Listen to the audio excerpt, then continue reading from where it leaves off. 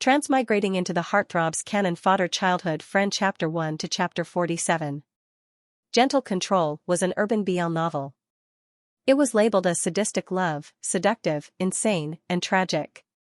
It was reasonable to say that a straight man like Xianxia would never read this novel in his life. It was all because there was a supporting character in the novel who had the same name as him. Because of this reason, his cousin sneakily recommended this book to him. "Brother, there is a person in the book who has the same name as you. Do you want to try to open the door to a new world?" Xianxia happened to be sick and hospitalized. He raised his eyebrows and began to read the novel. The plot of Gentle Control was divided into two parts. The first part was in high school. At this time, the protagonist was a poor little boy. The protagonist's mother was ignorant. When she was young, she was coaxed into bed by the scumbag Third Master Xianxia and became his mistress. When Third Master Xia's wife found out, she was so jealous that she disfigured the protagonist's mother and drove her out of the city. The protagonist's mother refused to accept the reality. On the seventh night in the new city, she jumped off a building and committed suicide in front of the 3-year-old protagonist.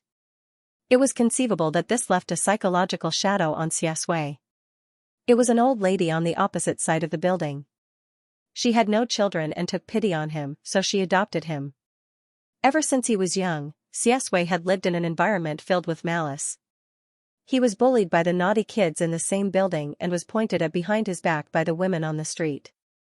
They used the most malicious guesses to speculate about his mother, saying that his mother jumped to her death because she went out to prostitute herself and caught a disease.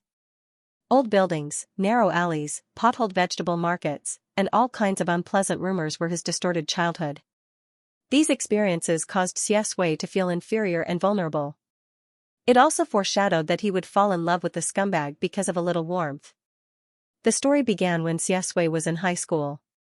Xiaxia was admitted to the top class of Jing City First High School because he was the top student in the city. There were two kinds of students in the top class. One was the top student in grades, and the other was the student with a very good family background. If Xiaxia only belonged to the former category, it would be fine. The key point was that he had inherited his mother's beauty. He had a cold temperament and an outstanding appearance. As soon as he entered the school, he attracted the attention of a perverted rich second-generation heir in his class. Every day, the rich second generation would harass him in class. He would always say some malicious words, and the people around him would kick up a fuss. The teacher kept his eyes open and closed. Xiaxia remained silent and pretended not to hear anything. That was until the rich second generation became even worse. Once, when he mentioned his mother, Xiaxia said, "You look like a vixen. Don't tell me your mother is a prostitute." Xiaxia felt as if someone had touched her bottom line. Her eyes were red with anger, and she almost beat him to death that day. Because of this incident, the rich second generation flew into a rage out of humiliation and bore a grudge against him. At this time, Xianxia appeared. Xianxia was the cousin of a rich second generation. He was a rich playboy in the capital. He came to the #1 middle school in Jing City just to hide from his father. He fell in love with Xiaxia at first sight. He felt that Xiaxia's cold temperament was special and attractive, so he began to flirt with him. He pretended to be gentle and indulged his cousin's evil deeds. Then, he took the opportunity to become a savior and win Xiaxia's favor. Xiaxia had been treated with coldness and malice since he was a child. It was the first time that someone protected and respected him like this. Gradually, he was confused and moved. He didn't even know if he liked Xianxia. He was very obedient. However, Xianxia's image as a playboy didn't change. Once the cold beauty fell in love with Xianxia, it would be boring. When he got tired of Xianxia and was about to leave C City, he glanced at his cousin and smiled. "Like him? Then I'll give him to you." Seeing this, Xianxia's expression froze, and 3 question marks slowly appeared in his mind. Therefore, when Xiaxia graduated from high school, Xianxia tricked him into going to the rich second generation's apartment. He drugged him and almost raped him. Xianxia was speechless. He suddenly felt very thirsty and wanted to drink a glass of water. Fortunately, Xiaxia didn't care about his life. When he was ruthless, no one could stop him. He knocked the rich second generation unconscious with a wine bottle and escaped. When he got home, he received bad news. His grandmother saw that he didn't come back so late and went out to look for him. She was hit by a car and was paralyzed. This was the last straw that broke Xiaxui's back. At that moment, the 17-year-old boy felt as if he had fallen into an abyss. His grandmother didn't die, but the medical expenses were astronomical. Therefore, after Xiaxui went to college, he started to work part-time day and night. This included working in the clubhouse, where he was insulted and molested. He met Gong Yi. Gong Yi was a CEO. When he saw Xiaxui, he was stunned because Xiaxui looked like the white moonlight in his heart. Song Yu, who was so angry that smoke rose from his throat, poured himself another glass of water. What kind of F***king idiots are they? If they're sick, they'll treat them. If they're not sick, they'll get sick. In the end, he jumped over in a hurry because Gong Yi's strategy was similar to Gong Yi's. Anyway, overall, Xiaxui was miserable. After another round of physical and mental torture, Song Yu poured herself 2 cups of water during this time. The plot started to get better. Xiaxui returned to the Xia family. It turned out that third young master Xia loved Xiaxui's mother deeply from the beginning. He felt so guilty about it that he even gave the whole Xia family to him to make up for it. At this time, Xiaxui completely cut off her love, gave up on that group of scumbags, and went abroad. After 3 years, she became the real pride of the Xia family and the head of the Xia family. She had a noble temperament, an outstanding appearance, and a cold and distant aura. She was the new noble in the capital that all the socialites flocked to. At this time, Gong Yi began to regret. Gong Yi appeared and started to cause trouble again. These 3 big shots, who were standing at the top of the financial circle, were filled with regret when faced with Xiaxui's cold disregard. After going crazy, they came up with a unified plan. They had to get him even if they had to destroy him. Therefore, they joined forces to destroy the Xia family, imprisoned Xiaxui, and started to force love. The topic was, snatch by force. The comment section had already gone crazy. Woo-woo, it's finally here. Like to bully big beauties. Little dark room, little dark room. Idiot. Song Yu drank the last glass of water and threw the squeezed plastic cup into the trash can. He exited the novel page and clicked on the chat page with his cousin. Brother Song is handsome, you're finished. Your summer vacation is gone. Song Lan replied instantly. Lan Lan doesn't like you? Lan Lan doesn't like you, what's wrong? Brother, you can play and make trouble, but don't joke about your summer vacation. Woo-woo. Song Yu sneered. Brother Song is handsome, don't cry, sister. I really don't buy it. Brother Song is handsome, I finished reading Gentle Control. Little Song Lan, I think your thoughts are very dangerous. I urgently need a set of 5-3 to wake you up. I'll tell your mother. Good luck during your summer vacation. Lan Lan doesn't like you, black question. JPG, Lan Lan doesn't like you, don't. Good brother. So what did I do wrong again? Lan Lan doesn't like you, I just read a crispy duck in clear water. Lan Lan doesn't like you, you didn't donate blood, kidney, or uterus. What right do you have to say that my political thoughts are incorrect? Woo-woo, I think I'm worse than Xiaxui. Brother Song is handsome, donate blood, kidney, or uterus? Brother Song is handsome, very good. This summer vacation, I'll go to your house and tutor you. I'll let you have a taste of your cousin's hot love in the summer. Song Lan broke down. A line of words came over. He could feel her anger through the screen. Lan Lan doesn't like you, Gubayu. You're so cruel. Brother Song is Gubayu.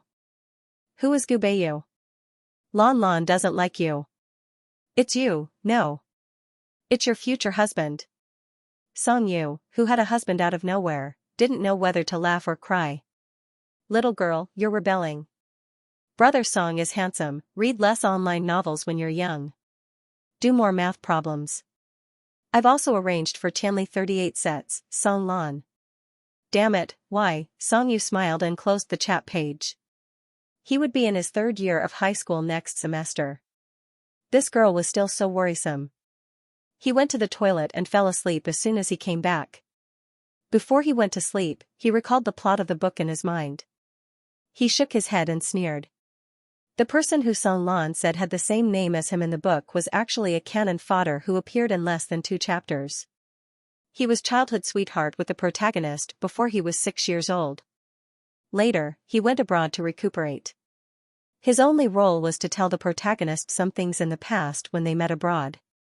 He said, "Your mother loves you very much. Don't hate her." He wanted Xianxia to let go of the past. He thought that this was just a small episode in his recuperation life. He never thought that when he woke up the next day, he would transmigrate into the book and become Xianxia, who appeared in less than 3 chapters and died early from illness. He stayed in the hospital for 3 days. Xianxia took out his mobile phone and searched for a lot of information. Finally, he confirmed that he had transmigrated. He transmigrated into the stupid book Gentle Control and became the canon Fodder with the same name. The third young master of the Song family in a city, Xianxia. Throwing his mobile phone aside, Xianxia grabbed his hair irritably. He turned his head and saw a young man's face reflected in the glass window. His skin was pale and his hair was soft. His facial features were particularly delicate. His eyes were big and clear. In the blue and white hospital gown, he looked sickly and pitiful. This face was exactly the same as when he was 15 years old. F***ck brother Song was going to be autistic. As a supporting character with few appearances in Gentle Control, Xianxia's illness was not worthy of the author's description at all. So he transmigrated into the book. Xianxia asked everyone around him, including the doctors, nurses, and nannies, but no one could tell him the name of his illness. They all looked at him sadly with tears in their eyes. Even his mother, the strong woman of the Song group who had always been swift and decisive, had tears in her eyes when she heard his question. She reluctantly squeezed out a gentle smile and did not answer his question. You, be good. When you get out of the hospital, Mom will accompany you wherever you want to go." Xianxia finally understood. The author of the original book didn't want him to live at all. Don't ask.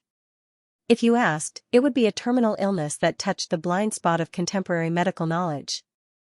Anyway, he could just wait for death. The black car slowly drove into a villa on the outskirts of a city. This was the house that Xianxia's parents specially bought for him to recuperate. It was close to the mountains and rivers. The scenery was elegant and the environment was quiet. Xianxia got out of the car slowly. His delicate and pale face was full of weariness. Mother Song looked at him with fear. She was afraid that her precious son would commit suicide if she was not careful. In the villa, the nanny had already prepared dinner. Father Song and Brother Song were in the company and couldn't leave tonight. Only Mother Song was eating with him. Mother Song looked at Xianxia worriedly and put food in his bowl. "You've been discharged from the hospital. Why do you look so sad? Don't you like Auntie Wang's dishes the most?" Xianxia had no appetite and didn't want to talk. Mrs. Song suppressed the bitterness in her heart and maintained her smile as she said, "When you return to a city this time, I've organized a welcome banquet for you at home. Anyway, you're going to study in a city's high school. Why don't you take this opportunity to get to know more people your age? What did you think?" The Song family was considered a first-class wealthy family in a city. Any banquet held by them would be reported by the media. The fact that Xianxia came back in such a high-profile manner was enough to show how much the Song family doted on him. It was just that, he had to get to know more people of the same age. If he remembered correctly, the 2 scumbags were in a city as well. They could be considered as people of the same age, and they were in the same circle. Xianxia's fingers paused for a long time. A faint mechanical voice suddenly appeared in his mind. Beep. System activating. Xianxia's pupils shrank and he suddenly looked up. "Mom, I'm going back to my room to rest." Mrs. Song was stunned as she watched her son leave the table and run upstairs. Xianxia went back to the room, closed the door, and drew the curtains. He turned around and silently looked at the pale and ethereal soul standing in front of him. He frowned. "Are you the one who dragged me to this world?" Standing in front of him was Xianxia of this world. Xianxia was wearing a hospital gown. His face was so pale that it was almost transparent. His eyes were harmless and gentle like a little sheep. After hesitating for a long time, he nodded slowly. Yes, it's me. Why? Songyu's pale face turned even paler. He said weakly, I'm sorry. There's a malfunction in our main world, so we have to pull you here for remedial measures. I'm Songyu of this world, but you can also call me System 008. Originally, the value of Songyu's existence was to chat with the protagonist 5 years later and enlighten the protagonist. But for some reason, Songyu couldn't hold on and died in the ward this time. We need someone to finish the plot of Songyu, so we took the initiative to pull you from the parallel world. I apologize to you first, but as compensation, we will remit a sum of compensation to you in the original world after the end. You only need to stay in this world for 5 years to finish the plot, and then you can leave. Songyu sneered. His clear dark eyes were full of coldness. Do you think I'm short of money? 008 didn't speak. Songyu regarded this as a stupid book. He didn't want to waste 5 years here at all. He frowned irritably. I don't agree. Can you send me back now? 008 shrank with a guilty conscience. He didn't dare to look directly at Songyu and lowered his head. I'm sorry, I don't have the ability. It tried to persuade Songyu. In fact, these 5 years won't have any impact on you. As long as it doesn't affect the plot, we won't interfere with any of your actions. Time in your original world is static, and in this world you have a perfect family background. You can do a lot of things at will. Songyu sneered. 008 was timid. After explaining this to Songyu, he disappeared. That's it. You have a good rest. If you have something to do, you can call me at any time. Just shout 008 in your mind. Of course, he didn't necessarily come out. Songyu stood in place, so angry that he had a toothache.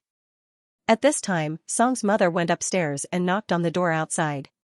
Her voice was full of worry. You, what's the matter? Why did you suddenly go back to your room when you had a good meal? Songyu tidied up his mood and went out to smile at Song's mother. It's nothing, Mom. Let's continue to eat. From the beginning to the end of the meal, Songyu was absent-minded. Song's mother always paid attention to his mood and couldn't eat. She hesitated for a moment and said, Is it because Mom said that there was a banquet, which made you unhappy? Songyu stirred the porridge with a spoon. He listened and said, No. Song's mother was distressed. If you don't like it, we won't do it. It's Mom's fault. I forgot that our baby Yu likes to be quiet. If there are any events in the future, Mom will help you cancel them. Songyu sighed in his heart. The frustration and depression in his heart melted little by little under Song's mother's gentle and kind gaze. He treated this as a book, but every person in the book was not a thin paper person. They were real and alive. For example, the well-maintained noblewoman opposite him. Her love and worry for her son could not be faked. Songyu lowered his head and drank a mouthful of porridge. He lowered his eyes, and his eyelashes were distinct. Song's mother and father were very busy and rarely had time to accompany Songyu. Today, Song's mother had postponed many meetings to pick him up from the hospital and have dinner with him. After that, when he went to high school, he might spend more time with his family than with them. Songyu didn't like a city. In Gentle Control, the prostitutes in a city were all crazy. In addition, he didn't know why, but when he transmigrated into this book, he always thought of that poor girl, Xianxia. He swallowed the porridge in his mouth. Songyu thought of some plots in the book. Xianxia was the same age as him. It was also the summer vacation of high school, but she was not as lucky as him. This summer vacation, in order to earn money, Xianxia worked part-time with her life. She provoked a group of gangsters and was cheated by her black-hearted boss. In the process of fighting with the gangsters, Xianxia's fingers were broken. She didn't get the best treatment and had a lifelong illness. He was bullied at the beginning of high school, but he didn't resist because his hand was injured at that time. Songyu thought of the insults and trampling on Xianxia and the innocence and kindness of this young man at the beginning. Xianxia provoked the gangsters in order to save a girl who was almost bullied by them. The more he thought about it, the more upset he became. The book Gentle Control should be renamed The Tragic Life of Xianxia. Anyway, when he read it, on the one hand, he was annoyed by those idiots, on the other hand, he sympathized with Xianxia. He only had 5 years in this book. He could spend these 1,800 days eating and drinking. Perhaps he could also change a person's fate. Songyu's dark eyes were full of emotions. Finally, he put down the spoon with a trace of determination. Mom, I want to transfer to another school. Songyu's mother? Jingqing, where Xianxia lived, was the hometown of Songyu's grandmother. Songyu said lightly, I want to go to Jingqing and visit my grandmother. I want to stay there for a while. The news that Songyu came back spread in the top circle of a city. Everyone was very curious about the third child of the Song family who had been recuperating and didn't show up. They talked about him as if he was a god and were looking forward to seeing him at the banquet of the Song family. Only Songyu's sister, Song Weining, knew that these people had no chance at all. Because on the third day after Songyu was discharged from the hospital, he got on the plane to Jingqing. Song Weining's sister's messages bombarded him on his mobile phone. Song Weining, what do you mean? Are you targeting me? Don't you want to embarrass me? Knife, Song Weining, I just bragged to our sisters that I would let them see your beautiful face, but you got on the plane right after? At this time, Songyu had arrived in Jingqing. He got off the plane and got on the car to his grandmother's house. Jingqing was also a provincial capital. It was prosperous and lively, but it was not as extravagant and impetuous as a city. The black car drove to the city center, and the trees on both sides of the street sped past. The driver was an honest man in his 50s. He smiled at him and said, the old lady has lived alone in Jingqing for many years. She is idle and lonely. When she heard that you were coming, she was so happy that she cooked a lot of home-cooked dishes. She has been talking about it since this morning. Songyu replied to Song Weining's message and said with a smile, yes, I believe in grandma's cooking. The driver said, young master, are you going to Jingqing No. 1 middle school? Songyu said, yes. The driver's eyes lit up. That's great. My son is also in Jingqing No. 1 middle school. I will ask him to take good care of you in school. It was no secret that Songyu was weak and sickly. Songyu accepted his kindness and smiled gently. Thank you, uncle. But he didn't think he was that precious. This disease was purely made up by the author to make him die. Anyway, he didn't feel sick at all. He wouldn't be afraid of a fight. His mobile phone was still flashing. Songyu, what kind of explanation do you want? Song Weining, what kind of explanation do you think I want? You suddenly transferred to Jingqing without even a reason? What's wrong with you in a city? I've lived so comfortably for so many years. Now that I'm out of the province, I feel uncomfortable all over. Songyu, tisk. Song Weining, tell me quickly. Songyu, what's the reason? The world is so big. I want to see it for you. Song Weining, they couldn't be siblings anymore. The Meng family in Jing City is one of the top families in the area. Although most of the recent generations are involved in politics and business, the temperament of a scholarly family is still in their bones. Songyu's grandmother was a standard beauty when she was young. Even when she was old, her delicacy and gentleness were still the same. Her pale hair was neatly combed. At this time, she stood on tiptoe at the carved iron gate and looked at the end of the road nervously and expectantly. Songyu got off the car. The warm light illuminated the young man's delicate and pale face. Grandmother Meng saw him and her eyes turned red. She rubbed the corners of her eyes and said, Yu has grown up. I didn't recognize you for a while. Songyu smiled and supported her, I'm sorry to keep you waiting. It's windy outside. Let's go in first. Grandmother Meng smiled and patted the back of his hand. She whispered, it's not long. It's good that you're here. Walking in, Songyu saw a lot of people. They were all from the Meng family.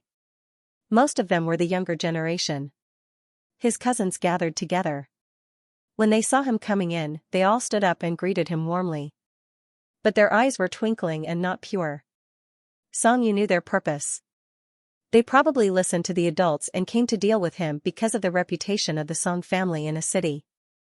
These are your cousins. They are our family. In the future, if you want to go anywhere in Jing City, you can find them. They are more familiar with this city than you are. Grandmother Meng introduced them one by one. Her purpose was very simple. She was afraid that Song Yu would feel lonely in Jing City, so she wanted him to meet more people of his age. But Song Yu was not interested in them. Song Yu was born in the original world, so he could deal with this kind of situation with ease. He smiled politely and obediently, but his attitude was very cold. After they sat down, the family ate quietly.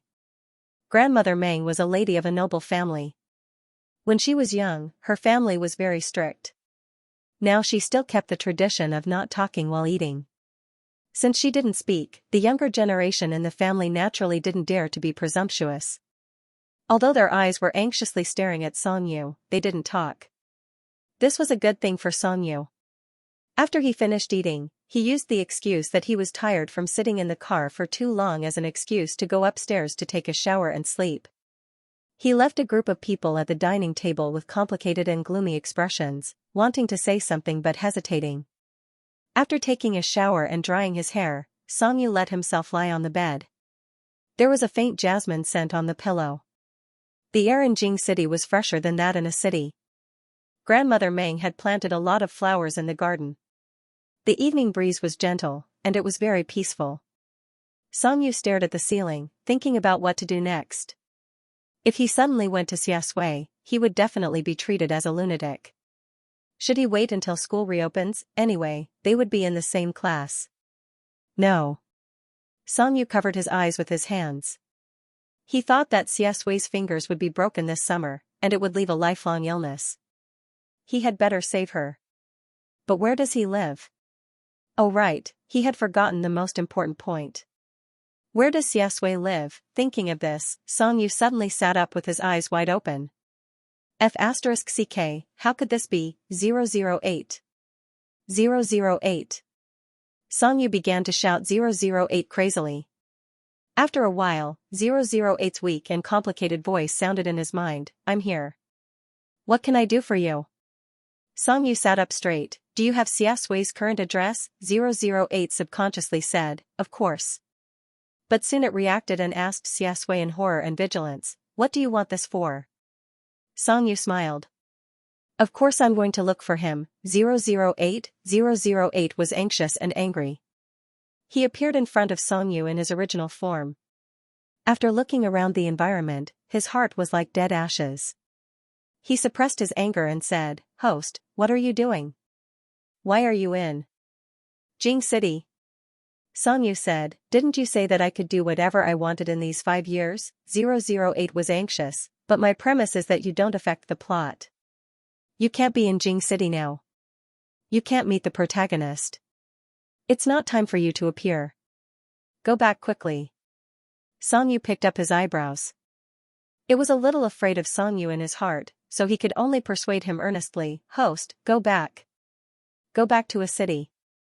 You can't appear in front of Xianxia Song Yu. It's out of the plot. Song Yu sat cross-legged on the bed and smiled indifferently, that's simple. I don't need the identity of Song Yu.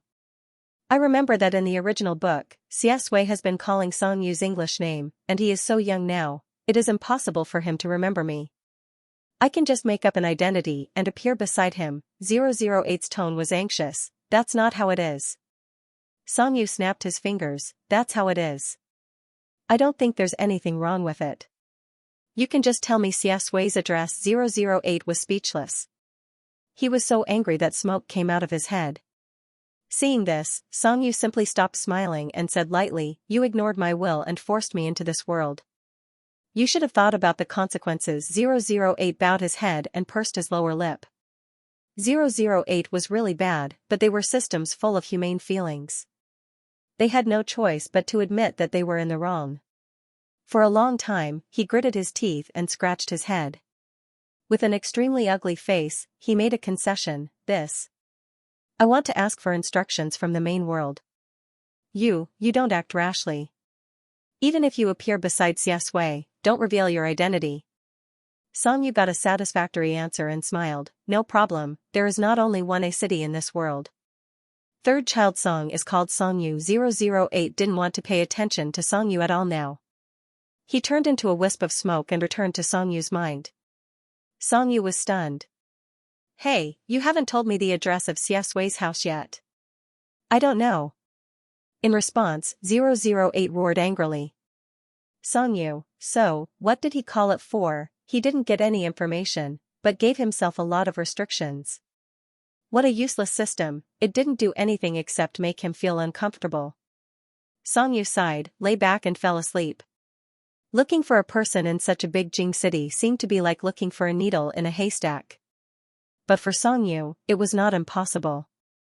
After all, he had an uncle who was the mayor and a group of cousins who were eager to have a good relationship with him. But he didn't need to use these connections. By accident, he met Xiaxui. On the third day of his arrival in Jing City, Grandmother Mei was afraid that he would be bored at home, so she tried to persuade him to go out for a walk. Unable to bear his grandmother's urging, Songyu got in his cousin Meng Guang's car. Meng Guang's sports car was wine red, as flashy as others. He took off his sunglasses, revealing a pair of flirtatious eyes. He looked at Songyu in the passenger seat and said, "Is my grandmother annoying?" Songyu smiled, "It's okay." "What do you mean it's okay?"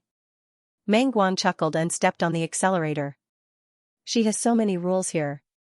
Every time I come here, I'll barely make it in the first 2 days, but on the third day, I'll be scolded from morning to night." Songyu smiled but didn't say anything.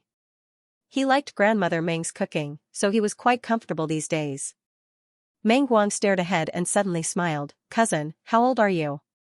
Songyu was stunned, 15. Meng Guang smiled more happily and winked at him ambiguously, "That's old enough. I'll take you to a fun place, do you want to?" Meng Guang was his uncle's only son, the mayor's son. He was the prince of the whole Jing city. If he said it was fun, then it must be extraordinary. Songyu was a little tempted, but he still reminded him, "Cousin, I can't drink." Meng Guang smiled, "Don't worry, I won't let you touch a drop of alcohol. If anything happens to you, not to mention my grandmother, even my hot-tempered aunt will fly over from a city and peel off a layer of my skin." Songyu was amused. Meng Guang said, "Take it as an apology for not picking you up 3 days ago. I'll take you to a fun place." Nod, "Do you want to?" Songyu had nothing to do now. Anyway, he was free, so he simply agreed. Meng Guang smiled. "Okay, this is our secret. You have to be loyal. Don't turn around and sell me out." Songyu laughed, "I won't tell Grandma." After getting Songyu's promise, Meng Guang turned the car around and drove to the south. Although Meng Guang liked to play and was open, Songyu was his cousin. He was still underage and pure, so he naturally wouldn't take him to a place that was not suitable for children.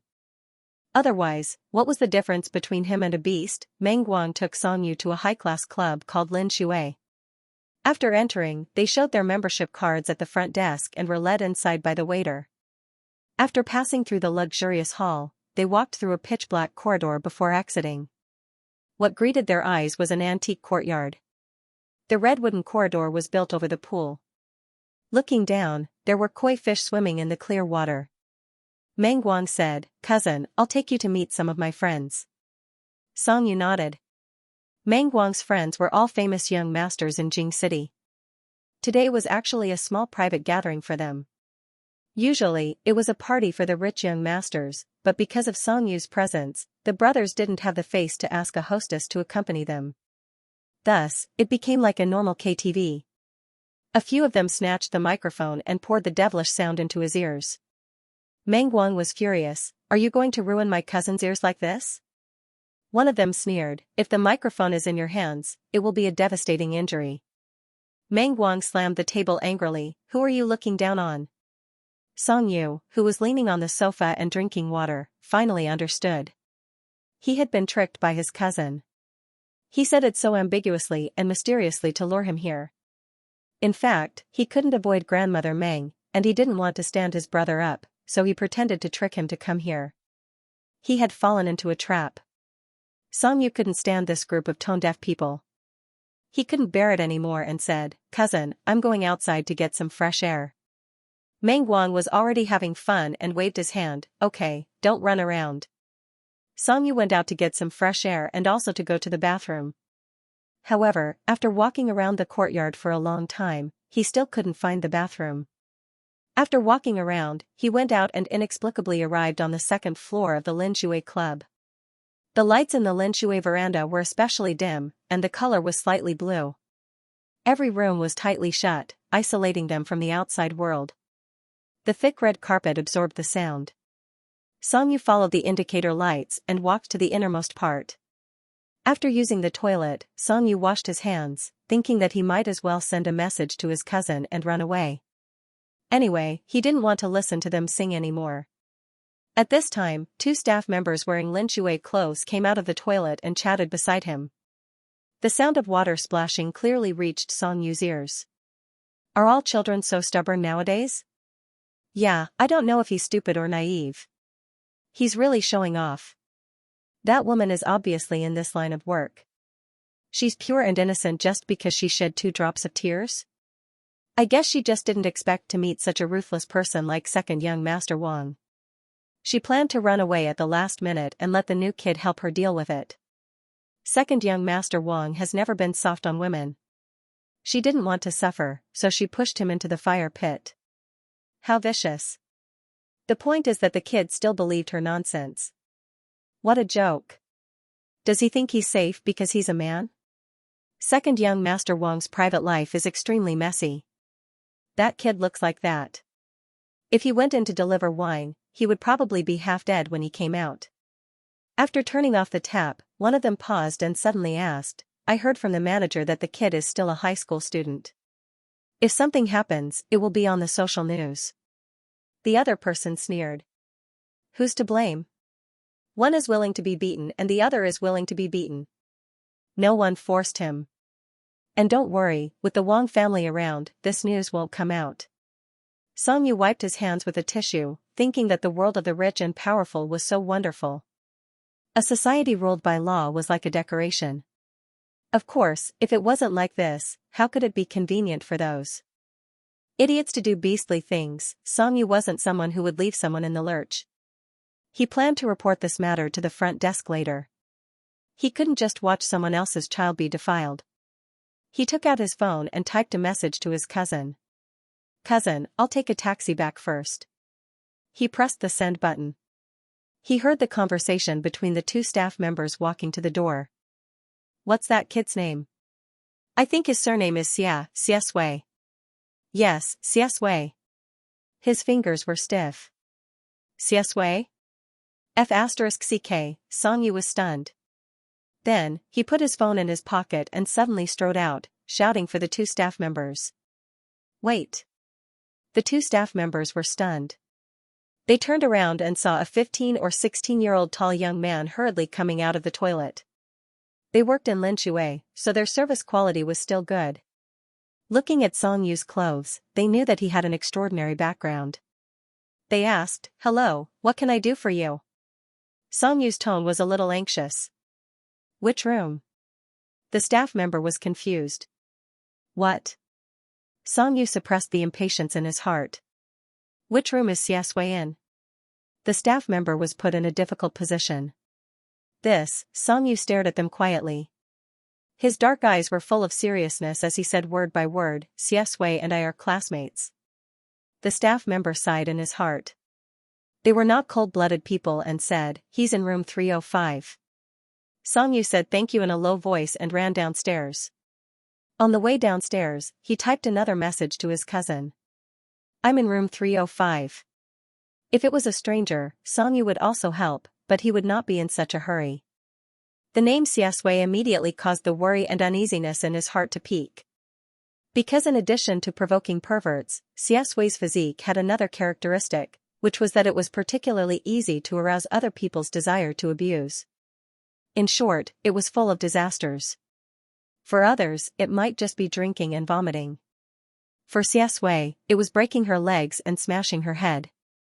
In order to better abuse Xia Sui, the author really did everything. Songyu cursed the original book's rubbish setting and ran to the front desk. His voice was mixed with the panting from running. Miss. I want to report. The receptionist was stunned for a moment. She recognized that he was the person brought by Meng Guang and asked respectfully, "What did you say?" "Song Yu, I want to report that someone is causing trouble in room 305. The receptionist's exquisite makeup slightly stiffened. "Causing trouble? Okay, I'll ask." She was about to contact the service staff on the third floor, but the walkie-talkie was not connected yet. Song Yu had already slammed the table and shouted, "It's too late. Is your manager here? Lend me a few people first. My friend is in room 305. I feel that something will happen to him if we're a second late." The receptionist, where did this little brat come from? She really wanted to call the security guards out. But for Prince Ming's sake, what could she do? She could only smile stiffly. Okay. Don't worry." In the backyard by the water, in a quaint private room. Meng Guang was tired after playing to his heart's content. He sat on the sofa and was about to open a bottle of wine when his phone suddenly flashed. He unlocked the screen and saw that it was a message from his cousin. 2 messages. "Cousin, I'll take a taxi back first. I'm in room 305. The 2 messages were only a few minutes apart. Meng Guang vaguely sensed that something was wrong. He opened a bottle of beer and asked casually, "Did anyone come to room 305 in Lin Shui today?" Sitting next to him was the young master of the Wei family. The Wei family was a giant in the food and entertainment industry in Jing City. They had a clubhouse in Lin Shui. Wei Gui said, 305? Why are you asking this? He was shuffling the cards when he suddenly remembered something. No, I seem to have some recollection. When I went upstairs today, I met Wang Beidan and a group of people. They seem to have entered room 305. Pfft. Meng Guang spat out all the wine in his mouth. Wei Gui hurriedly moved to the side and scolded, F***ck, are you asking for a beating? Meng Guang was so angry that he crushed the bottle into a piece. He stood up, his eyes gloomy and his voice cold. Wang Beidan? The person beside him saw that he was very angry and asked curiously, "What's wrong?" Although he's indeed disgusting. He didn't provoke you, right? Wang Beidan had a bad reputation in their circle. He liked to hunt for novelties and had a perverted interest. In the past, he almost killed a third-rate female star in her apartment. It was the Wang family who paid a lot of money to suppress it. Meng Guang's face darkened and he said angrily, "My cousin is now in room 305. Everyone sucked in a breath of cold air. The young master of the Song family looked like a well-behaved and delicate young man. Would Wang Beidan, this idiot, be blind to kidnap him? Meng Guang was eager to protect his younger brother. He strode out and gritted his teeth. F***ck, if my younger brother loses even a strand of hair, I'll send him to the ICU today. Hey, wait, we'll go with you. Several young masters of Jing City also hurriedly stood up. What a joke, if something really happened to Song Yu, their legs would be broken by their elders. On the 3rd floor of Lin Shui. Following behind Song Yu, the manager said bitterly, "Young master, how can we have your classmate here?" Song Yu's face was cold. "I said there is, so there is." The manager felt like he was being pushed into a fire pit by a brat, but he could only bite the bullet and knock on the door. After a while, the door of room 305 opened. The person who opened the door was a young man with dyed yellow hair. He had dark circles under his eyes and his face was full of displeasure. "What do you want?" The manager was sweating. "I heard that someone is causing trouble here, so I came to take a look." The yellow-haired man's mouth twitched. "No. Get out." After saying that, he slammed the door. But the door was held by a young man's slender and fair hand. A slightly cold voice sounded. "My friend is inside." The yellow-haired man looked back and saw a young man in a white t-shirt and jeans. His eyes immediately lit up. He originally liked boys and was used to being domineering in Jing City with Wang Beidan. Looking at Song Yu's fair and tender face, he felt his crotch heat up. He narrowed his eyes and laughed. "You mean the one called Xianxia? He is your friend. It's good to have friends. Do you want to come in and play?" The manager wanted to remind Huang Mao. "No, this one." Unexpectedly, Song Yu pushed him away and sneered. "Okay. The yellow-haired man opened the door enthusiastically. Xianxia stepped in directly. Music was playing in the room and it was noisy. The light was chaotic and impetuous. The air was foul and the smell of alcohol was pungent. Several men were sitting on the sofa. Their belts were unfastened and there were bare-breasted women sitting on their hips. They were laughing, moaning, and moaning. But they were holding the women's waists and looking at the center of the room playfully. They were making a fuss. Drink. Child Wang means what he says. After you drink, we will let that stupid woman go. Xianxia followed the line of sight and saw Xianxia. He was the protagonist in Gentle Control. White shirt, black trousers. Xianxia still had the childishness of a student, but his face was delicate and fierce. The light fell on his eyes and brows, and the coldness seemed to turn into frost. There were several empty bottles on the table. But Xianxia's movements didn't stop. His slender hand opened the bottle and poured the wine in one breath, like an experienced hand. The young man unbuttoned his shirt to the second button and raised his head. The wine flowed from the corner of his mouth and rolled over his collarbone. He was unbelievably sexy. He drank a bottle. He put the bottle on the table. 10. The young man lowered his eyes and said coldly. In this abyss of debauchery, he was clean and indifferent like a ray of light. A woman kneeling on the ground, whose makeup had been ruined by crying, also raised her head and looked at him blankly. 10 bottles of the most deadly wine in Lin Shui. Even if she didn't die, her stomach would be perforated. A slightly plump man sat in the center of the sofa, smoking a cigarette and said meaningfully, "You really finished it all." Xianxia said indifferently, "Let her go." Wang Bei stared at the young man's delicate face, licked his lower lip, and put out the cigarette on the table. "Okay, I'll let her go. But I spent a lot of money to hire this woman. I feel like I lost a lot if I let her go with just 10 bottles of wine. Why don't you compensate me with something?" Xianxia's pupils shrank. She didn't speak, but her hands clenched little by little. The people next to her showed a meaningful smile. The person that young Master Wang liked definitely couldn't leave tonight. Wang Bei pushed the woman sitting on his lap away, spread his legs, and smiled obscenely. "How about this? I called her to vent my desire. Why don't you use your mouth to make me come? How about we just forget about it?" At the door of the private room, Huang Mao leaned against the door and was very dissatisfied. "I'm playing with other children. What are you doing? Go away, go away. You're wasting my pleasure." The manager said bitterly, "Don't.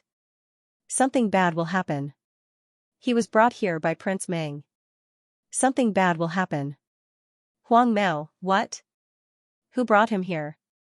The manager thought that something bad would happen.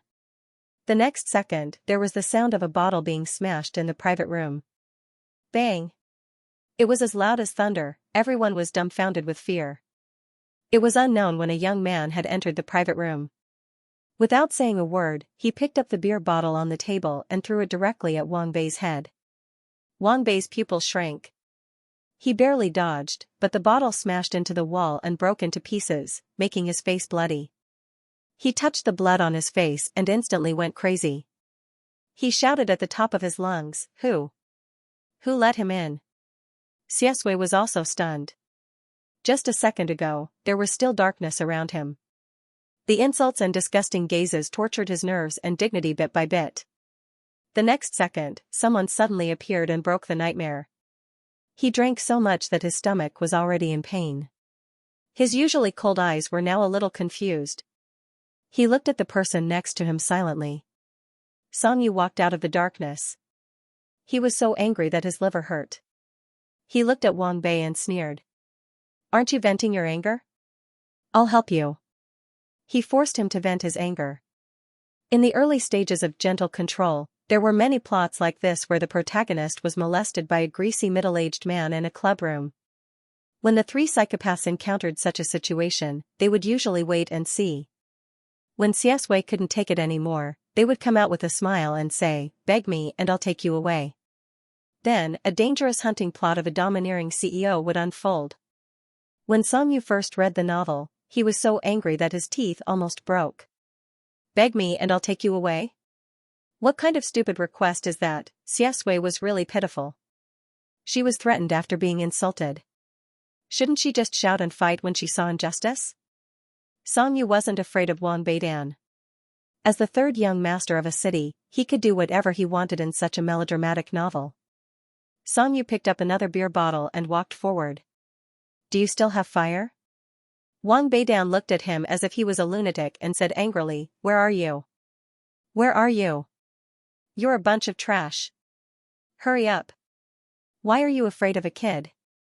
He kicked the table and roared, Catch him. I'm going to smash his head with a beer bottle today. The group of people who were scared silly finally woke up. They quickly got up from the sofa and wanted to grab Song Yu. Xiaxue drank so much, but she forced herself to stay calm. Now, she was a little dizzy. She endured the discomfort and went forward to grab Song Yu's hand. Go away.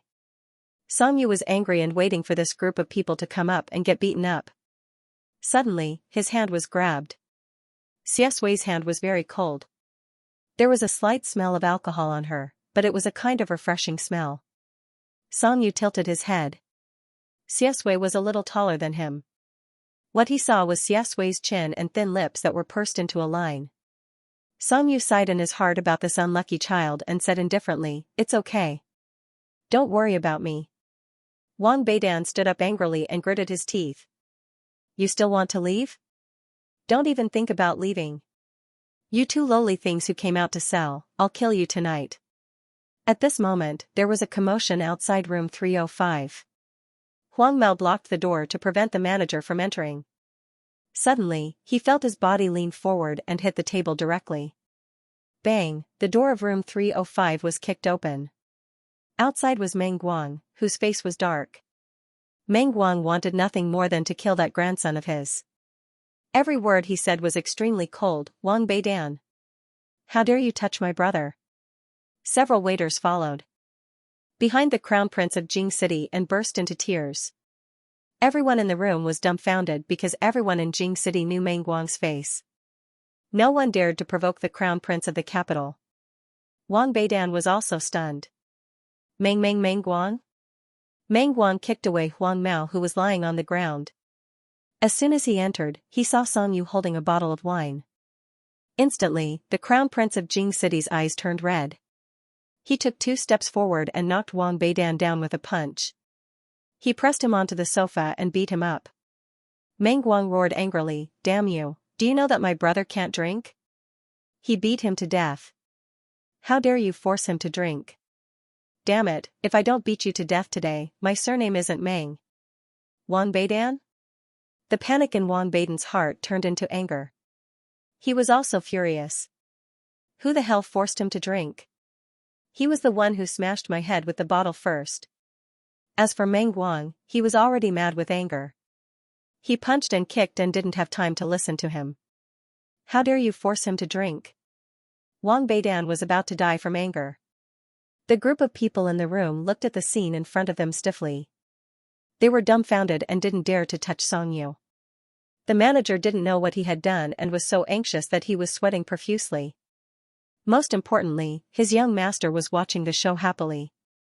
Wei Ci said, Why are you so anxious? We have long wanted to teach Wang Beidan a lesson. Don't worry, Meng Guang knows what to do. He won't die. The manager, Song Yu, who was holding the bottle, was also shocked by his cousin. That was too fierce. Before he could regain his senses, he suddenly felt the person beside him stagger and fall on top of him.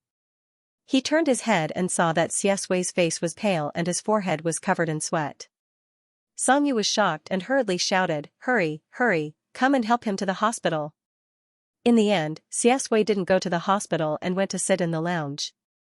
After leaving the smoky room, the cold white light illuminated Xiaxue's facial features even more clearly. After all, he was the main character in the novel and was really good-looking. His eyelashes were very long and his pupils were pure black. His eyes were curved inwards and curved outwards, cold and gorgeous. Xiaxue was still a pitiful little girl. He was sensitive, self-abased, and stubborn. He was fearful and uneasy when faced with sudden kindness. He could face insults and ridicule indifferently, but he didn't dare to look directly at the worry and enthusiasm in someone's eyes. You really don't want to go to the hospital? Songyu asked. Xianshui lowered his head and said, yes. Songyu thought about it and could understand. After all, Xianshui had an old lady at home. He probably did all this work behind Grandma Chen's back. He didn't want the old lady to know and worry. Songyu, give me your phone number. Xianshui was stunned. The young man's pale face flashed with helplessness. After a long time, he lowered his head and said, I don't have a phone. Songyu, sorry, he forgot. Grandma Chen was now living on a meager allowance. Their family was very poor. Then tell me your address. Xianshui was stunned. Songyu said reasonably, I saved you. Of course, I choose to take responsibility. Otherwise, wouldn't it be a waste of time and energy? Xianshui pursed his lips, lowered his eyelashes, covered his pupils, and gave Songyu an address. Songyu wrote down his address and smiled in a good mood. TSK, garbage 008, what's the use of having you? He already had the address. Songyu was very happy to get the address. He said to Xianshui, my name is Songyu. I just came to Jing City. We will probably be classmates. Xianshui was a little lost. Perhaps he was helpless to the kindness of a stranger. He said slowly, My name is Xianshui. Songyu smiled. He looked well behaved. When he smiled seriously, he was particularly likable. Yes, Xianshui. What a nice name. He listened to people singing in Linshui for the whole afternoon. Now it was already evening. After such a big thing happened in Linshui, he was not in the mood to continue the business. He quickly cleared the place and asked the staff to get off work early. When Xianshui went out, Songyu handed him the medicine that he had specially asked someone to buy. Go back and take the medicine. Have a good sleep. Young man, you can't play with your body like that. Xianshui took the medicine. Under the moonlight, the young man's eyelashes trembled. His delicate and cold facial features were a little stunned. After a long time, he looked up and said softly, Thank you. His voice was indifferent, but it was a little hoarse. It seemed that he was forcibly suppressing some emotions that he should not have. Songyu sighed in his heart. He waved to him and went back. After all, he still had something to deal with. What a joke. Although his cousin had caused trouble and sent someone to the hospital, it was all because of him. Moreover, Songyu was very happy to see it. At that time, she was crazily mocking him in her heart. If uncle and auntie asked about it, she would definitely help to put in a good word. The moment he walked out of Linshui, the fear on Xianshui's face disappeared completely. In an instant, his temperament became mysterious and dangerous. His eyes were still cold, but he had the indifference of a person who had been in a high position for a long time. Xianshui opened his hand. In his palm was a small listening device. It recorded all the conversations in the private room. Xianshui lowered his eyes. His eyes were cold and mocking, and the corners of his mouth curved slightly. Sooner or later, the Wang family would be destroyed in the hands of Wang Beidan, the idiot who spoke without restraint. The bustling high-rise buildings covered the sky. He took a step forward. When he passed by a trash can at the intersection, he wanted to throw the medicine in his other hand into it. However, Xianshui was stunned in the end. The young man's face under the gorgeous lights flashed in his mind. For some reason, his fingers tightened and he held the medicine in his hand again. He laughed in a low voice. Songyu? In the main house of the Meng family, in the exquisite and elegant hall. Meng Guang knelt on the ground with his head lowered and didn't say anything. However, his expression was like a prick. He had an attitude that said, You can scold me as much as you want. If I admit I'm wrong, it's my loss. Anyway, his father was furious. Father Meng was about to be angered to death by this unfilial son. Fight. You even sent him to the hospital. Since you're so powerful, why don't you beat me up too? Do you still think you're very powerful and that you're not wrong? Bring me a board. I'll teach him a lesson today, and tomorrow he'll have to kill someone for me. The servant trembled as she handed over a long wooden board. Mother Meng was extremely anxious. Hey, aren't you going to listen to our child's explanation? Father Meng shouted irritably, his son is in the hospital, and you still want to explain. Meng Guang was still kneeling on the ground and didn't say a word. Song Yu saw that his cousin wasn't going to tell him, so he could only brace himself and stand up. No, uncle. Actually, I'm also responsible for what happened today. He suddenly spoke, and everyone in the room was stunned and looked at him. Song Yu continued to brace himself. I was also in Lin Shui today. Cousin fought with Wang Beidan because of me. Grandmother Meng's eyes widened. She was old and couldn't accept this at all. Yu, why did you go to Lin Shui? As far as she knew, Lin Shui was a foul place. Father Meng also frowned. Yu, go to sleep first. Don't speak for this brat. I know what kind of person he is. No. It's true. Song Yu hurriedly said, Uncle, you can look at the surveillance camera. Wang Beidan forced me to drink. I sent a message to my cousin, and he rushed over to save me. That's why he fought with Wang. Of course, there was no surveillance camera. Wang Beidan hid in the private room and did those things. How could there be any evidence left? They must have gotten rid of the surveillance camera long ago. Grandmother Meng's eyes widened. What? Drink? They forced you to drink. Mother Meng was also stunned. She had a good relationship with Song Yu's mother, and she knew that Song Yu had almost died because of a glass of wine when he was a child. Meng Guang's mother was furious when she thought about how her sister-in-law's son had almost gotten into an accident because of her. Meng Guang's temper was most likely inherited from her. Meng Guang's mother snatched the board from her father's hand. Did you hear that? This time I'll stand with my son. Well done. I think he hit me too lightly. What Wang Bei did alone was not a secret in Jing City. Beating such a beast to death would be enforcing justice on behalf of the heavens. Mr. Meng's initial surprise was also dispelled by his wife's shrewdness. He was furious. Look at what you're saying. What kind of mother are you? So you did the right thing as a father? They began to quarrel in a chaotic manner. Grandmother Meng was annoyed when she heard that. She slammed the table and said, Go back to your room and quarrel. Your son has been kneeling on the ground for half a day. Poor Mayor Meng, who was gentle and elegant on the outside, was angered by the two women at home. He left without eating. Meng Guang was helped up by Meng Guang's mother. He winked at Song Yu. After dinner, Song Yu still wanted to go back to his grandmother's house. Meng Guang drove him back. There was the sound of insects chirping in the garden outside the house. The night sky was clear and the moon was bright. Meng Guang couldn't help laughing in the car. He leaned on the steering wheel and laughed. You're really spirited. Your brother didn't risk his life to help you vent your anger in vain. Oh, look at my father's face. Ha ha ha. Song Yu pulled the corners of his mouth. You're happy too early. The Wang family won't let this matter go. Meng Guang lifted his eyelids and said indifferently, So what if they won't let this matter go? What Wang Beidan did in the private room can't be seen in public. They didn't dare to publicize this matter. They could only suffer in silence. He had been the crown prince of Jing City for so many years. He knew what he was doing. He knew clearly what he could and couldn't provoke. He also knew whether it would blow up. Song Yu said, Yes. Meng Guang suddenly reacted.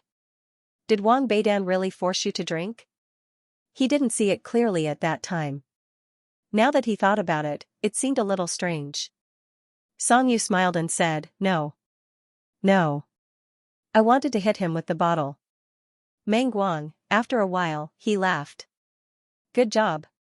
He tilted his head and asked curiously, Why did you go to room 305? Isn't it for ventilation? Song Yu thought for a while and smiled. It's probably because fate wants me to save people. Just as Meng Guang said, this matter didn't cause any trouble in Jing City. For Song Yu, the only effect was that grandmother Meng still had lingering fears and didn't force him to go out anymore. Song Yu looked up the Wang family in Jing City and finally understood why he felt so familiar. In gentle control, the rich second-generation heir who made things difficult for Xiaxia in high school was the youngest son of the Wang family, Xianxia. Everyone in the family doted on him like a treasure. In Jing City, he could get whatever he wanted. With Wang Beidan as his elder brother, Wang Xi began to play with women and men when he was very young. He was rotten to the core. In high school, his mind was full of dirty thoughts. After school, he locked Xiaxia in the classroom and wanted to take nude photos of Xiaxia to threaten him. During the sports meet, he deliberately drugged Xiaxia's drink to embarrass him in front of the whole school. During the final exam, he locked Xiaxia in the toilet to prevent him from taking the exam and getting a scholarship. Even in the college entrance examination, Wang Xi wanted to make Xiaxia miss the exam and ruin Xiaxia's life. Xianxia felt that he was looking for trouble because he couldn't think about the plot of the original novel. On the third day of doing nothing at home, Grandma was afraid that he would be bored, so she brought him a child of the same age. The son of the driver who picked him up from the airport that day was a skinny boy with wheat-colored skin. His name was Ma Xiaoding. Ma Xiaoding didn't know what his father told him. At first, he talked to Xianxia like a mosquito, as if he would be hospitalized if his voice was a little louder. It was only after Xianxia couldn't bear it anymore and warned him that he changed his attitude. Ma Xiaoding and Xiaxia were classmates in junior high school. Xianxia wanted to know more about Xiaxia, so he chatted with him. What was Xiaxia like in junior high school? Ma Xiaoding widened his eyes and looked silly. Young master, why are you asking this? Xianxia didn't like this address. Don't call me young master. If you really admire me from the bottom of your heart, call me brother you. Ma Xiaoding scratched his head. Okay, young master. No, brother you. Why are you asking about Xiaxia? Xianxia choked and immediately said, isn't this person the top student in Jing City's junior high school examination? His grades are good. I want to compare notes with him.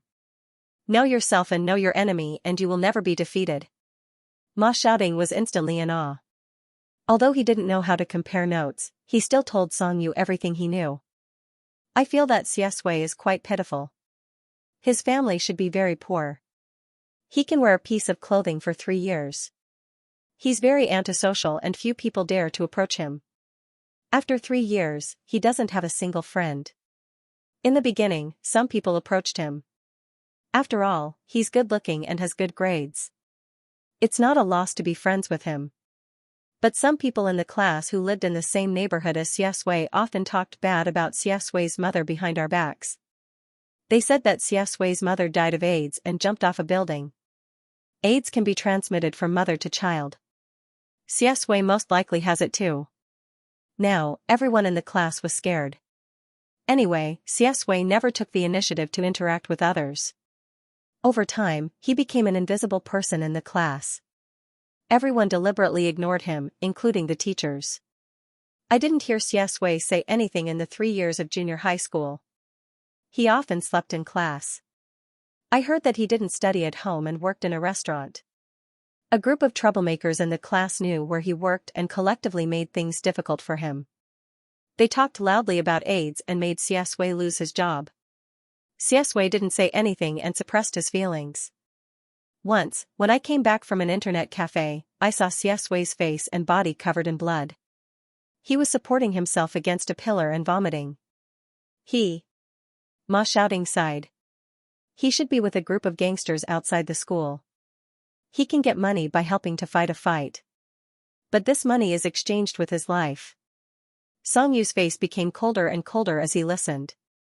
He looked down and played with his phone. Ma Xiaoding looked at the sky and continued, of course, I think those people are talking nonsense. AIDS is not something to joke about. They're too much. I wanted to help Xiaxia, but he's too cold and unapproachable. It takes half a day to get a reply from him. He probably doesn't want to talk to us. Xianxia suddenly remembered that the boy's horse thank you last night. He sneered, switched to the navigation page, and entered Xiaxia's address. Xianxia said, it's not that he's unapproachable. It's just that his environment was too bad and he never felt any warmth. He was at a loss when it came to kindness and gentleness. Ma Xiaoding said, huh? Xianxia jumped out of bed and said, I'm going out. Tell my grandma that I'm going to buy some books. Ma shouting said. Xianxia paused and made up a random excuse. When in Rome, do as the Romans do. I'm going to buy some books from Jing City to prepare for my lessons. Ma shouting said, we're all rich second-generation heirs these days, so hardworking? Are you okay? Why did you get into trouble as soon as you arrived in Jing City? Do you want to go back to a city? I'm worried about you if you stay there alone. Xianxia sat in the taxi and looked at his mother's message. He thought for a while and replied. No. Grandma took good care of me. I was too stubborn this time. I'm sorry, Mom. He waited for a long time and didn't get a reply. Maybe Mom's song was busy now. Xianxia switched the page to a navigation map. It was hot in July in Jing City and cicadas were chirping loudly. After getting out of the taxi, Xianxia looked around and walked in the shade. He could see the end of the alley. There were vegetable leaves scattered on the ground. It was probably a vegetable market in the morning. The buildings beside the street were old. He could see the blackened walls and peeling lime when he walked in. The telephone poles were plastered with all sorts of paying a lot of money for children. Someone had spat on the flyers scattered on the ground. There were few cars on the way. Most of the people he heard were women cursing each other. It was depressing, poor, and noisy. Xianxia grew up in this place. Xianxia bypassed the alley and came to a normal street. He guessed that Xianxia was working now, so he walked along the street. When he found Xianxia, she was in front of a small restaurant. But something seemed to have happened. There were some people around the street. In the center of the street was a bicycle that had fallen over. Xianxia was squatting down to pick up the vegetables silently. A woman holding a child next to her stood there and cursed loudly. My child and I were walking on the street. He hit us with his bicycle. This vicious bastard did it on purpose. My child is so young. He wants to kill him. That bicycle almost hit my child. Is he blind? He did it on purpose. What sin did my family commit to meet her and her mother? He is indeed the son of a bitch. His mother seduced men as soon as she came. He is not a good man either. What a nasty, vicious bastard. I don't know what kind of good intentions that old woman has. She disgusts the whole street. Filthy words came out of the woman's mouth. Xianxia's back was stiff and fragile as she squatted on the ground. Her black hair fell down to cover her expression. When the woman mentioned his mother, the boy's fingers instantly clenched into fists. He raised his head and roared like a trapped beast, my mother didn't.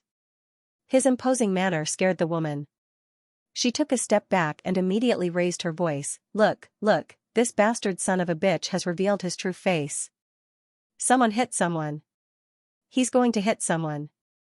Xianxia gritted her teeth as if she wanted to stand up. The woman roared even louder, that brat is hitting me.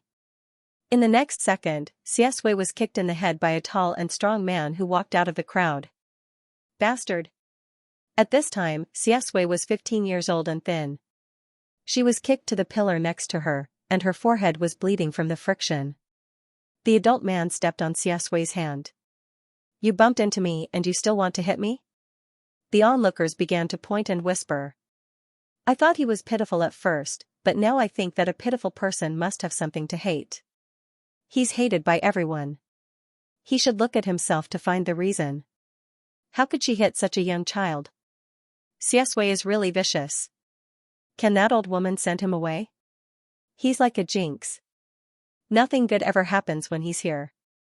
The woman was still scolding. He almost killed my child and he still wants to hit me. He's hopeless. He's hopeless. Who's going to call the police? People like him should stay in prison for the rest of their lives. They shouldn't come out to harm others. Xianxia heard her words clearly as he walked over. He squeezed through the crowd and saw this scene. For Xianxia, such things happened countless times every day. Slander, abuse, and beatings. The author of the original novel constantly emphasized his tragic childhood in order to shape his fragile and sensitive heart and pave the way for the emotional drama. Let attack 1, attack 2, attack 3 soothe his wounds with words. It was funny. It was just a few words, but for Xiaxue, who was full of trauma, it was so precious that she could die for it. Every single person in the book was like that. The adult man seemed to think that he was righteous. Xianxia was so proud that she wanted to slap Xiaxue. You don't have a father or a mother. I'll be your father and teach you how to be a man. Xianxia picked up a few marbles on the ground and threw them at his face. One of them almost got into his eyes. The adult man was so scared that he screamed, took a step back, and let go of Xiaxue's hand. Who hit me? He was furious. When he looked up and saw Xianxia, he was so angry. You're his classmate, aren't you? I'll teach you a lesson today. He rolled up his sleeves and strode over aggressively. The adult man was quite intimidating, but Xianxia didn't look at him from beginning to end. He was on the phone. Hello, 110? I want to call the police. There's a fight on Lianyan Street. An adult man is bullying a high school student. He's almost beaten to death. Come quickly. The police on the other side of the phone seemed to be asking for some details. Xianxia shouted into the phone, that high school student is me. Are you going to do something if someone dies? Everyone, beep. After hanging up the phone, Xianxia looked coldly at the adult man. His action of calling the police was so flashy that it scared the group of onlookers. The adult man was also stunned 3 steps away from him. He raised his fist but couldn't bring himself to hit him. Xianxia was too lazy to pay attention to him. He walked straight to the mother and son and said to the child who had been hiding behind the mother, "Give me your hand." The woman screamed like she was protecting a chicken, "What are you doing?" Xianxia walked past her and pulled the child out. Then he opened the child's palm and held a slingshot in it. The woman's face instantly turned pale. Xianxia laughed, "Oh, not bad, kid. You're quite accurate at shooting marbles." He tilted his head and said to the woman, "Auntie, I've called the police." Look at who was detained in the end. All the onlookers were speechless at this moment. There was an obvious mark of a marble on Xiaxue's face, and it was right in front of her eyes. If she was a little unlucky, she might have gone blind. The woman looked flustered. "What's wrong with my child playing with marbles? He's only 5 years old. What does he know?" Xianxia, he doesn't know anything, but his mother does. The child was frightened by Xiangxia's expression and tone. He suddenly burst into tears. When he cried, the woman instantly became confident and scolded him like a shrew. "I think you're in cahoots with that B*TCH's son of AB*TCH. One of you hit someone, and the other came over to distort the truth and bully me and my son. Sure enough, uneducated people play with uneducated people. Snakes and rats from the same nest. They're all the same. You're also a black-hearted B*TCH with a rotten belly." Xianxia looked at her mean eyes and said lightly, "Save some energy for the police to come and explain." The woman scolded angrily, "My child is only 5 years old. He doesn't know anything. What is he afraid of? Xiaxue's mother died early. She's an uneducated B*TCH. She's very vicious. Now, she didn't mention anything about the bicycle hitting her." Xianxia was so angry that he laughed. He said elegantly, "Auntie, I'm 15 years old now. I'm not an adult, and I don't know anything either. What am I afraid of?" He stepped forward, and his dark eyes revealed a bone-chilling coldness. "I'm not even afraid of killing people." The woman was completely speechless at this moment. She swallowed those vicious words in her stomach, took her child's hand, and stepped back. "Crazy, crazy," Xianxia laughed. Xiaxue, who was sitting on the ground, raised her head and looked at Xiangxia's handsome side profile thoughtfully. He didn't have time to pretend to be scared and sad when he was 15 years old. His eyes under his black hair were deep and cold, like gorgeous and cold gems. Xiaxue reached out and touched the blood on her forehead expressionlessly. She suddenly felt bored.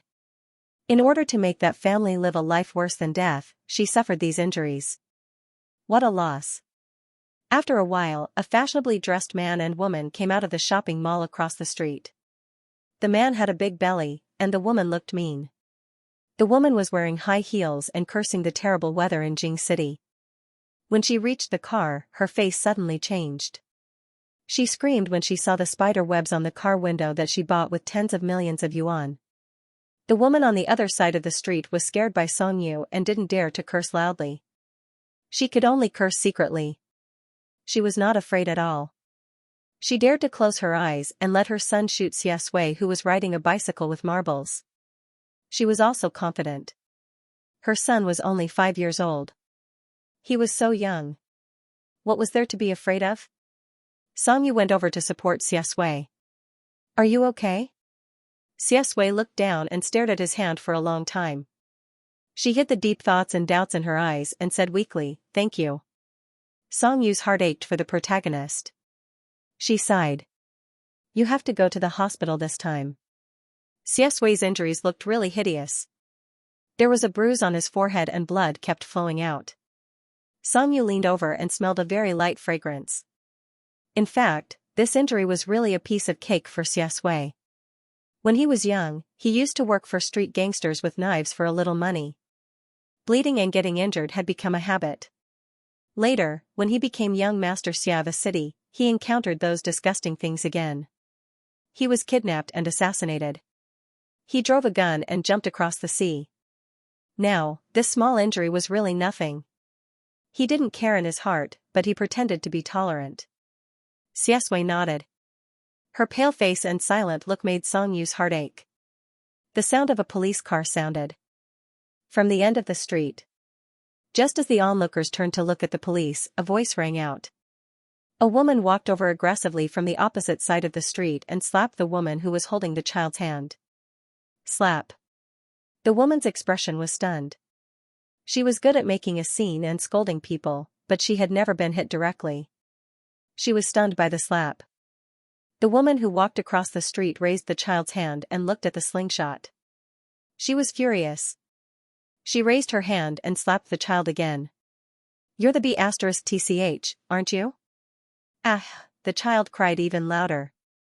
The woman's eyes were red and she was anxious. What are you doing, B*TCH, ah? Slap, another slap. The owner of the luxury car was also a shrewish person. When she heard the word B*TCH, how could she tolerate it? She shouted, "Why don't you ask your retarded son what he has done? He damaged my car. Tens of millions. Can you afford to pay for it, country bumpkin? Tens of millions." The woman was really in an ice cellar at this moment. Just now, when her son hit Xiaxue with marbles, Xiaxue was crossing the road. She didn't pay attention to whether she hit the car next to her. Regret and anxiety were overwhelming. She could only mutter, "Our child is only 5 years old. He's not sensible." The owner of the luxury car was so angry that she took a step forward. However, her high heels hit the marbles on the ground and she fell to the ground directly. She was in a terrible mood. Her irritable and arrogant temper reached its peak at this moment. A few policemen got out of the police car. They were still looking for the high school student who was almost beaten to death. Then, they heard a woman's angry roar. The police are here? That's great. We're not done with this. Blame your uneducated son of AB*TCH. What an idiot. He's not sensible. I'm not sensible either. Songyu was also confused by this. What was this? A wicked person would be dealt with by another wicked person. Originally, he and Xiaxue were the protagonists, but now no one cared about them because of this incident. Kai Mingzhu's father was the president of a group in Jing City. She was used to being arrogant and domineering. She was calculative and narrow-minded.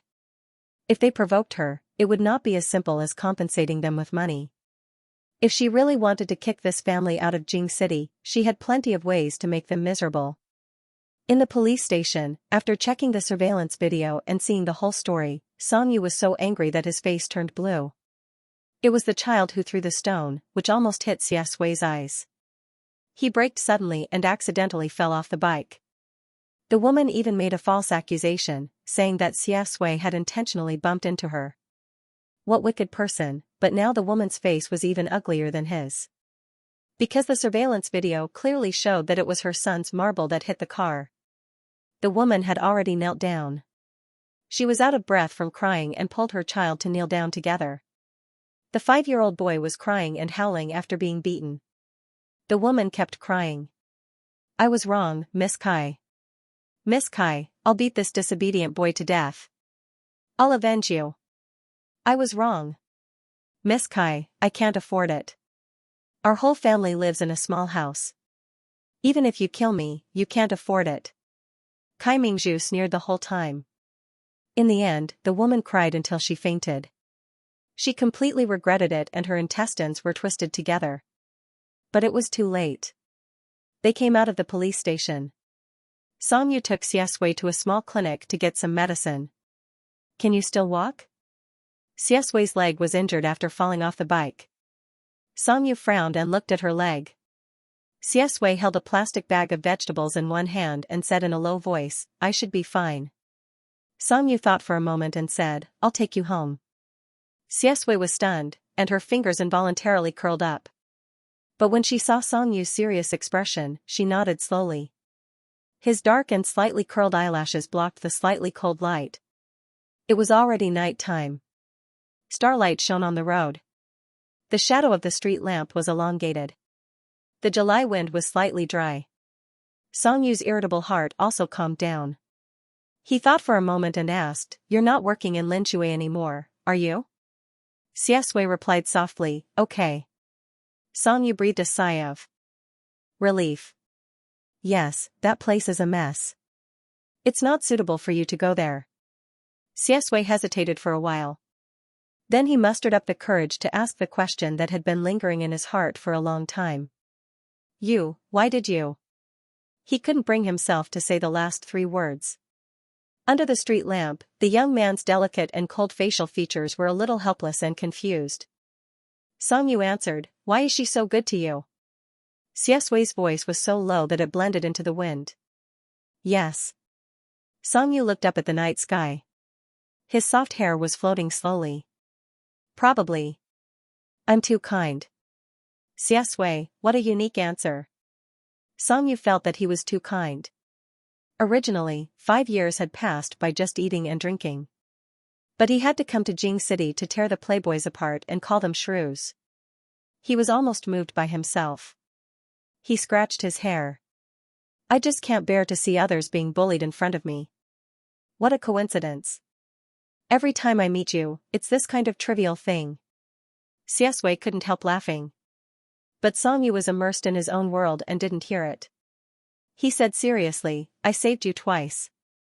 Anyway, it's fate. I can barely be considered a friend. Don't get me wrong. I treat others the same. Xiaxue smiled. Okay. He didn't believe it. The Song family treasured this son so much. How could they bear to let him come to Jing City alone? Lin Shui could be said to be an accident. But Song Yu's appearance on Lianyun Street couldn't be fate. Song Yu came for him. Then, why? Speaking of which, he and Song Yu played together when they were young. But that was before the age of 5, so it was nothing. Xiaxue brought Song Yu to his house with a bit of curiosity. The corridor where Grandma Chen lived was very old. The voice-activated light was sometimes on and sometimes off. Song Yu stamped his feet several times before the turbid light bulb lit up. The stairs were very narrow. Song Yu helped Xiaxue up. There were a lot of flyers piled up in the corridor, which smelled old. Because the space was too small, Song Yu was almost next to Xiaxue. There was a very light fragrance of plants on his clothes. It was light and pleasant. Xiaxue looked down and saw the young man's neck. It was very white and fragile. For a moment, he was a little dazed. Which floor? The 3rd floor. For this small house, the 3rd floor was the top floor. When he opened the door, Grandma Chen had already fallen asleep on the sofa.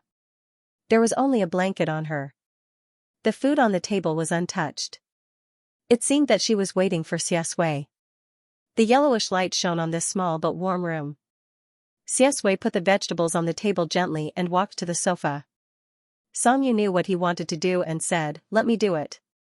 Your leg is not convenient now. He picked up Grandma Chen. Grandma Chen was old and her eyesight was not good. She woke up in a daze. Asway is back. Why did you go out so late? Songyu said softly, Grandma Chen, I'm Xiaosui's friend. Grandma Chen was half asleep and murmured, friend is good. Asui has always been alone, Songyu thought for a long time and whispered. He won't be alone in the future. The warm yellow light flowed through the young man's eyebrows and eyelashes. It was as gentle as the old time. Xiaosui was behind him. Her eyes were cold and noble. After a long time, he sneered and turned to wash his hands. At the same time, he threw the marbles hidden in his sleeve into the trash can. The 15-year-old Xiaosui did not have a single friend since childhood. Even if she was cold on the surface, she yearned for beauty in her bones and would be touched by some trivial things. However, the 25-year-old Xiaosui had experienced too many flattery and people who approached him with ulterior motives. His appearance and family background brought him too many genuine and fake flattery. Indifference seeped into his bones. Kindness and gentleness could no longer move him like they did the 15-year-old him. Xiaosui recalled some disgusting things from his previous life, and the corners of his lips curled up into a mocking smile that no one knew who it was directed at. How inferior would one be to be willing to do anything for a little warmth? How cowardly would one be to rely on others' help to get out of their obsession? When Songyu came out, Xiaosui was cooking noodles in the kitchen. Songyu sat at the table without hesitation. Isn't there still rice? He turned off the fire. He brought out a bowl of steaming hot noodles. Xiaosui's cooking skills were still very good. The noodles looked delicious with chopped green onions and a layer of minced meat and oil. The aroma entered his nose. Songyu, who had not eaten all day, suddenly felt hungry. The rice is cold. Xiaosui sat opposite him, pushed the noodles in front of him, and said, You eat. She remembered that Songyu seemed to have not eaten all day. It was a repayment. Songyu was stunned. For me? God, what kind of pitiful wife and loving mother was she? Xiaosui seemed to be a little shy under his gaze. Yes. Thank you. Songyu stirred the noodles with chopsticks and sighed in his heart. How could such a kind and lovely person be abused like this in the book? After eating, he left and called the driver to pick him up. Sitting in the car, the driver was very puzzled. Master, aren't you here to buy books? Why did you buy them here? Songyu looked out of the window. I met a very important friend, so I changed my mind. The driver was surprised. You have only been in Jing City for a few days. How could you meet a very important friend? Songyu seemed to make a lot of sense. Uncle, you don't understand. This is called old friends at first sight. When Songyu returned home, grandmother Meng saw that he had returned safely. She asked him a few questions and didn't say anything else. After taking a shower, he returned to his room and lay under the blanket that smelled faintly of jasmine. Songyu received a reply from Mama Song in a city. That's good. Is you used to living in Jing City? Songyu replied. It's good. I quite like Jing City. After thinking for a while, Songyu said, Mom, I want to live in school when school starts. There was still a month before school started. Accommodation was a key step. Mama Song replied quickly. Accommodation? Why do you want to live in school? Songyu said, I want to experience a lively high school. These words made Mama Song's heart ache. Then I'll discuss with your grandmother and ask her to contact the principal to make arrangements. Songyu smiled. Thank you, Mom. Songyu wasn't very sleepy yet, so he played with his phone. He added Ma shouting on QQ. This yellow-skinned youth had a very rich mental world. His online name was Sadako Never Forget the Well Digger, and his profile picture was Sadako with disheveled hair. Songyu was sure that he had been beaten up a lot because of this profile picture. His signature was even more Chunibyo. I can climb out of the TV, but I can't climb into your heart. Songyu. Awesome. It was amazing that he could exude the aura of being destined to be alone from his online name to his profile picture to his signature. Ma shouting added him and was very excited. He first sent an emoji to test him. When he found Songyu's name, he was shocked. Sadako Never Forget the Well Digger, F***CK, brother your name is 666. Songyu's online name was randomly chosen. He originally wanted to follow the rules, but then he thought that he was a 15-year-old teenager now. If he wasn't Chunibu now, when would he be? So he changed it to your husband brother Yu, which was his previous name in the game, which was used to flirt with girls. Songyu looked at his profile picture of Sadako expressionlessly. Your husband brother Yu, not as good as you. Sadako never forget the well-digger, cute, cute. Not long after, Ma shouting sent a message. Sadako doesn't forget the well-digger, no.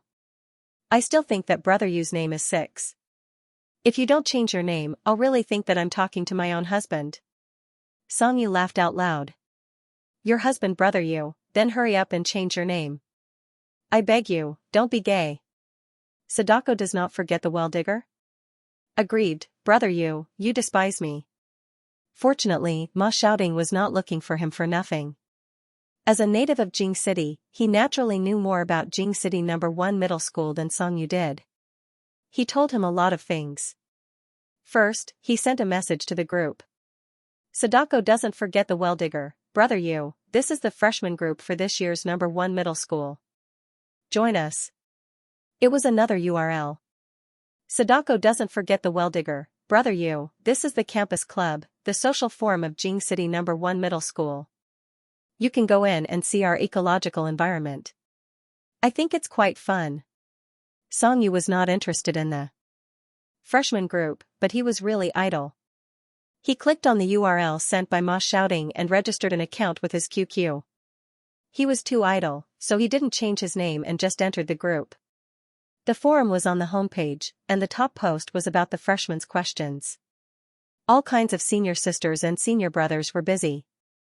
There were a lot of posts. New school bell and school bow of no. 1 middle school, freshman, tell us your name, height, and address. Let's meet before school starts. Do you dare to play? Hurry. Hurry. We need one of the 5 rows in the canyon. One big boss with 4 dishes. Now we have 4 dishes. Big boss is here. Hurry up. Is there anyone with a big boss who can tell me when the second cafeteria will open during the summer vacation? Songyu browsed through the posts. The bright moonlight outside Jing City shone in, and the insects in the garden were chirping. He leaned against the pillow and browsed through the posts with a smile. This was the real world. The life of a high school teenager was carefree and colorful. However, the book Gentle Control gave Xianxia the darkest and most obscure side of the campus. Class oppression, emotional violence, and unfairness. You shouldn't be like this. Songyu murmured. Xianxia was such a good teenager. He shouldn't have to bear the abuse and insults at this age. He would be an influential figure in the school. He would have excellent grades and a handsome face. Many people would have a crush on him. His name would be written in a fragrant diary by the girl. He would be a good student in the eyes of the teachers. When the teachers asked questions in class, they would always look at him with certainty and a smile on their faces. He would be the object of many bad students' flattery. Every time he had an exam, a group of people would gather around him and chatter. He would live a confident, excellent, and bright life.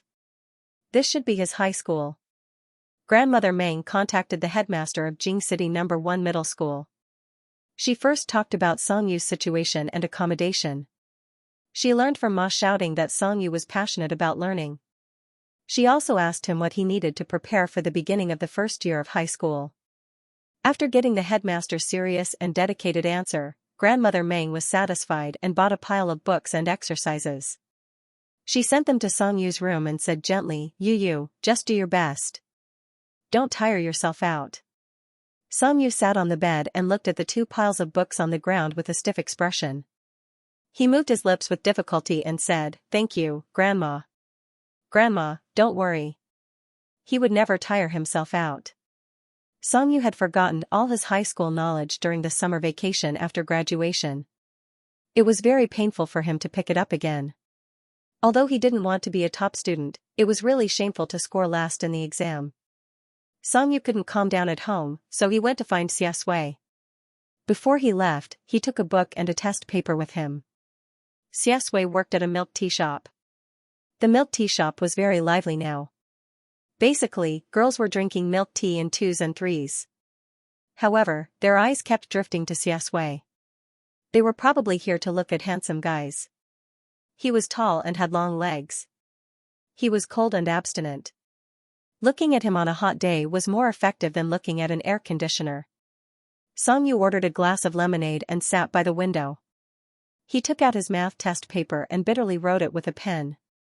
When he got stuck on a permutation problem, Songyu forgot the formula. He was so depressed that he didn't even have the mood to use his phone to search on Baidu. He simply pulled a piece of tissue paper and wrote down a 6-digit permutation. When he wasn't satisfied with the first piece of tissue paper, he pulled another one. The shop quieted down. Xiaxia saw that Songyu's lemonade was almost empty, so she took another glass and went over. When he came over, Songyu didn't notice him. He was concentrating on the test paper. Songyu's eyelashes were curled up like a baby's. The sun shone through the camphor trees outside the street and hit his face. He looked strangely obedient. Xiaxia saw that he was so serious that he even looked at the test paper. After seeing the question clearly, Xiaxia fell silent. 7:20. A slightly cold voice sounded above his head. Songyu's pen stopped. He was a little angry that he was interrupted. I was about to calculate it. You interrupted my train of thought. Xiaxia, how could your simple algorithm have anything to do with train of thought? Of course, Songyu quickly realized how stupid he was. He pursed his lips and changed the topic. Are you off work? No. Xiaxia sat opposite him and shook her head. She asked again, are you doing a question? Songyu raised the mathematics book in his hand and said, yes. They had met twice, so their interaction was no longer so awkward. Songyu complained, I'm really bored to write this. It's so troublesome. The more I write, the more tired I get. Actually, it's not troublesome. A 66, factorial of 6. Xiaxia smiled and picked up a pen with her slender hand. She also took out a piece of paper and wrote a formula on it. She handed it to Songyu. The question just now. Songyu was so embarrassed that his ears turned red. He took it and said, thank you. Fortunately, another customer came into the milk tea shop at this time. Xiaxia went to work. Songyu looked at her back and poked a thin tube into the cup. He took a sip of the lemon water and felt the cool and sour taste of summer in his mouth. He was depressed. Would the protagonist think that he was a retard? Even primary school students would not calculate like that. The more he thought about it, the more annoyed he was. It was almost evening. Songyu's paper was finally finished under his ample skill in answering questions. He chose the shortest answer with 3 long ones and 1 short ones. He chose the longest answer with 3 short ones. Copying was the main method and being confused was the secondary method. He was uncultured, but he could solve the world. After finishing the paper, Songyu felt that his soul had been sublimated. Halfway through, the store manager asked Xiaxia to buy some strawberries. In the deserted milk tea shop, a female employee finally found an opportunity to approach him enthusiastically. Little brother, can I ask what's your relationship with brother Xia? The female shop assistant's name was Xiaoxi. She was quite pretty and had big eyes. She wore a little orange lipstick and looked pure and beautiful. Songyu finished his paper and was in a good mood. He answered casually, friends. When school starts, we might still be classmates. When Xiaoxi heard this, she smiled, revealing 2 sweet dimples. She seemed to be very happy. That's great. It turns out that brother Xia still has friends. She put the exquisite gift box she had been holding in her hand on the table and said softly, can I ask you for a favor? Songyu was stunned. Confess? You'd better tell him that yourself. Xiaoxi didn't know whether to laugh or cry. No, brother Xia doesn't even talk to me. I don't have the guts to confess to him. She lowered her head, and her hair fell behind her ears. She seemed to be reminiscing. Brother Xia saved my life last week, and I've been wanting to thank him. But I'm a little scared of him, so I haven't dared to say it out loud. Songyu was stunned and suddenly felt that the name Xiaoxi was a little familiar. Xiaoxi bit her lips and continued, I want you to help me give this gift to him. Brother Xia might have forgotten, but I really want to thank him. Her eyes reddened as if she recalled something terrifying. She sniffled and said, "I was walking alone at night and was almost taken away by those hooligans. He was the one who saved me. Brother Xia is really a very, very good person." Song Yu finally remembered. In the original book, Xiaxue got into trouble with those hooligans during the summer vacation and got her fingers broken because she saved this girl named Xiaoxi. Song Yu had mixed feelings in his heart. He bit the thin straw and thought for a while. He shook his head and said to Xiaoxi, "Since you think he's a very, very good person, why are you still afraid of him?" Xiaoxi was stunned. Song Yu's eyelashes trembled slightly. "Why don't you thank him in person? Maybe he hasn't forgotten. Maybe your gratitude will make him happy for a long time. Maybe he's been waiting for you." Xiaoxi's face was helpless and confused. Song Yu's words entered her ears. The girl's reddish eyes slowly became clear again, and they shone with a determined light. She held the delicately wrapped gift box back in her hand, took a deep breath, got up, and bowed to Song Yu. "Thank you, I understand." Song Yu stirred the lemon slices and lime in the glass with a thin straw. He looked at Xiaxue, who came back with strawberries and suddenly received a gift at the door. Her expression was stiff. He couldn't help but lower his head and smile. He went into the book and came to Xiaxue's side. He felt sorry for this kind and innocent boy. He wanted him to get rid of the misfortune of the original book and live like he should at this age. He didn't want to be liked by him, nor did he want to be an indispensable person by his side. He wanted Xiaxue to see the gentleness of this world. It was not just his gentleness. The milk tea shop closed at 9 o'clock. As usual, Song Yu asked the driver to wait for him at the street intersection. After Xiaoxi gave the gift, her face was still red, but she was much bolder. Seeing that Song Yu was about to leave, she urged him. "Brother Xia, go and see her off." Xiaxue frowned. This place could be said to be remote and remote. There were only a few street lamps on the street, and the street was dark. Song Yu thought of something. "Do you want to buy a cell phone?" Xiaxue held the gift in her hand. Her expression was indifferent in the dark, but there was a trace of hostility in her dark eyes. Song Yu's arrival changed a lot of things, and he didn't like this feeling. "Hey, are you listening to what I'm saying?" Song Yu, who didn't get a reply, asked again. Xiaxue looked down and said indifferently, "I'll buy one when I have enough money." Song Yu paused and asked, "I have an old cell phone at home. I'm going to throw it away anyway. I'll sell it to you for 100 yuan. Do you want it?" 100 yuan was no different from giving it away. Xiaxue's eyes were cold, and the irritation in her heart was getting worse. She licked her teeth and smiled. "Okay." Xiaxue agreed so readily that Song Yu was stunned. He thought that with Xiaxue's sensitive and inferior character, he would have to say something like, "I'll throw it away even if you don't use it," to persuade her. "Okay, I'll bring it to you tomorrow. Then I'll accompany you to get a card." Song Yu was a little excited. This way, he could directly contact Xiaxue with his cell phone. He wanted to say something, but suddenly, a whistle came from the front. A young man's hooligan words came. "Hey, isn't this our big hero? I've been looking for you for a long time, and now you've delivered yourself to me." Song Yu turned his head and looked forward. Under the street lamp, a few hooligans were squatting and smoking. They had yellow hair and were wearing leather jackets. They put out the cigarette butts with their feet and walked toward them with a fierce expression. To be exact, they were walking toward Xiaxue. The young man in the lead was thin and sallow. There was a hideous scar on his face. He stared at Xiaxue and sneered. "You were lucky last time. This time all my people are here. Tonight, even if you don't die, you'll have to break one of your arms." There were about 7 or 8 of them, and they all had things in their hands. They looked like they didn't care about their lives. The chains on their clothes reflected the light, and their eyes were extremely vicious. Song Yu thought, "Oh, here comes the big plot point in the original novel. Here comes revenge." He was a little regretful that he didn't bring a bodyguard today. In the dark, Xiaxue coldly twitched the corner of his mouth. The hostility and ruthlessness on his handsome face were more intense than this group of people's.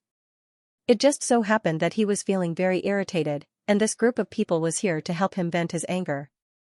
He reached out and grabbed Song Yu's wrist. His voice was low and cold. I caused this trouble. You go first. How could Song Yu leave him alone? If he left him alone, Xiaosui's arm would be gone. Song Yu pulled him behind him and said coldly, shut up. I'll do it. Xiaosui was speechless. The leading hooligan with wine-red hair laughed. Song Yu was dressed like those obedient boys, and he was holding a math book in his hand.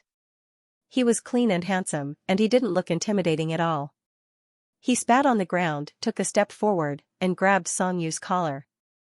Don't meddle in things that you shouldn't meddle in. Be careful not to get yourself into trouble. But since you've already meddled, just admit that you're unlucky, little chick.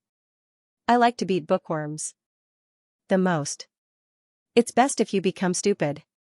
He grinned and waved his arm. It looked like he was going to hit Song Yu against a telephone pole. Xiaosui's expression turned cold. But the next second, there was a scream on the street. The person who was thrown to the ground was actually the red-haired hooligan. In a flash, Song Yu counterattacked and kicked him in one go. The young man's light brown hair brushed his eyebrows and eyes. His seemingly obedient and docile facial features revealed a fierce look. The red-haired hooligan covered his stomach on the ground. He looked up and glared angrily. You're courting death. Let's see who dies first. Song Yu sneered. He rolled up the math book in his hand, stepped on Hong Mao's arm, and hit him on the head with the book. Every hit was full of strength. The people next to him were stunned. Even Xiaosui, who had been calm for many years, was stunned by this kid for a few seconds. Hong Mao screamed and wanted to struggle, but Song Yu's strength was frightening. He was humiliated and angry. He turned back and roared, "You're still standing and watching. Take your weapons and kill him for me." The underlings realized that they had brought weapons with them. In an instant, they swarmed up with iron rods and knives. You're finished. How dare you provoke our Azure Dragon gang? Tonight, it's useless even if you kneel down and call me daddy. Song Yu released his foot from Hong Mao and entered a few numbers on his phone. While waiting for the call to be connected, he smiled coldly at the group of hooligans. Still calling me daddy? He patted Hong Mao's face with the math book and sneered. You should do some homework before you come out.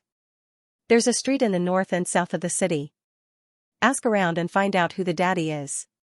The hooligans had never heard such arrogant words. They were so angry that their faces turned green. Damn, how could someone be so arrogant? As for Xiaosui, he was really amused by this child. The irritation in his heart slowly dissipated in the gentle night breeze. Perhaps Song Yu had brought a lot of variables, but he had also brought him a lot of new experiences. At least, he didn't dislike it. Hong Mao was so angry that he wanted to jump up. You call someone? It's useless even if you call someone. Tonight, either you die or I die. Song Yu was already on the phone. Hello, Uncle Ma, drive the car in. There are a few delinquents blocking the traffic. You can kill them by the way. When Uncle Ma received the call, he was confused. What? However, he still followed his young master's instructions and drove the car in. The headlights of the car lit up, and two beams of light pierced through the dark street. The gangsters felt that the light was so dazzling that they could not open their eyes. They looked terrified. F***CK. Is this real? Hong Mao looked at Song Yu as if he was looking at a lunatic. He was probably really afraid that something would happen. He stumbled up from the ground and said, "Just you wait." The gangsters put down their weapons and ran away with their boss. Uncle Ma honked a few times and watched speechlessly as the hooligans left in terror. He then parked the car in front of Song Yu. Song Yu was talking to Xiaosui. They're just a bunch of gangsters. When they come to fight with you, don't fight them head-on. Use the 110. He was afraid that Xiaosui would repeat the same mistake and break her hand when he was not around. Xiaosui's dark eyes had a hint of a smile. She nodded. Song Yu asked again, "Did you buy insurance?" Xiaosui, "No." Song Yu gave him a suggestion. Buy insurance. In the future, you can do whatever you want in Lianyun Street. Xiaosui smiled. Okay. Uncle Ma. Young master, I think there's something wrong with your thinking.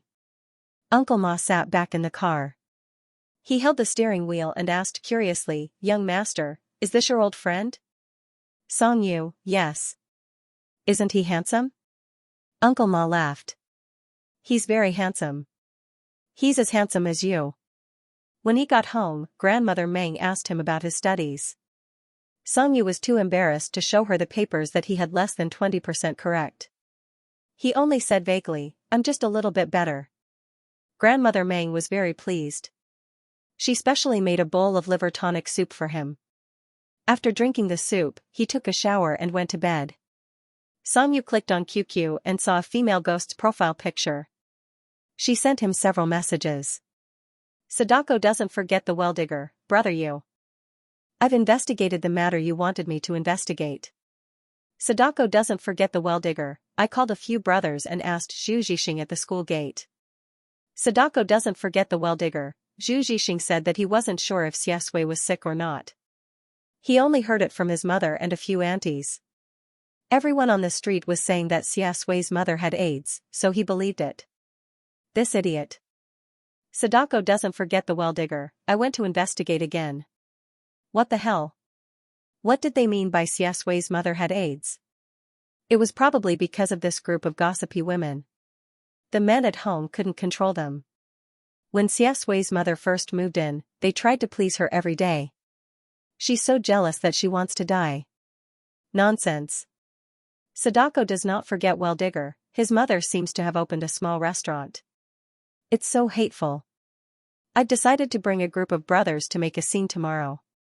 Everyone on the street will say that the food is disgusting and piss her off. Let her experience the pain of gossip.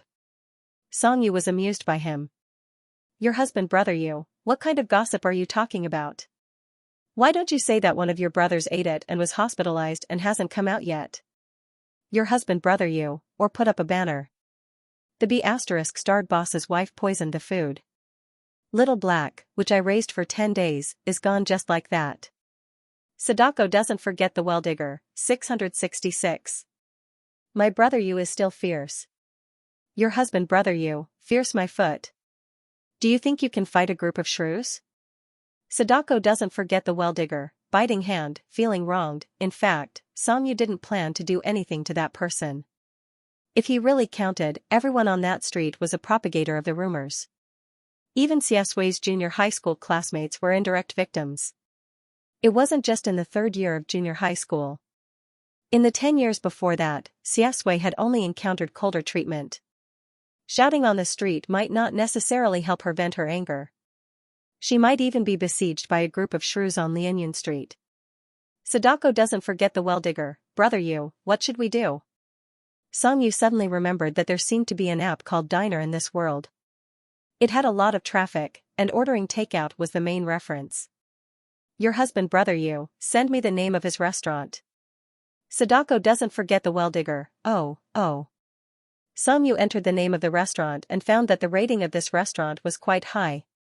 It was ranked at the top of the food chain, and the reviews were very good. Looking at the mechanical reviews, he guessed that they were all fake. Diner was now doing an activity related to limited ratings. The winning restaurant would get a reward of 10,000 yuan. Each user could only vote for a restaurant once. Song Yu narrowed his eyes. He took a screenshot and forwarded it to his sister. Song Yu, with this app, get me 500 accounts. Song Weining? Song Weining, what's wrong with you?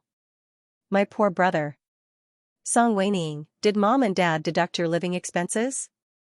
Did grandma throw you out of the house? Song Weining, have you fallen to the point where you have to rely on fake orders to make a living? Song Yu, yes, sister. Song Yu, I'm wronged.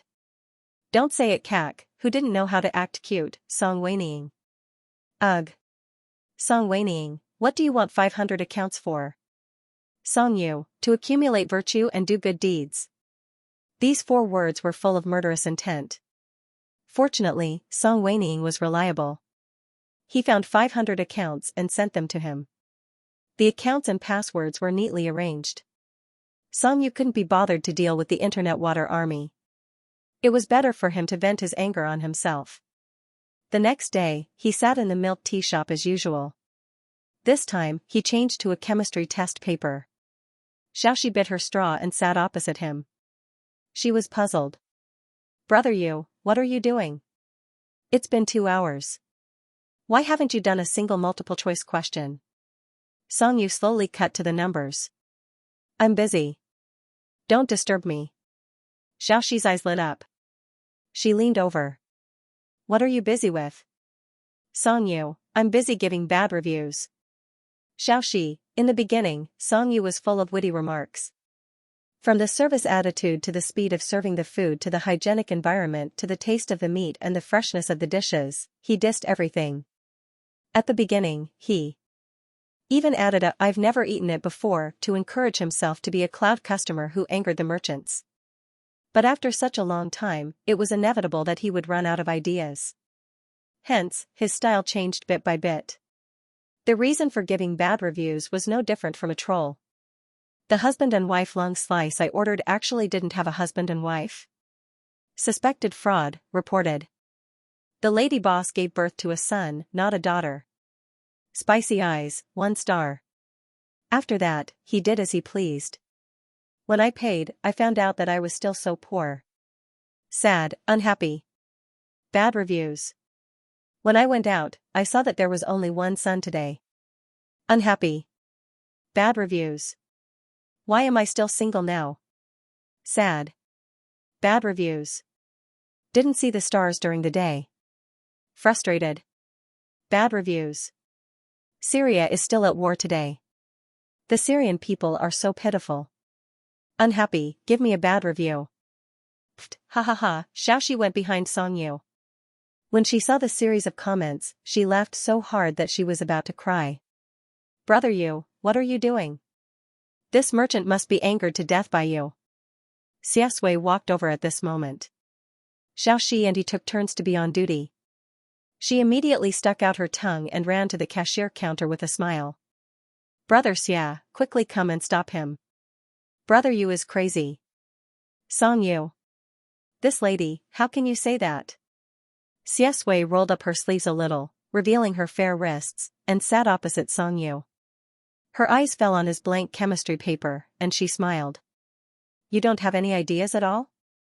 Why didn't he use God's way of rewarding the diligent? Song Yu's mind was not on the paper at all. He asked Xiaosui, do you still remember a person called Zhu Zhixing in your junior high class? Xiaosui was stunned. Her memory was very good, and she remembered in a moment. That idiot who did nothing but unite the whole class to isolate her every day during the 3rd year of junior high school? What's wrong with him? Xiaosui's tone was indifferent. She did not care at all, but on the surface, she still pretended to be surprised. Song Yu looked at her face and thought that Zhu Zhixing was really Xiaosui's nightmare in junior high school, and he became even angrier. Do you have anything to say to him? I'll write it in his damn shop for you. He thought for a moment and threw his phone to Xiaosui. Forget it. Maybe it's better to scold him to vent your anger. I have 1,000 accounts. You can scold him as much as you want. Xiaosui lowered her head and saw Song Yu's phone page. It was under Zhu Zhixing's mother's restaurant. The list was full of 1-star comments, and one of them was posted 3 seconds ago. I was so angry that I missed a breath of air today. Your restaurant has to be responsible for me.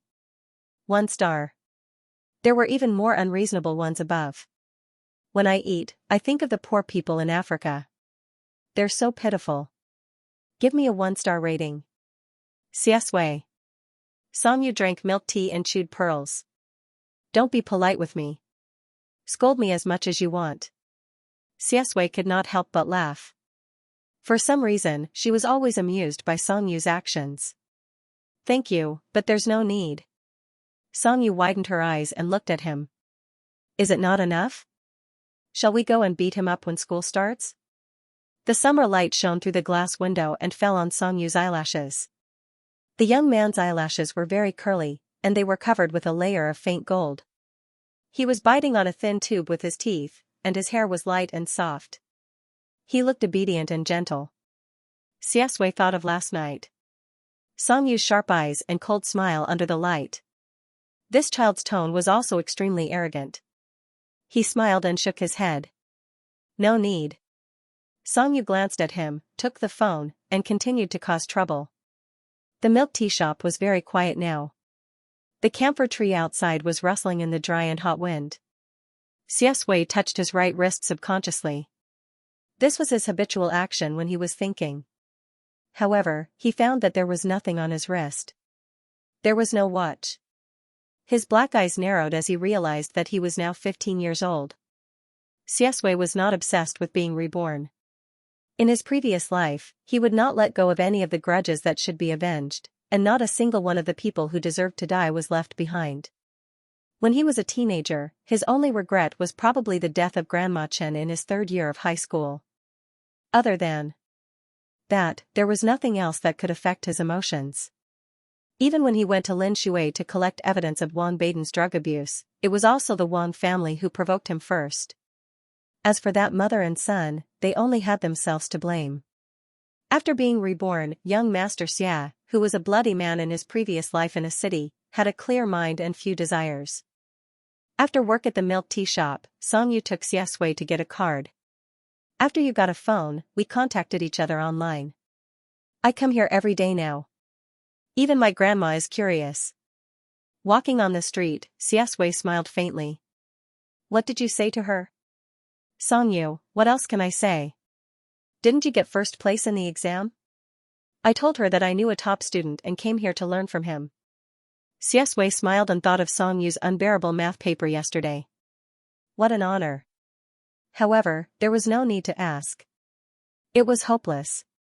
When they reached the intersection, there were still more than 10 seconds before the traffic light turned green. When Song Yu saw it, he grabbed Xiaxui's hand and ran. Let's go. When the teenager grabbed her wrist and rushed forward, Xiaxia was stunned. The sunset illuminated the ground orange, and the wind carried the smell of camphor trees. In the distance, there were car horns, radio broadcasts, and passers-by talking. She looked at Song Yu's back view and her eyes became deeper. It took a lot of time to get a phone card in the business hall. When it was their turn and they finished, it was already 7 o'clock in the evening. Save your phone number first, then add me on QQ. Xiaxia entered the number and searched for contacts. When she saw your husband, Brother Yu, she clicked her tongue in her heart. What a child. Why did you choose this name? Song Yu's answer was very straightforward. Because it's handsome. She agreed to contact him. Song Yu realized that Xiaxui's online username was now a period. Her personality signature was also a period. Her profile picture was pure black, and she looked even more Chunibu than him. Mr. Period? You're so handsome. Xiaxia, after leaving the business hall, Song Yu felt thirsty, so he went to the convenience store next door to buy a bottle of water. When he paid, he also took a bag of mint candies. He liked cool things like lemon mint very much. When he put it in his mouth, he felt refreshed. Even the summer heat was reduced by a lot. As they walked toward Lianyun Street, the number of cars gradually decreased, and even the lights dimmed. Do you want some? Song Yu handed the mint candies to Xiaxia. Xiaxia didn't like to eat candies and shook her head. Oh. Song Yu took the candies back. At this moment, a gloomy and cold voice suddenly sounded in front of them. I want some. Little friend, are you going to give it to me? Immediately after, a group of people laughed evilly. Song Yu and Xiaxia looked forward. A group of hooligans walked out from the side alley. It was the same group of people from last night, but there were twice as many of them. Hong Mao held a nunchaku in his hand, and his scarred face sneered coldly. If his hatred was only directed at Xiaxia yesterday, then Song Yu was added to it today. Behind him, the green-haired and purple-haired Huang Mao also had a look of resentment. Brat. I was really scared by you yesterday. This time, I'll catch you on the way back, and you won't even be able to make a call. As the tyrant of Lianyun Street, Hong Mao was humiliated by two brats. He was so angry that his teeth itched. Don't talk nonsense today. Let's beat them up first. The lackeys behind him were also angry after being made a fool of yesterday. They held knives and sticks in their hands and slashed at Song Yu and Xiaxia. If you don't see blood today, you can't leave. Song Yu, F***ck Xia Sui narrowed his eyes. He felt that this group of hooligans really needed to be taught a lesson. He pulled Songyu's hand, wanting him to leave first. Unexpectedly, Songyu stood in front of him again, just like yesterday. Hong Mao laughed sinisterly. Are you afraid? It's too late to be afraid. Songyu, of course I'm not afraid of you. Seeing blood? Good. He rolled up his sleeves. He shouted in annoyance, I lack everything, but insurance. If you lose a drop of my blood, you'll go bankrupt. Xia Sui. Hong Mao's group was intimidated at first, but then they remembered that they were made a fool of yesterday. They were instantly furious. You're still so arrogant when you're about to die. You're finished. Xia Sui, I'll do it. But he stopped himself from saying the last word. Because Songyu had already grabbed his hand and ran to the other side of the street as fast as the wind. Let's go. 1 second after he said those harsh words, the next second, he turned around and ran. The hooligans were stunned. When they realized that they had been fooled, they were so angry that they stomped their feet. You can run. I'll call you father today. Songyu was not familiar with the terrain at all. He called the police as he ran. He was panting. Hello, 110? A group of delinquents ganged up on a poor high school student on Lianyan Street. Does anyone care? This group of delinquents with knives and sticks should be baptized by socialism. And Liang should be eradicated by the police. The police felt that these words were a bit familiar. This student. Were you also the one who called the police and got beaten up last time? However, Songyu had already hung up. There were many alleys on Lianyan Street.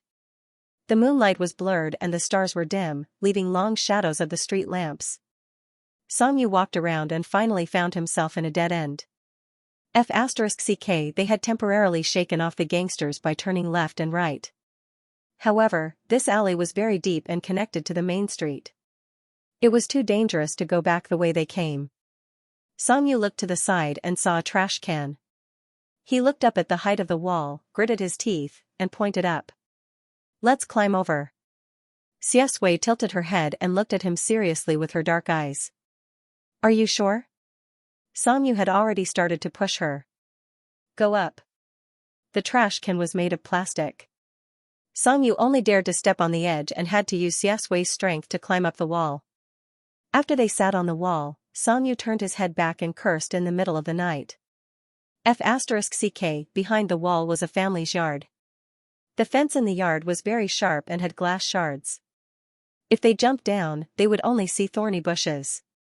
Moreover, there was a sleeping dog. Songyu, damn, he was afraid of dogs. At this time, Xia Sui had already sat down beside him very easily. The wind on the wall, the moonlight, and the street lamps were all different. The view became farther away, and the whole night seemed quieter. Songyu didn't know how many mint candies he had eaten along the way. Even the wind carried the smell of mint candies. It was cool, sweet, and slightly spicy. Xia Sui followed his gaze and looked back. She lowered her voice and asked with a smile, what should we do now? Songyu had been arrogant for so long, and for the first time, he was silent. Found it. This way. At this time, the thugs also caught up and blocked the dead end of the alley. When they saw the two sitting on the wall, they immediately laughed wildly. Brat, you're here. Ha ha ha ha, you're the ones who forced yourselves into a desperate situation. Songyu wasn't afraid of fighting with them. He had learned so many years of fighting in his previous life. He had been a school bully since he was a child. He wasn't afraid at all. However, they were armed with knives and rods, and it was difficult for him to explain to his grandmother that he was injured. If Grandmother Meng got serious and got to the bottom of it, he would never be able to see Xia Sui again. Hong Mao spat out a mouthful of phlegm, put the nunchaku on his shoulder, and walked with swagger. Sitting on the wall is a live target. You were so arrogant yesterday. Today, I'll make you cry and kneel. The green-haired man behind him asked a question, but boss, what are we going to do if they don't come down? Hong Mao greeted him with a palm strike and cursed. Are you an idiot? Why did they have to come down? Throw whatever you have in your hands and throw it at his face. Only then did his underlings obediently listen to his orders. When Song Yu heard this, he couldn't stand it anymore. He sneered and was about to jump down from the wall. However, when he looked down, F*ck, he had accidentally kicked over the trash can. Song Yu was a little afraid of heights. Now, he felt dizzy for a second. At this height, would he break his leg if he jumped down? Seeing his pale face, the red-haired man laughed even more wildly. Go on, go on, go on. Today, I'll show you who's the boss of this street in the south and north of the city.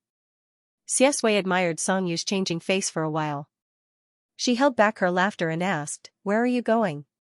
Song Yu's principle in life had always been to not lose to others. He rolled up his sleeves and said coldly, "Just go down and do it."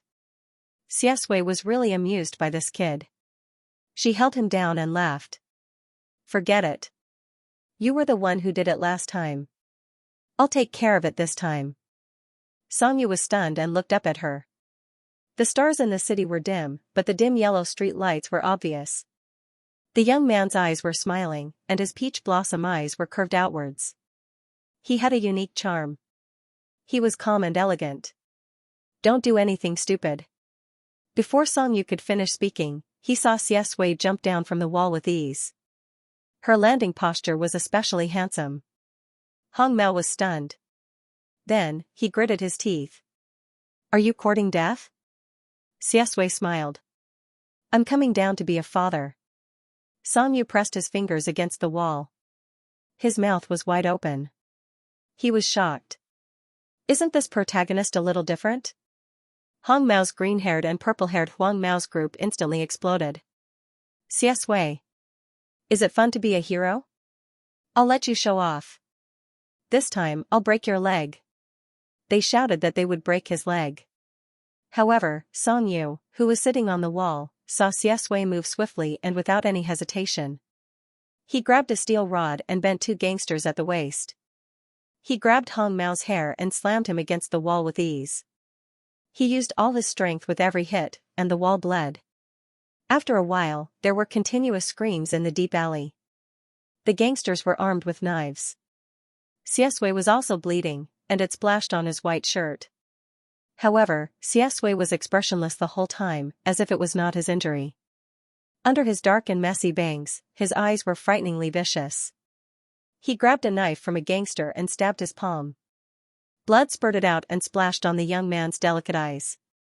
He bent over and sneered. His voice was playful and dangerous.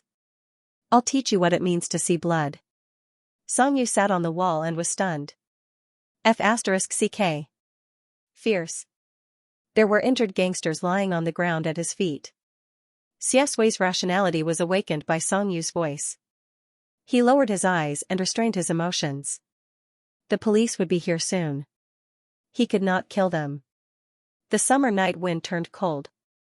Xianxia threw the knife in his hand on the ground, raised his hand to wipe the blood on his face, walked to the wall, and looked up.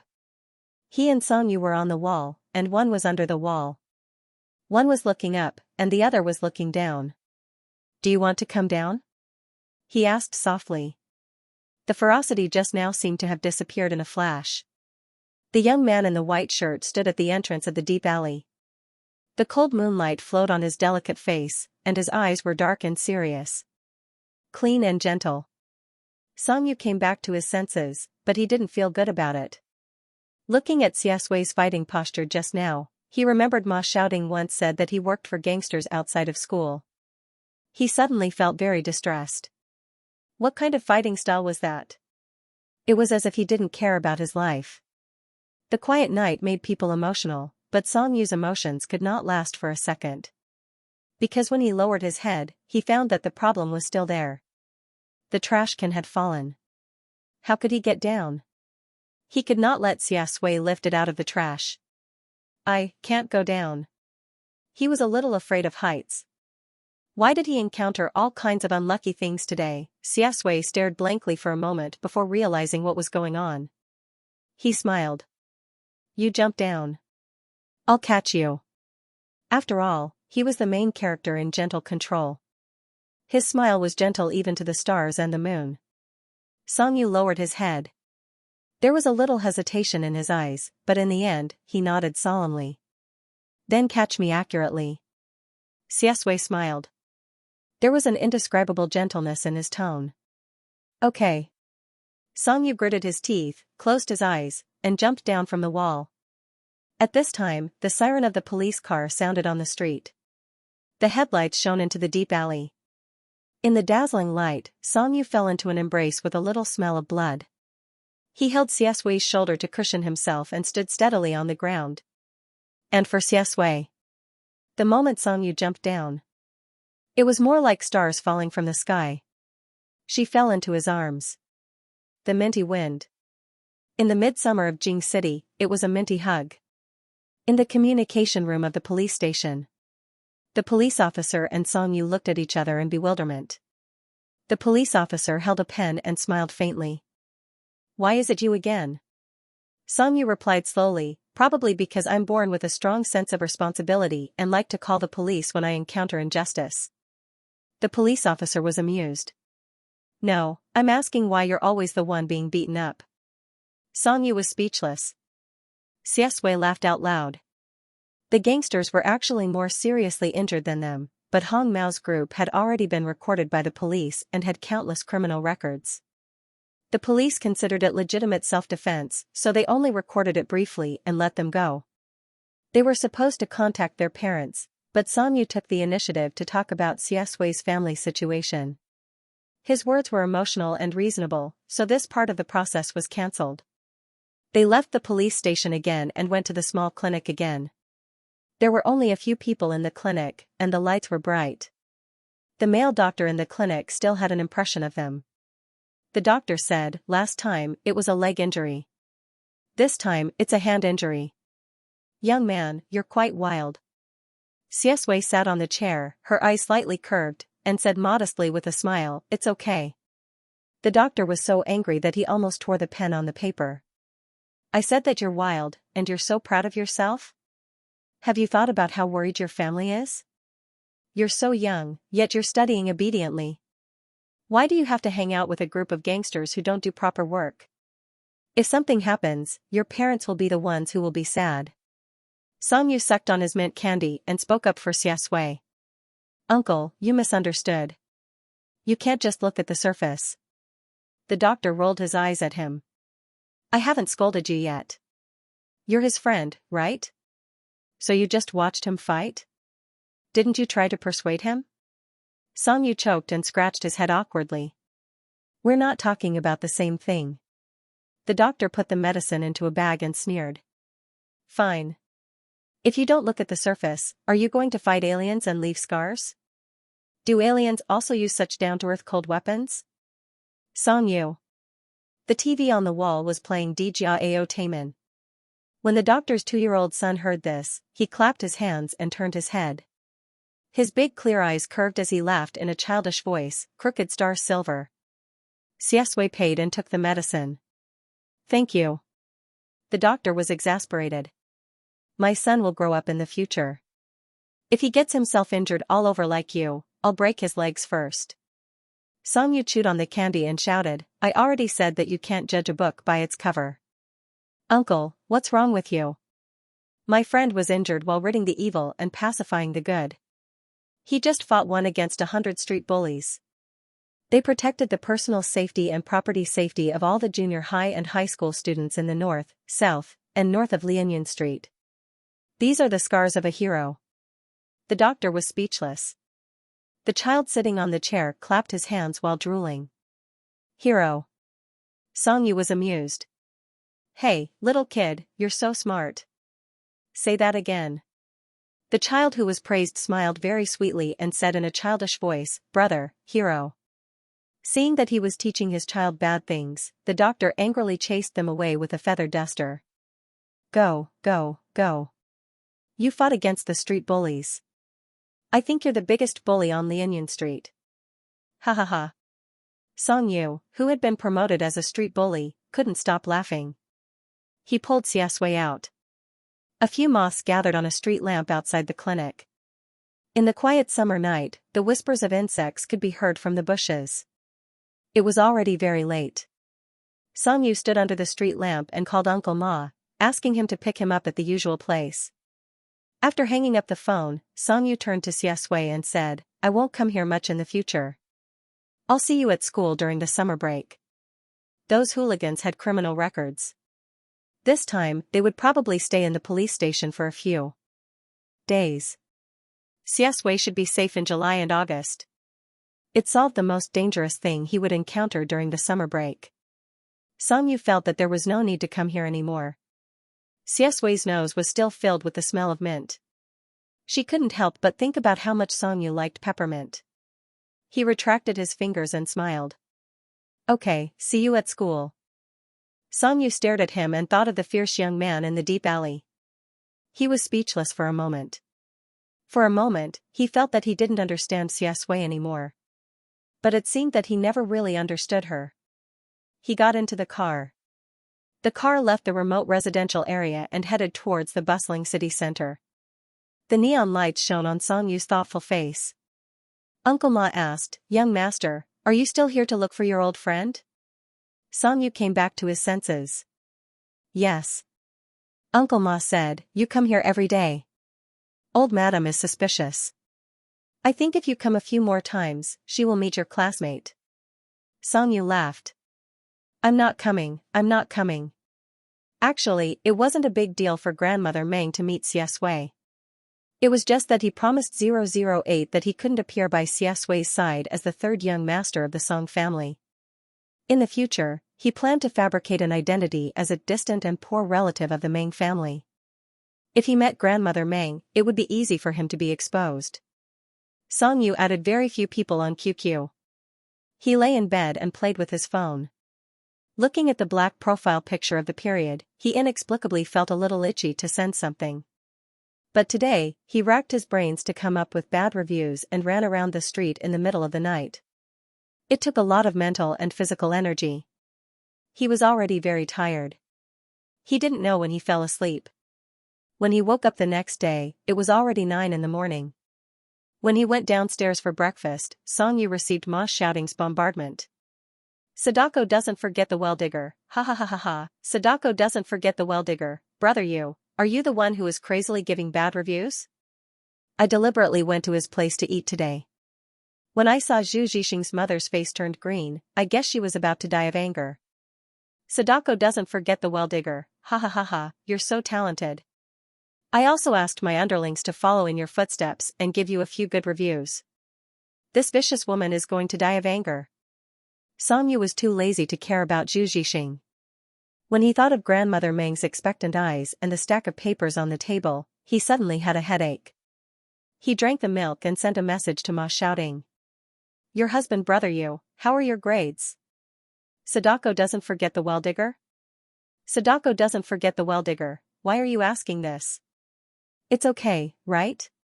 If you can get into Jing City First High School, your grades are not bad." Xianxia curled his lower lip and began to type. "Your husband brother good grades in junior high school don't necessarily mean good grades in senior high school. Don't think that you can relax during the summer vacation after the middle school exams. Other people are crazily signing up for cram schools now. The competition in first high school is very strong. Every year, there are cases of students jumping off buildings. It's lucky that the government didn't close down the schools. You can't lose at the starting line in the first year of senior high school."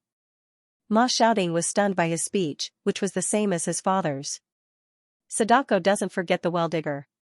Brother what are you trying to say?" Xianxia had already returned to his room.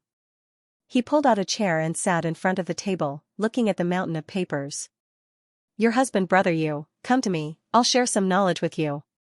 Good brother, let's do the papers together.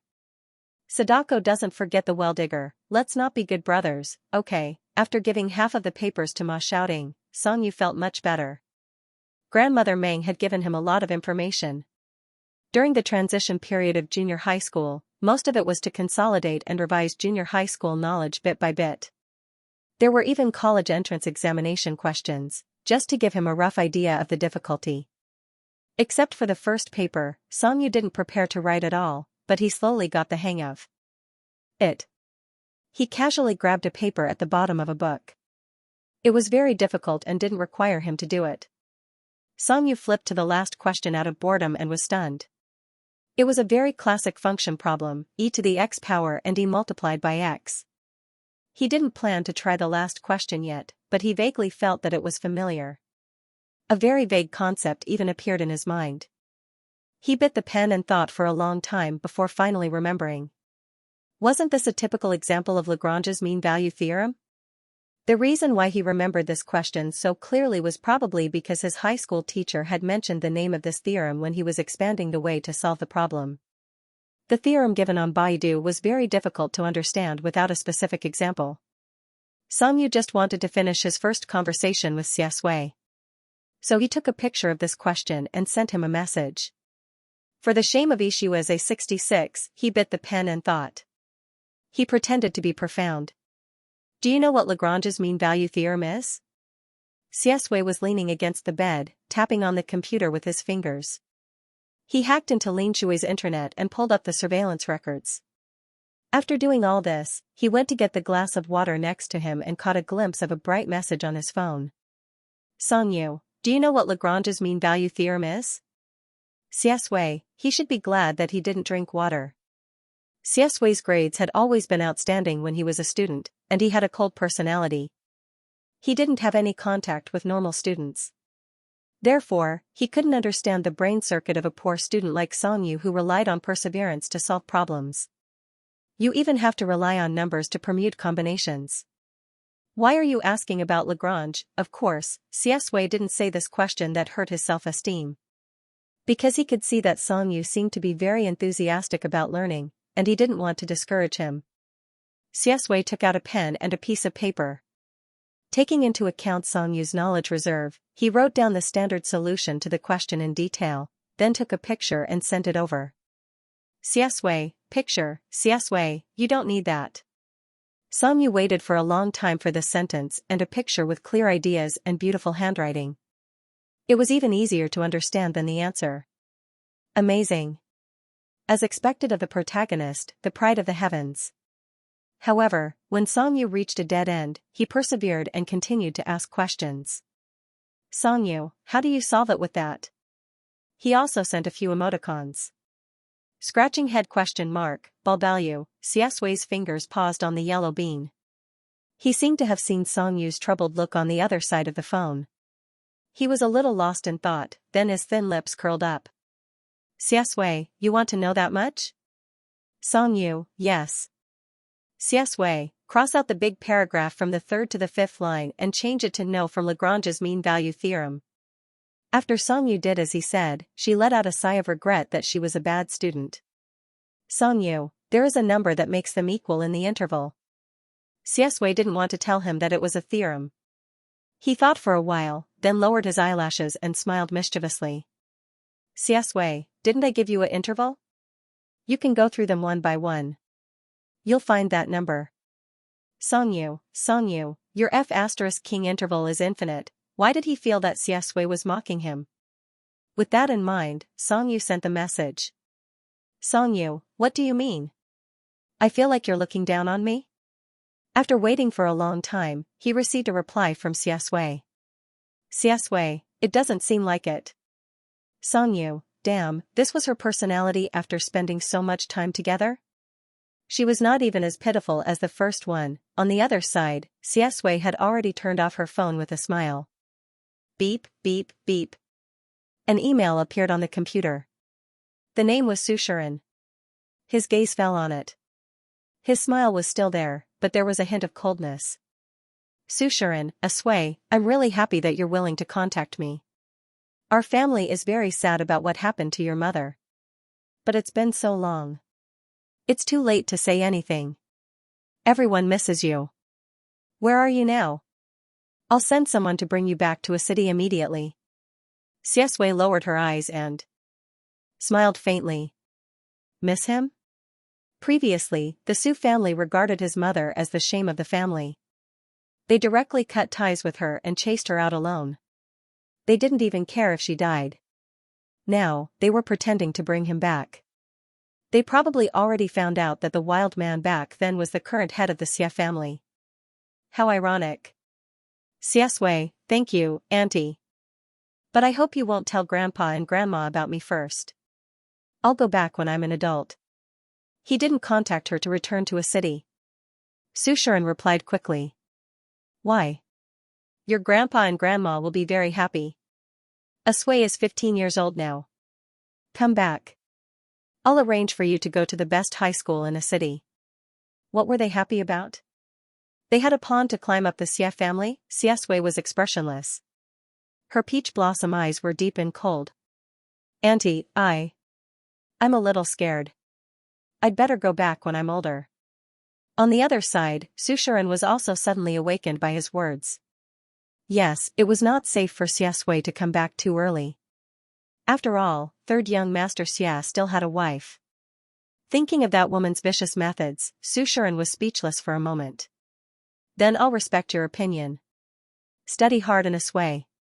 Give me your card number, and I'll transfer you some money first. If you need anything, just let me know. Of course, Xiaswei wouldn't stand on ceremony. However, this wasn't the only reason he contacted his aunt. In this life, he would return to the Xia family very soon. But before that, he wanted to give the Xia family a gift. Auntie, I'll send you something tomorrow. It's my mother's diary. Su Shiren was stunned. Xiaswei's lips curled into a cold smile. South City Clubhouse. 10 years ago. I hope you can investigate it properly and give my mother justice. Speaking of which, the reason why his mother met Xianxia and was fooled for so long was because of his aunt. Su Shiren was stupid and vicious. Even with her status, she didn't know Xianxia, who had just returned to the country. She probably just wanted to help a married man ruin his mother. She didn't expect this man to be the famous third young Master Xia of a city. With Su Shiren's intelligence, he might think that his mother got the better end of the deal. Su Shiren's eyes lit up. She had a guess in her heart, but she didn't dare to confirm it. She could only ask tentatively. Aswei, you're talking about this. Xiaswei was too lazy to reply to her. You'll know tomorrow. South City Clubhouse. It was the place where Qin Chuyun kidnapped his mother and caused his mother to have nightmares for the rest of her life. In his previous life, he was the one who sent Qin Chuyun to prison personally. He recalled the scene where that arrogant woman stopped his car and knelt down to beg for mercy while sobbing. Xiaswei touched his wrist. Anger flashed across his eyes. In fact, at that moment, he wanted to hit her with his car. But now that he was reborn, his hatred for Qin Chuyun wasn't as deep as it used to be. He just wanted them to bite each other. Grandmother Meng's garden was mostly planted with jasmine, which bloomed from May to August. The leaves were green, and the flowers were pale white. After the rain, they looked fresh and elegant. Songyu took the scissors from the gardener and tried to cut it twice. The gardener almost had a heart attack when he saw this, so he silently returned the scissors. He sat back in his seat and looked at the papers in pain. Other people had romantic afternoon tea dates in the garden, but he had a math, physics, and chemistry meeting. In fact, Songyu didn't want to work so hard. Yesterday, the grumpy Papa Song finally found out that he had transferred schools. He flew into a rage and directly called him from a city, scolding him to his face. At that time, Songyu was still lying in bed playing with his phone. Suddenly, he received a message from his sister. Song Weining, you're finished. Dad knows. Song Weining, Mom wanted to cover for you and tell Dad about this when you enter school. I didn't expect him to come back first. Song Weining, light candles, before Songyu could reply, his phone rang. It was Dad. Songyu. After he picked up, he was met with a scolding from the grumpy President Song. Songyu, you're very bold. You've grown up, haven't you? You transferred to Jing City as soon as you were discharged. Don't you know what's wrong with your body? Songyu. I'm sorry, Dad. I really don't know. Isn't this a medical problem, President Song? You even colluded with your mother and sister to lie to me. Don't you care about me, the head of the family? Songyu was speechless. You're the one who gave yourself the title of the head of the family. President Song, I'll explain this situation to your grandmother later. Pack up and go back to a city tomorrow. Song Yu was anxious. Don't, Dad. President Song, it's useless to beg me. You should have known this day would come when you came to Jing City without saying a word. Song Yu was speechless with this menopausal man. Thinking of the papers during the day, he suddenly had an idea. After a moment of silence, he said deeply, Dad, actually, I came to Jing City to study better. President Song? On the other side of the phone, there was silence before the storm. Before he got angry, Song Yu hurriedly said, everyone in a city treats me like a clay Buddha. The school doesn't even allow me to attend physical education classes. They also ignore me when it comes to labor. I'm simply embarrassed in front of my female classmates. This has seriously affected my mood, thus affecting my learning efficiency. President Song. Song Yu, in a city, there are all of you, uncles, and aunts. Everything I do is monitored. Without the opportunity to develop feelings, friendships with female classmates of the same age, I also have no right to move freely. Even when I go to the library, I have to be watched. This is too cruel for a 15-year-old teenager who loves to study. President Song suppressed his anger. You can't stop talking about studying. Do you love to study so much? Song Yu knew that his father had been shaken. It was still useful to cry miserably. He gathered his emotions and said softly while holding the phone, yes, studying makes me happy. And I've only been in Jing City for about 10 days, but I've already made a very good friend. The first friend in my life. His grades are very good, and so is his personality. We can still make progress together. The teenager's voice was clear and bright, like the sunshine falling on the rice field. President Song was silent for a long time. The sound of the electric current was heard for a long time. President Song, who cared about his face, finally sneered. Since you love to study so much, did you think about it when you got 350 in the middle school examination in a city?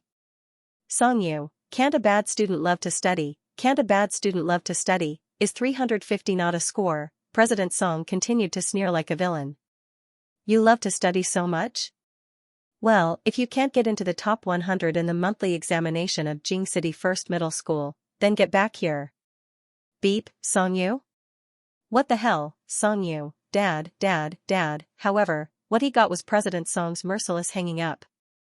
Song Yu called in a flurry and was constantly rejected. Sorry, the subscriber you dialed is temporarily unavailable. Sorry, the subscriber you dialed is temporarily unavailable. In the end, even. Sorry, the subscriber you dialed is unavailable. Song Yu, he was really in a bad mood. Just like that, his father made a one-sided agreement with him about the results of the monthly examination.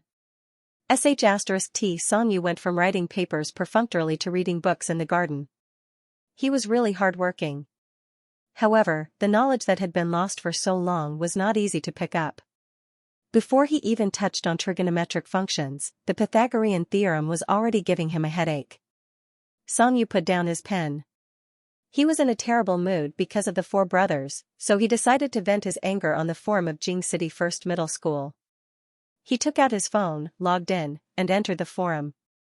It was the start of the school year, and posts were being refreshed very quickly. Father Song forced him to make a 1-month examination promise, and he was tortured mentally by garbage math for half a day. Song Yu was now a walking gas tank, the reincarnation of a pole on the playground. On this day, the forum of First Middle School was dominated by one person. You're going to high school, what kind of cigarette is smoking? 12L Your husband brother you, stealing the principal's cigarette and smoking it in front of him is the most impressive. 13L? 14L HHHHH, can I get into your school with 287 marks in the middle school examination? 2L Your husband brother you, no. I handed in a blank paper in the middle school examination and impressed the principal with my courage.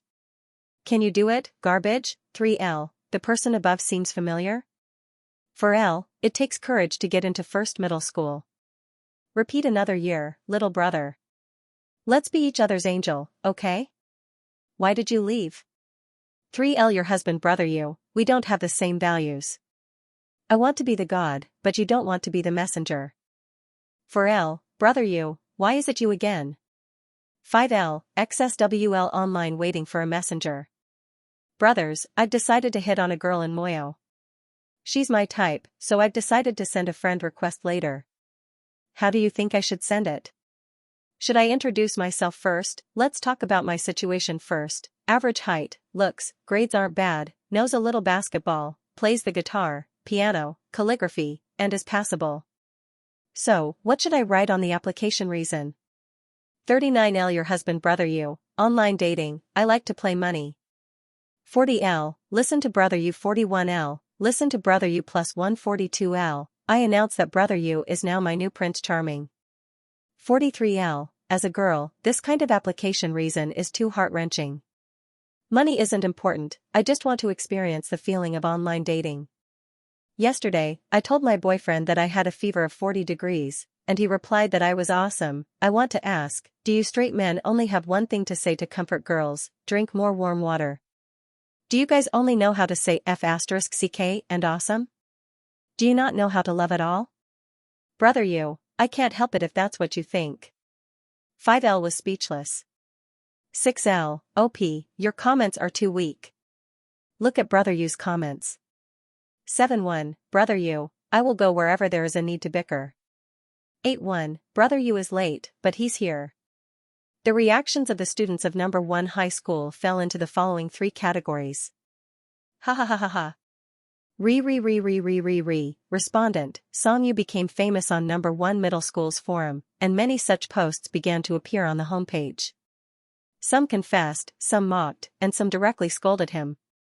The post was as follows. Brother you, where are you from? You're quite arrogant. Your husband brother you, not in the underworld? Arrogant?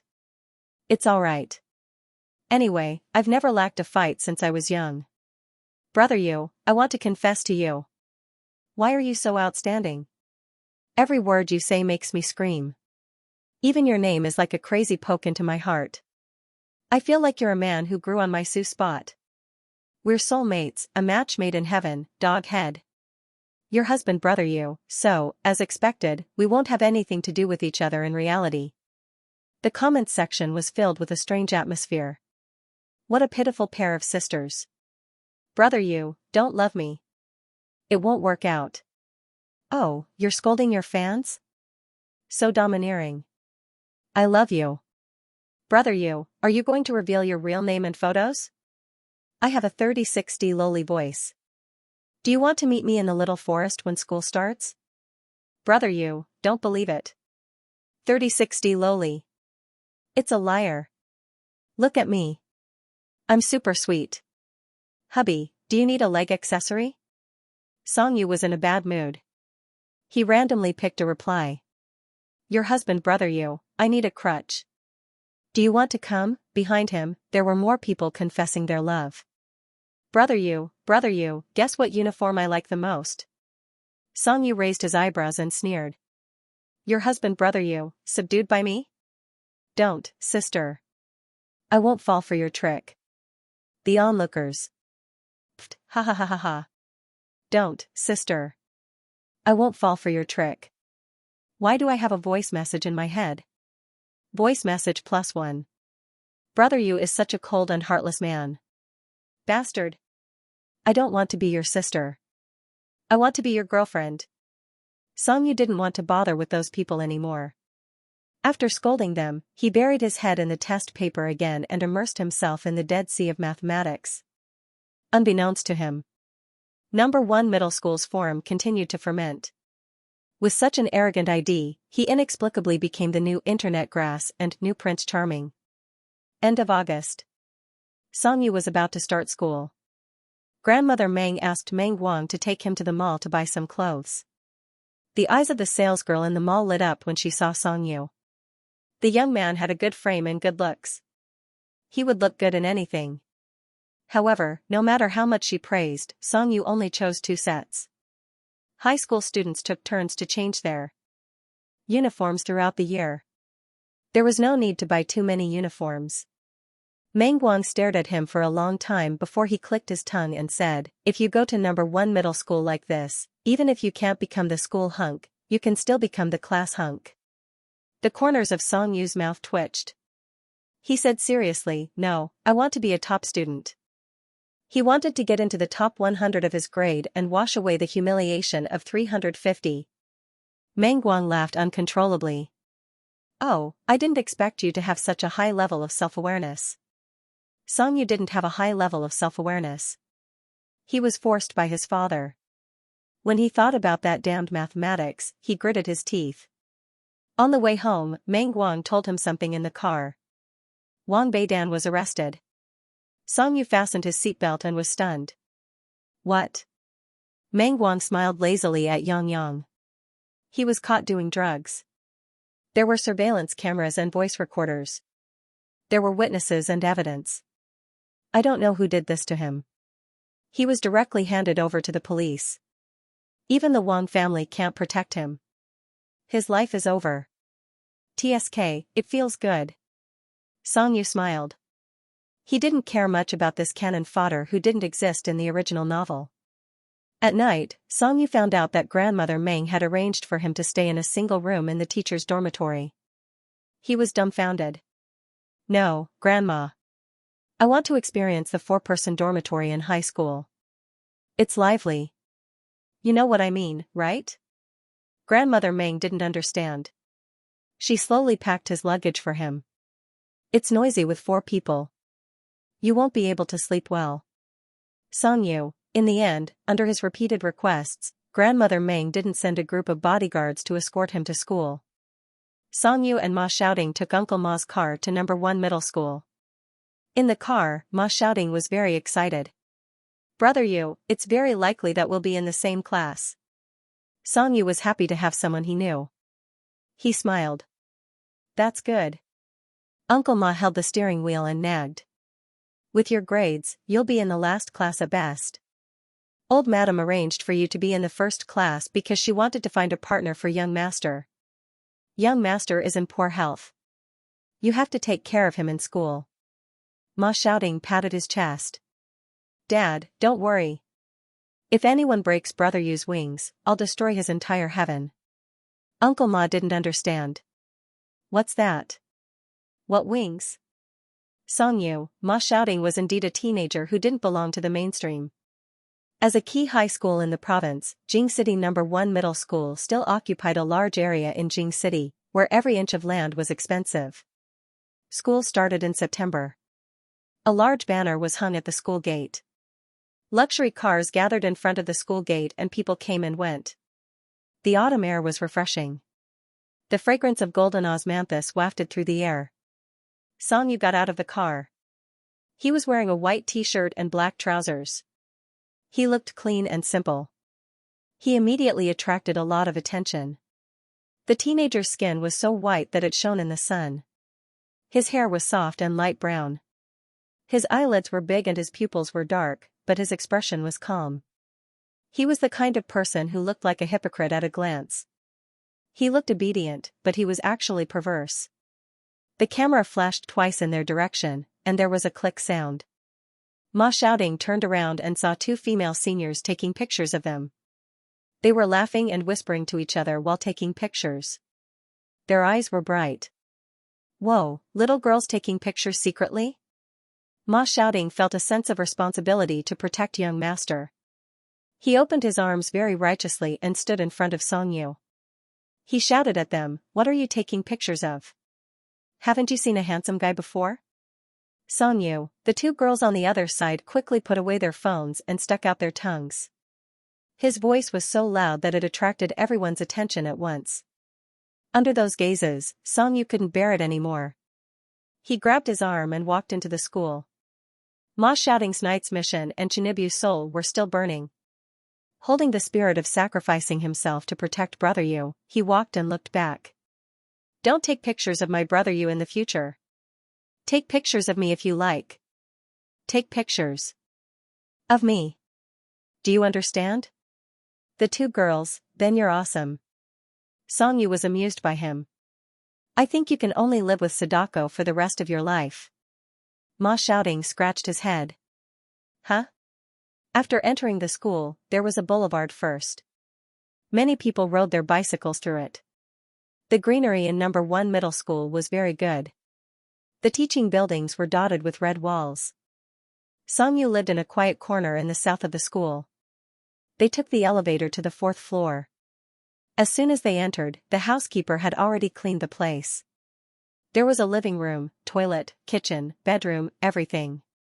Moreover, the lighting here was very good. The view was bright, and there was a small forest outside the window. After turning on the air conditioner, Ma Shouting sat on the sofa and bit a washed apple. Brother Yu, let's take a break first. Anyway, we have to go to the classroom at 7. He turned on the TV and changed to a children's channel. He hugged a pillow and watched with relish. Songyu glanced at him. Don't you want to go to the dormitory first? Ma Shouting, no, I prepared it yesterday. I reserved a good seat in advance. He nodded. Songyu ignored him and went to the bedroom to tidy up, filling the wardrobe. Then, from a pile of tutoring materials, he chose a high school mathematics textbook. He picked up a pen and decided to start his journey of hard work from the first night self-study session. Grandmother Meng also specially hired a cook for him. Her surname was Bai, and she was very good at cooking. She must have been told in advance what he liked, so she made all the dishes he liked. While eating, Songyu sent a message to Xianxia. Where are you sitting? Save me a seat next to you. In order to avoid Wang Xi's harassment, he felt that it would be safer for him to sit next to Xianxia. Moreover, Xianxia was a top student. For Songyu, who urgently needed to improve his grades, it was the best choice. A few minutes later, Xianxia replied. Okay. Songyu smiled happily. After Ma Shouting ate and drank at Songyu's place, he felt that his life had sublimated. After eating and drinking to his heart's content, he eagerly carried Songyu's books and walked to the school building together. They chatted as they walked. Ma Shouting, Brother Yu, do you still remember that guy called Zhu Zhixing? That guy is very sinister. After we threatened him at the school gate, he held a grudge and curried favor with the school bully of number 1 middle school during the summer vacation. Yesterday, when I came to occupy his bed, I met him. That guy said some harsh words to me. Whoa, a dog relying on its master's power. I think he doesn't know that I'm here. It's time to change the school bully of number 1 middle school. Songyu, can you put some effort into your studies? School bully? What idiot, Ma Shouting felt wronged. The main thing is that he scolded you. He said that the person who gave his shop a bad review is a good for nothing. You have no eyes when you give birth. Songyu, why do you care about him? He picked up a math tutorial book and pointed at the name Wang Hoxiong on it. This is the man you should remember the most in your 3 years of high school. Ma Shouting, as they walked, Ma Shouting suddenly thought of something. The more he thought about it, the more he felt that it was possible. Brother Yu, are you the internet troll who's been very popular on the forum recently? Songyu's fingers paused and his eyes narrowed. What's popular? Ma Shouting felt a chill run down his spine and immediately changed his words. No, no, no.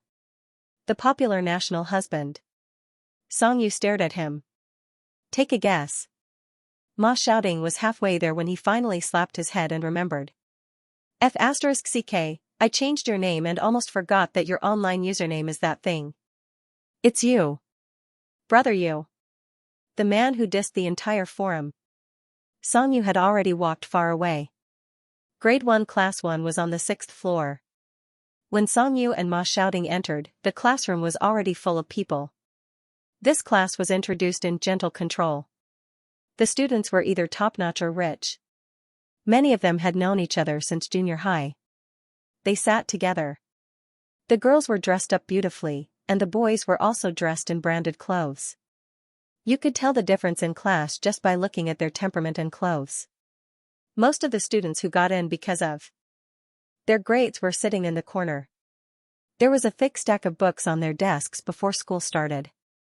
They were wearing glasses, and their clothes were clean but plain. They looked a little reserved and awkward. They seemed a little out of place in the lively environment. Ma Shouting was very famous in experimental middle school. He was a thorn in the side, and many people knew him. Now that he was following behind a good-looking teenager, the atmosphere in the classroom suddenly became a little subtle. Songyu looked around and saw the books that Xiaxia told him were there by the window at the back of the classroom. However, he was not there now. Songyu glanced at him and said, "Sit there." "No problem. I'll listen to brother Yu." Ma Xiaoding was entrusted by his father. Of course, he had to follow Songyu at all times. Moreover, he quite liked Songyu. He was born in a better family than the people he had known since he was a child. However, he did not put on airs at all. He was wholeheartedly focused on his studies. He was really a hard-working rich second-generation heir. He gave brother Yu a thumbs up. Many girls in the classroom looked over and exchanged glances. They chatted on their cell phones in their girlfriends' group chat. What day is it today? A romantic encounter at the start of school? It's the second one. Oh, let's not beat around the bush. Sister, I want to date him. Which one? Which one? Two. Me. Both. But. Yes. The one in front almost broke my legs when he came in. He wants to be my husband. The one behind is so handsome that I'm blind. He wants to be my best friend. I think it's okay. I'm afraid you're dreaming. Wake up. No matter what, you have to give me a share. No, wait. Handsome number 2 is sitting in a strange position. Wow. He's sitting next to handsome guy number 1. I'm satisfied, sisters. Hee hee hee. If I can't get a man, no other woman can either. A handsome guy should be with another handsome guy. Trash Fujoshi, get out of the chat group. You're going to be kicked out. Men in real life are so hypocritical. Why don't you love brother Yu with me? Let's have a one-on-one online romance. You're a scumbag and I'm blind. HHHHH, it's my brother Yu. Brother Yu, don't, sister. I won't fall for your trick. JPG, scumbag brother Yu stepped over the Xiaxui's seat and sat by the window. The middle back was against the wall. When he was studying, it was the VIP seat for the bad students. He slept in class and played with his phone during the evening self-study session. The timing was perfect. Ma Xiaoding naturally sat behind him. She was full of curiosity and expectation about the new environment. He even greeted his deskmate warmly, "Hi." The boy with the black-rimmed glasses, F*CK, wasn't this the school bully of their experimental high school? The boy's hand that was holding the thermos trembled. He wanted to cry but had no tears. Ma. Brother Ma, hello. Ma Xiaoding was overjoyed. He just wanted to build a good relationship with his deskmate. No, no, no. Good brother, don't stand on ceremony. Just call me Xiaoding. The boy said bitterly, "Hello, brother Ma." After Songyu sat down, his mood was very calm. His mind was filled with the promise of the monthly exam. No matter how messy the surroundings were, it couldn't disturb his study. He took out his papers and pen and continued to fight with the two brothers, Sin, Koso, Tan, and Kot. For a moment, the classroom suddenly fell silent for a few seconds. It was because of the beautiful boy who was sitting by the window and writing at a fast speed during the first evening self-study session. The light flowed on his face, bringing with it a gentle halo like a filter. Xiaxuai came back from the office with a stack of papers. The first thing he saw was Songyu sitting next to him and quietly doing his homework. His long eyelashes were drooping, and his skin was dazzlingly fair. He was holding a pen and thinking hard. He was so obedient that it made his heart itch. Xiaxui's dark eyes narrowed. In a sense, Songyu's existence was half the reason why he stayed in Jing City and behaved as a high school student. He crossed his long legs and placed the papers on the table. Songyu noticed the movement and looked up. "You're finally back." Xiaxui's fingers on the table paused. He smiled faintly. "Yes." Songyu handed the papers in his hand to him. "Quick, tell me why this angle is 135 degrees. Xiaxuai, thus, as soon as he sat down, Songyu couldn't wait to drag him into the world of trigonometry. This was a novel experience for young Master Xia, who graduated from a famous school in his previous life and came back to take charge of the Xie group. He silently took the pen under Song Yu's eager gaze. He thought for a while and smiled ambiguously. Song Yu, I haven't lectured anyone like this in a long time. Or rather, he had never lectured anyone like this. Song Yu thought to himself, I understand. I understand your tragic past. But the important thing now was why this angle was equal to 135 degrees. Why don't you take a look at my algorithm first? No matter how I calculate, it's still 45 degrees. As soon as he got close, he smelled an indescribable scent. It was refreshing and clean, like shampoo. Xianxia took the pen and was stunned. He didn't have any experience in lecturing and could only treat Song Yu as his opponent at the negotiating table. After taking a look at Song Yu's solution process, he felt that this opponent was unprecedentedly difficult to deal with. Did you come up with this formula yourself? What a great idea. Normal people wouldn't dare to think like this. Did you really go to junior high school? The young man's voice was cold and casual, but it pierced his heart like an arrow. Song Yu, F***ck, he was no longer the well-behaved and shy young man from Lin Shui. Xianxia looked at Song Yu's drooping eyes and obviously dejected expression. He was stunned, adjusted his tone, and said, but it's not all bad. Song Yu's ears twitched. His confidence that had been hit faintly came back to life. Xianxia said, at least in your solution process, you stepped on all the traps buried in this question. It's quite rare. Song Yu couldn't bear it anymore. He pressed his hand on the table and became furious with the incompetence of a bad student. I just want you to tell me why it's 135 degrees. Just get to the point, okay? Xianxia's lips curved. He put away his bad taste and took the pen to write 3 lines of formulas on the test paper. That's it, 135 degrees. Song Yu's anger disappeared quickly. He took the test paper quietly and really did the calculation with the data. Ma Xiaoding and Shi Bowen, who were sitting behind them, widened their eyes and almost dropped their jaws. After talking with the former top student of junior high school, Shi Bowen was not so reserved. He asked, does your brother you like studying so much? Ma Xiaoding was surprised by the atmosphere between Xianxia and Song Yu. She was not surprised that Song Yu liked studying. She murmured, yes, brother Yu is the man who goes to buy teaching materials as soon as he comes to Jing City. Shi Bowen's eyes lit up. Wow. Then brother Yu must be a top student in a city. Song Yu finally calculated 135 degrees. It was perfect. When he was in a good mood, he heard them talking about him. He turned the pen, turned back and said lightly, what did you say about me?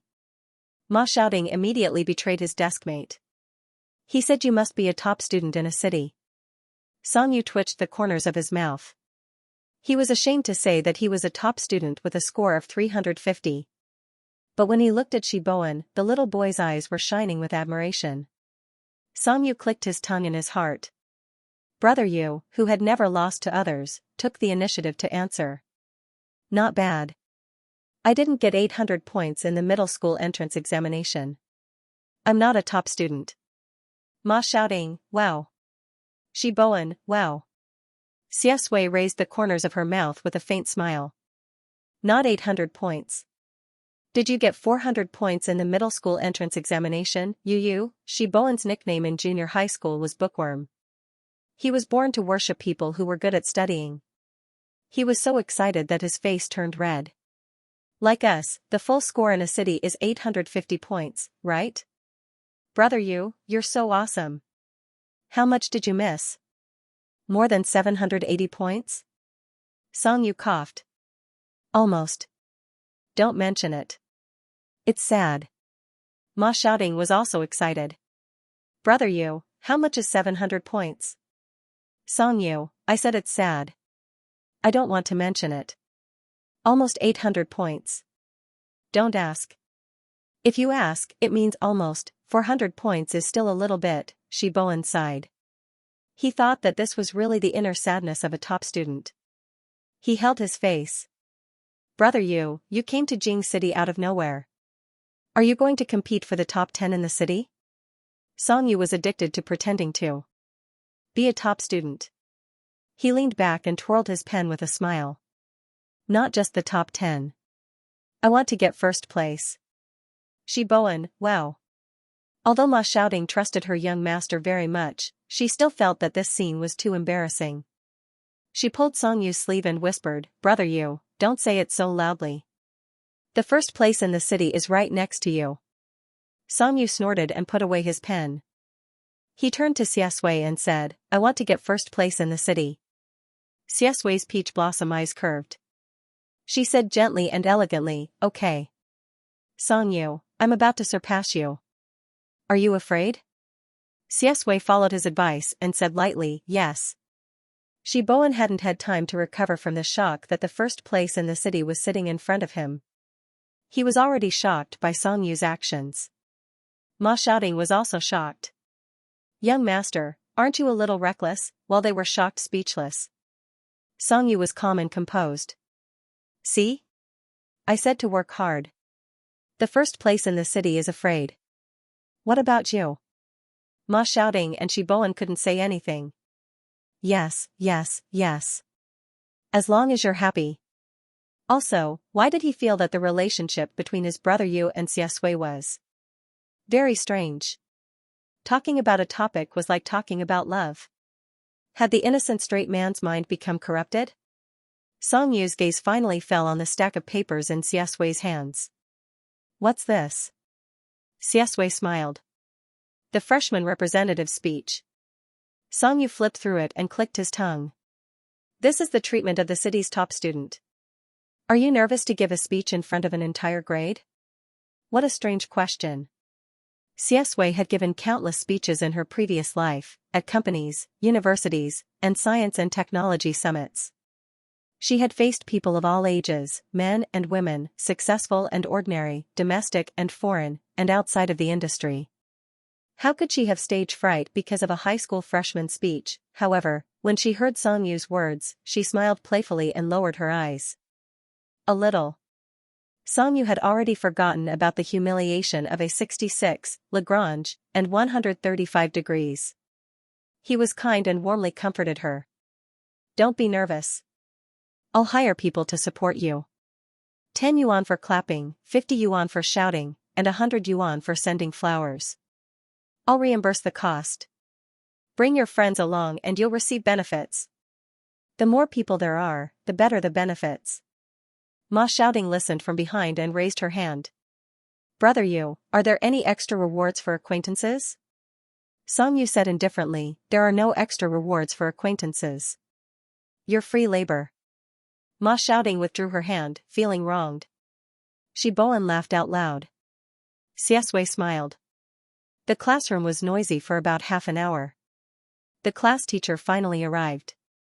The class teacher of grade 1 class 1 was an English teacher. She was a woman with the surname O. She looked very young and wore high heels and a white spaghetti strap dress. She smelled of high-end perfume as soon as she entered. Song Yu had some impression of this female teacher. In gentle control, Xia Sui had been harassed and abused in high school. She was more or less responsible for half of the harassment. She was vain and snobbish. In her heart, a student's family background was the most important, followed by their grades. If you had no background and no grades, she wouldn't even look at you. Miss O walked up to the podium in her high heels with a list in her hand. She casually ordered 2 thin and small boys sitting in the front row. Her voice was gentle and soft. "Go and get the student handbook." The 2 boys stood up uneasily and answered in a panic, "Okay." Teacher O flipped her long hair and smiled at the students. "Hello, everyone. I'm your class teacher for 3 years. My surname is O, and my name is O Ilian. You can call me Teacher O." Then, she introduced her glorious resume, which university she graduated from, how many years she had studied abroad, and how many outstanding students she had taught. She even deliberately pinched her throat, which could be said to be very hypnotic. Song Yu only felt sleepy after listening to her talk. He opened the window a little and let the cool night breeze of Jing City blow in. He rubbed his eyes and nudged Xia Sui with his elbow. "Wake me up after she's done bragging.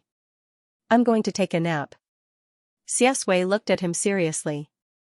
"Are you sleeping in the first class?" Songyu said in a low voice, "There's no need to listen to her nonsense." The first evening self-study session was spent in Oh Ilyan's narcissistic speech. As soon as the bell rang, Teacher Oh stopped her nth student's speech about how successful and thankful he would be after many years. Standing on the podium, she cleared her throat and said, "For the first month, I won't be arranging the seats. You can sit with whoever you want. I'll arrange it when the results of the next monthly exam come out. Well, class is over. Let's have a rest." She did a good thing. She let him choose his deskmate. In this class, Songyu had a bad dream. The picture was grotesque, but cold and bloody. There was a nameless island, lonely and gloomy like a cage. Then, there was an endless blue sky and sea. A man was leaning against a yacht. His windbreaker fluttered like a white gull flapping its wings. The wet and salty wind brushed the messy black hair on his forehead. His deep peach blossom eyes were cold and indifferent. There seemed to be someone on the yacht in a hurry to get out. The man was holding a gun in his hand and looked careless. Then the glass was broken and the center was dirty. There were gunshots, the sea breeze, and shouts. Blood, wind, and incredulous eyes. The picture froze on the man's bored and disgusted smile. He turned around and jumped into the sea. His back was elegant and neat. Songyu woke up with a start. After class, the first class was noisy and lively. The girls were laughing and chatting, and the boys were playing games. Behind them, Ma shouting volunteered to explain the topic to Shiboan. "Oh, you like to recite poems. I think I've learned this poem before. 10 years of life and death are vast and boundless. If I don't think about it, I'll never forget it. A brocade hat and a marten coat, 1,000 horsemen rolling up a flat hill. Do you hit the mark? Shiboan? It seems to be okay, but I feel that something is wrong. Did you recite it wrong?" Ma shouting, "Impossible. It rhymes so much." Everyone was talking in human language. Songyu's confused eyes slowly became clear. The wind outside the window blew in, giving him a sense of reality. He looked down at his hands. His heart was filled with an indescribable depression. What he dreamed of just now should be Xiaxue. In the book, Xiaxue was imprisoned on a deserted island and broke her pride. He saw that the book had already been abandoned. So Xiaxue shot and killed the 3 scumbags? Or rather, this was the result he hoped for. Xiaxue. Songyu's throat was a little dry. He subconsciously turned his head, only to find that Xiaxue was not in her seat. Ma shouting heard him call for someone and said, "Brother Yu, Xiaxue was called to the office." Songyu nodded. Songyu lowered his eyes and rubbed his temples. At this moment, a figure suddenly came over.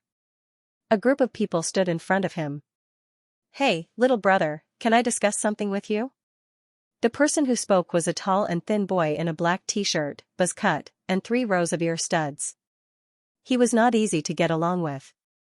He tapped his fingers on the table and smiled evilly. There was no look in his eyes at all. The classroom instantly quieted down. Those who were playing with their phones and chatting involuntarily looked over. Songyu was like a father to those gangsters on Lianyan Street. How could he be scared by a few high school students, but now he was a little confused by the dream. He lazily lifted his eyelids and said, "Speak." The tall and thin boy snorted and said, "Brother Ci wants to change seats with you." "Do you want to change seats?" "Brother Ci," Songyu woke up and opened his eyes. The tall and thin boy smiled ambiguously and said, "Do you know the Wang family?" "The Wang family of Jing City." "Brother Ci wants to change seats with you." Songyu was worried that he could not vent his anger. He also smiled happily. He twirled his pen and said disdainfully, "Wang Ci? Who?" The tall and thin boy stared at him silently. The people in the first class did not dare to breathe. It was so quiet that even the sound of a pen falling to the ground could be heard. They looked at Songyu as if he was a martyr. Was this person really stupid or just pretending to be stupid? That was the Wang family, which often appeared in Jing City TV station. It's normal that you don't know him. Now let's get to know each other. On the other side of the classroom, a slightly fat boy stood up and said with a fake smile, He had single eyelids, small eyes, and slightly thick lips. His simple and honest appearance on ordinary people's faces was particularly oily and evil on him. Wang Xi walked out of his seat and went straight to Song Yu. His eyes fell on him like a poisonous snake. "Kid, do me a favor. I want to change seats with you." Wang Xi had hit the muzzle of a gun this time. Coincidentally, Song Yu had such a dream. He gnashed his teeth in anger at the scumbags in gentle control. He smiled and said, "Why should I do you a favor?" Hiss. The whole class gasped. Song Yu was still saying lightly, "Because you have a big face?" The whole class, fierce, Wang Xi pulled up the corners of his mouth indifferently. He Tong and his group followed Wang Xi's lead. Now that he saw Song Yu's provocation, he immediately fell out with him and slammed the table. F***CKU. Stop talking nonsense. Do you want to change seats or not? But before he could do anything, Ma Xiaoding had already stood up and smashed a can on the ground. His voice was louder than his. F***CKU. Try to speak louder. The originally quiet and oppressive atmosphere of the class instantly became hostile.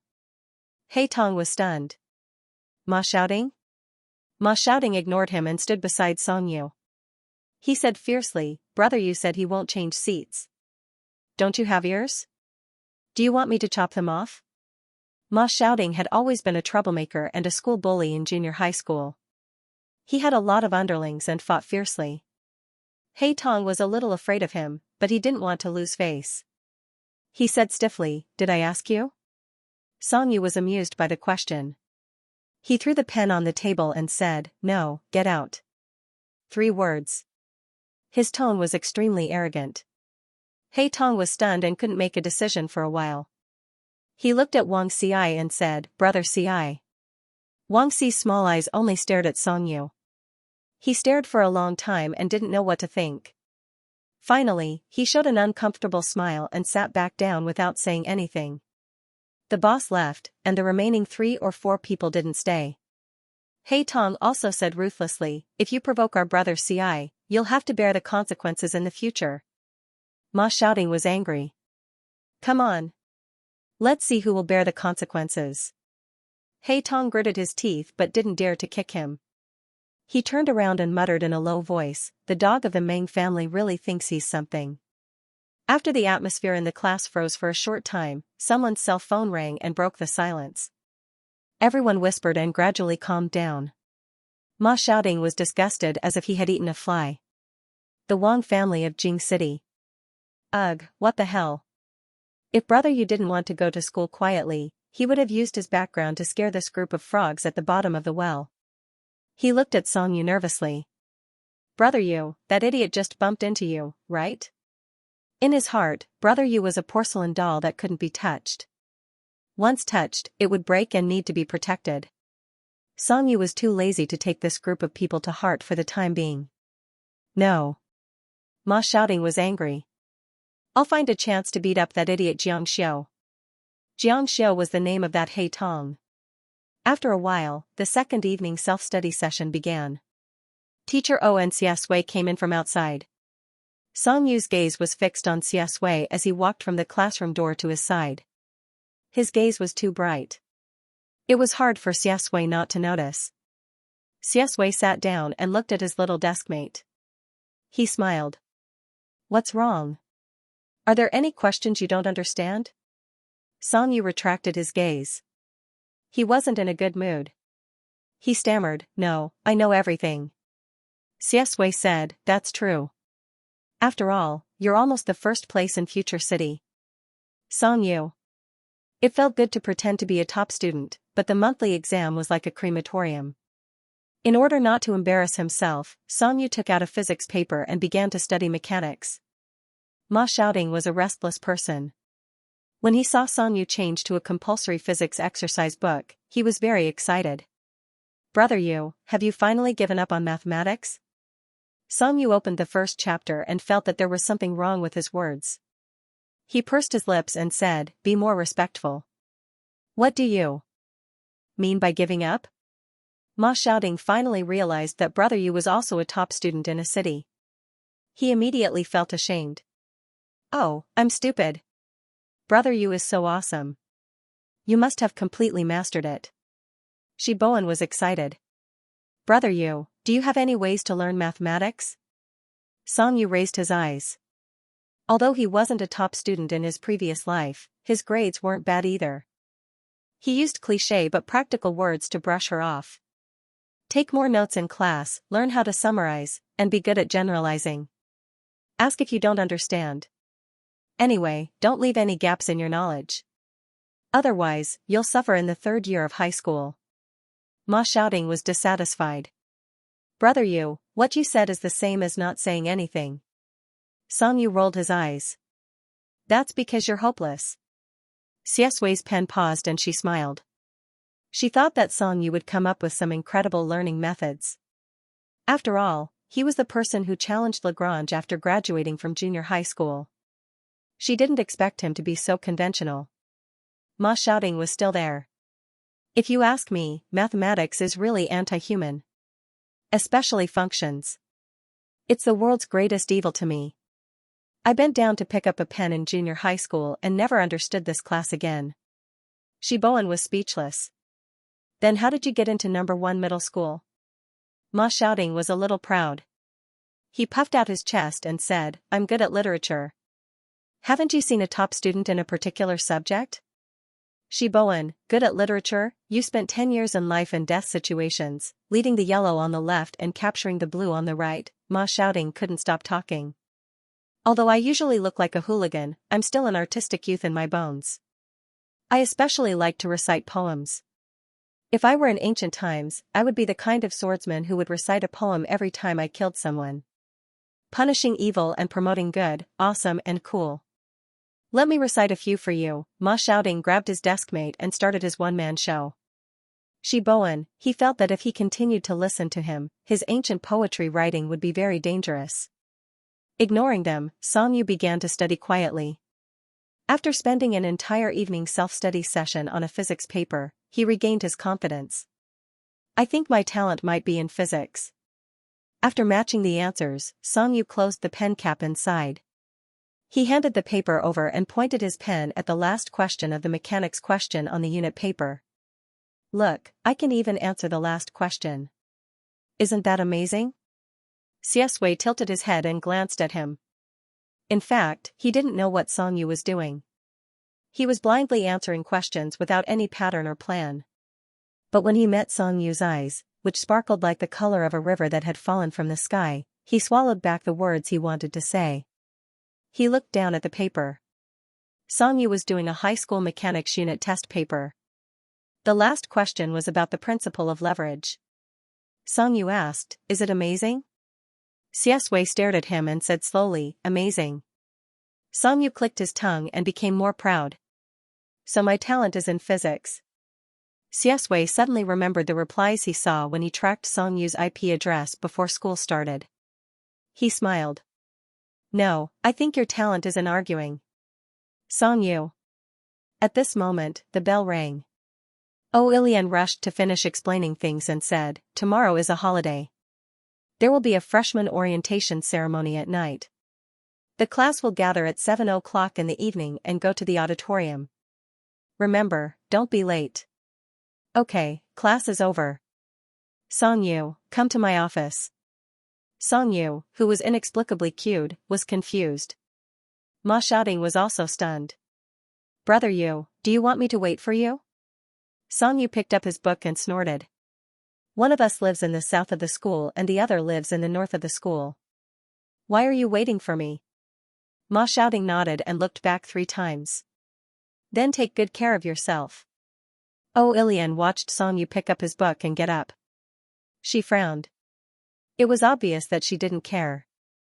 She didn't say a word and walked to the office in her high heels. In the office. Oh, Ilian didn't look at Song Yu. She looked at the name list. Song Yu, right? I heard from the principal that you are a special student and need special treatment. Although Oh Ilian's character in gentle control was not flattering, she was still a teacher after all. Moreover, she didn't do anything out of line. Song Yu wouldn't embarrass her. Hearing this, he shook his head. No, I don't need special treatment. Thank you, teacher. Oh, Ilian was expressionless. She held the red pen in her hand and drew twice. She said, how about I move your seat to the side of the podium? Your body is special and you need to be quiet. Without the noise of your deskmates, you can calm down. Songyu was expressionless. Aren't there no seats beside the podium? Oh, Ilian, I can specially arrange one for you. Songyu smiled. Thank you, teacher, but my lungs are not good. Oh, Ilian put down the pen and frowned. She was clearly showing her annoyance to Songyu. Her tone was cold. Xianxia came in as the first in the city. Don't you feel pressured sitting next to her? Songyu asked, then Wang Xi won't feel pressured sitting next to her? Oh, Ilian's thoughts were exposed. She didn't say anything and just stared at him. Songyu's eyes were clear and dark. When there was no smile at all, he looked arrogant and cold. Teacher, you called me to the office just to ask me to give my seat to Wang Xi? Oh, Ilian avoided the topic and said with a cold face, Songyu, is this the attitude you told your teacher? Is this how a student should behave? Songyu was too lazy to pay attention to her. He took out his phone. Since you are Xianxia's deskmate, why don't you ask his opinion? Oh, Ilian was flustered and exasperated. It's my business to talk to him. It's none of your business. We are talking about your attitude now. I just want you to change your seat, and you are arguing with me. Since you are so powerful, why don't you change classes? I don't want to care about people like you. Anyway, you will be the scum of society. Songyu didn't want to negotiate with her. He just tapped a few numbers. Beep, the phone rang. Songyu handed the phone to her. You can talk to the principal about changing classes. Oh, Ilian's words were choked in her throat. She looked at Songyu and wanted to tear off a layer of skin. She laughed angrily. You are threatening me. Do you really think I can't do anything to you? Songyu smiled. The phone was connected. The principal said kindly, You, why did you suddenly call me?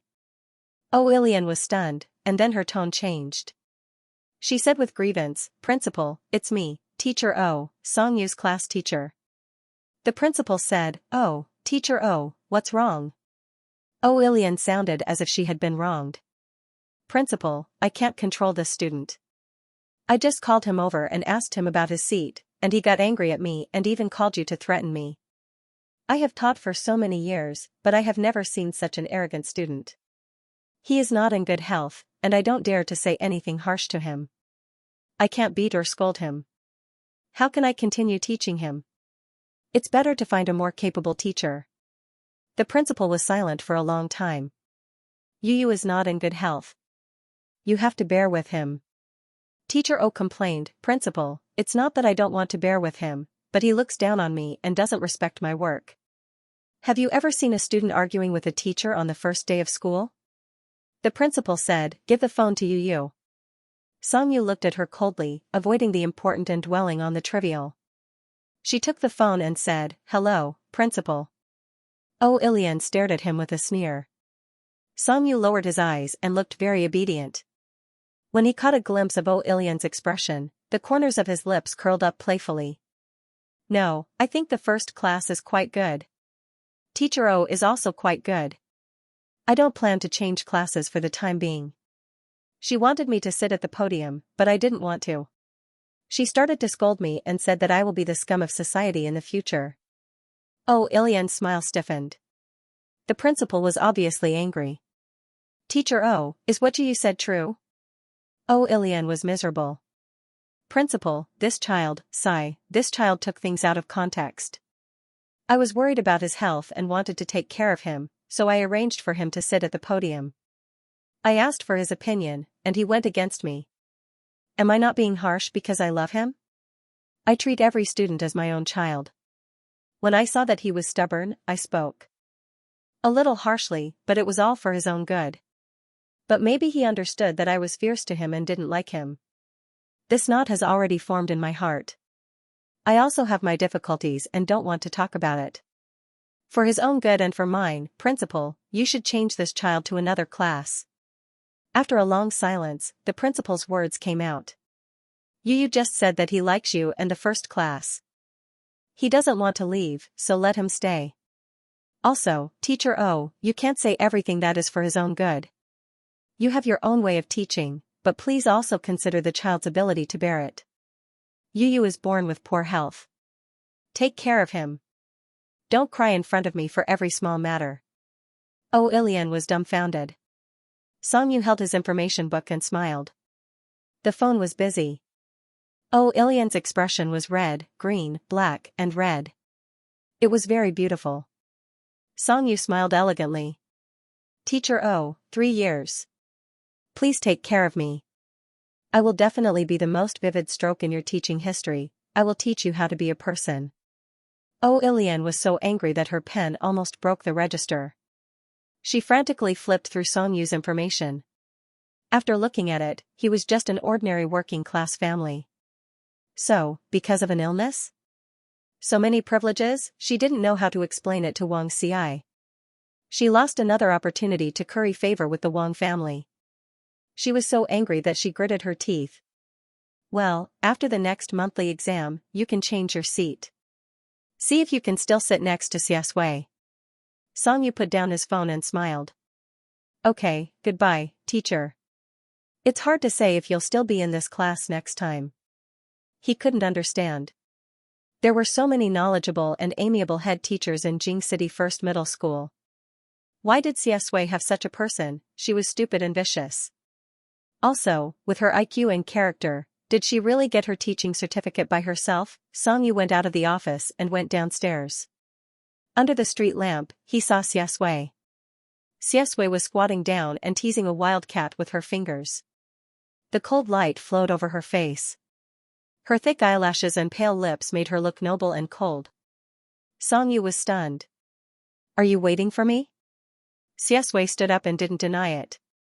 She just smiled. Are you hungry? Do you want to have something to eat? Songyu was indeed a little hungry. He nodded. He asked while walking. Don't you go back to the dormitory first? I live in the same apartment building as you. It's on the way. What the hell? Songyu opened his eyes wide. Why do you live in the same apartment? Xiaxia said lightly, it's arranged by the principal. Songyu understood. The treatment of the best in the city? Since the first year of high school, there was a special single room. Wait, was there such a setting in the original book? F*ck, he had such a bad memory. He had forgotten. Songyu didn't intend to tell Xiaxia about Oilian. Since he had decided to help him get rid of the nightmare of his last life, he didn't need to know about such a shady head teacher. The street behind the school was a snack street. At this time, many shops were closed, but the barbecue stalls were doing well. The squid sizzled and the aroma wafted through the street. Songyu was in high spirits. A skewer of grilled gluten, a portion of grilled rice cake, a portion of grilled leeks, and a pair of grilled wings. Xiaxia stopped him helplessly. That's enough. Don't eat too much tonight. She turned to the stall owner and said, just grilled gluten and grilled rice cake for him. Songyu twitched the corner of his mouth. Let him be. The stall owner shouted discontentedly, young man, do you think I'm your girlfriend? Songyu had already moved to the battlefield to buy Odin. When Xiaxia heard this, he let out a playful smile, but no one could see the emotions in his pitch-black eyes. Do they look alike? The stall owner lost half of his business. He rolled his eyes and complained, yes. Why don't they look alike? When Songyu came back with the Odin, the rice cake and vegetables had already been grilled. He was busy, so he gave the book to Xiaxia first. Eating fish balls, they walked on the avenue of No. 1 Middle School. Thinking of the evening self-study, Songyu suddenly felt amused. He chewed and asked vaguely, are you really afraid that I'll surpass you? Xiaxia couldn't follow his train of thought. What? Songyu said, the No. 1. In the city. Looking at his bright eyes, which were smiling. Xiaxia couldn't help but think of the way he gritted his teeth when he was doing the questions. Amused, she lowered her eyes and looked at him quietly. I'm afraid, he dragged his voice. Looking at Songyu's gradually surprised expression, she slowly said the following words, teasing him. I'm afraid that you'll cry. Songyu? He threw the skewer into the trash can and said in disbelief, "Do you think I'm a man who cries for mathematics?" He was willing to add 10 points to his crying. The key was that mathematics, physics, and chemistry didn't believe in tears. Xianxia changed the topic. "Do you care about your studies a lot?" Songyu was reminded of something sad. He looked at the sky and said, "It's not me who cares. It's my dad who cares. He threatened me that if I don't study hard, he'll go home and farm. He wants me to be in the top 100 in the monthly exam. I got 350 in the middle school examination. Isn't he thinking too highly of me?" Xianxia remembered that Songyu had an older brother. The burden of the Song family would not fall on his shoulders. It could be said that the Song family doted on this sickly youngest son to the heavens. Perhaps only that kind of love could nurture such a pure, kind, and sincere soul. However, Xianxia lowered her eyes and smiled faintly. It was close to 800. Sure enough, it didn't reach 400. Songyu continued to look at the sky. He never thought that one day he would be distressed about his studies. He bit the skewer and asked, "How many points do I need to be in the top 100? Xianxia really couldn't answer this question. The prodigy standing at the top of the pyramid couldn't understand the hardships of the ordinary top students below. "You can." The only thing he could give was a casual, understated encouragement. Songyu sighed. "Forget it. Anyway, I have you as my deskmate. If I don't know, I'll ask you more. My grades will always improve." Xianxia looked at Songyu in amusement. "Okay, but don't ask Lagrange." "Songyu? Why?" Xianxia said faintly, "It's useless. You can't use it, and you can't understand it. Songyu. Now she's looking down on me." In the teacher's apartment, Songyu lived on the 4th floor, and Xianxia lived on the 3rd floor. Coincidentally, they were both in the corner. They were the upper and lower tenants. Songyu was shocked when he heard the news. Then he concluded, "Then if I don't jump off the balcony, I'll jump off your balcony?" Xianxia looked at him faintly. "Don't court death." Songyu clicked his tongue. "I'll jump down to ask you questions." "How can you call it courting death when it's related to my studies?" He pushed him into the door. Xianxia stood at the door. The light was half bright and half dark. His half-smile had a hint of ruthlessness. It was shockingly beautiful.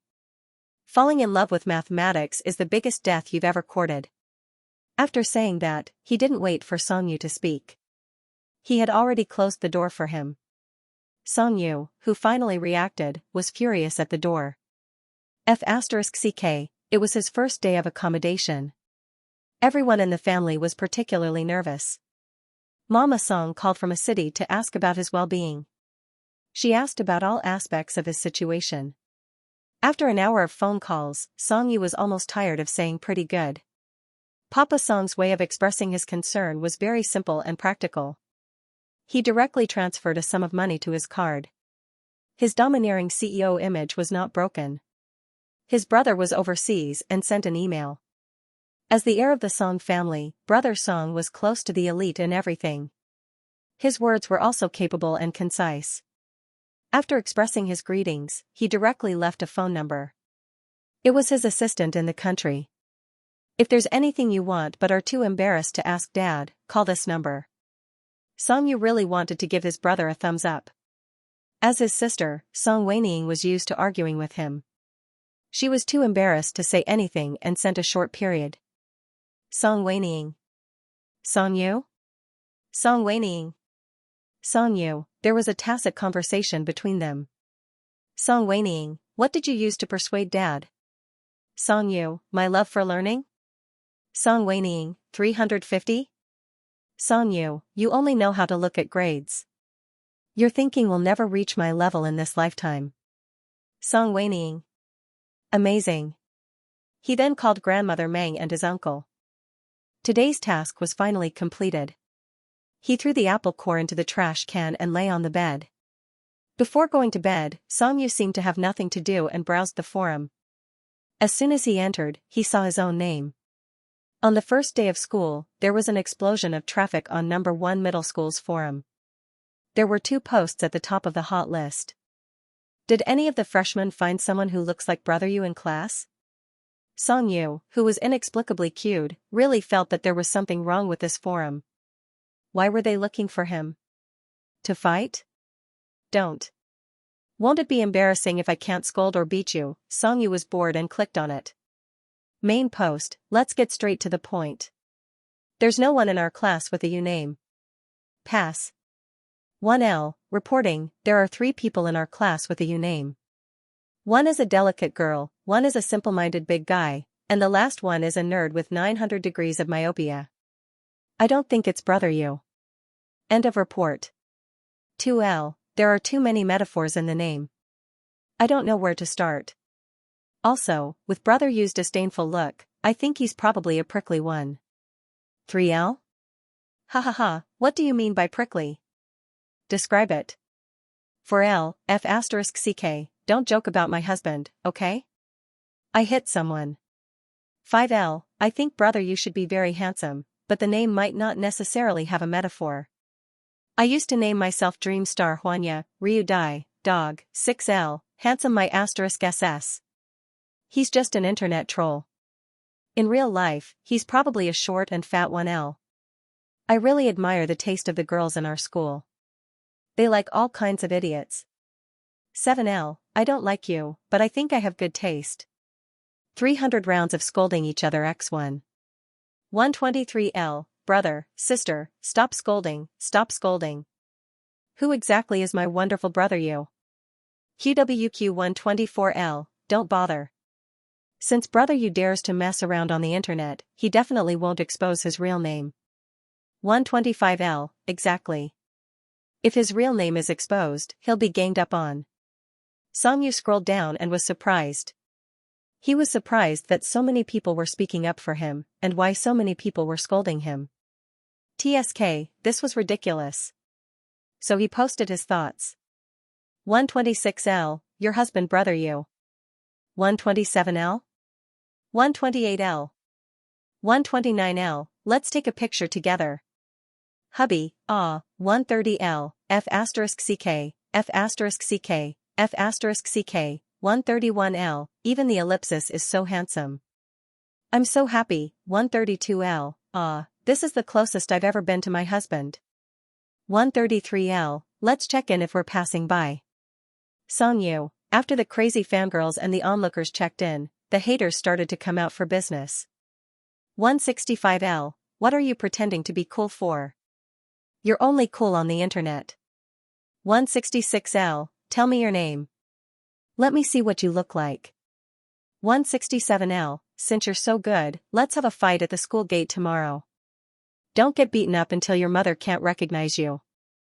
168L, I'm dying of laughter. Are you worthy of meeting my brother you? 169L, idiot, go ahead and scold him. If you don't become a fan, it's my loss. 300 rounds of scolding each other x2 inch they're scolding me again? The corner of Song Yu's eyes twitched. They were spamming so fast that Song Yu couldn't even flip through them. He was dazzled by them, so he simply left.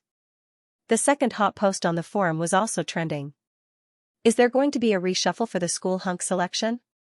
In the main building, if the selection of the school hunk doesn't include me, what kind of selection is that? Without hesitation, he uploaded the picture. 1L, picture, 2L, picture. In just 2 minutes, the post had already flipped through a page. Screams and shouts flooded the screen. Aha! I'll show my sisters how to die on the spot. Ah, these eyelashes, these eyes, these temperaments are driving me crazy. Sob, sob, sob, what kind of godly appearance is this? I don't deserve to breathe the same air as him. Oh my god, my hands are still trembling. The moment I clicked in, I really felt like my heart stopped for a moment. There were crazy screams and cries, as well as all kinds of flattery. Song Yu's finger stopped on the photo of Xianxia in the main building. It should be a candid shot.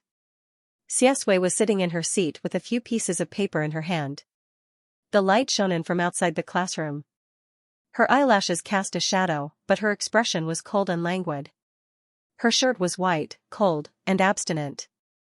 She looked like a campus Prince Charming in all the school novels.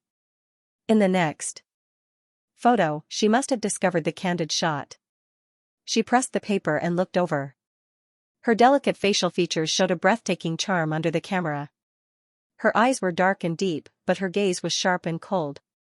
Her peach blossom eyes didn't smile, which made her look cold and distant, especially difficult to approach. The main character is still handsome. Xianxia sighed. After teaching Zhu Zixing a lesson last time, those rumors didn't spread from junior high to senior high.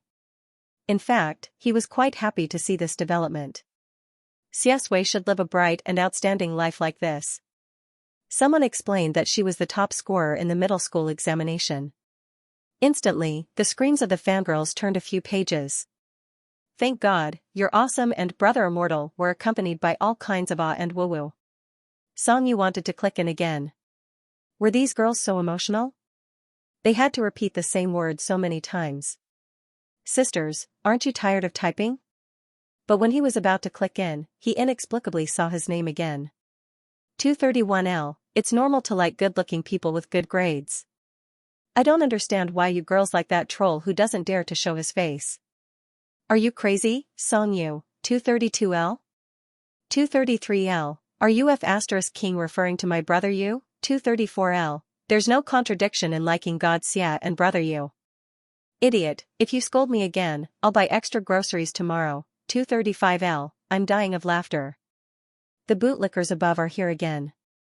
If you're so awesome, let your brother you get first place in the city and be the most handsome guy in school.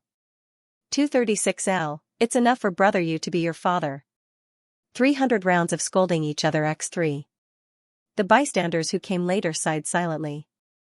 512L, your brother you is really a man who brings with him a storm of blood, melon eating. 513L, brother you is the spokesperson of the storm of blood. Xianxia, on the forum, the words God Xia and brother you caused a storm of blood.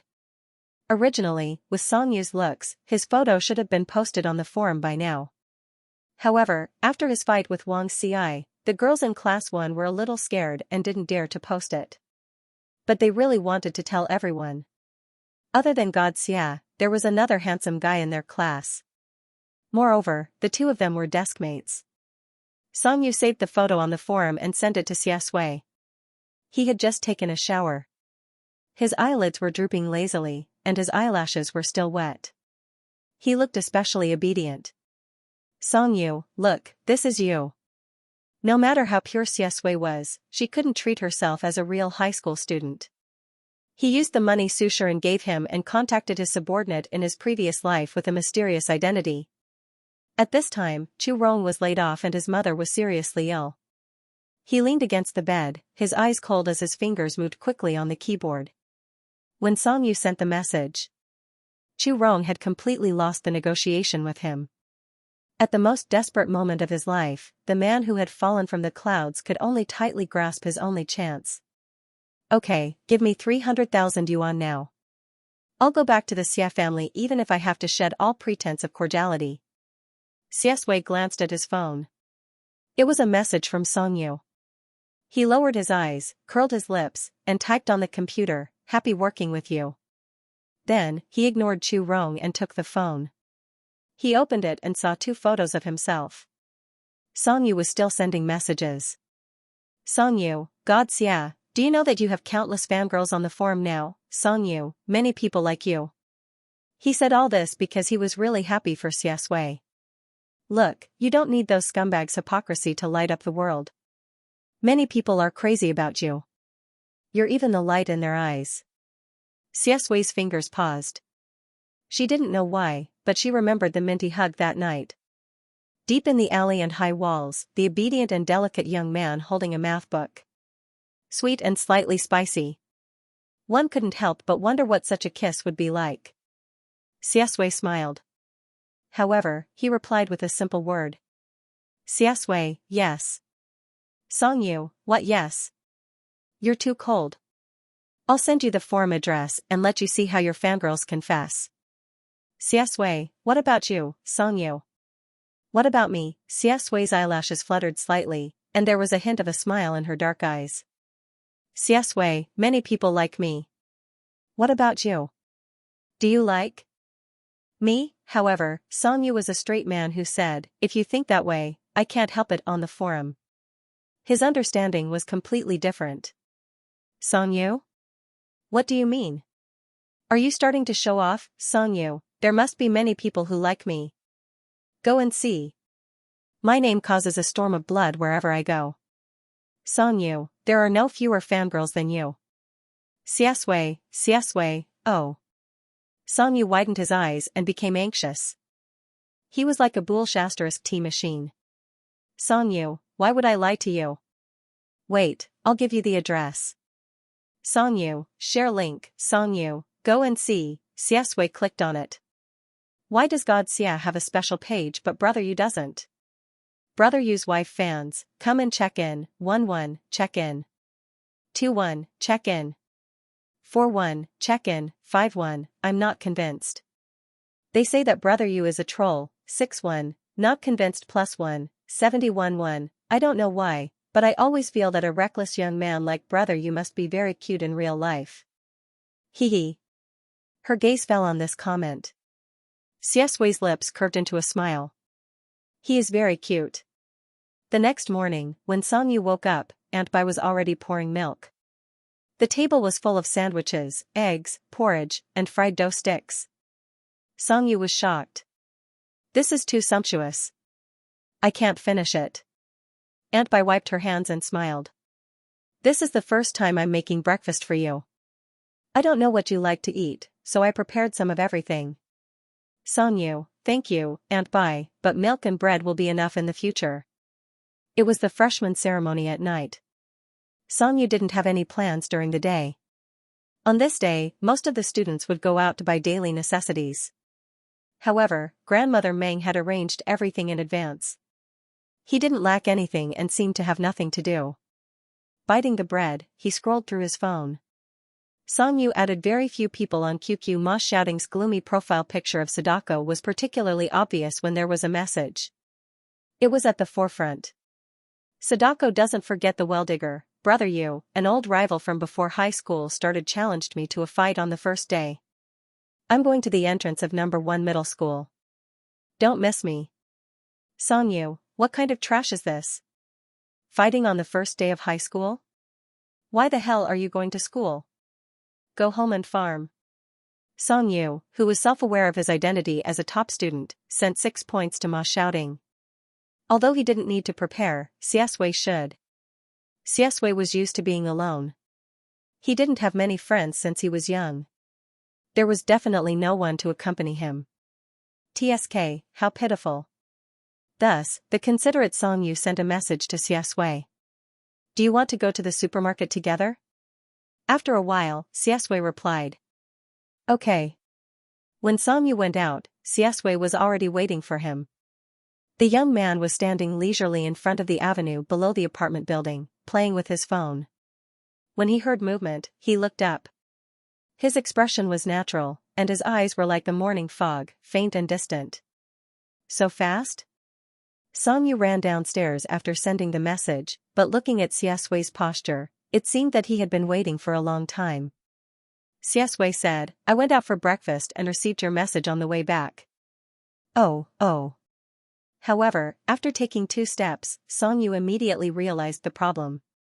He stopped and turned around. You came back after breakfast. You didn't plan to go out today? Xianxia said lightly, yes, I didn't plan to. I'll accompany you. Xianxia, so in the end, he was moved and thought that he was being considerate. The two of them didn't have anything to buy, so shopping was very boring. Xianxia didn't want to come here for nothing, so he simply bought a lot of things in the snack section. There were many girls gathered here. They were wearing number 1 middle school's uniforms, and their eyes were crazily glancing at them. Their gazes were so hot that it was difficult for Xianxia not to notice. From time to time, he would look behind him. However, as soon as he turned around, they would immediately pretend to chat and play with their phones. He couldn't catch them at all. Did you notice that they've been looking at us? Xianxia covered his face with a bag of potato chips and whispered in Xianxia's ear. Xianxia, I noticed. Xianxia, their gazes gave me goosebumps. F***ck, did you see that? They seemed to be even more excited.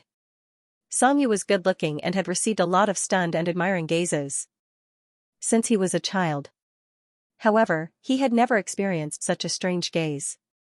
It was strange and hot, and the excitement in it made his scalp tingle. Xianxia glanced in that direction indifferently. He was tall and had long legs. His aura was so strong that it scared the girls and made them turn around silently.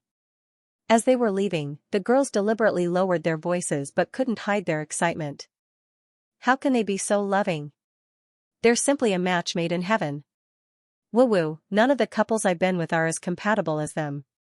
What's so romantic about going to the supermarket together? Xianxia, who heard it clearly, was speechless. He held the bag of potato chips and turned his head in disbelief. His eyes widened in disbelief. Did you hear that? Xianxia nodded. Xianxia, you're not angry? Xianxia lowered his eyes and looked indifferent. Do you want this bag of potato chips? Xianxia felt that he was making a mountain out of a molehill because of his attitude. Who cares what others say? He scratched his head and looked down at the shopping cart. There was no such flavor yet. He nodded. Yes, yes, yes. He walked to the other side. Xianxia saw the mint candy on the shelf and his eyes lit up. Gee, this. I especially liked to eat it when I was a child. Xianxia smiled. For Xianxia, going to the supermarket with someone was a very novel experience. It was novel and boring. He began to remember something in his heart. From some of Xianxia's subtle expressions and movements, he could guess his favorite colors, things, and flavors. It was boring, but not boring. For Xianxia, it was too easy to please someone. The depressing and gloomy childhood and the terrible and disgusting school days had affected him neither too much nor too little. He used to be sensitive and had an inferiority complex, and his emotions were easily manipulated by others. In the end, he became someone who could control other people's emotions. He looked at the time. 40 minutes. He walked out of the supermarket. Xianxia asked, Do you want to go to my place for lunch? Xianxia smiled. Thank you, but no. Xianxia was carrying a particularly large bag full of snacks. The summer heat in September had not yet dissipated. After walking a few steps to the bus stop, his face was a little red and hot. When had the young master of a city, who never left his house, ever suffered like this? But he did not want to call for a taxi. Xianxia was very busy. He had to check the bus routes with his mobile phone and look at the bus stop signs. He was also carrying a particularly heavy bag in his hand. He was annoyed by the chirping of the cicadas on the tree and frowned. Xianxia rolled up his sleeves, revealing his white and strong arms. He took the bag of snacks from his hand. You check it. I'll take it first. Xianxia felt that it was not heavy, so he simply gave it to him. Bus 7, bus 258. In the eyes of the people waiting for the bus next to them, it had a different meaning. The two girls, who were wearing skirts and carrying backpacks, looked at each other and read the deep annoyance in each other's eyes. That's too considerate. When did my boyfriend have such good eyesight? It'll probably take a long time. I think you'd better change to another one. It'll be faster. Hey, you're so annoying. You're starting to persuade him? After the two laughed for a while, bus 7 arrived. The girl in the yellow skirt was about to get on, but she was stopped by the girl behind her. Don't. Bus 7 is the main entrance. There's a fight. We'll take bus 305. The girl in the yellow skirt was stunned. A fight? Who? The girl behind pursed her lips. I don't know. Someone in the dormitory group told me. They're in the alley opposite the main entrance. They're holding knives and bricks. They seem very fierce. It's better to avoid them. Xianxia, who had taken a step forward, stopped in his tracks. The corners of his mouth twitched, and his expression was a little ugly. Were high school students so serious when fighting nowadays? Xianxia said, Wait a minute. Xianxia directly called Ma, shouting. The call was immediately connected. The environment on Ma's shouting side was a little noisy. Xianxia said coldly, You've been fighting all morning and you're still not done? Ma shouting roared in a very aggrieved manner. No, Brother you. We were fighting at the school gate and were caught by the security guards. I don't know which nosy passerby complained. Now we've moved to an internet cafe. Xianxia was stunned for a second. You guys fought at an internet cafe? Ma shouting, yes. We put down our knives and guns and decided to have an esports match between men. Xianxia, he was just about to hang up the phone. Suddenly, Ma shouting lowered his voice by a few degrees. Brother you, come quickly, come quickly. When I arrived at the internet cafe, I found Zhu Zhixing there too. Let's teach him a lesson together. Xianxia thought for a long time before he remembered who Zhu Zhixing was. He bared his teeth and laughed angrily. I remember, I said, I want you to remember Wang Hoxiong and not Zhu Zhixing. Before he could finish speaking, Ma shouting had already added with righteous indignation, damn it, this idiot is now following behind that second-year school bully like a bootlicker. Chen Jijia's goddess is interested in Xiaxue. They're now planning to beat Xiaxue up in front of that woman. Zhu Zhixing said that he knew that Xiaxue only had an elderly person in her family. She didn't have a father or a mother. They could do whatever they wanted to Xiaxue as long as she didn't die. If Xiaxue dared to call the police, she would threaten him with his grandmother. F***ck. What are you talking about? After I finish this set of best-of-5 matches with Dog Tang, I'll teach him a lesson. Brother you, do you want to come with me? Xianxia swallowed the rest of his words. He gritted his teeth. There was a cold light in his eyes and his voice was cold. Come, give me the address. He hung up the phone and turned to look at Xiaxue. He thought for a moment and said, I'm going to beat someone up later. Do you want to come with me? Xiaxue, he felt that Xianxia really came to Jing City First High School to be a school bully. Xiaxue suddenly felt very interested. She quietly stared at him with her dark eyes. After a long time, she smiled and said, yes. Ma shouting sent him the address. It was on Linqing Road near No. 1 Middle School. It was a leisure and entertainment street. Internet cafes, chess rooms, karaoke rooms, billiard halls, etc. It was a place where many students of No. 1 Middle School played after class. It was also a gathering place for hooligans. After Xianxia got out of the car, he looked around but couldn't find the place. So he asked Ma shouting. I'm at Linqing Road. What's the exact location? Sadako's profile picture paused for a long time. For a moment, Ma shouting didn't know how to describe it. This place was too remote and there were no landmarks. Finally, he glanced outside. With a flash of inspiration, the artistic youth in him was eager to give it a try. Sadako doesn't forget the well-digger, brother you, look up at the sky. Xianxia held his phone in a daze for a few seconds. For some reason, he listened to him and looked up at the sky. Some birds were perched on the telephone poles. The blue sky was endless and there were a few clouds floating. There was nothing special. When he looked carefully, he didn't see the window of the building poking its head out to wave at him. Xianxia didn't know what was going on and typed. Ma shouting replied very quickly this time. Do you see a cloud that looks like cotton candy? Xianxia, Ma shouting was overjoyed. I'm on the right side of that cloud. Follow it and you'll find me. Brother you, I'm about to start. Talk to you later. Xianxia, he was crazy. Xiaxue looked at his expression and smiled gently. What's wrong? Xianxia turned off his phone and said expressionlessly, nothing. It's just that there might be one more person fighting. Xiaxue laughed and asked gently, what's the name of the internet cafe? Xianxia thought for a while. It's something like Hua. Xiaxue looked up and looked at the street. Jing City was a place that he remembered very clearly when he was young. In order to make money, he basically ran all over the area near No. 1 Middle School. He quickly remembered the name of the internet cafe that was remote and not easy to be discovered by teachers. His eyes narrowed slightly. Carrying the plastic bag, he took a step forward with his long legs. Follow me.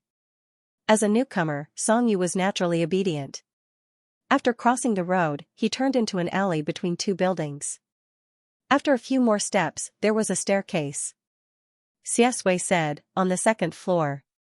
Xianxia opened his mouth wide in surprise. This internet cafe is so remote. How did you know? Xiaxue smiled.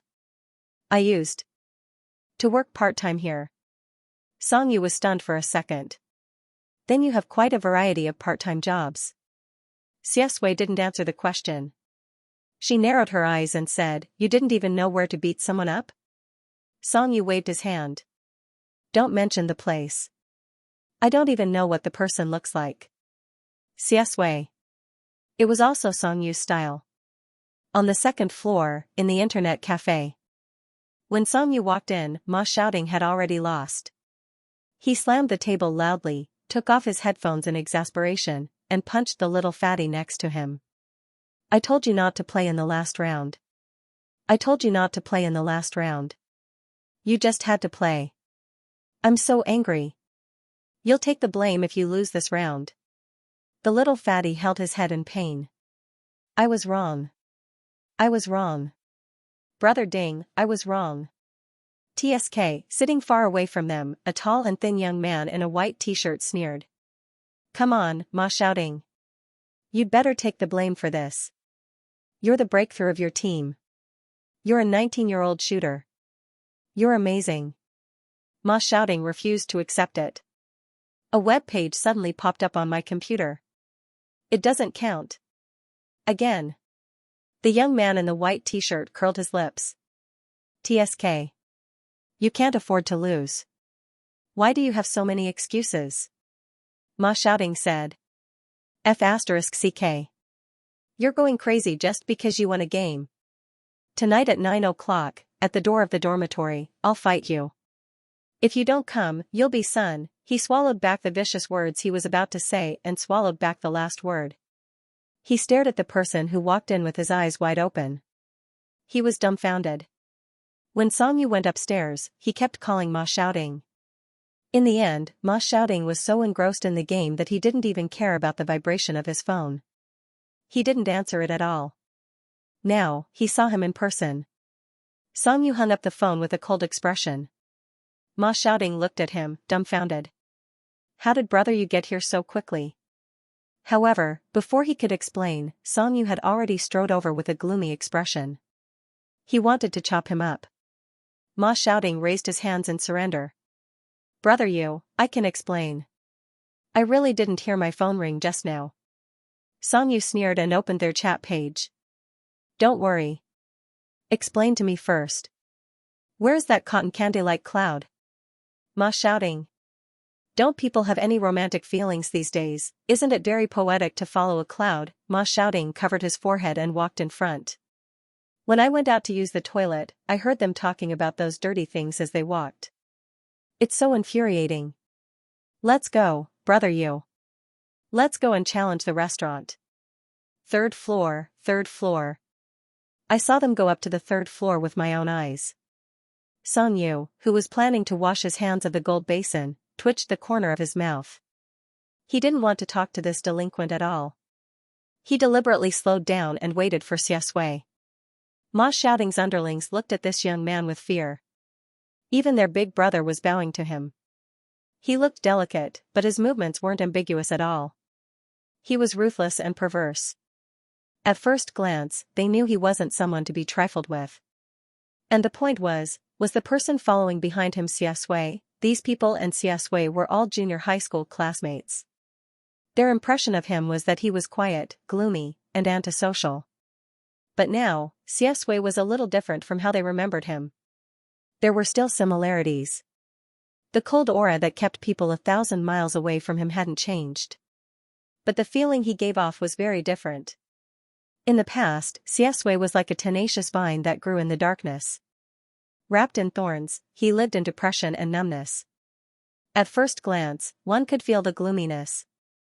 But now, it was different. That gloominess had become an indescribable temperament. His every move was very elegant and calm. Whether or not he was smiling, his eyes were a little cold, casual, and dangerous. The underlings followed behind him in silence. Songyu looked up and asked him in the corridor, Do you remember what I told you about beating Zhu Zixing when school started? Xiaxue stopped in his tracks and came to a conclusion in an instant.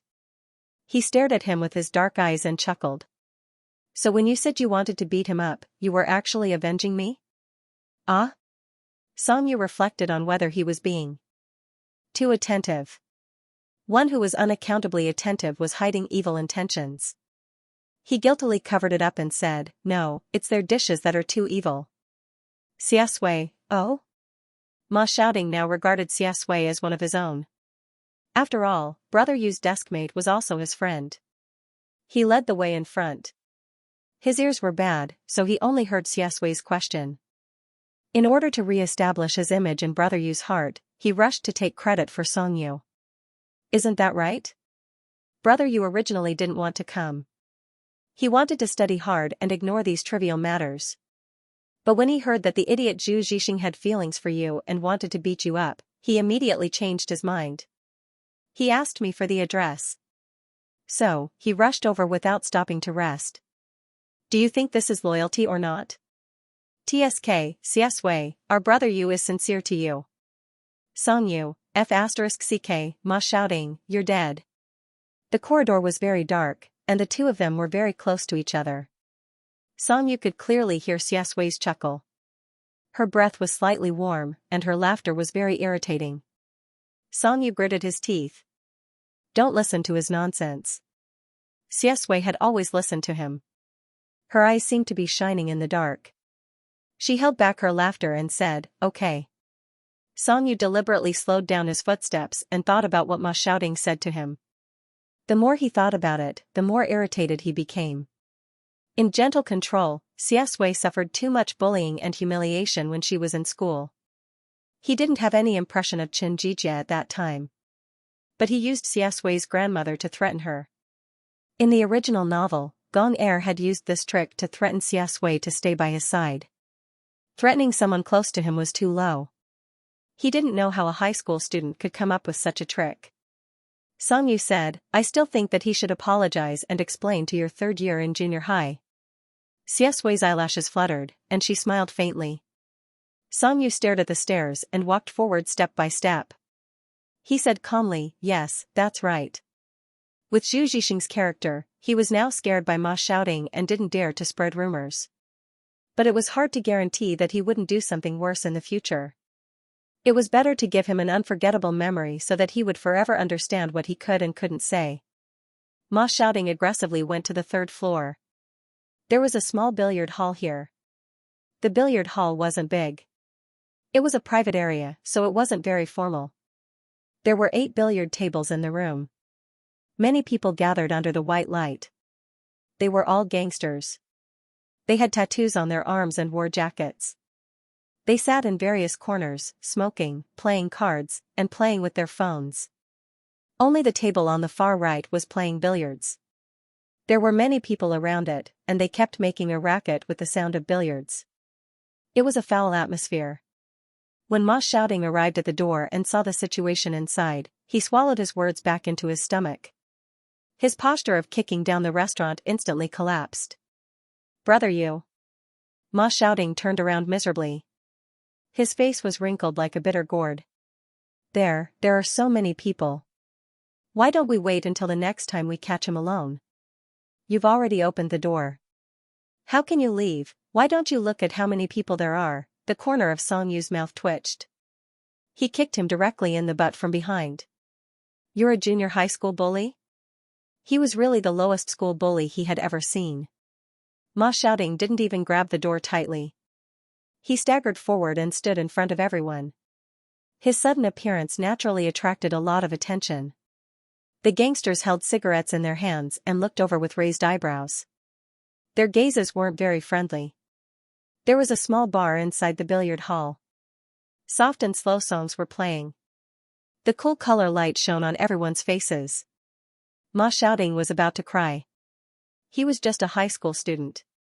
Where did he get the guts to pretend to be a big boss in front of this group of adult gangsters? He subconsciously looked back and swallowed his saliva. His legs were trembling. Could he escape now? A young man with a dirty braid put out his cigarette. Looking at his panicked appearance, he whistled and mocked, "Kid, you've come to the wrong place. The internet cafe is on the 2nd floor. This is not a place for good students." Ma Xiaoding didn't dare to answer him. He looked at Songyu for help. Songyu glanced at him and said lightly, "Good for you." He took a step forward and replaced Ma Xiaoting as the center of attention. The young man was tall and straight, wearing a white shirt and black pants. His hair and pupils were light brown, his eyelashes were long and curly, and his skin was delicate.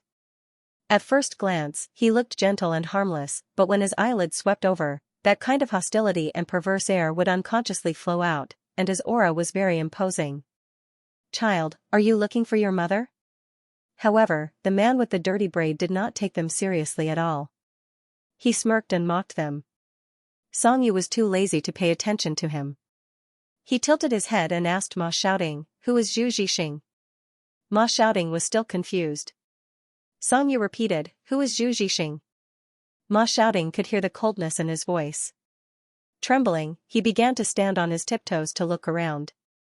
However, there were too many people gathered here, and it was very noisy.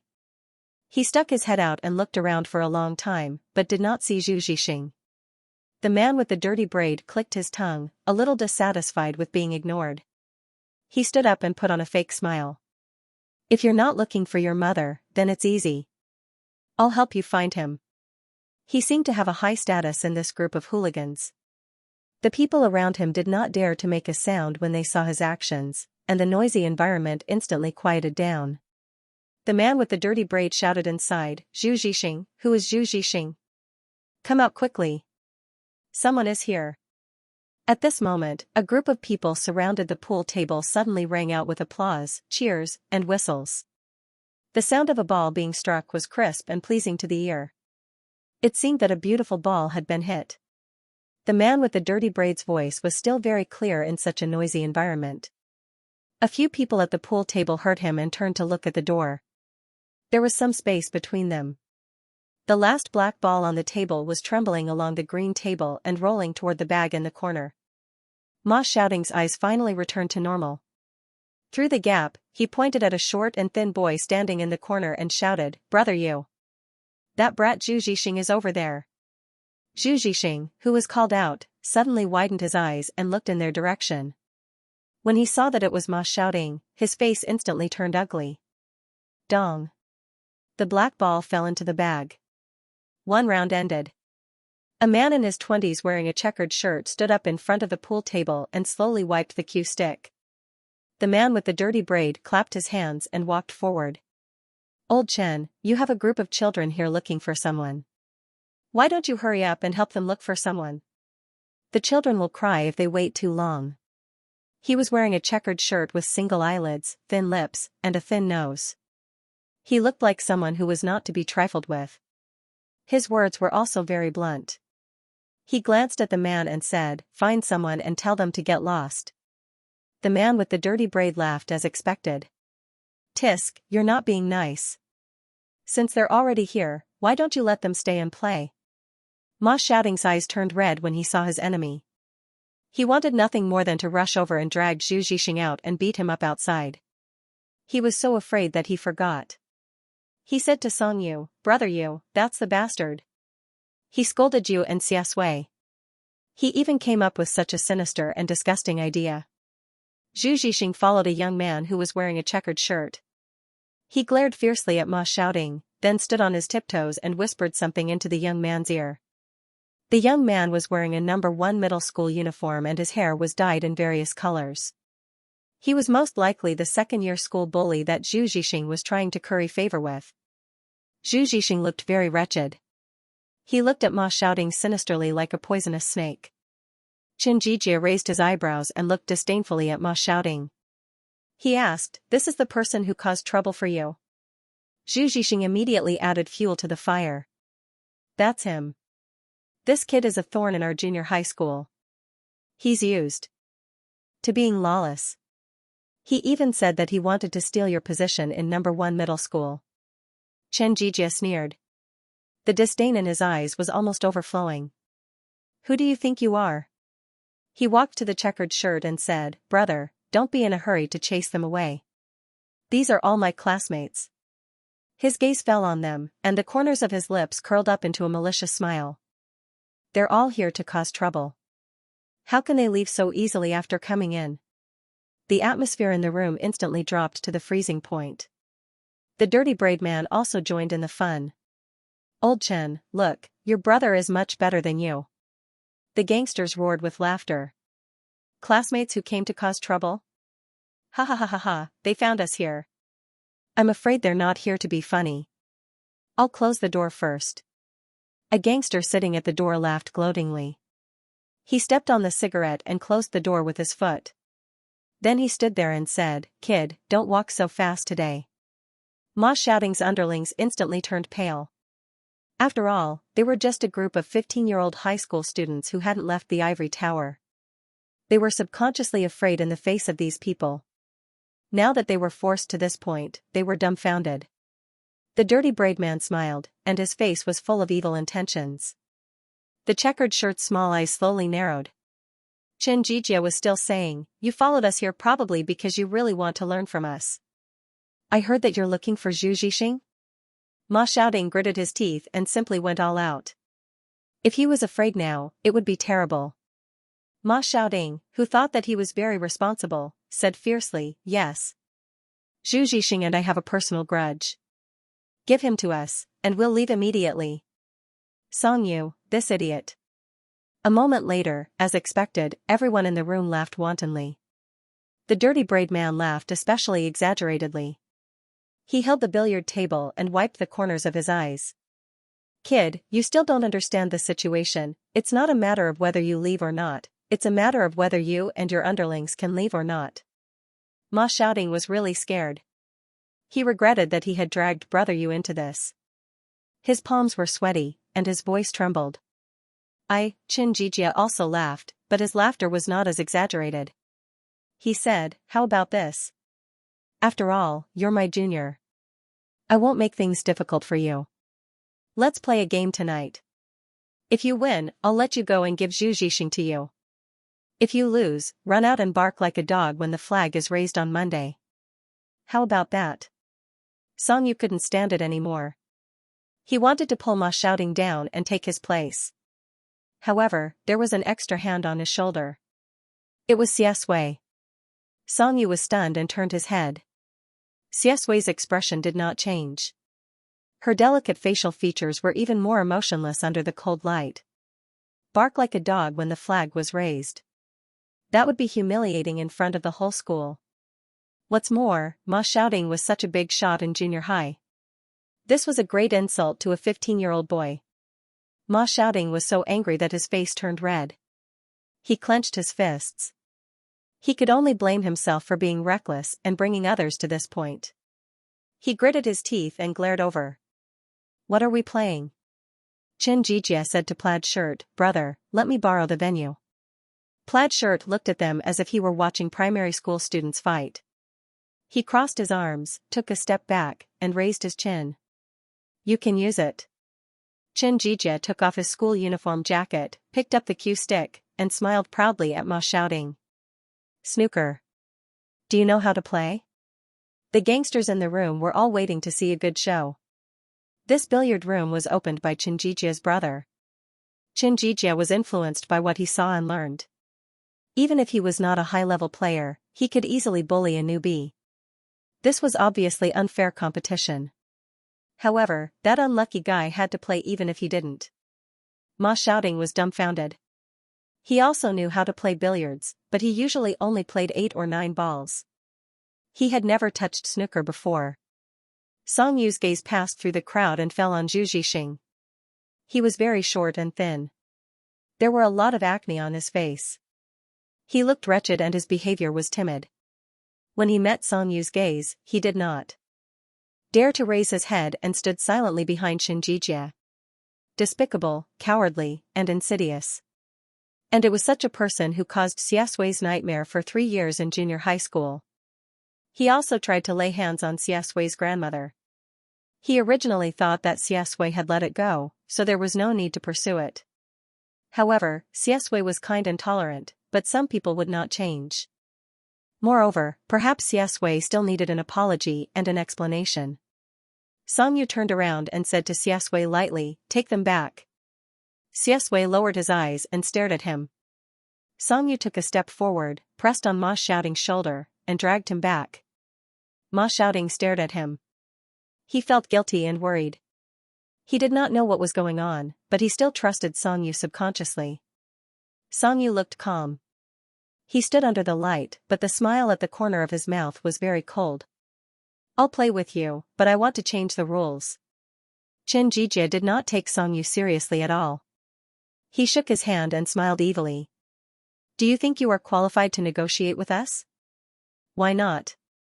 Xianxia suddenly reached out and grabbed the other end of the cue stick. He took 2 steps forward and pulled Xianxia in front of him, grabbing his clothes. His smile was ruffian and cold. You can try. You guys can play with me. The gangsters who were watching from the side all stopped joking around, and their expressions turned serious. Xianxia's move just now was so fast that it was obvious that he was a martial artist. Xianxia's face turned red. He felt that he had lost all his face. He wanted to struggle and resist, but the hand that grabbed his collar was like iron. It only made him breathe heavily and almost suffocate. The man with the dirty braid stepped forward. It seemed that he wanted to break the two of them apart. Xianxia had already pulled the cue stick out of Xianxia's hand. He raised his arm and the tip stopped in front of the man's eyes. It was 1 centimeter away. The man with the dirty braid instantly froze. He stared at the side of Xianxia's face. However, Xianxia did not even look at him. The more indifferent he was, the more frightening it was. Xianxia said, I must take Xu Zhixing away today. There's no need to add it to the rules. So change the rules. If I win, you bark under the national flag. If I lose, I accept the punishment. Those who humiliate others will be humiliated by others. I'll teach you a lesson today. Xianxia got a chance to breathe. He stepped back and was burning with anger. Brother! I don't want to play anymore. Kill him. The man with the checkered shirt also lost his carefree expression. He stepped forward and said gloomily, Little brat, you're too arrogant. Xianxia raised his eyebrows and smiled modestly. It's okay. Still the same sentence. Anyway, he never lacked a fight. F***K, the man with the checkered shirt had a bad temper. His expression changed and he punched him. The people around naturally could not stand there foolishly. Of course, they rushed forward and tried to hold Xianxia down from all directions. Brother you! Ma Xiaoting's expression changed greatly. He rushed forward and roared, do you know who he is? If you dare to touch him, you won't be able to survive in Jing City in the future. The man with the dirty braid was so angry that he wanted to vomit blood. He grabbed Ma Xiaoting outside and sneered, what era is this? This is my territory. I'm not afraid even if the King of Heaven comes. Brother you! Ma Xiaoting was angry and furious. In his heart, Xianxia had always been a porcelain doll, the kind that would break at the slightest touch. What if something bad happened to him? How could he explain it to his father? The Meng family had saved their lives. How could he explain it to old Madame Meng? The man with the dirty braid shouted to the back, hold these kids down. Don't let them help. Ma Xiaoting was so anxious that his eyes almost turned red. He struggled to break free from the man with the dirty braid. Damn you, let me go. The Meng family. If you mess with him, you mess with the Meng family. The man with the dirty braid sneered. In fact, for ordinary people, the Meng family was too distant. They were not in that circle, so they would not know it. Ma Xiaoting's heart was filled with despair. He regretted his actions. He should not have called Brother Yu over without knowing anything. This time, he had kicked an iron plate. Xiesui was not very anxious. He stood aside. His dark eyes were as deep as the first snow, but he was serious. He always felt that this kid would give him a lot of surprises. There was a scuffle around the billiard table. You are crazy. You are crazy, ah. What sounded was the screams of the young people. The sound of broken arms was accompanied by the screams. The kicks were so fierce that they seemed to be accompanied by wind. Xianxia looked at them and remembered his rebellious and reckless school days. He was born in a good family in the original world. He grew up in a military compound.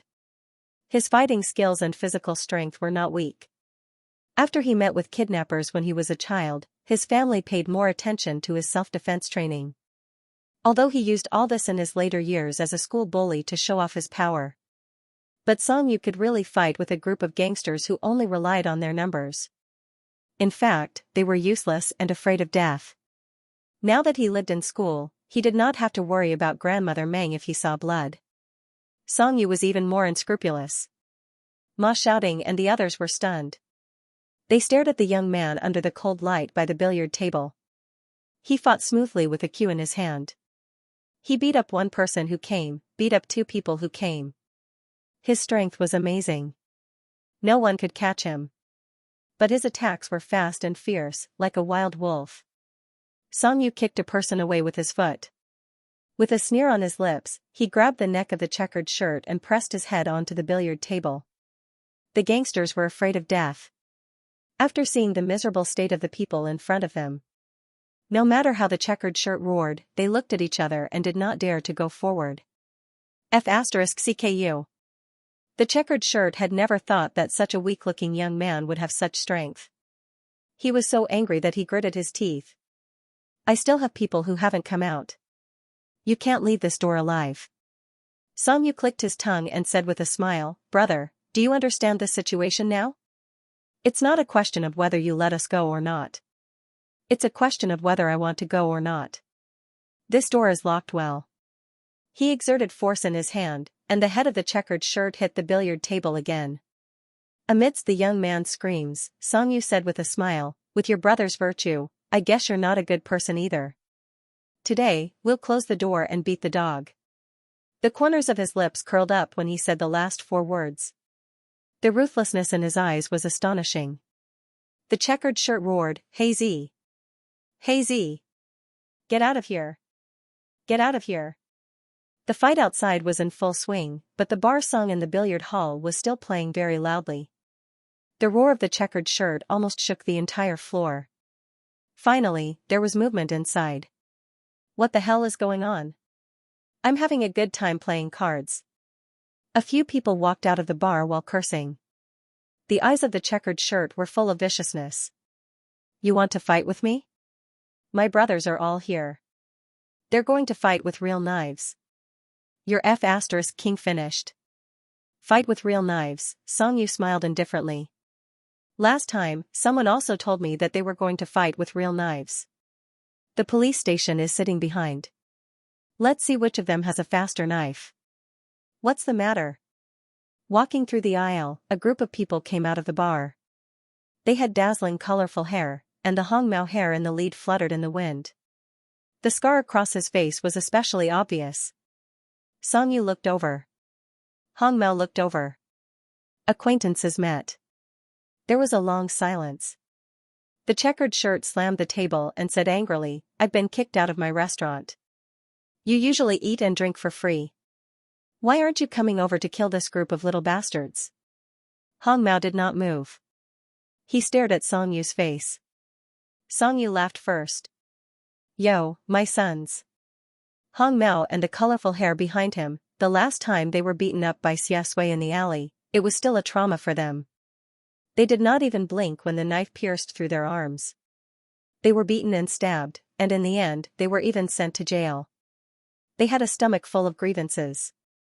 And looking at Song Yu's current posture, as well as the group of panic-stricken trash next to him, they knew that this was not simple either. Both of them were troublemakers. They fought ruthlessly and did not care about their lives. They even called the police.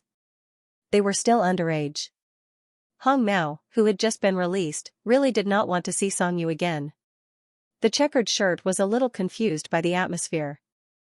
Hongmao stared at the situation in front of him for a long time, not knowing what to do. He glanced back. Some of his underlings were still injured. When they saw Song Yu, it was as if they had seen the god of plague. They all consciously retreated a little. Hongmao. Song Yu had already let go of the checkered shirt. The checkered shirt no longer had the energy to show off. He retreated and panted heavily.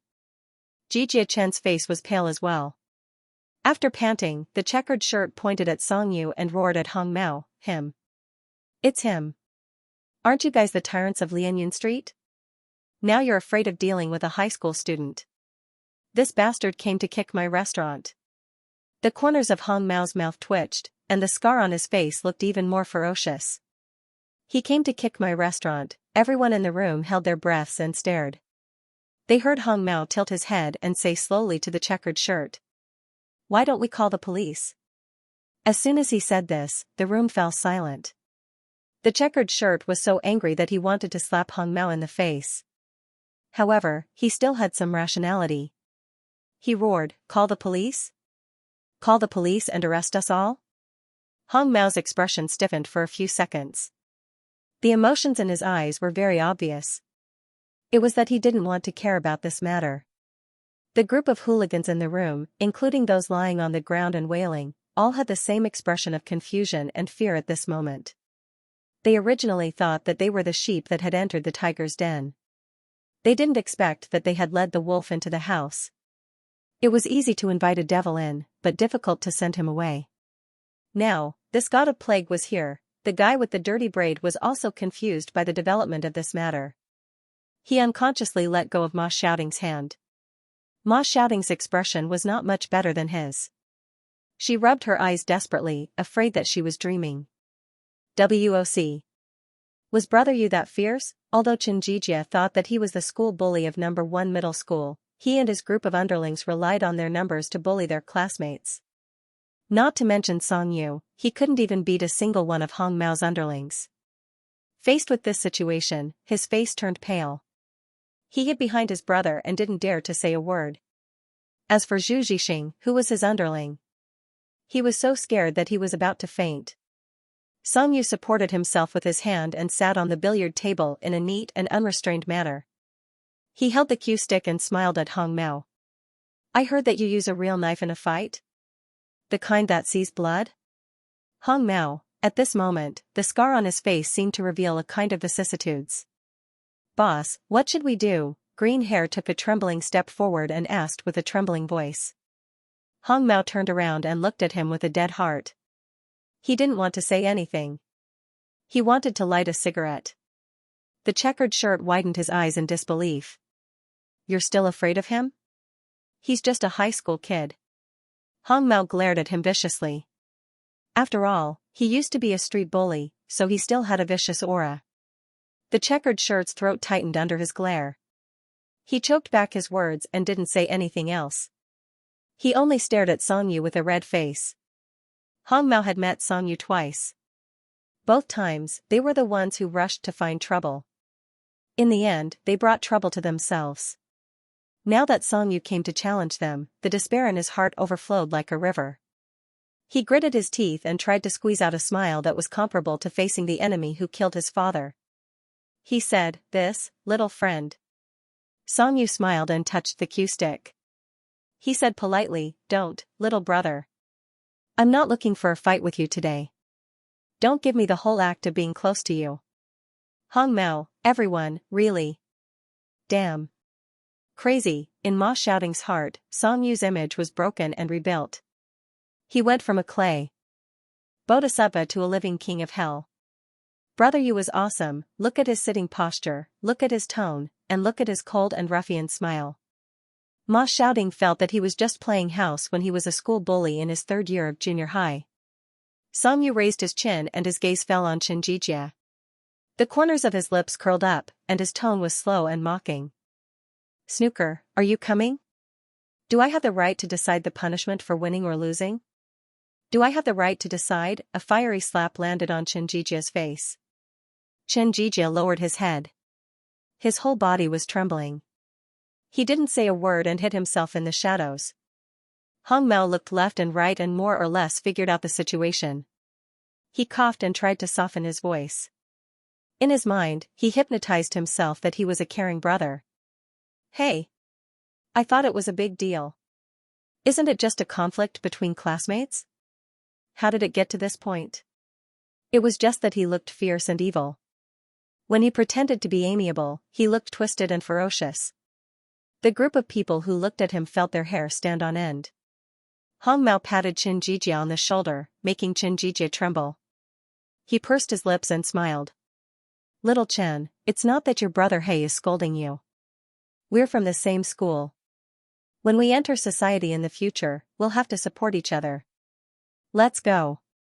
If there's a misunderstanding, apologize. If there's no misunderstanding, explain it clearly. Go shake hands with your classmates. Let's take it that this is settled. Everyone can also sit down and play basketball and drink to their heart's content. Xianxia, checkered shirt, the group of people, your AF** King Street bully. Instead of teasing little girls and robbing middle school students, you're here trying to smooth things over like an old mother? This was the first time Hong Mao had done such a thing. The more the people around him looked at him, the more guilty he felt. In the end, he flew into a rage out of humiliation and gave up.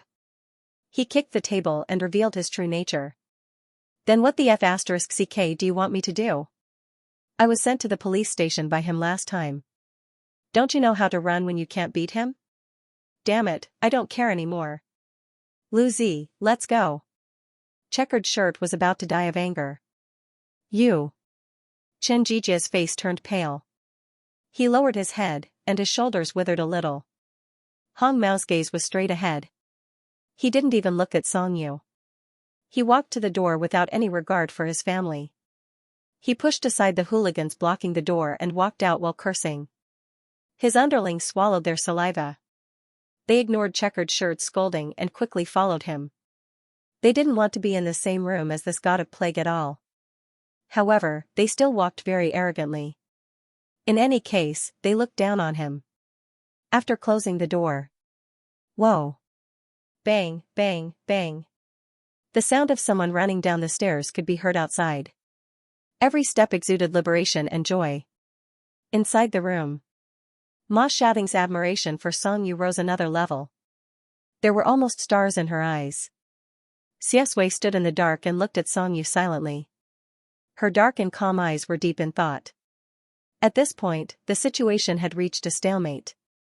Now, everything was in Song Yu's hands. No one could interfere with whether he pushed forward or took a step back. Ma Xiaoting finally felt proud. He had just been humiliated and ridiculed by this group of people. Now, he spoke a little louder. Brother Yu. Are we going to make a big deal now? Are we going to leave a legend on this street from now on? Ma Xiaoting, who was in his second year of middle school, rubbed his palms together. In the end, he saw his brother Yu jump down from the table and throw the cue stick in his hand behind him. He was confident and neat. He ignored checkered shirt Xianxia and forced himself to the corner.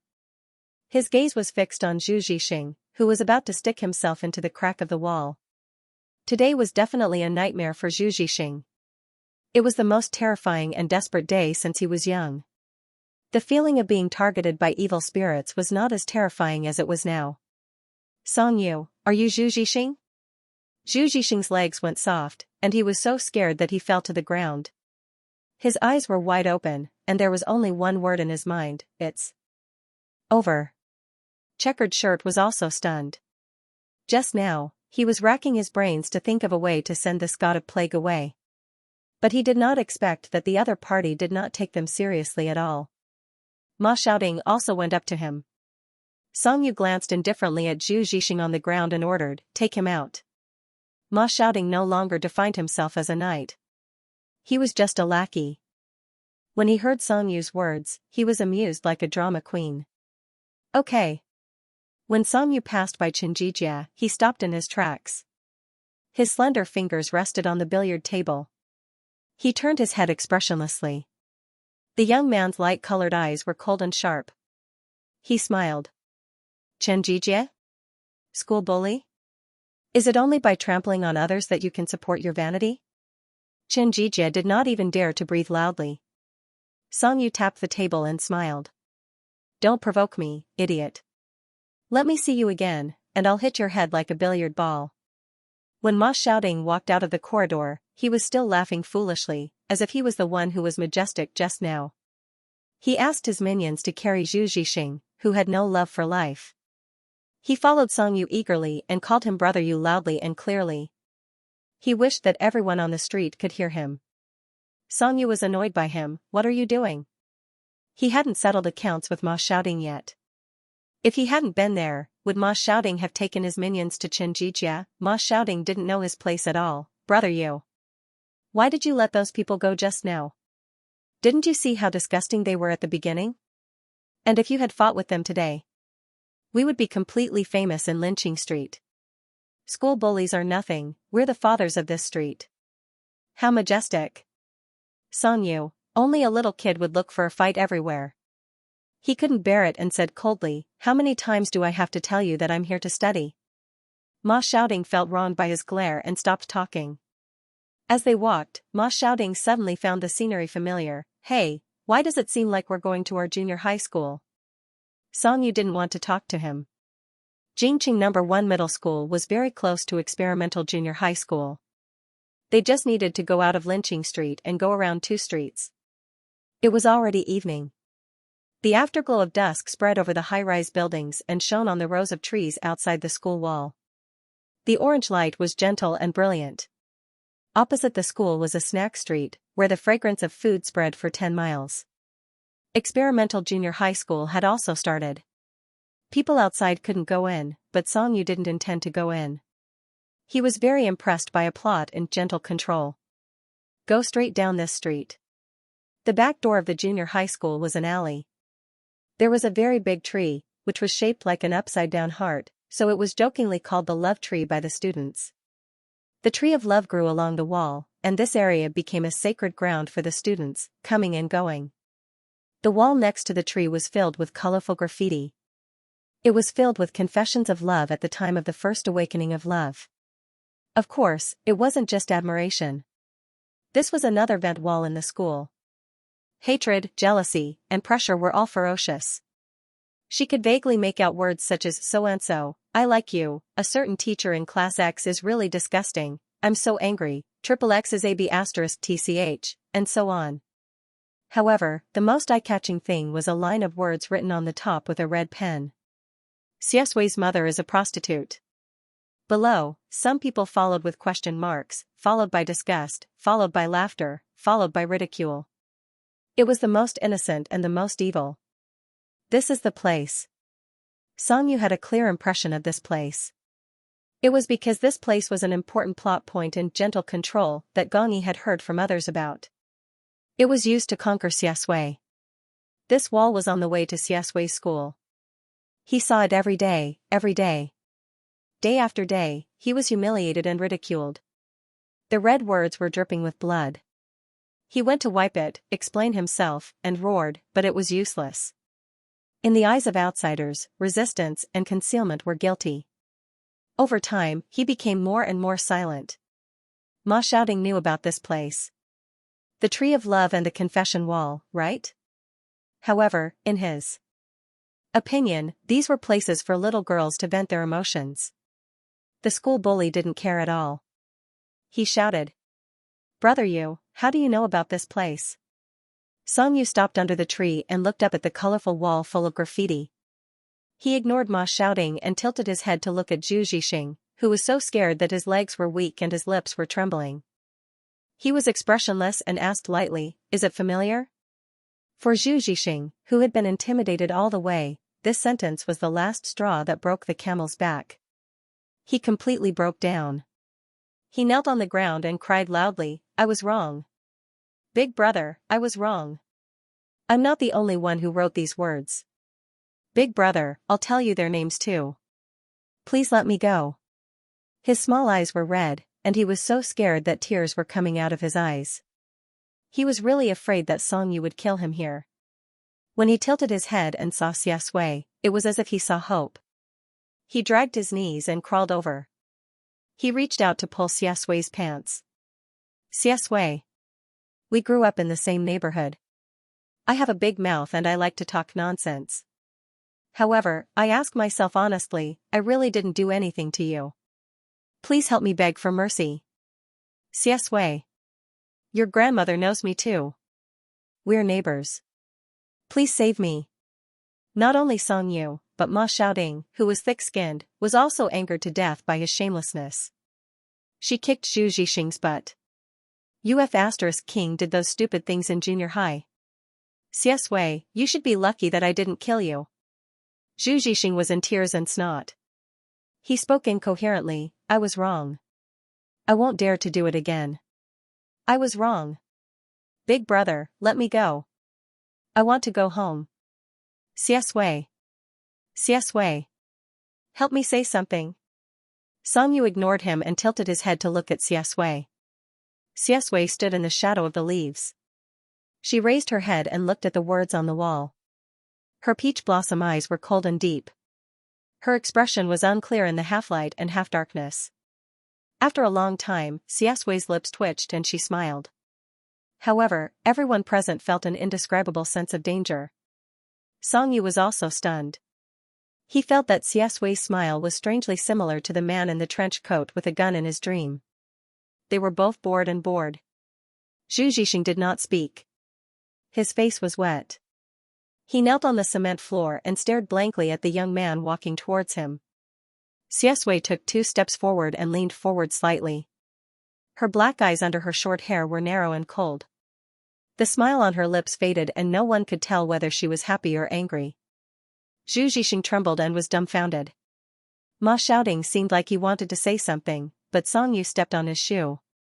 He sucked in a breath of cold air and swallowed his words. Zhu Zixing thought that he would be punched to the ground or kicked over. However, the bloody and violent scene in his mind did not appear. The young man's cold order came from above. Wipe it. Zhu Zixing was stunned for a moment. He was overjoyed and did not even have time to stop his tears and snot. Yes. Yes. I'll definitely wipe this wall clean. Xiaxue, I won't find trouble with you anymore. I'll keep my mouth shut in the future. He stood up too quickly and twisted his ankle. He frowned in pain, but the joy on his face did not change at all. He limped to the side of the wall in high spirits and began to wipe his saliva with his clothes. Halfway through, he felt that it was too slow. He used his hands and clenched them so hard that he did not care even if his nails broke. Ma Xiaoding was dumbfounded. He let this kid go just like that. He was exasperated. Xiaxue, if you don't dare to do anything to this tramp who treated you like this, I can help you beat him up. Songyu felt that Ma Xiaoding's thoughts were really useless. Is there nothing else in your mind other than fighting? Ma Xiaoding felt aggrieved. Brother you actually have the nerve to talk about me? Xiaxue looked at the wall. He did not know what she was thinking about after traveling through time. Songyu pretended to ask casually, is that it? Xiaxue's gaze fell on his fair face. Songyu's eyes melted the hostility and coldness in his heart. After a long time, he smiled. Yes, let bygones be bygones. However, cold words flowed in his heart. How is that possible? Songyu wanted to make Zhu Zixing completely shut up. In the end, he wanted Xiaxue to completely untie the knot in his heart. In the original novel, Gong Yi brought Xiaxue here and asked his subordinates to erase that line of words in front of him. Now, Songyu simply brought Zhu Zixing here. Whoever wrote it would erase it. Gratitude and resentment, karma, all had an end. Do you have a class group? Junior high school. Songyu tilted his head and asked Ma Xiaoding. Ma Xiaoding thought for a while and shook his head firmly. No. His subordinate behind him was dumbfounded and confused. Why not? Brother Ma, have you forgotten? When the group was first created, you were the most powerful one. You would force us to do anything. In the end, because of your profile picture, you scared the class leader to tears in the middle of the night. The next day, you were kicked out. Ma Xiaoding. Songyu and his subordinate looked at each other. The atmosphere instantly became awkward. Ma Xiaoding's subordinate scratched his head. Did I say something I shouldn't have said? Songyu's mouth twitched. No, thank you. The subordinate? What should he do? After receiving Brother Yu's praise, he felt like he was about to ascend to heaven. Songyu walked forward to the wall. As soon as he approached, Zhu Zixing froze and stopped breathing. Songyu was taller than him, so he stood up straight. He looked up at the graffiti under the love tree and said indifferently, why did you target Xiaxue so much in junior high school? Zhu Zixing's fingers trembled, and his small eyes stared straight ahead. The messy lines and childish patterns. Why did he target Xiaxue? It was probably because he was jealous. She was good-looking and had good grades. The people he tried his best to please only had Xianxia in their eyes. She had to listen to endless curses every day, as well as strange discussions about Xianxia's mother. Malice arose and rumor spread. After a long time, he got used to it. But it was too late to say all this now. Zhu Zhixing's mind was blank. He was scared silly by Song Yu's imposing manner in the billiard hall. The fear in his mind had not dissipated. He was afraid that he would not be able to survive. Tears fell again, and he begged in a hoarse voice. I was wrong, brother. I was wrong. I won't say anything else in the future. Really? Song Yu, give him an explanation. Zhu Zhixing's nose was red. He looked at him with tears in his eyes, not understanding what was going on. Song Yu said, junior high school class group. Maybe he really doesn't care, but this is what you guys owe him. It's a long overdue apology. For Zhu Zhixing, this night was really a nightmare that he could not wake up from. His mind was tense, and his limbs were stiff. What people were most afraid of was the unknown threat. Fear and regret gushed out and tore at his mind. He was in a daze.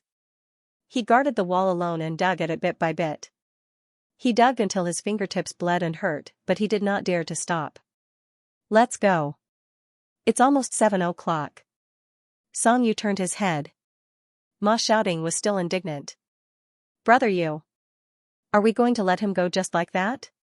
Song Yu glanced at him. Even if you beat him up, he probably won't remember. Ma Shouting choked. When he thought of Zhu Zhixing's frightened expression in front of the wall, he had no choice but to shut up.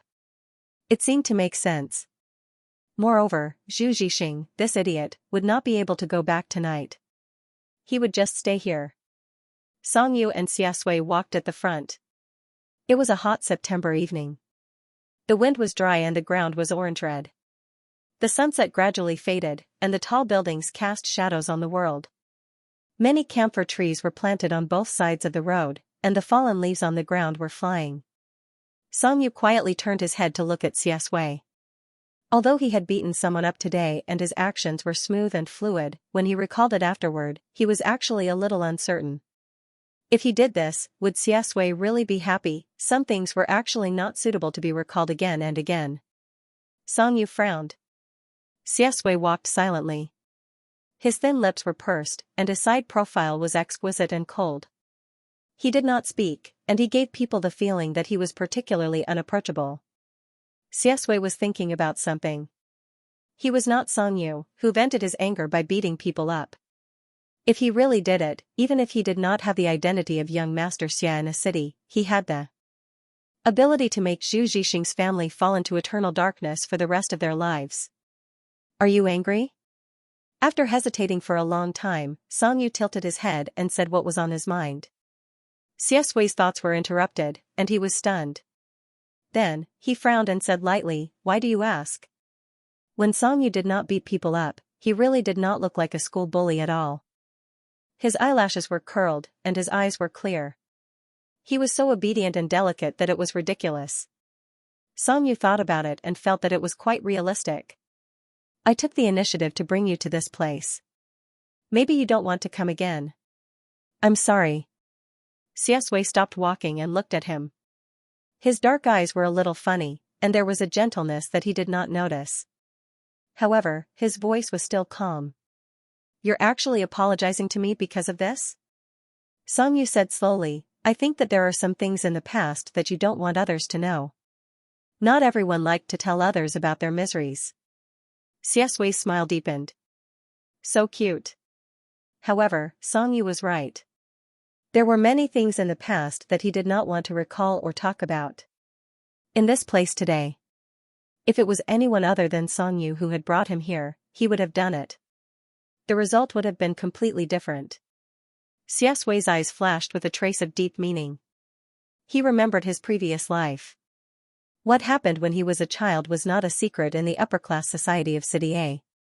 Many people, especially women, looked for clues everywhere in order to piece together a silhouette of his miserable childhood life.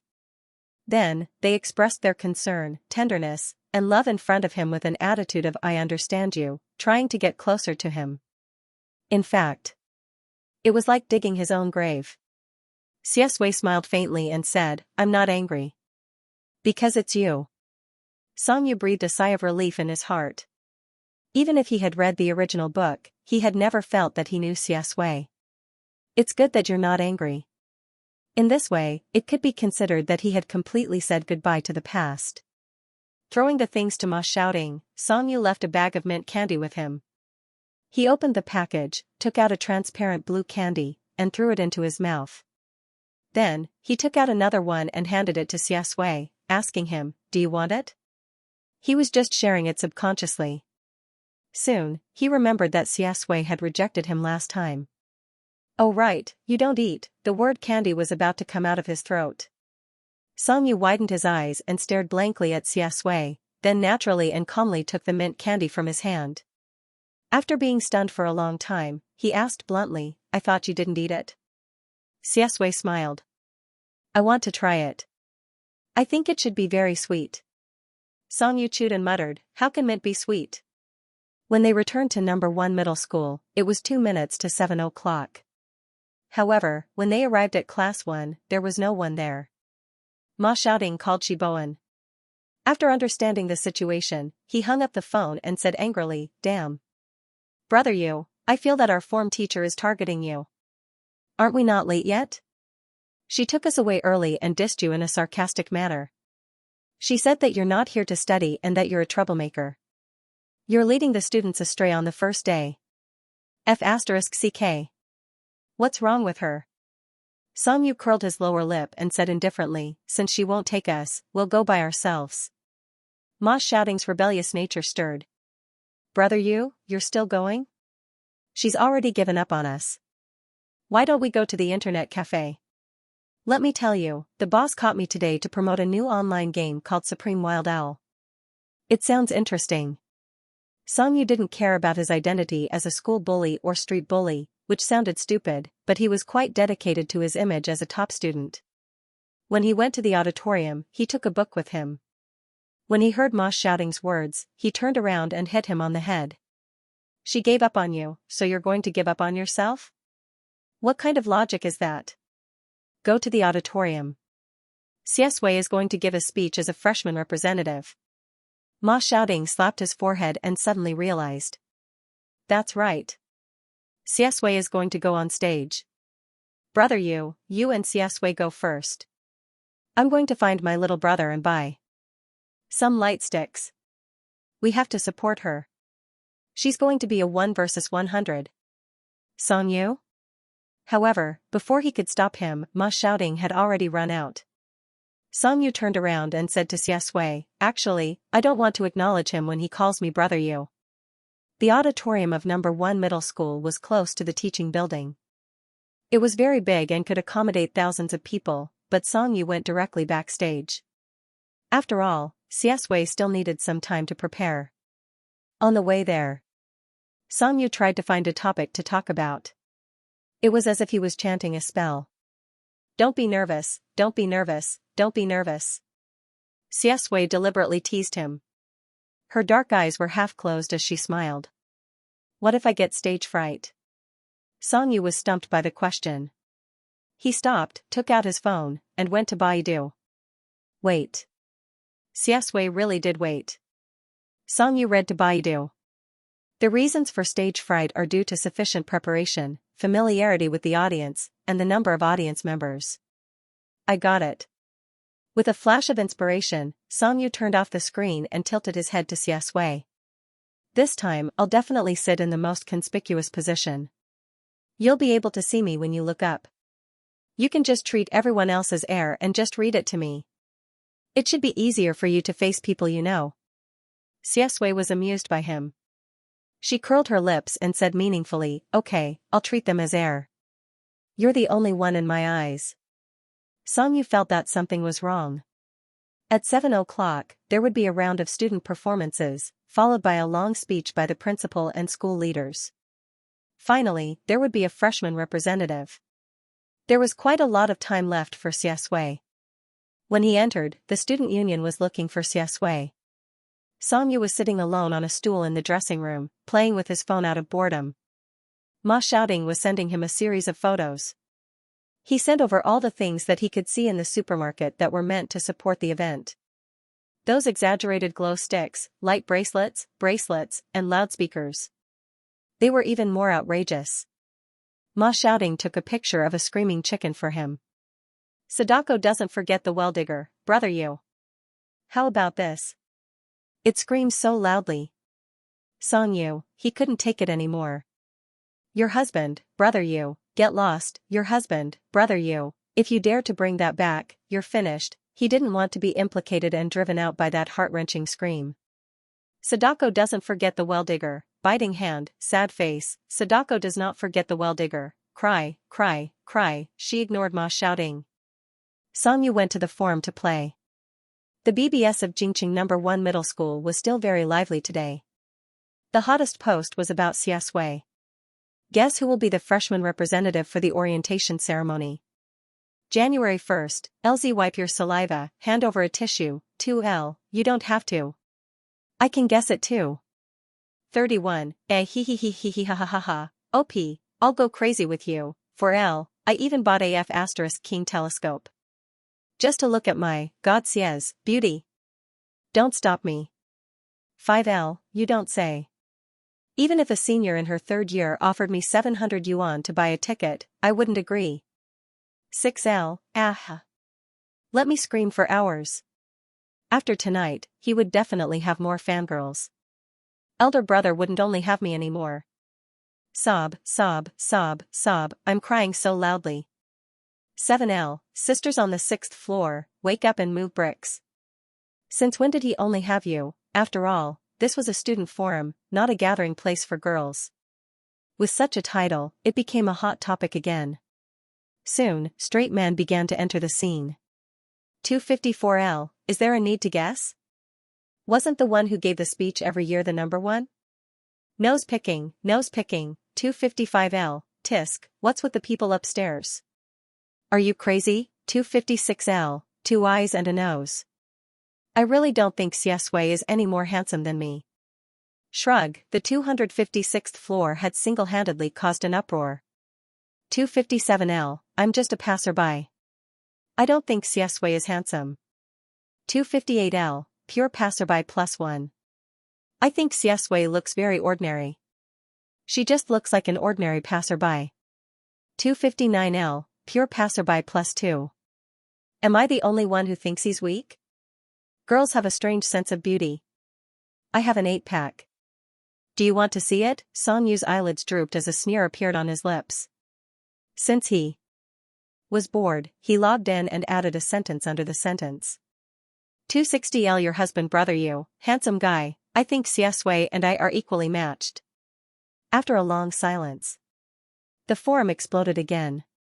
1261L, 1262L, what the F * CK? Am I blind?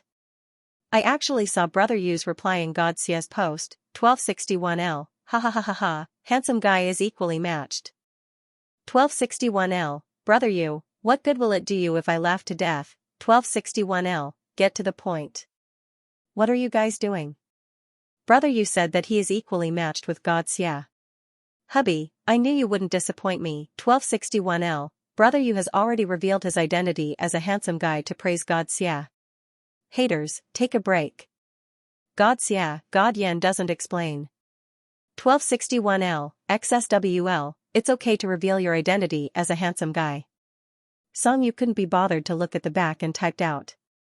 He went to look at other posts. Based on his identity as a bloodthirsty person, there would definitely be more idiots jumping out later. He was just bored and casually spoke up for Xiaxia. He didn't want to bother with those haters. It was probably because he appeared once in Xiaxia's post.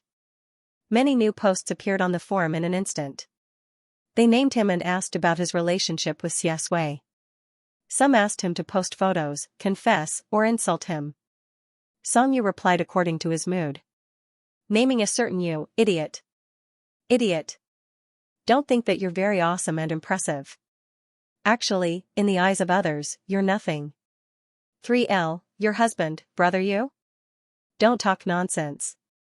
Am I not a bar spirit in the eyes of others? 4L, ha ha ha ha ha, 5LL, pft, ha ha ha ha ha. I almost dropped my phone and hit the head of the form teacher just now. Most of the people who shouted were girls. Brother you. You're especially annoying today, do you know that? You're so likable that I can't get tired of looking at you. Handsome guy is here? Look at the photo. Hubby. I want to confess to you. Regarding this, Xianxia, no. It confirmed the title of First High School's cold-hearted scumbag. Xianxia scrolled up and clicked on the most popular post. He ignored the bloody storm centered around him and looked down. Suddenly, his gaze froze. It landed on a very inconspicuous floor. Drowned in the flood of replies, the name of the floor owner caught his attention.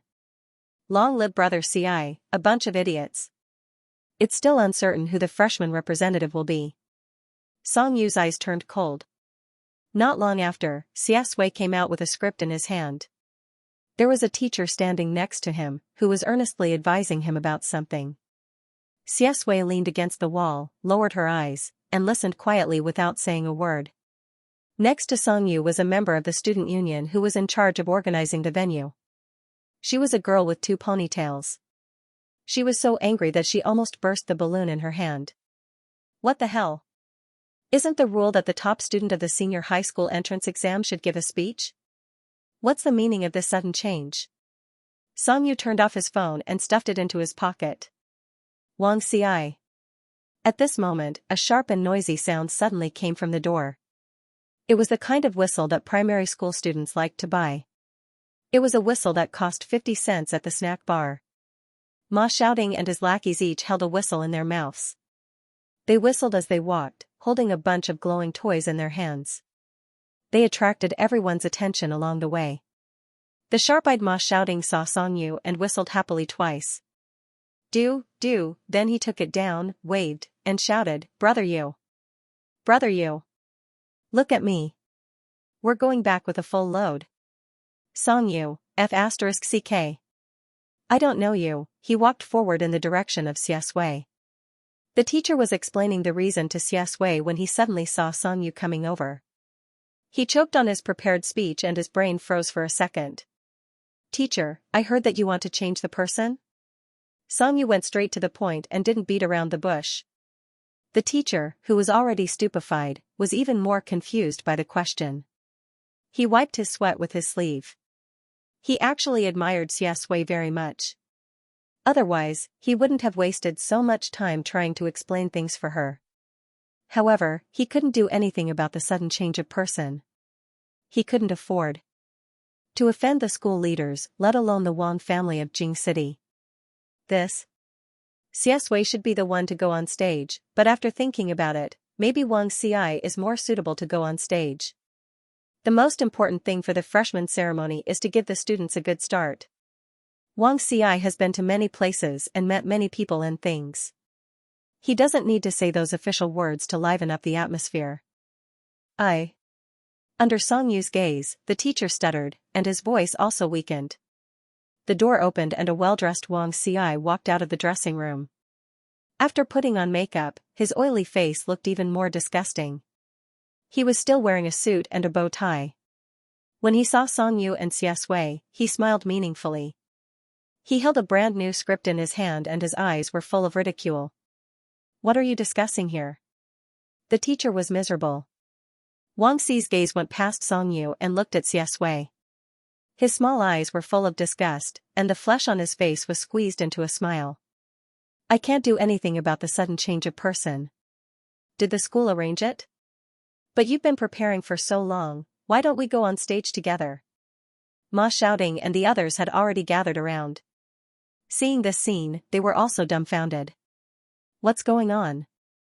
Why is Brother you fighting with this fatty again? However, no one paid attention to Wang Ci.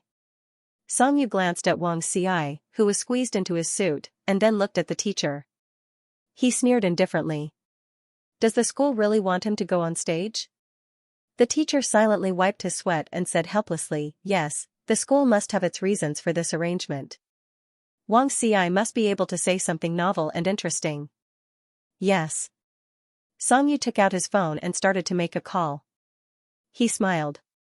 For example, how to raise pigs to become rich. Ruthless. Raise pigs to get rich. The sarcasm in these words was so obvious that many people present held their breath. The atmosphere was solemn. They looked at Song Yu as if he was a warrior.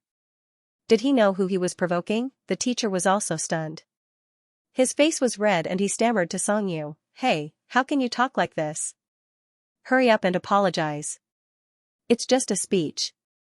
His eyes were full of anxiety. He winked at Song Yu and tried his best to persuade him, but Song Yu didn't appreciate it at all. Although students shouldn't talk too much about society when they were studying, some social classes were really fixed at birth. Song Yu provoked Wang Xi in this way. With the power of the Wang family in Jing City, it was easy for them to make trouble for him. For example, Wang Xi wanted to give a speech to the freshmen. The Wang family mentioned it and the school directly approved it. Although it was not under the rules, everyone was well aware of it. They had to accept it even if they didn't want to. "Little student, hurry up and apologize. Let's forget about it." The teacher wiped his sweat with his hand. He was so worried. The expression on Wang Xi's face became cold after Song Yu said raise pigs to get rich. Hearing the teacher's words, he put on a fake smile and said, "Why should I apologize? You've already said it. How can I pretend that I didn't hear it?" He tilted his head and looked at Xianxia with deep meaning in his eyes. "If you knew what's good for you, you wouldn't have made things so embarrassing. I really appreciated you." Xianxia smiled and didn't speak. The young man was tall and straight with a cold temperament. His dark eyes were as cold as snow. Wang Xi narrowed his eyes. For some reason, he was a little scared, but he was more excited. His tone was more ambiguous. "Do you regret it?" Xianxia smiled. "No." Before he could say more, Song Yu had already opened his mouth. His light-colored eyes were full of impatience. "Why are you still here? Don't you know that you are an eyesore? Why don't you go and prepare the Rich Heart Sutra?" "Everyone, the teacher." He advised himself, "This student is hopeless. I can't pull her back. Just give up." Wang Xi's chubby face twitched as he walked forward with the script in hand. When he passed by Song Yu, his eyes were filled with mockery and viciousness. He whispered in a voice that only the two of them could hear, "You're just a poor distant relative of the Meng family.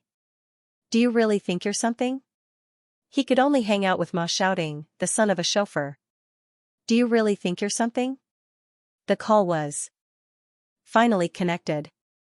Meng Fei's voice came from the phone. "Hey, Yu, what's the matter?" Before Song Yu replied, he held his phone and smiled at Wang Xi. "What era is it now? You're still using your family background to oppress others? Don't you know that we're on the path of socialism now? Idiot." Song Yu ignored Wang Xi's expression, which looked like he had eaten shit, and walked towards a place with no one around. Lowering his eyes, he said, "Cousin, are you interested in getting rich? Our school's student, Wang Xi, will be the representative of the new students on stage today. He's prepared to give a speech on how to raise pigs to become rich. You can't get along with raising pigs to get rich, can you?" Wang Xi, who had punched cotton, was so angry that his entire body trembled. In the end, he was coaxed by the sweaty teacher to go to the front to prepare. Don't be angry. It's your turn to go on stage later." Song Yu walked further and further away with his phone in hand. His lackeys were left confused. "Brother Ma, who is Brother Yu calling?" Ma Xiaoding had a stomach full of words to say and wanted to force him to reveal Brother Yu's identity in a city. However, his rationality held him back. Brother Yu hid his identity because he wanted to be a top student. He couldn't court death. Moreover, Song Yu's words just now had scared him. "That's right. We're on the path of socialism. What's the point of talking about family background?" He stuffed a whistle into his mouth and let out a few gloomy toot sounds to vent his anger. Ma Xiaoding said unhappily, "Didn't you hear him call him cousin? That must be my cousin." Lackeys. "Of course we know it's cousin. We just want to know who cousin is." Song Yu walked up the stairs to the second floor of the auditorium. He stood by the railing and could clearly see the stage and stairs below. His words just now had confused Meng Guang. What the hell? Get rich? Raise pigs to get rich? What exactly did his cousin suffer? The Song family has fallen?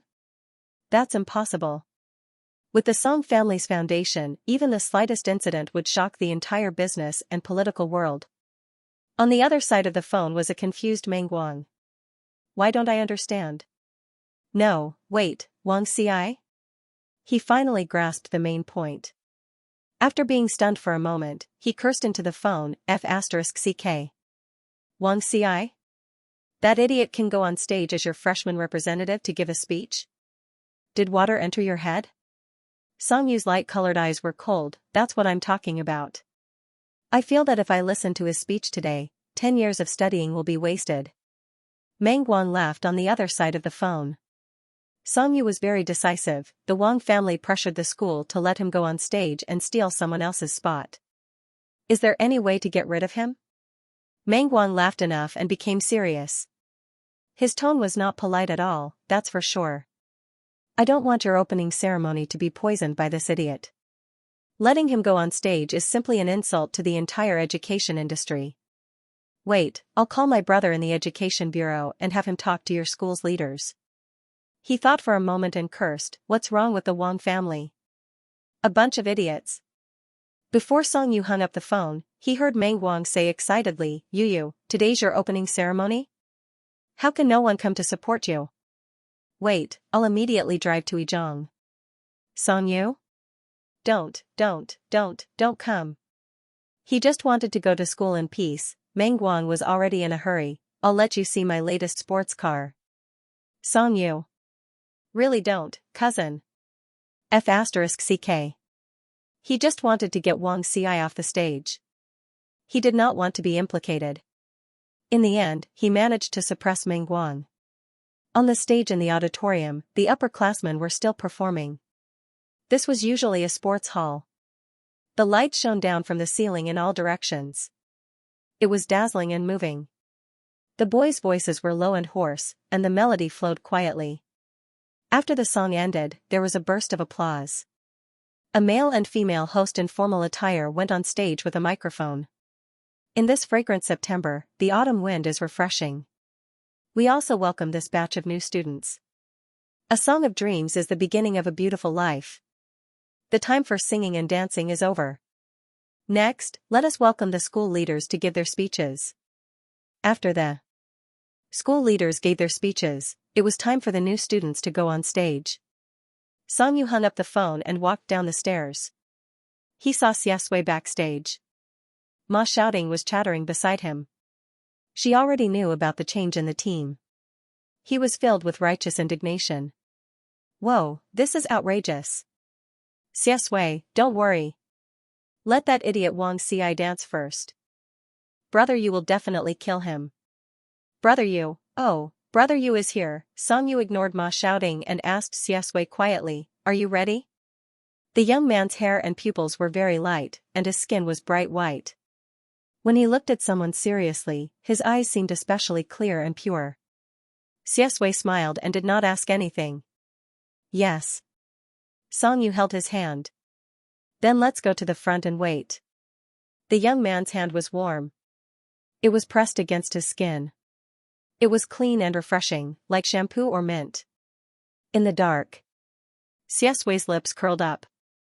A boring and childish high school freshman speech seemed to have another meaning. Wang Xi was also waiting to go on stage. He casually glanced at the speech script and did not care. He was not nervous at all. After all, with his reputation in No. 1 middle school, no one would dare to laugh at him. What are you doing here? Wang Xi's underlings had already arrived. They surrounded him arrogantly. When they saw Song Yu and the others, they were gloating. Did you not receive the notice? The freshman representative has long been our brother Ci. What's the use of having good grades? In the end, he can only stare blankly below the stage. How pitiful. He prepared for so long. Song Yu did not want to pay attention to this group of idiots. He just tilted his head and secretly stuffed a mint candy into Xiaxia's notebook. I like mint so much because of my childhood influence.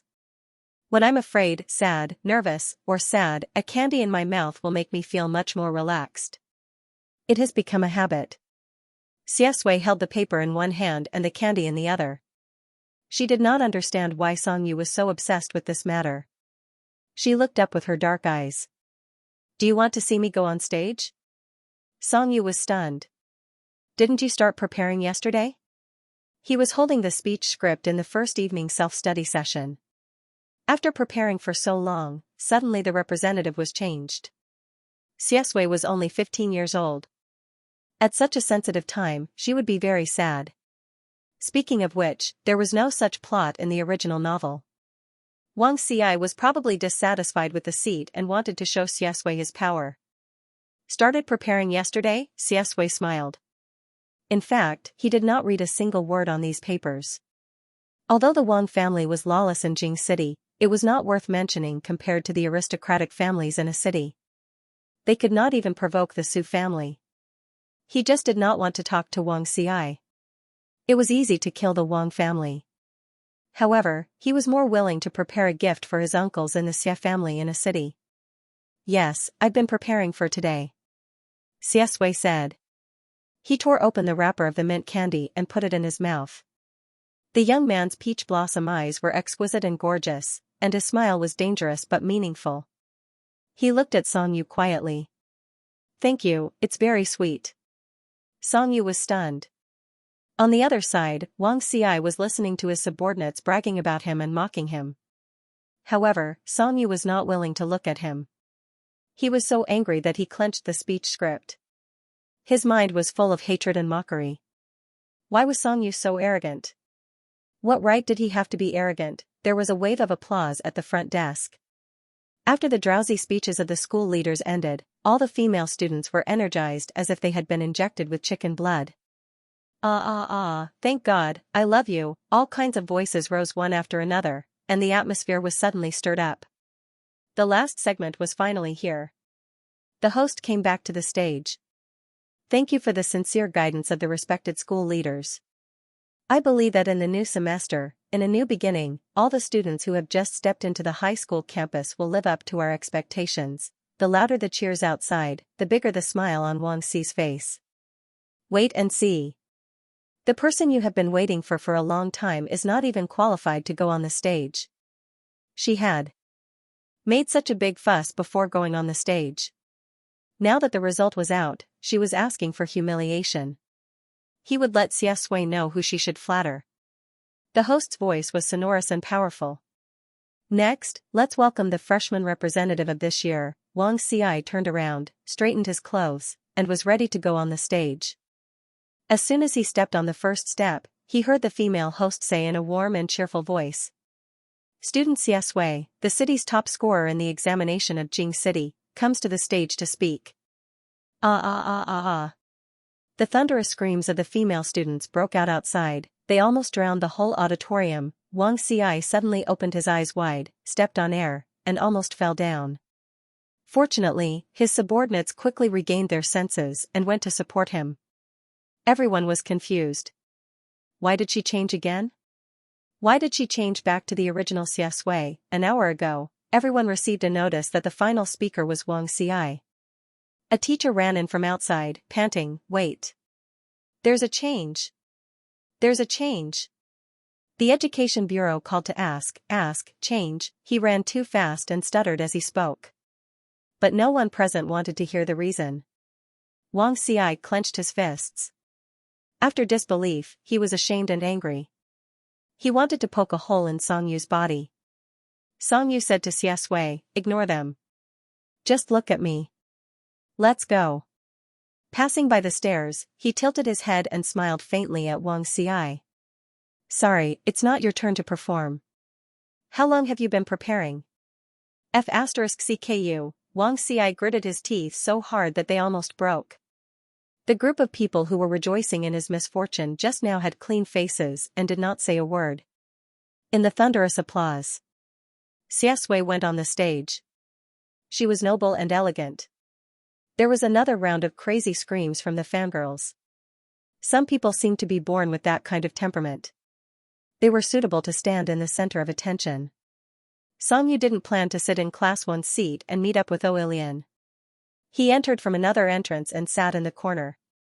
Ma Xiaoding and the others happily sat next to Songyu with shining rings, bracelets, headbands, and clapping hands. They shouted and whistled at the top of their lungs. The cold and empty area instantly turned into a madhouse. Fortunately, the fangirls were enthusiastic enough. They took out screaming chickens to play, but it didn't affect them much. It was just a spicy Songyu's ears. Xiaosui's voice was a little cold, but every word was clear. The whole audience was intoxicated. The girls' eyes were shining. No one felt bored even after reading the official words from the script for a long time. A slightly cold blue light descended from above and landed beside him in countless strands. The lights in the auditorium dimmed. Around him was a black tide, like the quiet Milky Way. The light was blue, like the faint stars. And he was in the center. I hope that in the next 3 years of high school, we can all gain something, have dreams, and don't forget our original intentions. He read the official words in a cold voice. He paused for a moment. He suddenly smiled. He raised his head. His gaze passed through the dark crowd. Through the thousands of rays of light. It fell on Songyu's face. Songyu was stunned. Next to them was Ma Xiaoding's whistling, toot, toot, as well as the heart-tearing, lung-splitting screams. The few of them shook their heads and shook their heads, arguing endlessly. But at this moment, it seemed that all the sounds had receded. The auditorium turned into a silent universe. Xiaosui stared at him, smiled, and read word by word. The future is like the sea. The future is long. The future is long. The 4 words were gentle and slow. So the starlight in the universe fell into his eyes. Aha! There was another round of crazy screams from the girls. Ma Xiaoding's underlings were a little confused. Xiaosui, are the last 4 words you read to us? No, you said it to brother you? You've been looking here. Ma Xiaoding took off his whistle and began to show off. Oh, do you know the meaning of his last 8 words? You don't know, right? That young man from Xingguapan who doesn't study much usually speaks about China. Songyu was speechless. Her initial stupor was all gone by the half-baked Ma Xiaoding. Liang Qichao, the young man, speaks about China. After saying this, Songyu got up and left, ignoring the screams in the auditorium. Jingqing First High School's forum was completely blown up, posts about God Xia were crazily refreshed. Ah, I'm Feng Chang, brother. My name is Feng Chang. I say. No. Say. Say. Say. God Xia's face. Oh my god, I'm suffocating. Of course, it was this title that was pushed to the hot topic. Sisters, let's show brother you some green tonight. Main post, cheating, by 1L, count me in. I'm God Xia's woman today. 2L, right. Today, I'll show brother you, this cold and heartless scumbag, a little green. Do you think I can't do without you, stinky man? 3L, haha haxel 4L, do you think brother you will be afraid? 5L, brother you, bye then, the next one will be more obedient. 6L, ha ha ha, no. Brother you, sister, what are you thinking? 7L, hhhhh, ha ha ha ha ha, why are you all so talented? 35L, woo woo, God Xia is really a god, a school beau and a study god. F*ck, how can there be such a perfect man like God Xia in this world? It's not fair. 36L, right. It's not fair. So let me be his girlfriend. Let him be blind and fall in love with me. That's fair. 37L, woo woo, it's too real. Only a blind man would fall in love with me. I'm not worthy. 59L, it's true. When he said that the future is long, I really felt that all the stars, moonlight, mountains, rivers, plants, and all the beautiful things in the world were in his eyes. The voice disappeared, the light dimmed, and my heart stopped for a second. I'm climbing the wall. Sorry, brother you. 60L, the sister above is 6. This is such a good bootlicker. 121L, OP, I'll make him a cuckold with you. 122L, Ah, I love Xianxia. 251L, TSK, brother you can change your name. From now on, you'll call your husband, Brother Green. 252L? Ha ha ha ha ha, your husband, Brother Green, Xianxia. He was waiting for Xia Sui outside the auditorium. He browsed the forum out of boredom and saw the most popular post. He clicked on it and found that he was forced to change his name. Your husband, Brother Green, what the hell, you all like Xia Sui, what does it have to do with me? Green above my head, can you afford it, sister? Nonsense. Xianxia, who had been promoted to the nation's husband, didn't have the self-awareness of being a husband. He pursed his lips and logged in. Just as he was about to reply, Papa Song suddenly called him. Xianxia, who was squatting on the stairs, almost dropped his phone when he saw the caller ID. What good news could it be for the busy President Song to call him? Xianxia's hand trembled slightly as he answered the call. Hello, Dad. School starts today? Over the phone, President Song's voice was deep and full of authority. Xianxia was scared when he mentioned the school. He held the phone and said softly. School has started, and the welcoming ceremony is over. Classes will officially begin tomorrow. President Song was silent for a long time. Then, he sighed and said sourly, forget it. Anyway, you colluded with your mother and sister and hid it from me from the beginning. As your father, what can I say? Xianxia could only laugh dryly. Haha. You're using the script of a domineering CEO, so don't play the role of a bitter old father. Director Song seemed to have quickly remembered his character setting and snorted, don't think that I can't do anything to you just because you started school. Since you like studying so much, you'd better study well in Jing City. Don't make trouble and don't make your mother worry. In fact, with the status of the Song family, even if Xianxia got the last place in the grade, no one would give him any pressure. President Song just wanted to find something for him to do in Jing City. The school was a relatively gentle and simple environment. If Xianxia studied peacefully, they would feel more at ease in a city. Xianxia glanced at the practice questions he brought to the auditorium without any psychological burden.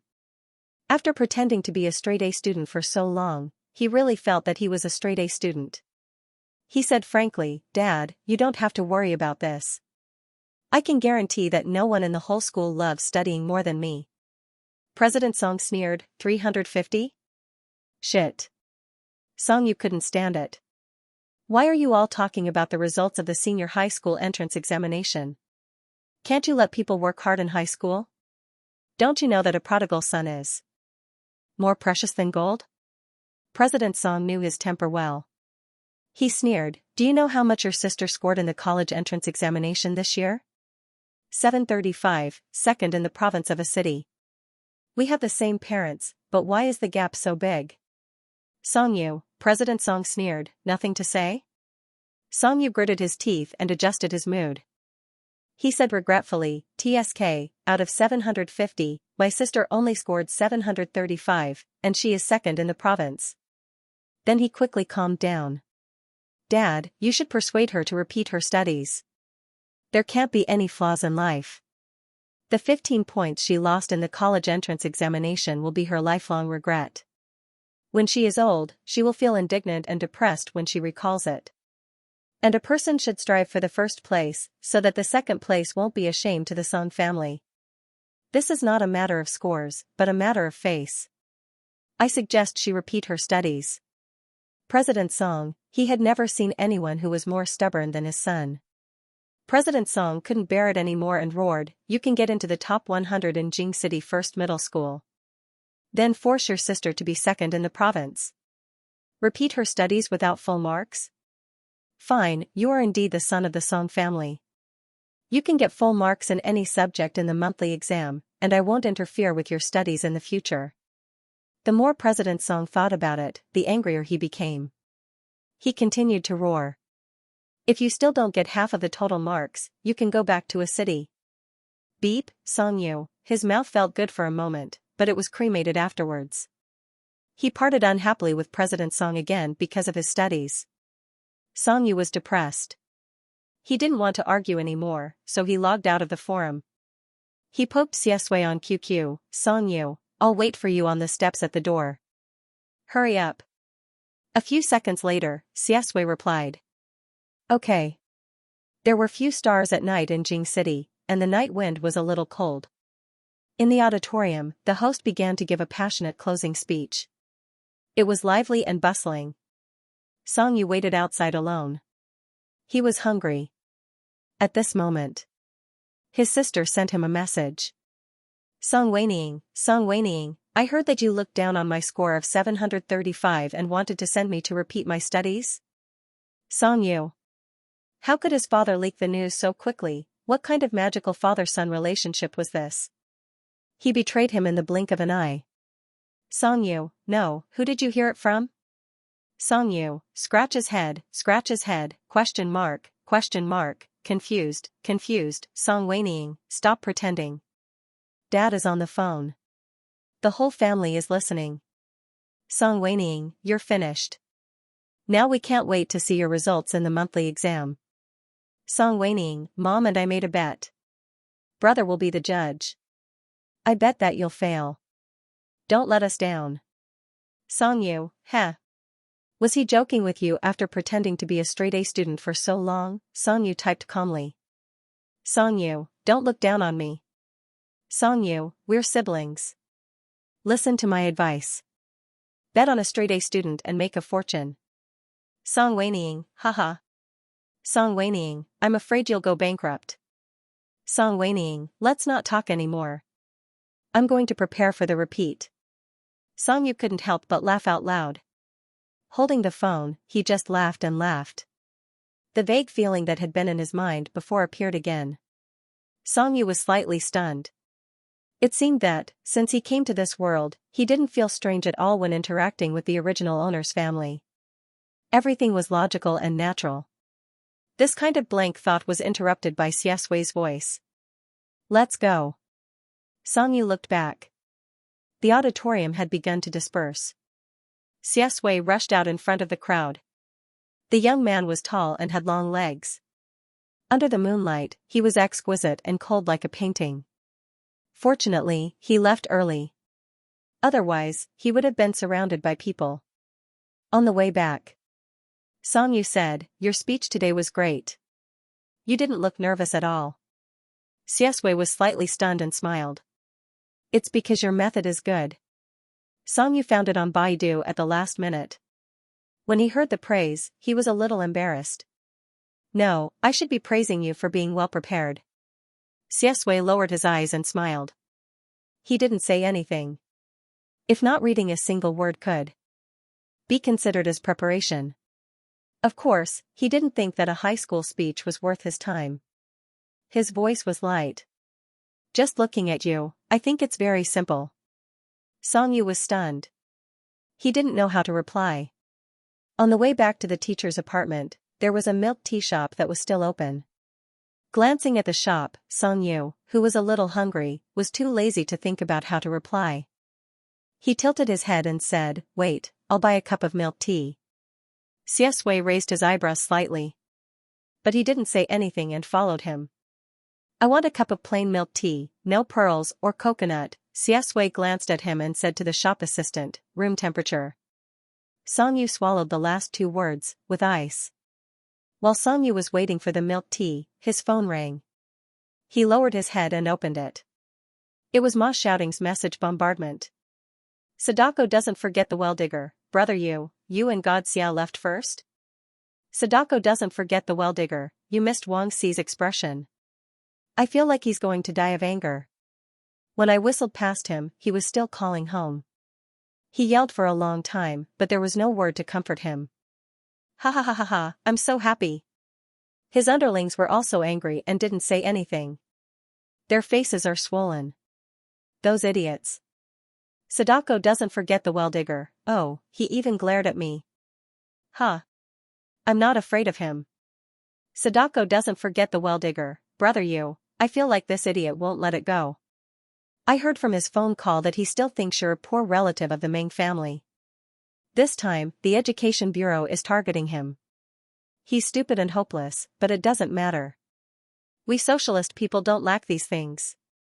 Ha ha ha ha ha. Sadako doesn't forget the well-digger, also.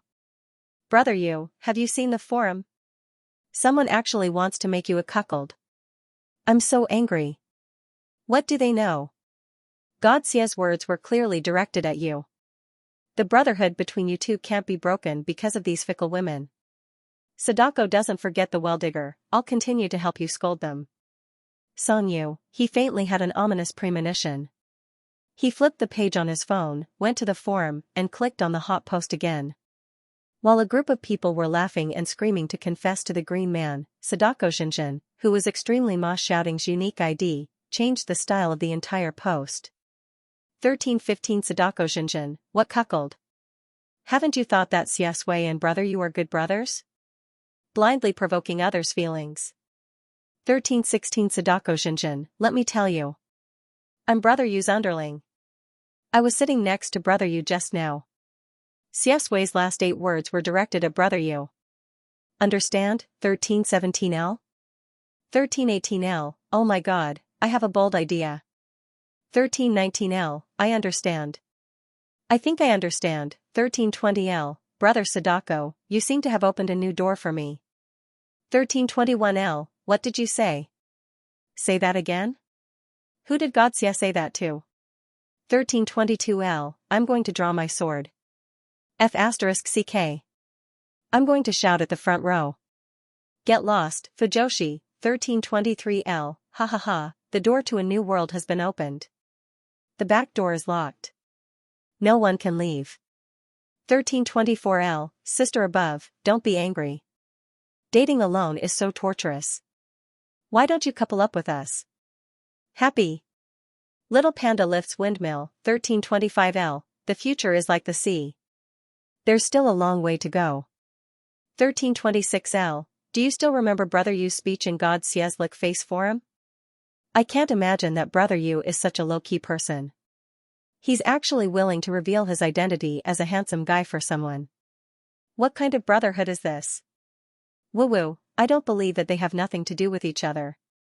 Heart, Rose, 1327L, upstairs, we know a Brother Yu, 1328L? Ha ha ha ha ha, sure. Low-key Brother Yu. 1329L, are you guys crazy? Can't you get a class representative to highlight the main points? Brother Sadako is Brother Yu's underling. Xia is looking at Brother Yu's direction. I want to see my husband's face, 1330L, upstairs, I'm shaking hands with you. Is there anyone recording? Is there a replay? Let me find my husband. Brother Sadako, brother, look at me. 1331L, Brother Sadako, look at me. Want to be friends? It doesn't matter if it's Brother Yu or not. The main point is that I like the way you look when you climb out of the TV. 1332L, are you there? Do you want to make a deal? Give me a photo and I'll let you climb on my TV. 1333L. Sadako's father, brother, uncle, brother. What does your family lack? Brother Sadako might become the biggest winner of this forum. Songyu, if he was exposed, he would beat Ma shouting up tonight. To Songyu, it would be troublesome if the forum found out about his identity. He just wanted to go to high school and study. Why was it so difficult? The milk tea is ready. The shop assistant's words brought Songyu back to reality. Songyu inserted the straw and took a sip of the warm and slightly sweet milk tea. The more she thought about it, the angrier she got. She stopped walking and sat on a chair in the milk tea shop.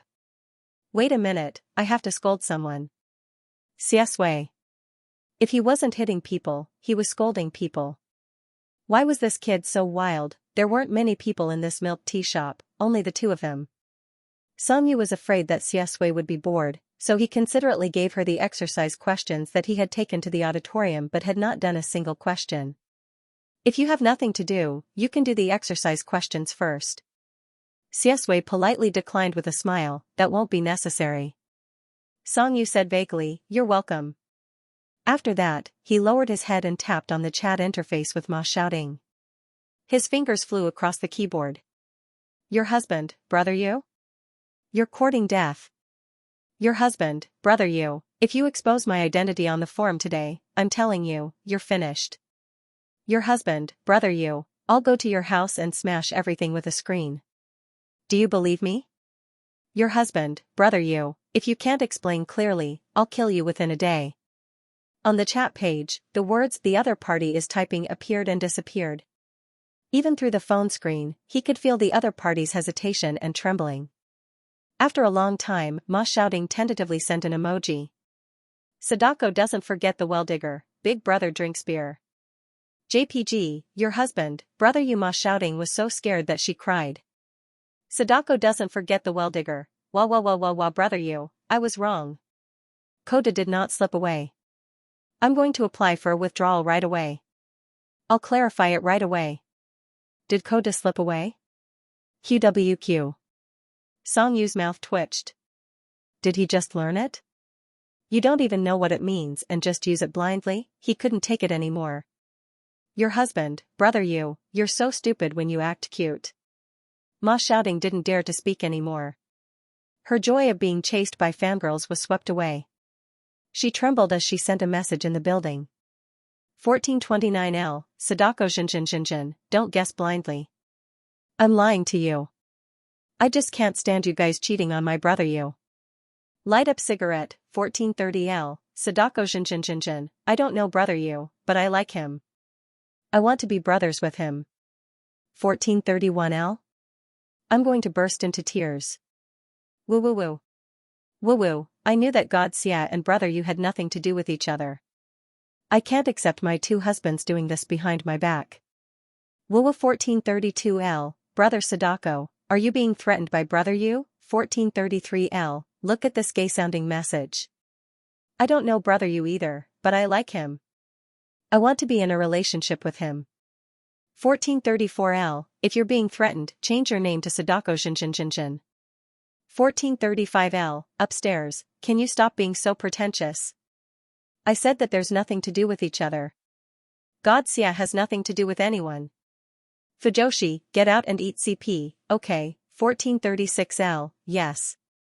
I recorded the video and watched the replay. I feel that he said the last 8 words to me. 1437L, 1436 dream on. I can see my own reflection in his eyes. 1438L, woo woo woo, brother Sadako, I love you. I knew it. I clearly remember that what made my heart flutter was the gentleness in his eyes when he said those words to me. 1439L? Upstairs, do you guys want to go see an ophthalmologist? 1440L, I think you should go see a neurologist. 1441L, logically speaking, it's impossible to find brother you. At that time, there was only light on the stage. Xianxia looked up. His gaze should have landed on the left, but there were too many people. Hands up, 1442L, I'm from class 5. I'm sitting on the left. I always thought that he fell in love with me at first sight in the crowd. Don't sing me a song to wake up from a dream. Are you guys still dreaming of China? 1443L, sister, did you come here with zero political experience? China is not your daydream. 1445L, it's reasonable to suspect that brother Sadako told the truth. Brother you flew into a rage out of humiliation and forced him to clarify. 1446L, what the F asterisk CK, don't think that everyone is a pair of GV, okay? I'm brother you's wife fan. Super poisonous kind. 1447L, okay. Stop quarreling. It doesn't matter if brother Sadako is telling the truth. It doesn't matter if Xianxia and brother you know each other. He really opened a new door for me. Let's go sisters. Let's open a CP post. I'm looking forward to brother you's expression when he sees it. 1448L, sister upstairs, please bring me along. 1449L, ha, brother you is so F asterisk king miserable tonight. He was cuckolded and gay. What did he do wrong? He didn't even say a word. 1450L, brother you is right. So brother Sadako, come out of the TV and get beaten up. 1451L, brother Sadako, stick your head out. 1452L. F asterisk CK, don't be like this at night. I'm actually quite scared of ghosts. 1453L, I'm opening a post. Future is like the sea. Swayu is at peace. Let's go, let's move, 1454L. Here it comes. 1455L, ah. Swayu is at peace. Sister, you're too good at it. 1456L, brother you, I'm going to find you a husband. He he he he. 1457L, I can't beat you in scolding. I'll find someone to F*CKU. 1458L, ha ha ha ha ha. I'll F*King die of laughter at brother you. 1459L, no one is against you. Brother you, if you see my post, remember to reflect. Is your image as a scumbag deeply rooted in people's hearts? 1460L, hurry up and go to the next building. After watching Xianxia's fangirls, brother you's wife fans, and CP fans argue for a long time, the boys of number 1 middle school who were happy to see a good show finally started to show their heads. 1600L, 666666666. What else can I say besides 1601L, gays in pairs, girls follow me, nose picking, 1602L, I'm 1.8 meters tall. I'm here to collect the little sister whose heart was hurt by 2 gays. I'll give you a shoulder to lean on. Come cry in my arms. Gays aren't worth it. 1603L, Xianxia is too pitiful. I don't have much to say. When will this troll's identity be exposed? I'll go beat him up. I've been unhappy with him for a long time. 1604L, the stupid straight guy is here again? Those who came out are the brainless CP fans. We're still here. Smiley face. Go on. I'm used to dealing with you guys. As the 2 most violent men on Jingqing number 1 middle school's forum. Of course, the style of the post was not unexpected. Another 300 posts were torn apart. Sadako's profile picture on QQ flashed twice. Sadako doesn't forget the well digger, brother you, fingers, aggrieved, biting handkerchief. Sadako does not forget well digger, I'll go and clarify. They won't be able to find you. Songyu ignored him. He finished his milk tea and clicked on it. He saw a new post. Within a few minutes, the number of posts exceeded 500. Your future is like the sea. Swayu is at ease. Main post, my husband, brother you. I found you a husband. Are you happy? Grin, grin, laugh, laugh, Songyu, happy my foot. This time, he couldn't let them know who he was. The fragrance of the milk tea shop was sweet. The walkway outside was cold and there was only the moonlight and the lights. The forum was lively, but in reality, it was particularly quiet and gentle. He subconsciously glanced at Xianxia opposite him. Xianxia declined his invitation to do the questions. Instead, she looked at the questions he had done before with interest. The young man's hand holding the pen was slender and fair. He had a high nose bridge and thin lips. His long eyelashes cast a shadow. He sat with his long legs stretched out elegantly and calmly. He seemed to have noticed Songyu's gaze. He looked up and smiled. Finished drinking? His dark eyes were cold and smiling. It was better than the rippling moonlight. Songyu thought of the words Swayu is at ease. He couldn't help but smile. He quickly turned off his phone. He couldn't let Xianxia see that. Okay, let's go. He couldn't go to the forum often in the future. Let your husband, brother you, become a legend. He had to remind himself that he was here to study. He had pretended to be cool in front of the whole family. Although it was just a sentence from President Song in a fit of anger. Songyu still kept the matter of getting full marks in his heart. There was still a semester before he transferred to another school. He had nothing to do, so he revisited his school life. Since he had already pretended to be a top student, he might as well make it A. Reality. Just like how every student would set an ambition to study hard at the beginning of a new semester, Songyu thought the same way. He asked Xianxia, do you think it's possible for me to get full marks in mathematics? Xianxia said, yes. Songyu was relieved. How long will it take for me to surpass you? Xianxia looked down at him and smiled. She was a little lazy to Yang. Not long. You don't even need to work hard. If you want to surpass me, I'll just hand in a blank paper. Songyu? That wasn't what he meant. Xiaxue focused all her fun in high school on Songyu. She tilted her head and smiled.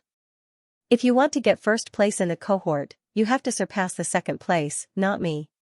She thought to herself, but with your weird way of answering so many questions, you have to surpass the second last place first.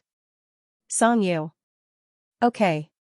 In fact, it was because Xiaxue had always been a prodigy and had never been in contact with other students that he felt that Songyu's grades were poor.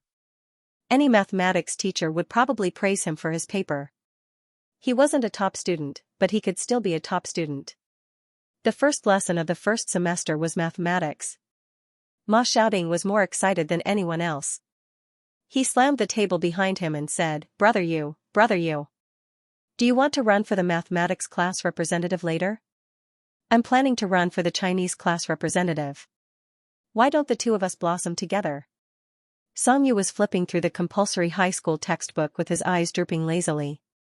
When he heard Ma Xiaoding's words, he sneered and said, Go ahead and blossom on your own. Shi Bowen was scared out of his wits and tried to persuade him. Brother Ma, you can't do that. The Chinese class representative has to go up and receive the readings. Ma Xiaoding had no self-awareness. Yang said proudly, Of course I know. That's why I'm going up. I memorized so many poems. How can I not show off? Shi Bowen said weakly, Don't do it. Classmate Bowen, who loved learning, was about to cry. Let me go. I don't want to get a 0 in archaeology. The bell rang and the mathematics teacher walked in with a lesson plan. He was in his 50s, thin, bald, and wore glasses. He held a thermos flask in his hand and stood on the podium. He slowly took a sip of water. Students, I'm your mathematics teacher for this semester. The emphasis on his words was also very long and made people sleepy. Ma Xiaoding whispered behind him, Do all the mathematics teachers in the world have a face that makes people want to sleep? Songyu found him noisy and kicked him back. Shut up. Ma Xiaoding silently made a zipping gesture with his hand over his mouth. The first lesson usually did not have any specific content. The mathematics teacher slowly explained his lesson plan and glanced at the people in class 1. How about this, I'll choose a class representative first. Is there anyone willing? Ma Xiaoding was more excited than anyone else. He shook his chair and was restless. He hinted crazily, Brother you, go. In his heart, Brother Yu was a strange man who held on to the test papers and struggled with trigonometric functions on the first day of school. How could he not have a position in the mathematics class? The mathematics class representative was so prestigious. More importantly, he was going to run for the Chinese class representative. Both literary and scientific talents sounded so damn cool. Songyu held the pen and wished he could turn around and give him a good beating. Ma Xiaoding was too high. Her entire face was radiating joy. Compared to the group of sleepy students, it was a stark contrast. The math teacher's gaze fell on his face, and his eyes lit up. The student in the third row from the back of the fourth group, I can see that you're very excited. Since you're so passionate about math class, you'll be the math class representative. Ma Xiaoding's cheerful smile froze on her face. Ma Xiaoding, who had won the position of the mathematics class representative, finally calmed down. After that, she was paralyzed for the rest of the class. Her entire face was filled with despair. Songyu's mouth twitched. The bell rang for the end of class. After math class, Ma Xiaoding ran faster than anyone else. She followed closely behind the math teacher, wishing she could fly to the office and die to prove her loyalty. Songyu bent over the table and took notes.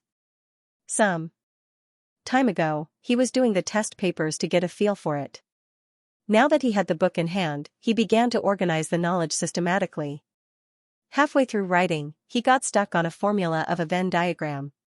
He poked Xiaxue next to him with his pen. Is this correct? However, at the same time, a girl's voice sounded. Student Xiaxue, may I ask what a domain of definition is? The voice was sweet and soft, delicate and charming. Songyu paused with the pen in his hand. He looked up and saw a girl with a single ponytail holding a pen and a math book by the aisle of the classroom. Her face was slightly red, and her eyes were bright as she looked at Xiaxue. She was very good-looking. Only a girl who was particularly confident would take the initiative. Xiaxue was woken up by Songyu poking her with a pen. As soon as she opened her eyes, her dark and deep eyes were cold and ruthless. Seeing the textbook, desk, and classroom in front of her, the frustration in her heart was slightly suppressed. The autumn wind blew into the classroom, causing the curtains to flutter. The young man's eyelashes trembled. The emotions in his peach blossom eyes were very deep. He turned to look at Songyu. What is correct? Songyu was still holding the pen. He silently pointed at the girl standing next to him, who was completely ignored and was a little embarrassed. Why don't you answer her first? What is a domain of definition? The girl smiled with difficulty and said again, Student Xiaxue, I don't understand the explanation in the book. Xiaxue silently looked at Songyu.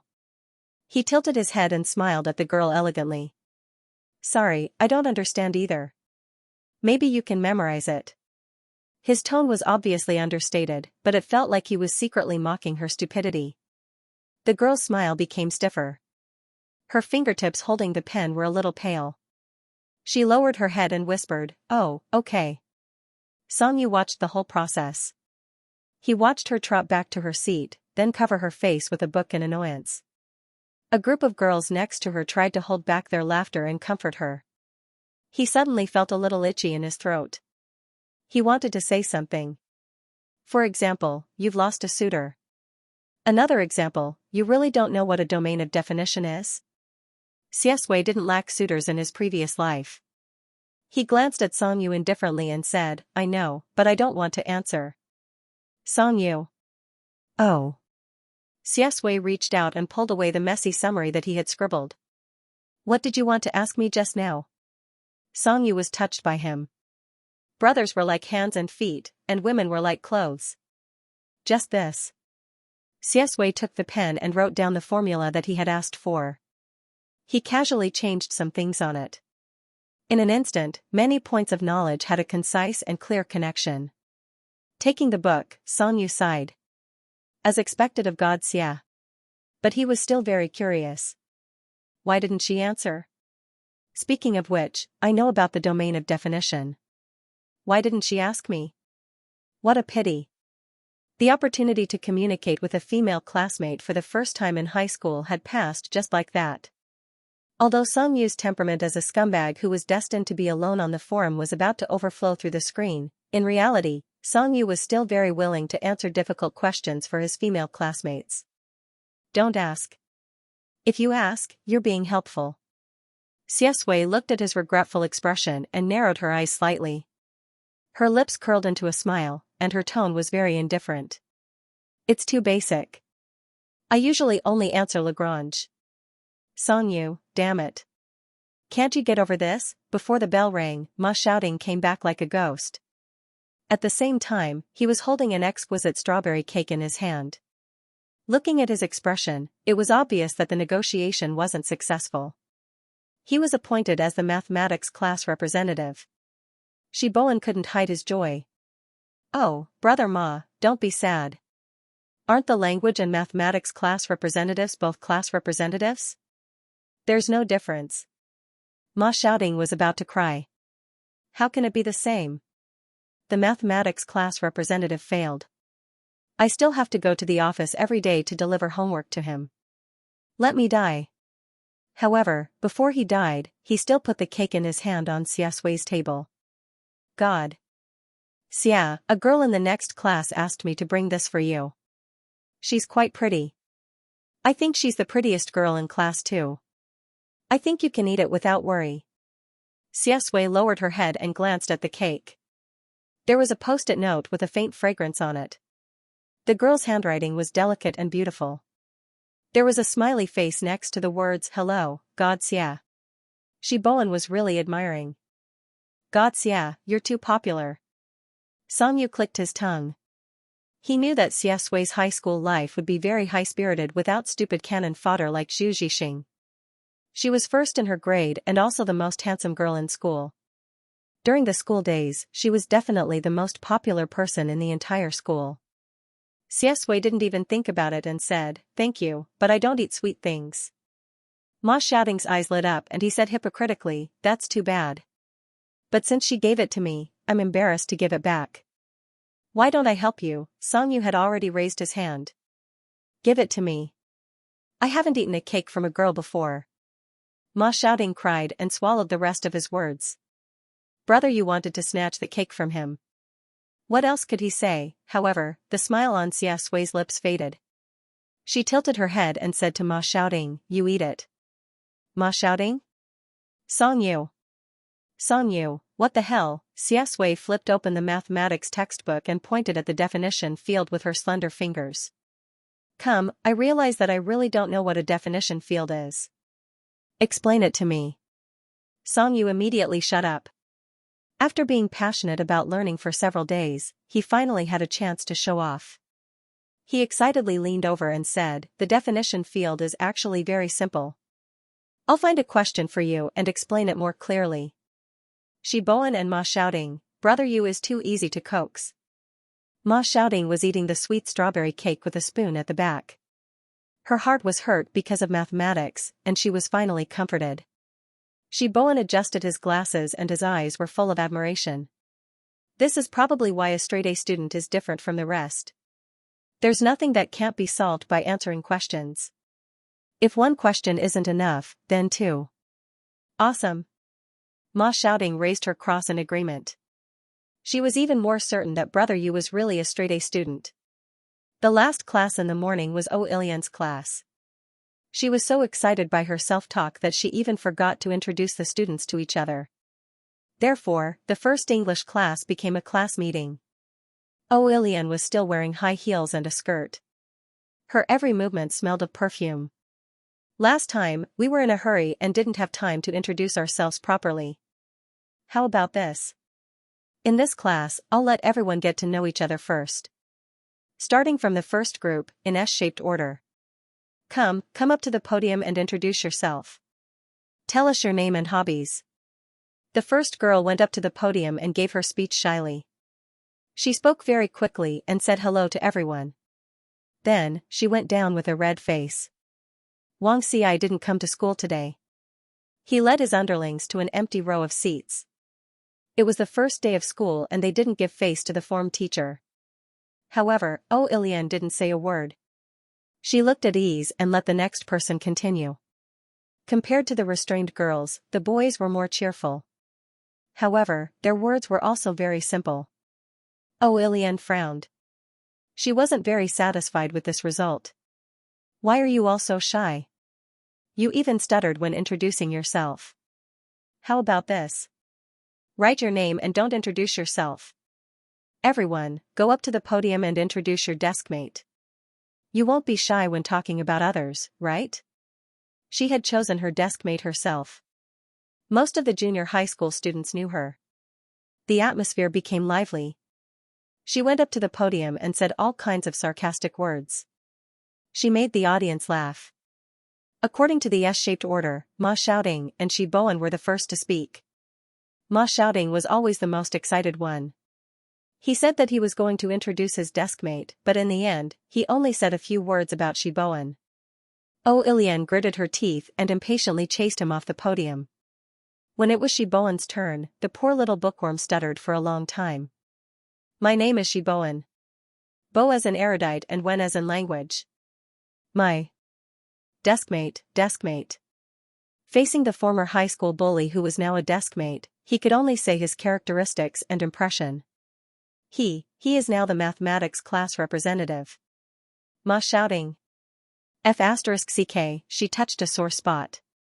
When it was Xiaxia and Song Yu's turn, the whole class fell silent. After all, they were the focus of everyone's attention since school started. They still didn't know their names. The girls held their breaths and concentrated, causing some of the boys who were playing games to look up.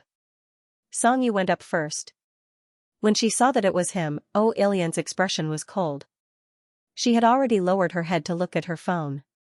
She wrote her name on the blackboard with chalk. Song Yu turned around, threw the chalk into the box, and said simply, "Song Yu, you as in metaphor." Ma Xiaoting began to cheer and clap desperately. Oh, oh, oh, oh, oh, okay, okay, okay. In the silence and shock of the whole class, he was like a fool. The whole class, Songyu looked at him as if he was looking at a fool. Ma Xiaoding was probably the only one who felt ashamed. He chose to turn off the microphone again. The classroom returned to silence. Songyu was good-looking.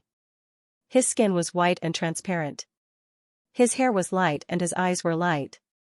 He looked delicate and clean. However, he always spoke with a hint of arrogance. Standing on the podium, he looked indescribably handsome. Songyu, you as in metaphor. Sitting in front of the podium was a girl. Her hair was draped over her shoulders with a star hairpin.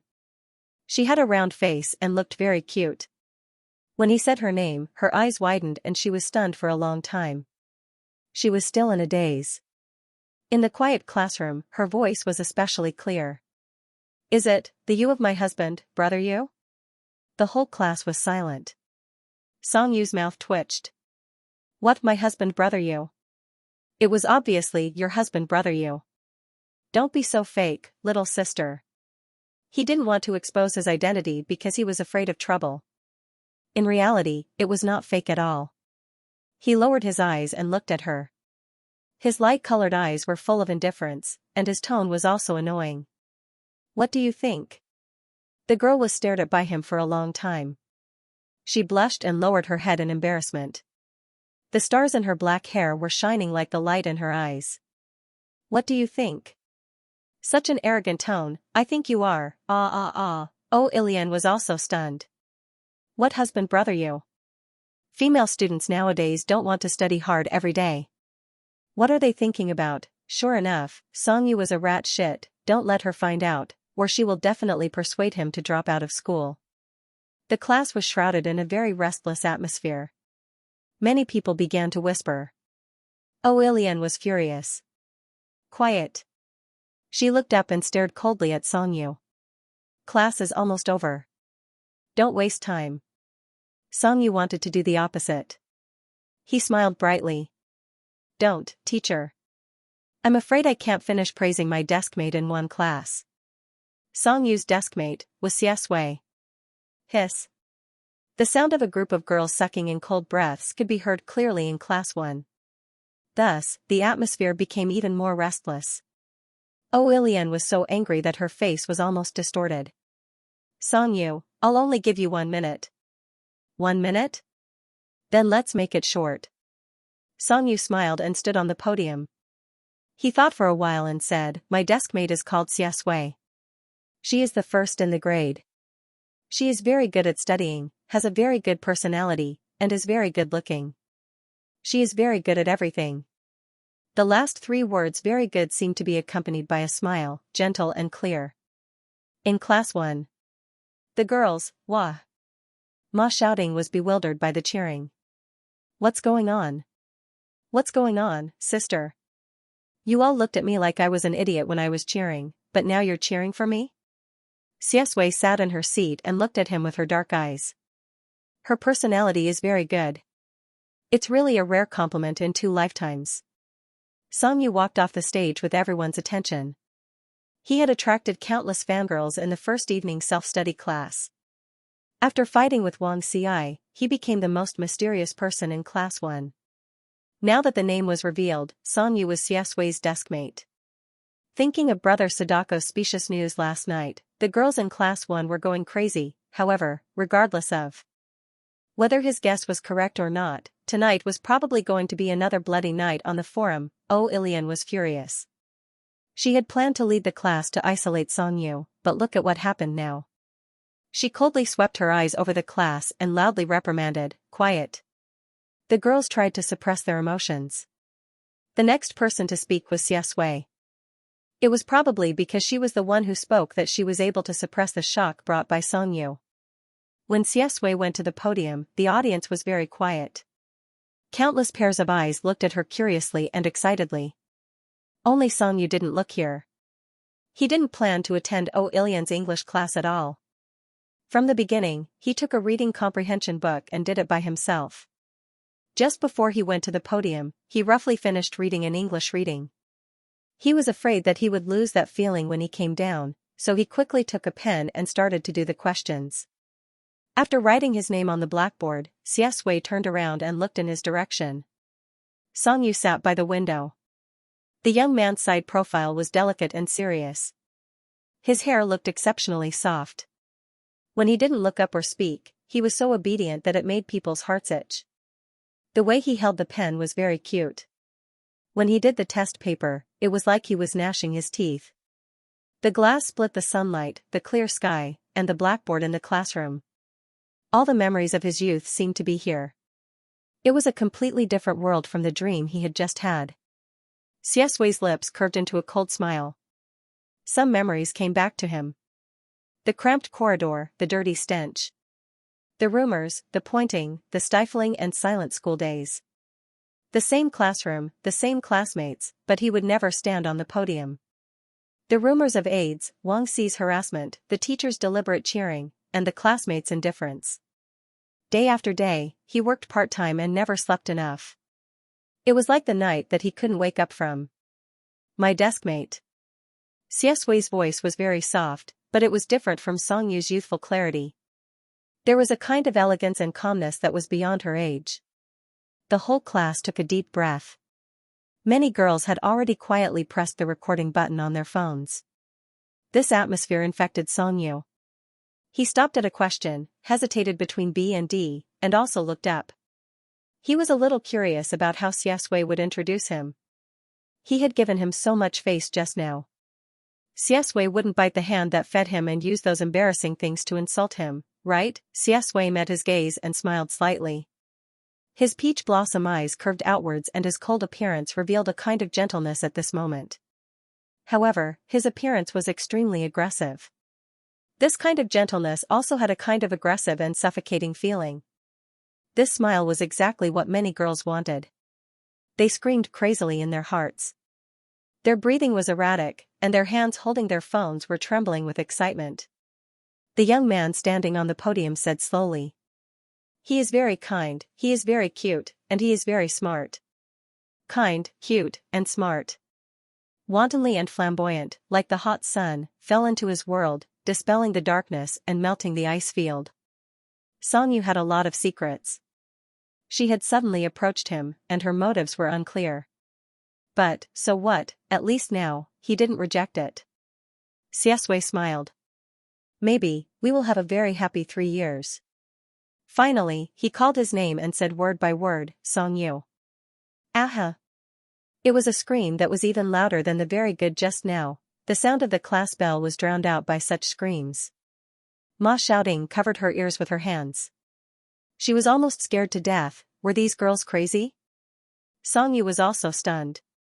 The thoughts in his mind were interrupted. F*ck. Xiaxue praised him for being smart? This was too F*king delightful. He thought that after the 720, Xiaxue would stamp his brain for not working well. Sure enough, in a few days, she was convinced by his wisdom. Brother Yu was too strong.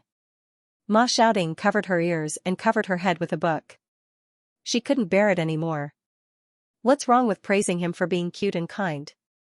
It's not a public confession. Why are you so excited? Shiboan looked at the female student next to him who was blushing and full of excitement. He silently swallowed the words in his stomach. It was wrong to praise a boy for being cute. Moreover, could Brother Yu's personality be called cute? It was scary. God Xia's filter was too thick. After Xiaxue came down, she was warmly greeted by her deskmate. Here's some candy and water. Speak more if you can. Songyu was in a good mood and was in high spirits. Xiaxue smiled. Are you that happy that I praised you for being cute?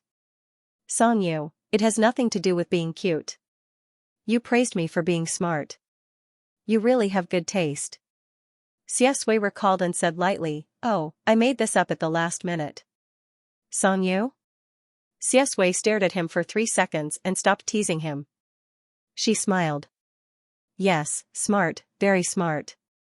Songyu instantly became proud. If I'm not smart, how can I become the city's #1 in the future? Ma shouting revealed his ears that had been ravaged by the girl's screams. In the end, he heard Song Yu's shameless reply. He tilted his head and said sincerely to Shiboan, I finally understand one of Brother Yu's characteristics. He's brilliant when he gets a little sunshine, and he's going to open a dye house when he gets a little color. Shiboan didn't have time to respond. Ma Xiaoding said fearlessly, but didn't he get a bunch of green yesterday? I guess he's going to open a dye house on the green grassland. Shiboan, ha ha ha ha ha. He glanced in front of him. After talking to Xiasui, Song Yu re-immersed himself in the sea of English learning and didn't pay attention to what was going on outside. Fortunately, this was the case. Otherwise, Ma Xiaoding might not be able to walk out of the classroom today. Shiboan covered his face with a book and leaned over the table. He lowered his voice and asked, Is Brother Yu really the person on the forum? Ma Xiaoding didn't want to recall what happened yesterday. He looked to the side. The class had already ended, but a group of people were still sitting in their seats, motionless, adjusting the angle of their phones to take pictures. Desolate said, Guess. But today, the forum will go crazy again. This was the last class in the morning. After that, it was lunchtime. Grandmother Meng took care of Song Yu's health in every way. She wouldn't let him eat in the cafeteria. He could only walk back to the apartment every day to eat. Do you want to come upstairs and eat at my place? Aunt Bai's cooking is good. He walked out of the classroom without noticing. Song Yu sent an invitation on the avenue with a book in his hand. Xiasui shook her head and said with a smile, No, see you in the afternoon. He still had some things to deal with. It was about Zhu Zhixing. Okay. Song Yu went back to the apartment. After lunch, he casually checked his phone and didn't bother to look at the forum. However, Ma Xiaoding was more anxious than him. In the time it took to have a meal, there were a few more messages. It was almost as if they were following the trend of his live broadcast forum. Actually, Song Yu didn't need to say it. He could guess it. Thinking of those all gave him a headache. The corner of Song Yu's mouth twitched. While he was writing English, he logged on to the forum. The forum had its own private space. Clicking on the profile picture would usually show the name and personal announcement. In the past, Song Yu's personal announcement was blank. Now, he decided to add a sentence. Your husband, Brother Yu, stop guessing, brother. Anyway, in reality, I'm someone you can't afford to offend. Why bother? The entire forum, really. Damn. You are always crazy. What was covered up was the Sui Yuan building, as well as a new hot post, IF * King found Brother Yu. Song Yu didn't even bother to click on it. He scrolled through and saw a title. What does a personal announcement mean? You still don't understand, Song Yu replied. 5L Your husband, Brother Yu, don't disturb me when I'm studying. A group of fangirls screamed. The post owner said with difficulty. 34L The post owner? What the hell? Brother Yu was going to leave the internet. Song Yu looked at the paper on the table. 35L Your husband, Brother Yu, no, I just want to get full marks. Friends of the forum, please remove the forum and let me be alone for a while. 36L, 37L, why is there such a shameless request in this world? After arguing with people on the forum, Song Yu simply turned off her phone. And no longer paid attention to the gossip. Once the matter was done, he would leave without a trace. He was still stuck on the reading comprehension question in class. He didn't know whether to choose B or D. After thinking for a while, he put down his pen. Why was he so conflicted? Wasn't there a straight-A student living downstairs? Thinking of this, Song Yu put away his pen and paper and ran downstairs. In the room, Xiasui was answering a phone call. The young man sat on the chair and tapped the table. He said casually, send the video to the police station. As for the photos and diagnosis, why send them to me? Send them to his family. The person on the other side of the phone said something. Xiasui looked down and listened expressionlessly. Then she pressed the button to hang up. There was a rapid knock on the door. Xiasui could guess who it was. She looked up and looked in the direction of the door. This kid didn't sleep at noon. Was he planning to sleep in 3 classes in the afternoon? Song Yu knocked for a long time before Xiasui finally opened the door. His mind was filled with the words neutral and criticize. When he saw Xiaxue open the door, his eyes lit up. When he met his dark and cold eyes, he was stunned and said directly, "I'll study with you." Xiaxue held the door handle and smiled. "There's no need to study mathematics. Song Yu. English. Let me in and sit down first. It's so hot." Xiaxue felt that she was really patient with Song Yu. In his previous life, no one dared to talk to him like this. He was known for being cold and ruthless. Countless socialites flocked to him, but they didn't dare to set foot on his private territory. Xiaxue let him in and said lightly, "Don't ask me about the words you can find in the dictionary. Song Yu, then I only need my phone. What's the use of you?" The rooms in the teacher's apartment were similar. Song Yu sat on the sofa in the living room and did his homework. Xiaxue didn't enter the bedroom either. She just stayed by his side, reading a book and accompanying him. Doing homework alone was a completely different feeling from doing it with two people. Anyway, for Song Yu, with Xiaxue by his side, he had less time to slack off. After finishing the 2 questions, Song Yu checked the answers. His accuracy was 50%, he was really a genius, and he was still so good at rewriting English papers after such a long time. He praised himself in his heart. Song Yu happily picked up the water on the table and took a sip. Then he looked in the direction of Xiaxue and asked curiously, "Why do I find that you are either sleeping in class or playing with your mobile phone after class? You don't pay attention to your studies at all." Xiaxue turned a page and said calmly, "It's probably because high school studies are not worth my attention." Song Yu gulped down a mouthful of water and put down the cup heavily. "Oh. Look at how powerful you are." Song Yu threw himself into the sea of English with the anger of a bad student. It was the last question of the closed test. Song Yu was stuck on a word for a long time. It was the kind of word that couldn't be more familiar. He knew clearly that he knew the word and could figure it out without relying on his mobile phone. However, his mind was blank for a while.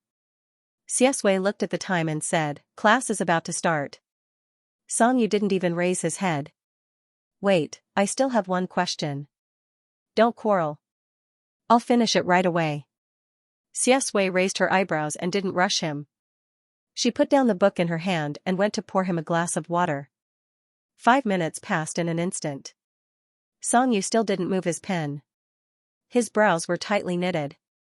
It was the familiar feeling of gnashing his teeth and fighting. This child always did questions as if he was fighting. Xiaxue came over and was about to put the cup down. Song Yu finally gave up and said weakly, "Husband." Xiaxue was stunned.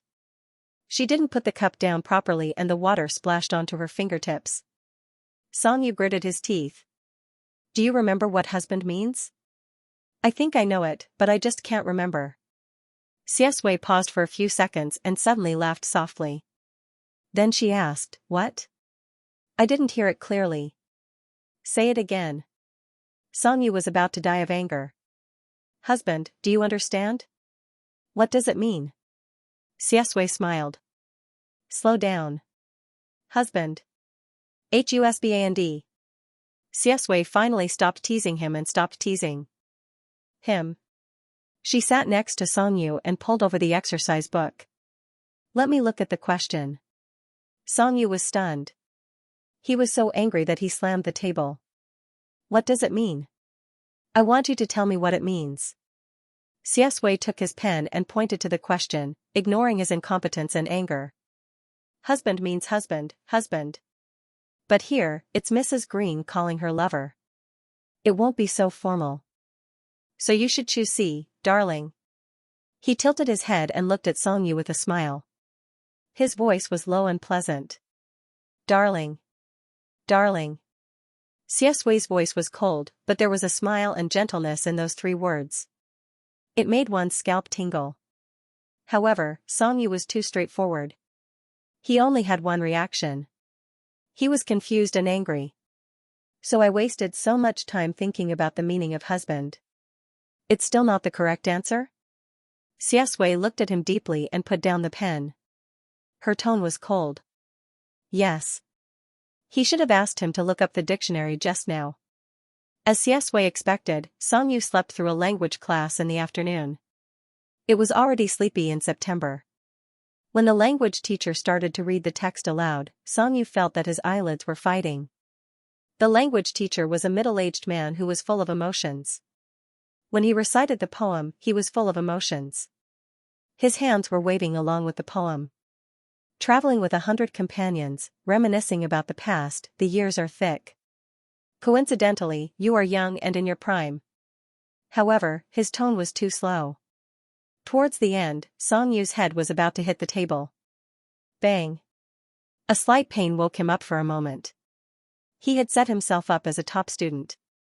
The burden of being an idol was too heavy for Songyu. He shook his head and pulled Xiaxue's sleeve. Pinch me. Don't let me sleep. I want to listen to the class. After saying that, he stretched out his arm. He was wearing a short-sleeved shirt. His exposed hand was white and tender. It was obvious that he had lived like a prince for a long time. She didn't know where his strength came from when he hit someone. Xiaxue looked down and said lightly, "Pinch yourself." Songyu was dumbfounded and gave a genius suggestion. "I can't hit myself too hard. Why don't you stretch out your hand and let me pinch it?" Xiaxue was so angry that she laughed. He pinched someone else's hand to wake himself up. He was really smart. In your dreams. They got along more and more casually. Songyu didn't notice anything wrong. Knowing that he was in the wrong, he could only find another way out. He turned around and said to Ma Shouting, who was especially active in the language class, "Hurry up and pinch me. I want to sleep." Ma Shouting was immersed in the sea of poetry. When she heard him, she didn't understand. "Brother Yu, what do you want me to do?" Xiaxue had already grabbed Songyu's hand and pulled him back. "Sleep. I'll call you when I get to the point." Songyu's eyes were wide open. He was so sleepy that he cried. His eyes looked especially clear and confused. "Don't. This isn't appropriate. I want a man who gets full marks in his studies." His tone was still so annoying. "Xiaxue, the next lesson is physics. If you don't sleep now, do you want to sleep later?" Physics and language. If he didn't listen to the former, he would probably be stupid for 3 years. In contrast, Songyu obediently shut up and fell asleep on the table. Their place was simply a VIP area for underachievers. They leaned against the window, had the wind as a hypnotic, and also had the teacher's voice as a lullaby. Not long after, Songyu fell into a deep sleep. In fact, this place had been receiving a lot of attention. On the forum, there were posts about Brother Yu's real identity for a long time. However, the person involved didn't say anything, so it didn't blow up. The trolls all agreed that Yu Mao was an ugly, short, and pretentious loser in real life. It was impossible for her to match up with Songyu. Those fujoshis must have had a screw loose in their heads. They were blindly matching her. The girls were divided into 2 groups. On the forum, Xiaxue's girlfriend fans still made up the majority. When they heard that they were desk mates, they were so angry that they vomited blood. They insisted that they didn't believe it. These 2 people couldn't be related, the rest of the shippers were as happy as immortals. The comments flew as if it was the new year. Their attitude on the forum was as hateful as beating drums and gongs in front of someone's funeral. For example, the analysis of an immortal post owner. F***ck. I'm so happy. Songyu, sy, Xiaxue, xs. Both of their names have an S in it. What does it mean? It means that it's true. As for the remaining xy, are you familiar with it? It's the xy axis that is interspersed in the mathematics textbook and never separates. What does it mean? It means that no matter how long the future lasts, the origin will always be the same. They're a match made in heaven. Don't you understand? Others. Amazing. 66666666666 damn, you guys can really translate everything into flowers. Don't you understand? Ha ha ha ha ha, I understand. Of course, their actions on the forum were only on the internet. In real life, even if the girls in the class believed that Songyu was Brother Yu, they didn't dare to say much. After all, Songyu's scumbag temperament on the forum was too obvious. At first glance, they could tell that he was arrogant and domineering. They were afraid. Before the truth came out, they chose to observe in secret. But the more they observed, the more they felt that it was God's arrangement for these two to be deskmates. The first physics class in high school. Xianxia brought out 120% of her spirit. Her back was straight and she looked refreshed. Xianxia opened her physics textbook, tilted her head, and said, "I'll take a nap first. Knock on my desk and wake me up in the next PE class." "Xianxia? You're sleeping in physics class?" Xianxia nodded. Xianxia was shocked. "Did you sleep very late last night?" Xianxia smiled and said, "It's okay. The matter of Zhu Zhixing's family wasn't enough to waste his energy. He paid more attention to the Wang family." Xianxia showed no signs of remorse for sleeping in the language class. When he lectured the others, he said, "This won't do.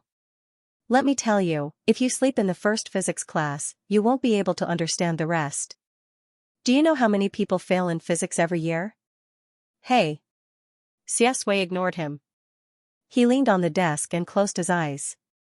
His thick and long eyelashes covered his face. When Xianxia closed his eyes, he lost his mysterious aura and looked tired and weak. Xianxia looked at his sleeping face and was stunned. He stopped talking and muttered softly, "How can he sleep so much?"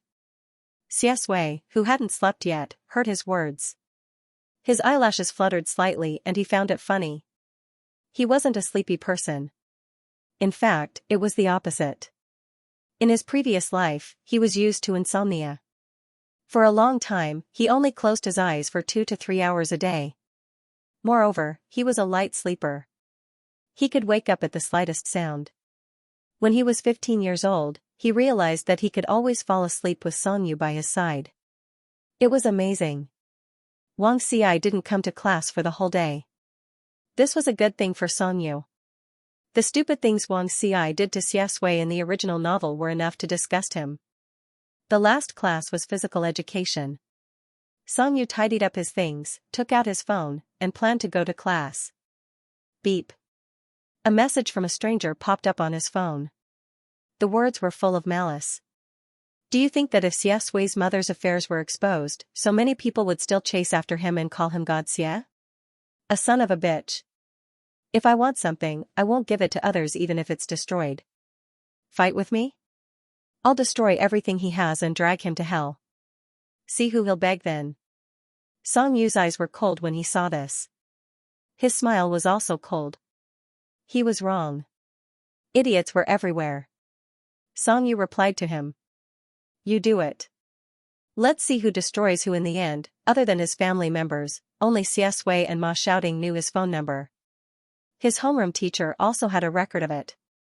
To be able to send a message to him, he must have gotten the information from Oilian. His tone was so disgusting. Who else could it be other than Wang Xi? He didn't come to school for a day. Was he investigating him and Xianxia? Xianxia turned off his phone with a cold expression and put it in his pocket. Wang Xi, this idiot, better not come to school tomorrow. Otherwise, his mother wouldn't even recognize his grades. After the fight, it would be best to call his parents. Trash. PE class was the most anticipated class for high school students. A group of people swarmed out when the bell rang. Ma Xiaoding was in the front of the group. She dragged Shiboan downstairs to occupy the basketball court. Not long after, there were not many people left in the classroom. The first class was empty. Now, only the two of them were left. Xianxia tilted his head and found that Xianxia was still asleep. He knocked on the table with his hand and leaned over to whisper, "Hey, it's time for class." Almost at the moment he leaned over, Xianxia opened her eyes. Her black eyes were abnormally awake, without a trace of sleepiness. Xianxia was stunned. "You woke up? You didn't sleep at all, did you?" Xianxia didn't explain. Her voice was slightly hoarse. "It's just the two of us left?" Xianxia proudly took credit. "Of course. I was the only one waiting for you." Xianxia curled her lips. How considerate. With a mysterious illness, the school gave Xianxia the right to skip PE class. However, Xianxia had always thought that this illness was bullshit and didn't take it to heart. Halfway through, Xiaxia answered a phone call and asked Songyu to wait for her downstairs. When Songyu walked downstairs, he met two girls from the next class. When they saw him, the two girls were stunned and stopped in their tracks. They only came back to their senses when he glanced at them. Their faces were red and they moved to the wall to make way for him. Songyu could only hear their discussion in hushed voices when he was far away. They were full of excitement. Is it really brother you? I don't know. The forums are in a mess now and there's no conclusion. But no matter what, he's King handsome. I was tempted when I saw the photo. The corners of Songyu's mouth twitched imperceptibly. Fortunately, he had already logged out. He just wanted to be a straight-A student in Jing City No. 1 middle school. He waited under the tree in front of the teaching building for a long time before Xiaxia came down. Songyu asked, "What call?" "You called for so long." Xiaxia smiled. An unimportant person. Physical education in high school was usually a routine. After a simple warm-up run, the students were free to make arrangements. Badminton, basketball, and skipping were basically the same few sports. Ma shouting excitedly tilted his head to look for Songyu after the PE teacher dismissed him. He shouted very loudly, "Brother you! Brother you! Do you play basketball? Brother you!" This name was really too popular today. Both familiar and unfamiliar faces in the class subconsciously looked over at her. Fortunately, Songyu had long been used to this kind of attention. He replied indifferently, "I'm tired. I'm not going." Ma shouting had never treated him like a porcelain doll since he saw him hit someone last time. He asked in surprise, "You're tired after running 2 laps downstairs? But the teacher doesn't let us go back to the classroom. Why don't you play basketball?" Songyu lowered his eyelids and asked, "Do you only study in the classroom?"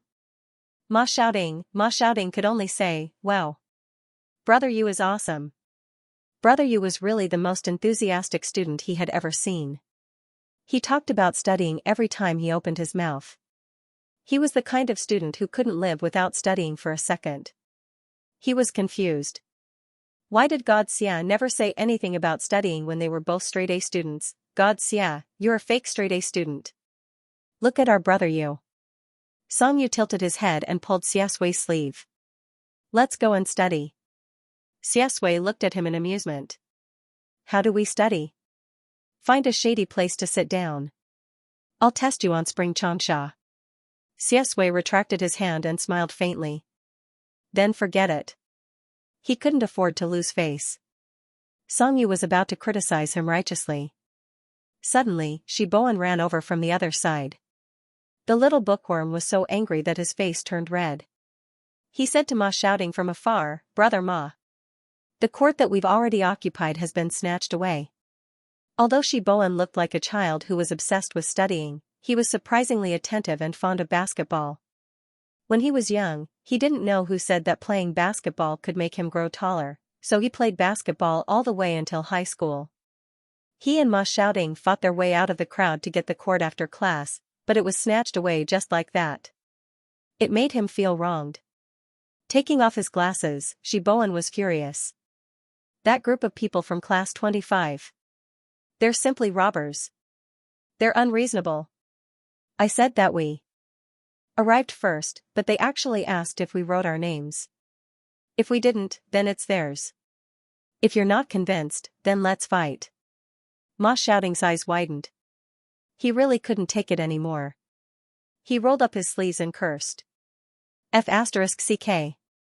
I've been a school bully for so many years in junior high, and I'm still afraid of them. Let's fight. Before he left, he remembered that Songyu was still watching from the side. He took a few steps back and didn't forget to report to Songyu. Brother you, I'm going to uphold justice. From Songyu's eyes to his expression, disdain was written all over his face.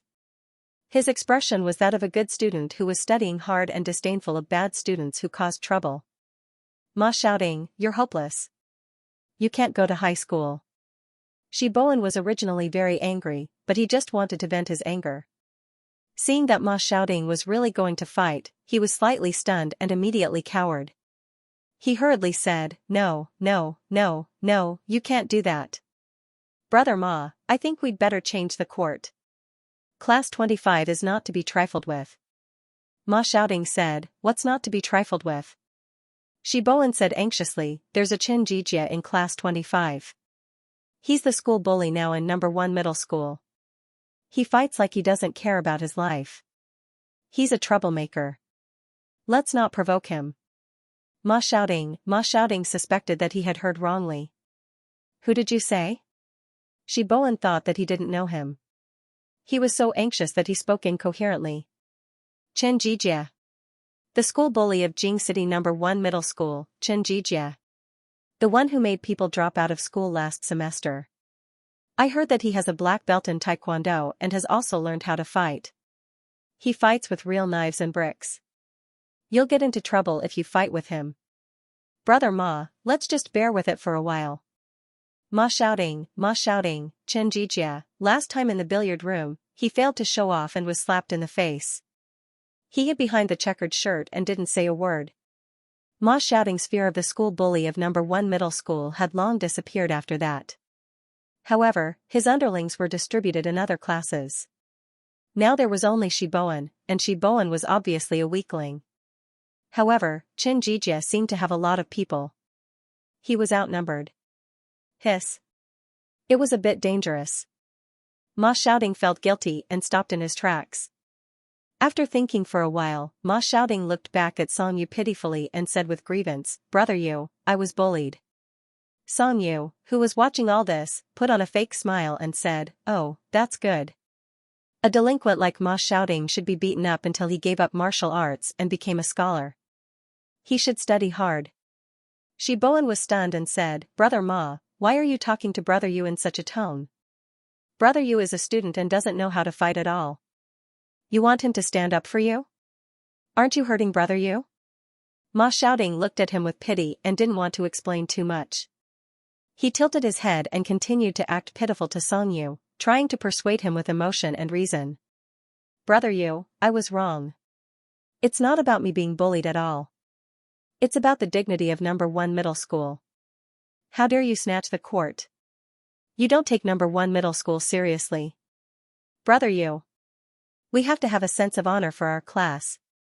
Song Yu tilted his head and asked Xia, if you don't recite Spring Changsha, teach me Newton's third law. Xia held back her laughter and said, do you want to teach me the first and second laws first? Ma Xiaoting was afraid that the two of them would leave first and was about to cry. She didn't care about her dignity anymore and sobbed, Brother Yu, I want to play basketball. Song Yu was speechless. Shi Bowen was confused. What do you mean? They had been arguing for a long time, but in fact, many people in number 1 middle school didn't go far and were secretly observing. The girls whispered to each other. What happened?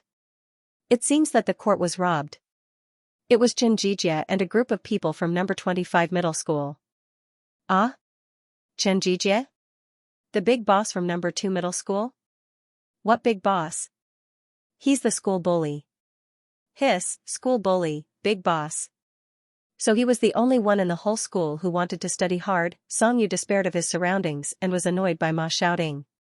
He frowned and said, have you had enough? Ma Xiaoting blinked and looked very pitiful. Shi Bowen and the others were dumbfounded by the scene. Song Yu pursed his lips and turned to Xia and said, wait, I'll go and uphold justice first. Xia smiled and said, okay. Yu was really righteous. The basketball court was next to the sports field. This year's PE class was held by several classes from number 1 middle school to number 3 middle school. There were a lot of people. Xia's name had been popular in number 1 middle school for a long time. Many female seniors stood on the sports field just to see her. Shi Bowen led the way and Ma Xiaoting walked in front like a crab. Looking at Ma Xiaoting's walking posture on the street, Song Yu couldn't bear it anymore. She's making it seem like I'm going to fight. Xia couldn't help laughing and said, aren't you going to fight? Song Yu widened his eyes slightly. I'm going to reason with her, okay? First come, first served. This is a matter of etiquette. Why do we have to fight when we can solve things by reasoning? Civilized society, understand? Xia listened quietly and didn't refute. Songyu thought for a while and was a little dissatisfied. So, in your eyes, I'm a delinquent who only knows how to fight. Xiesui was addicted to teasing him. She lowered her eyes and smiled. No, you're even good at making calls. Songyu stared at her expressionlessly. Oh. Who am I calling for? What's wrong with the smart, cute, and kind person I praised in the morning? Xiesui was originally a popular person. Coupled with Songyu's identity, which was unknown, the noise attracted a lot of attention. The people on the field quietly moved closer, with the basketball court as the center. A group of people from class 25 just came out of the equipment room with the ball in their hands, but the leader was not Xianxia. It was a big guy they hadn't seen that day. Ma Shouting said in a very aggressive tone, "Didn't you say we'll fight if you don't like it? We're here. Let's fight. Where's your boss? Where's Xianxia? Are you a coward?" Songyu's face was livid. He grabbed Ma Shouting's shoulder and pulled him back. Ma Shouting said, "Hey, brother you, what are you doing? I haven't finished talking yet." Songyu ignored him. His expression returned to normal, and he said politely, "This student. We can talk about the ownership of the court." However, before he could finish his words, the big guy had already sneered with the ball in his hands. Yang said proudly, "Xianxia? He abdicated yesterday." His brain was flooded with water, and he suddenly started studying.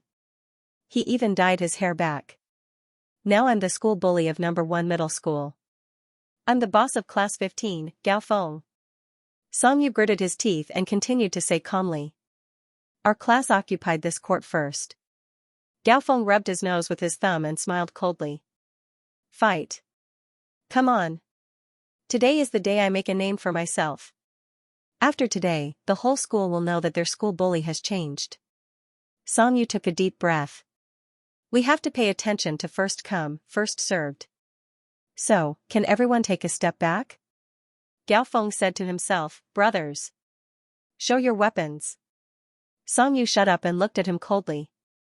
In an instant, the atmosphere became tense. Ma Shouting trembled behind him.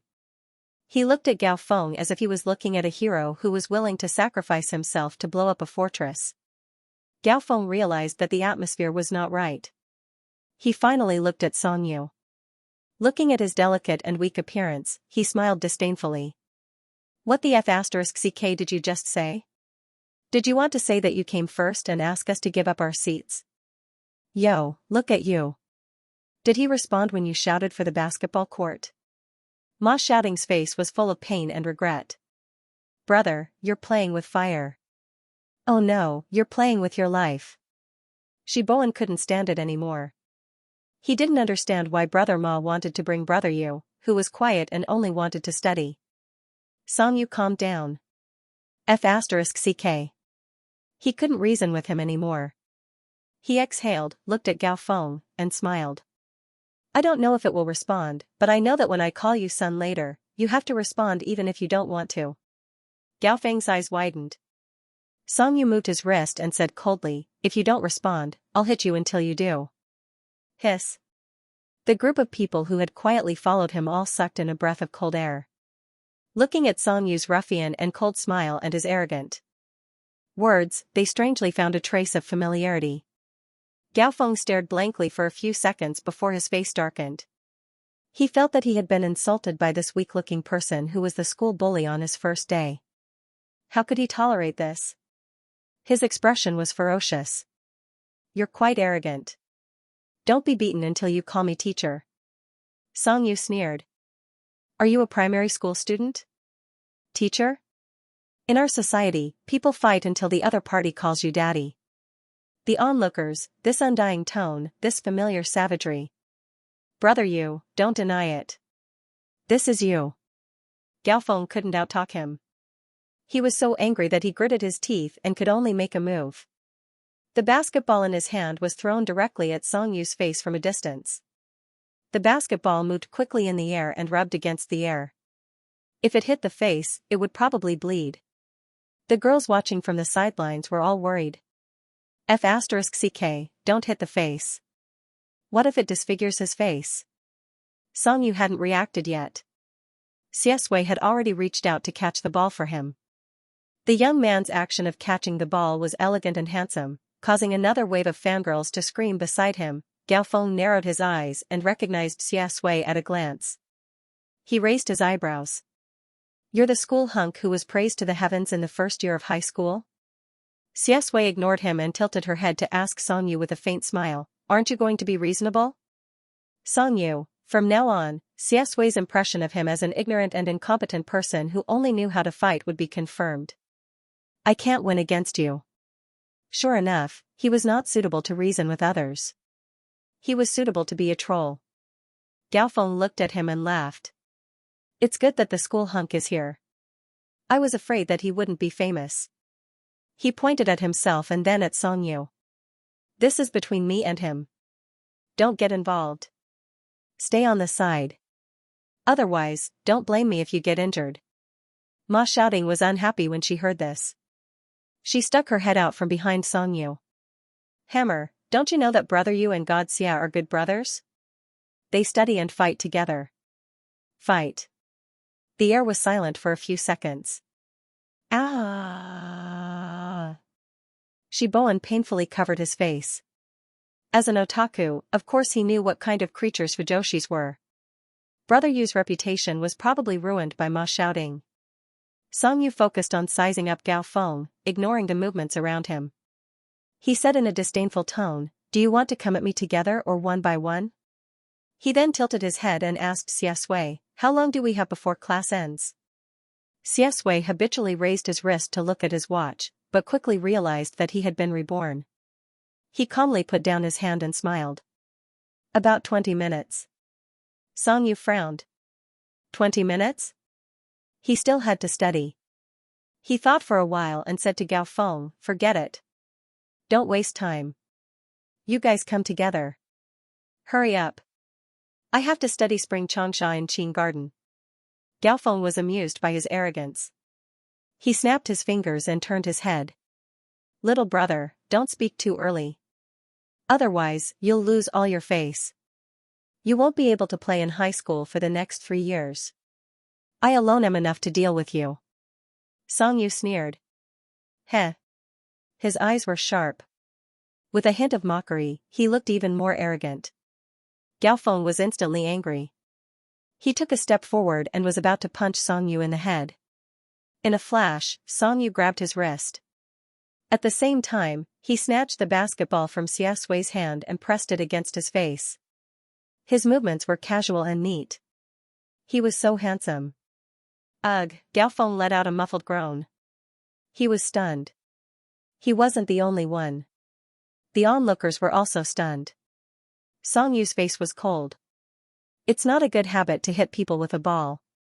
Son, do you remember that?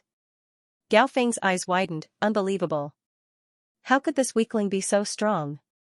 Wah! There was a scream from the side, the girls' faces were red. They quietly took out their phones and started recording. Usually, they wouldn't watch such a fight. On the contrary, they would retreat 3 feet away. But they couldn't help it. Today's protagonist was too damn handsome.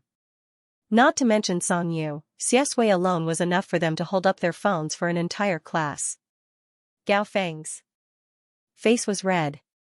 He slapped the basketball away with his other hand and roared, I underestimated you just now. Come.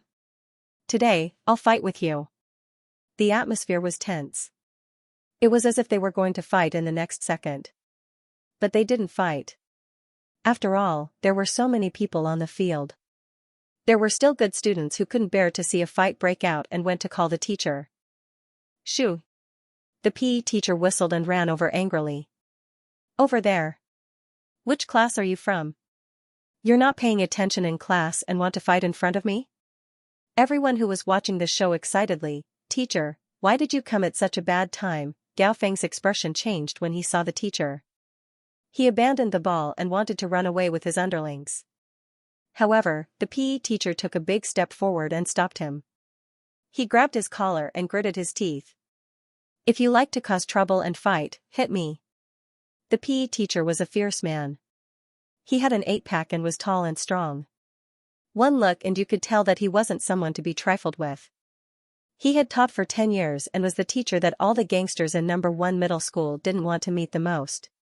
Gao Feng's face was sour and he didn't say a word. The PE teacher was even angrier. You're still giving me that look? Run 10 laps on the field for me and then go to the office to write a reflection of 1,000 words. Gao Feng gritted his teeth. He wanted to say something but stopped. In the end, he pointed at Xianxia hatefully. What about him? The PE teacher turned around and saw Xianxia's delicate and obedient appearance. He was furious. You're young, but you're scheming. You're looking for trouble and trying to drag him down with you? 3,000 words. You can't run away. Gao Feng looked up in disbelief. Mother ****. He couldn't finish his sentence before he was dragged to the field by the extremely strong PE teacher. Shi Bowen heaved a long sigh of relief. Ma Xiaoding also sighed. Shi Bowen said, fortunately, they didn't fight. Ma Xiaoding, fortunately, they didn't fight. I think Gao Feng can write 3,000 words to thank teacher Zhang. Shi Bowen? Xianxia had never been enthusiastic about fighting. The PE teacher came at the right time. He watched expressionlessly as Gao Feng was dragged away. He turned to Xiaxia and said, let's go. To recite the books. Before he could finish speaking, the PE teacher had already run back. He didn't look too good either. He pointed at them fiercely and said, you've caused such a big commotion. You two should reflect on yourselves. You don't have to run away. Go to the office and explain everything clearly. Write a self-reflection. Xianxia, how much time did this waste of his study time? He instantly felt that he had suffered a great loss for not beating up that blockhead. Xiaxia smiled indifferently. The PE teacher still had class, so he asked them to wait in the office. The office was on the 3rd floor of the Yuan building. It was considered an old teaching building. At this time, the teachers would have gone to eat. They were the only ones left in the office. The form teacher of another class was also on the phone. There were only 4 weeks before the monthly exam. Xianxia was racing against time. He bent over the table and wrote ancient poems at a fast speed. The teacher's voice could be heard clearly across the table. Why do you suddenly want to transfer schools? School has just started, and you've already paid the tuition fees. Mother Zhu, do you want to wait a little longer? This is fine. If you want to transfer schools, where will you transfer to?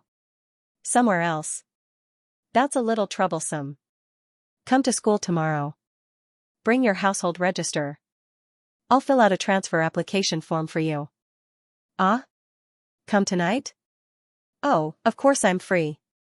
But this is too rushed. Sigh, fine. Come over then. Sigh, Mother Zhu, don't cry. There's nothing that can't be done. On the other side of the phone, there was still the faint sound of a woman crying and cursing in Jing City's local dialect. The form teacher was a female teacher who had just graduated. She was young and immature and was not used to dealing with matters with parents. She held the phone awkwardly, but she was still very gentle and patient. Okay, don't be angry. Okay. I'll wait for you. She finally hung up. She let out a long sigh of relief and rubbed her forehead tiredly. Xianxia wrote down the words flowing river blue from memory. Suddenly, he forgot the last sentence. He didn't listen to the entire language class. As a top student, he was very anxious. What's the last sentence again? It's look at the mountains red, the forests are dyed red, and the river blue. What's after that? Xiaxia, 100 barges vying for the current. Xianxia held the pen, what's vying for the current? Why do I feel that it's so unfamiliar?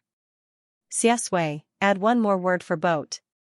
After Xianxia finished writing, he finally slapped his forehead. I was wondering why I didn't have any impression of it. I've always been memorizing 100 barges vying for the current. Xiaxia stared at him seriously for a long time with her dark eyes and smiled. You're so unfamiliar with the language. Are you planning to be the last in the grade? Xianxia felt guilty and couldn't get angry. I can't be that bad. The sunset slowly seeped through the window. The glass was pure and golden like oranges. Xianxia almost finished writing a physics paper, but the physical education teacher still didn't come. The sky gradually darkened, and the physical education teacher finally walked into the office. It probably took him a lot of time and energy to teach Gaofeng a lesson. When the physical education teacher saw them, he directly said, "Go and eat first. Write a reflection of 500 words and hand it to your form teacher tomorrow." He received a phone call from his daughter. He chatted with her for a while before walking away. Xianxia finished a paper and only had 2 questions left. He didn't want to leave even if the teacher let him go. He couldn't stop thinking about the questions. Stay a little longer. Xiesui sat next to Xianxia and pretended to take a pen and do her homework. She looked at the clock hanging on the wall and calculated the time in her heart. She tilted her head and asked, "Are you hungry?" Xianxia didn't even raise his head. "No, my mind is very rich. I'm already numb."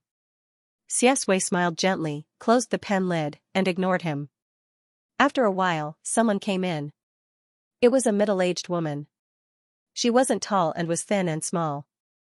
She had short hair, thin eyelids, a thin nose, and a mean face. She was carrying a bag in her hand. Her hair was messy, and her eyes were red and bloodshot. It looked like she had been crying for a long time. One side of her cheeks was bruised, and when she walked in, her legs were a little limp. The homeroom teacher was stunned. After a while, he stood up and asked tentatively, "Are you Zhu Zhixing's mother?" "You, what happened to you?" As soon as the woman sat opposite the teacher, she suddenly broke down and cried in despair. She cried and scolded at the same time. Her mouth was full of vulgarities like animal, shameless old man, and bitch. The homeroom teacher was from Jing City. He was very embarrassed and hurriedly said, "Well, did you bring your household register? Are you really going to transfer schools?" The woman covered her face and cried, "Yes, yes, yes. I can't live like this anymore. I can't stay here anymore." The homeroom teacher smiled stiffly. "Well, did something happen at home? Please calm down." Zhu Zhixing's mother cried in despair, "Teacher, you don't know the days when people talk about me behind my back. Every word is like a stab to the heart. I didn't dare to raise my head when I went out today. It's all that old animal's fault. My life has been ruined by him. I want to leave with my son." She had lost all her face and caused such a huge scandal. "Every second I stay here is torture." The homeroom teacher was dumbfounded. Okay. When Xianxia first heard the homeroom teacher shouting Zhu Zhixing's mother, he stopped writing and quietly raised his head to look over there. Zhu Zhixing? Isn't he the idiot who bullied Xiesui in junior high school? Why is his mother here? And why is she crying so miserably? Xiesui looked at ease. It seemed that she didn't care about what was going on over there at all. She only asked Xianxia, "Have you finished writing?" Xianxia was actually still stuck on the last question. However, Zhu Zhixing's mother was Xiesui's childhood nightmare. Xiesui had already let go of that night. He didn't want these people to hurt Xiesui's eyes again. He put away his pen. "I'm done. Let's go." However, when they walked out of the office and went downstairs, they met Zhu Zhixing in the corridor. At night, the moonlight shone in coldly. In the old teaching building, the walls were peeling. Zhu Zhixing stood alone in a dark corner. His usually wretched and sinister eyes were filled with confusion and panic. His eyes were also red. Just like his mother, he had been crying for a long time. Xianxia was stunned when he saw him. It turned out that he was also here. He pulled Xiesui away from this person. Unexpectedly, when Zhu Zhixing saw Xiesui, his eyes suddenly became bloodshot. He gritted his teeth and rushed over. He was about to punch Xiesui in the face. His roar sounded heart-wrenching in the corridor. "It's you, isn't it? You sent the photos and surveillance cameras to the police. You did it, didn't you?" Xianxia was so angry that he grabbed his neck and pulled him away. "Are you crazy? I let you go last time. Why are you rushing to get beaten up this time?" Xiesui stepped back. His bottomless eyes looked at Xiangxia's back as he stood in front of him, and the corners of his lips curled up slightly. Zhu Zhixing had lost his mind and was like a mad dog. "It's all over. It's all over. You've ruined my family. Xiesui." You're as hateful as your bitch mother who specializes in seducing men. Song Yu was so angry that he punched him and stuffed the book in his hand into his mouth. Are you crazy? Shut up. Zhu Zixing was no longer afraid of Song Yu. That kind of physical pain was far less terrifying than what he had experienced today. He stared at Xiaxue in a daze. Xiaxue's skin was cold and white. Under the moonlight, there was a kind of otherworldly coldness. Her eyes were as dark as a deep pool. Even now, her gaze was still indifferent and cold. Even if she was manipulating everything behind the scenes, she didn't really care about them. She didn't even deign to show any disgust. Zhu Zixing's teeth chattered. For a moment, his whole body was cold and his scalp was numb. He wasn't sure at first, but now he was suddenly sure. Yes, who could understand that area so well? It's you. Tears streamed down his face. He raised his hand and said in a trembling voice, it's you, the devil, the devil. If his feelings towards Song Yu were purely due to the fear of bullies, then at this moment, what he felt towards Xiaxue was bone-deep fear. Song Yu was annoyed. Are you done? Xiaxue. The woman's voice, which was full of hatred, came from the stairs, crying and angry. Then, before Song Yu could react, he was suddenly pushed hard in the back. His eyes widened. Just as he was about to rush down the stairs, his wrist was grabbed and pulled to the side. He fell into a cold embrace. Xiaxue hugged him with one hand and grabbed Zhu Zixing's mother's hand with the other. Her expression was as cold as frost under the moonlight. Do you want to die? The coldness in her voice could freeze ice. Zhu Zixing's mother was stunned. She stared blankly at Xiaxue. The young man in front of her was both familiar and unfamiliar to her. She opened her mouth. After the fear passed through her bloodshot eyes, she struggled to break free and burst out with crazy hatred again. She cried and shouted, it's you, it's you.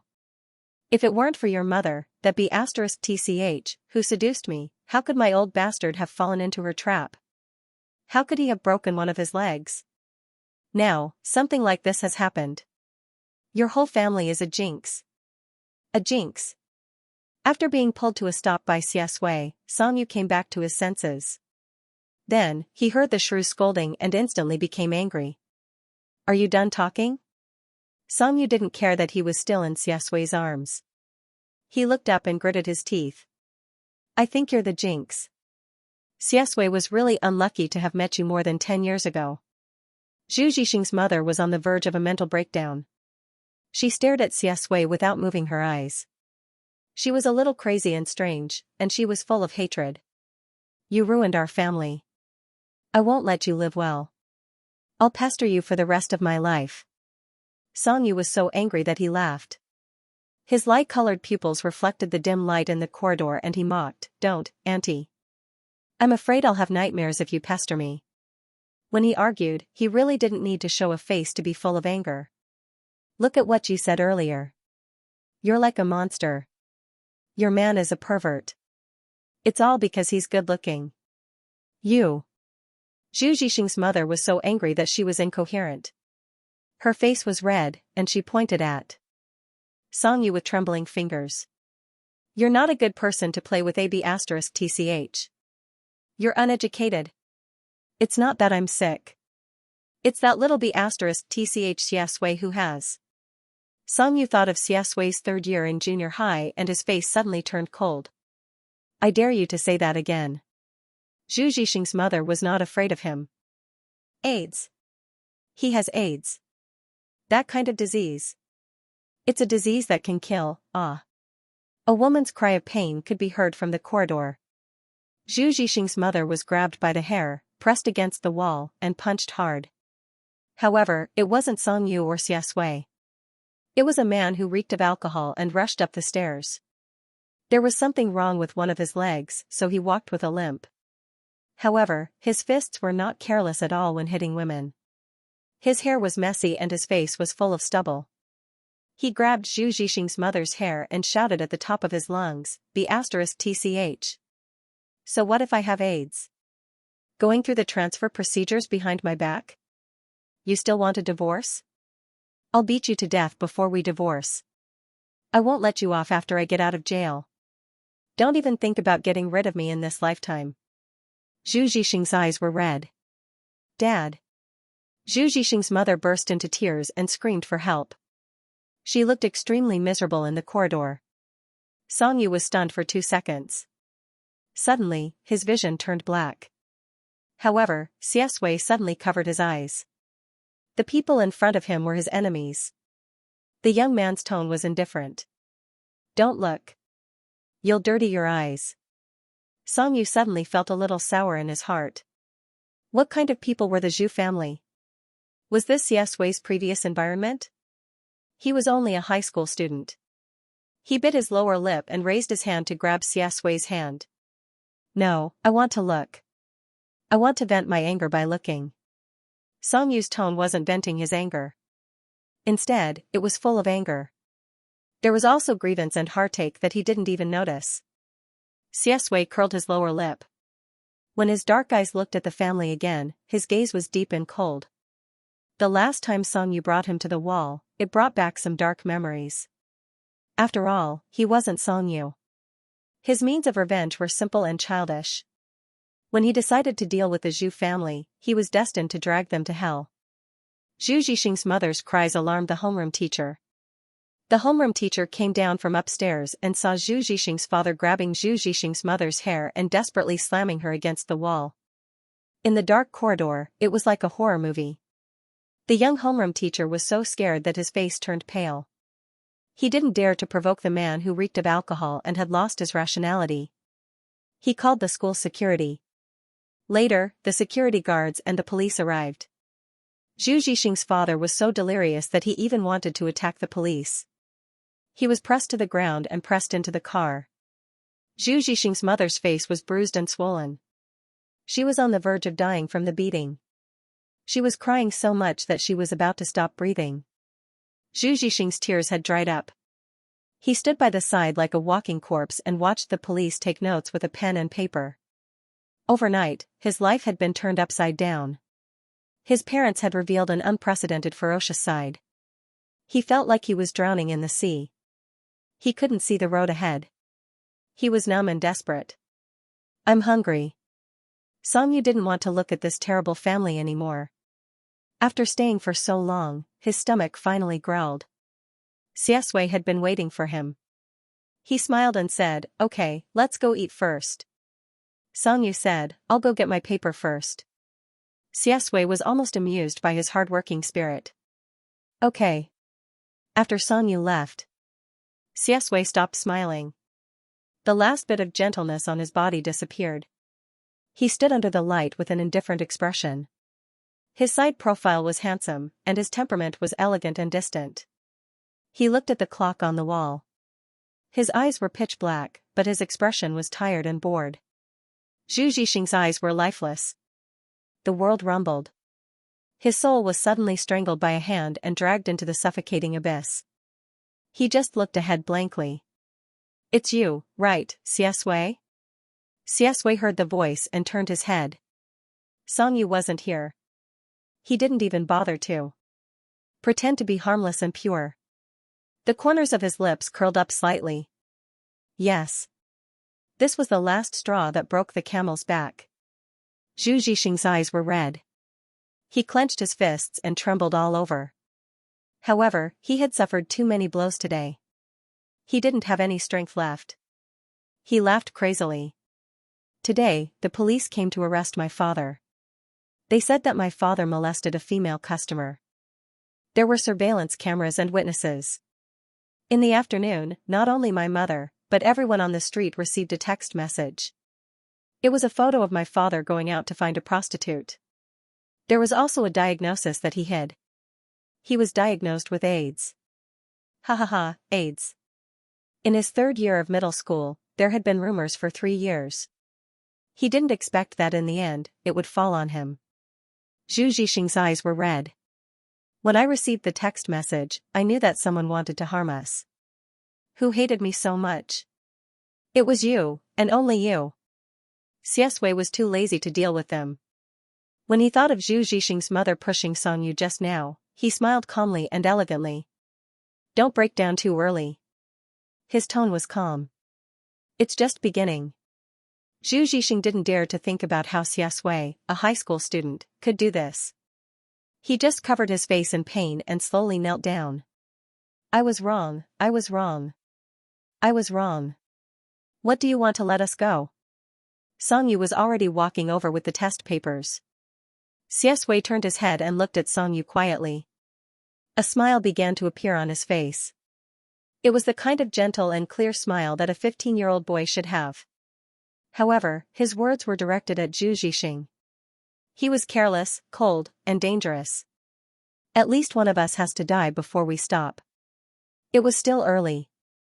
The deliberately set up gambling house, the huge compensation, the creditors, and the scandal that everyone knew. Zhu Zixing's father's release from prison was the real beginning of their family's nightmare. However, he was too lazy to waste his energy on these things. Compared to these people, he was more willing to spend his time enjoying the bright and warm high school life that Song Yu deliberately created for him. What do you want to eat? Song Yu was really hungry. He asked Xiaxia, but his gaze lingered on the barbecue stall.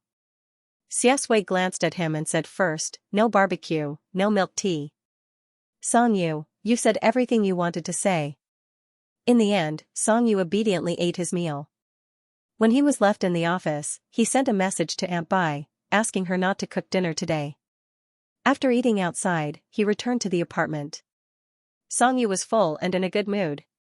On the way back, he said, it's good that Zhu Zixing transferred schools. In this way, we won't see this idiot for 3 years in high school.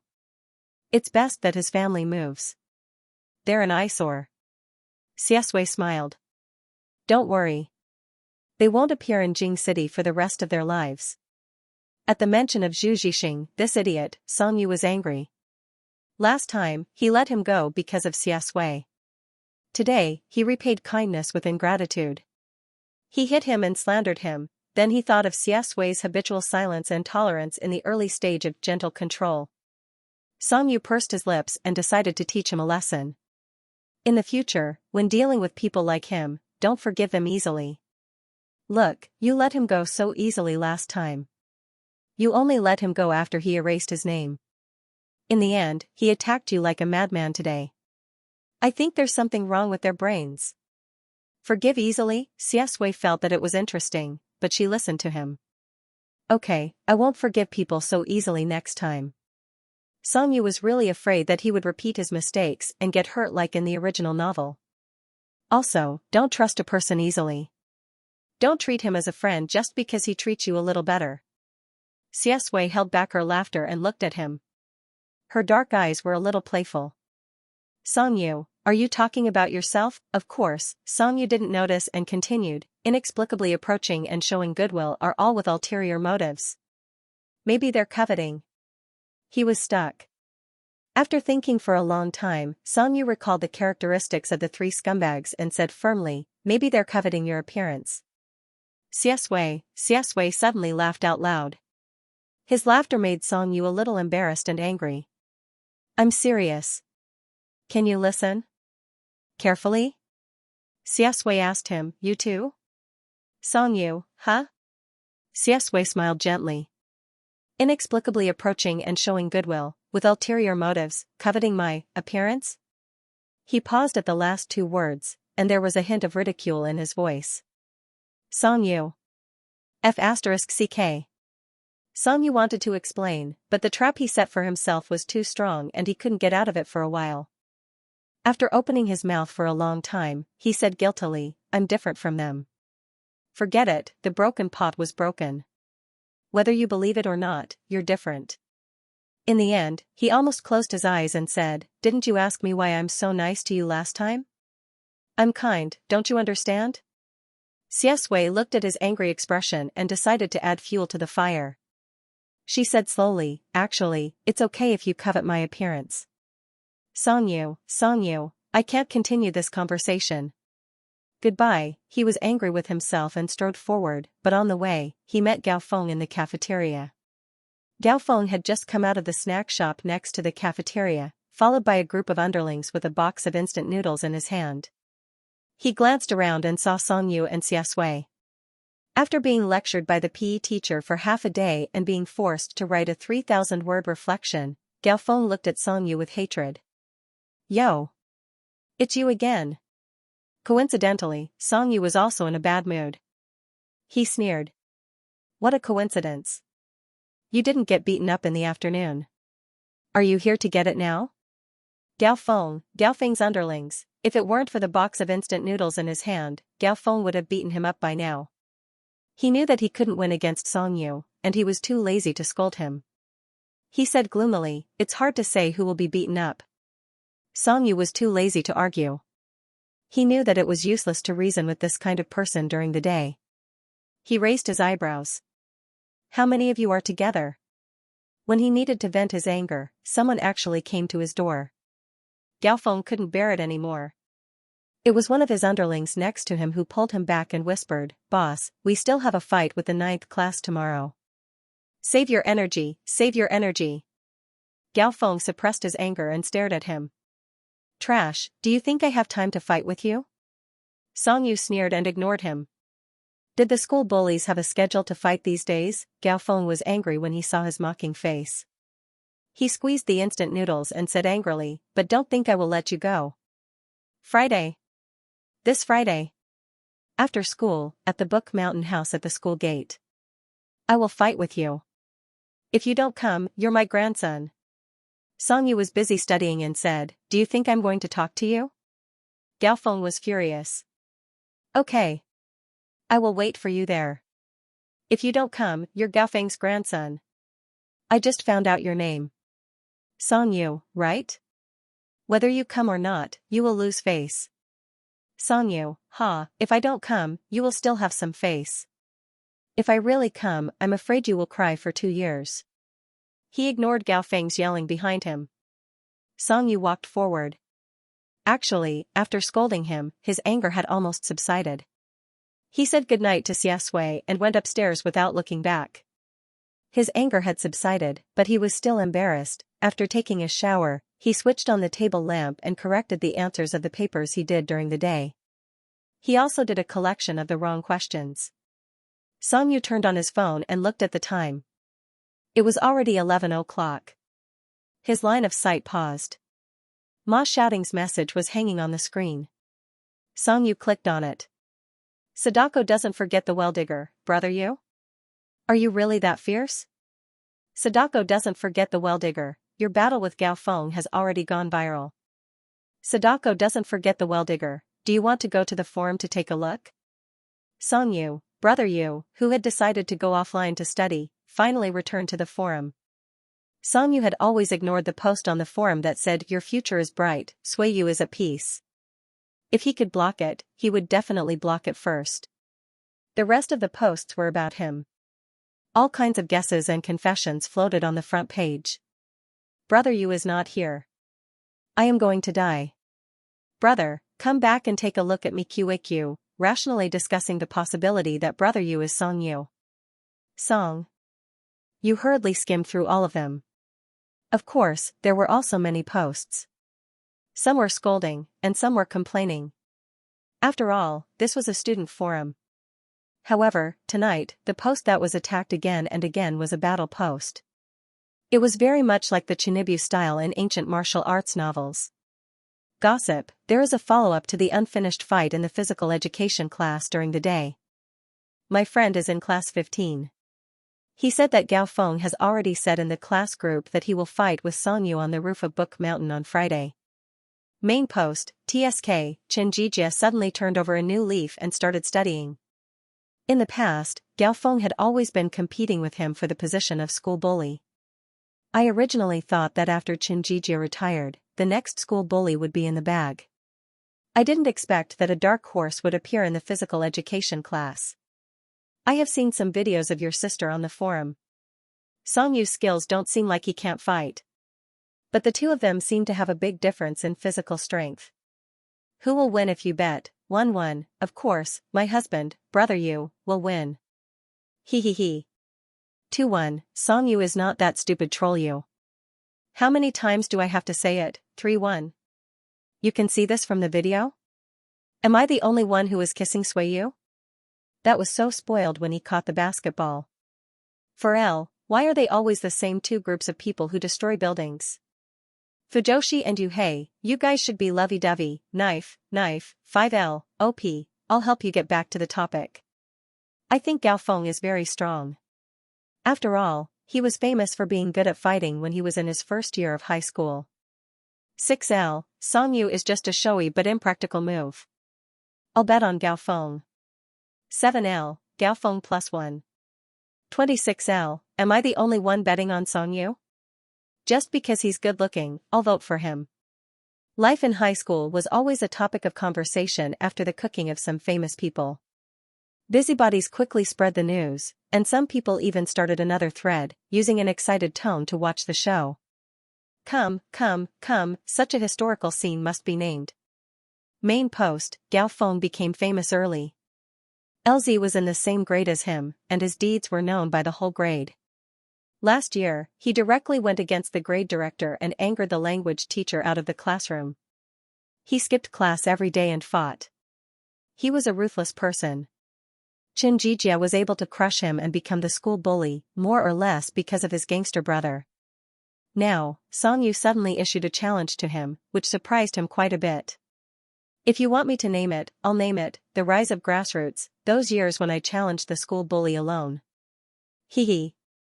1L, 666, sounds like it's the same thing. 2L, I created a Song Gao competition, does it feel historical? 3L, number 1 middle school's grand event, 2 dragons fight for the throne. 4L, battle at the top of Book Mountain. 5L, Book Mountain building's unparalleled battle. Most of the people who would talk about this were boys. They had read too many fantasy and wuxia novels and enjoyed talking about it. 6L, welcome to Jing City number 1 middle school's special martial arts program, who's the school bully? At this moment, a familiar ID appeared. 7L, your husband brother you, why don't you say that it's a special parent-child ethics program? Gao Feng looking for dad. The whole forum. 8L. I want to laugh, but I'm from class 15. I'm afraid of being beaten up, so I'd better hold it in. 9L, Yu Mao's arguments never disappoint me. 11L, didn't you leave the internet? You're back. 11L, I was eating supper and almost dropped my phone into my bowl. 12L, okay, it's confirmed. Brother Yu, just admit it. You're Song Yu. Song Yu turned off his phone and ignored the follow-up. It was the first time he saw someone rushing to be beaten up. Gao Feng was really a strange person. Before going to bed, grandmother Meng sent him a message, asking if he would be home this Saturday. Song Yu pressed his finger on the screen and paused. He wanted to call her. However, considering that his grandmother was probably already asleep, he gave up. Okay, I'll be back this weekend. Good night, Grandma. However, he didn't expect grandmother Meng to still be awake at this hour. After 10 minutes, she sent him another message. Is Yu adapting well in school? I was talking to a friend today. Her granddaughter is in the same school as Yu. She's in class 3. Do you want to be friends with her?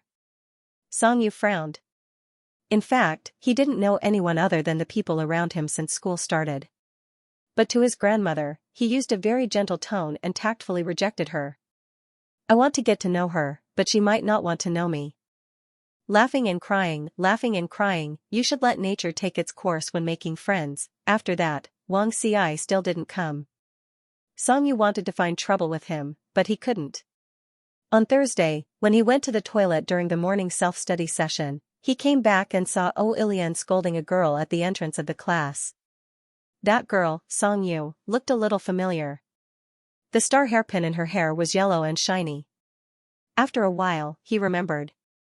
Wasn't this the girl who called him husband in the first row that day? Ilian frowned and said impatiently, asking for leave? School just started and you're asking for leave? How can a student have so many important things to do? The girl was anxious and aggrieved. Her eyes were red. Teacher, my grandmother is really sick. My parents called and told me that it's very serious. I'm afraid that I won't be able to make it back in time and miss the last time I see her. Ilian said disdainfully, how many illnesses does an old person get in a year? Are you going to ask for leave every time? The girl was already crying. I'm really scared. I'll ask my parents to call you later. Please approve it for me first, I beg you. Oh, Ilian was annoyed. Can't you approve it after she dies? Why are you in such a hurry? The girl's clear eyes were filled with tears. She looked at her blankly, as if she had never thought that such words would come from a teacher's mouth. Oh, Ilian realized that she had said something wrong, but she couldn't bring herself to apologize to a student.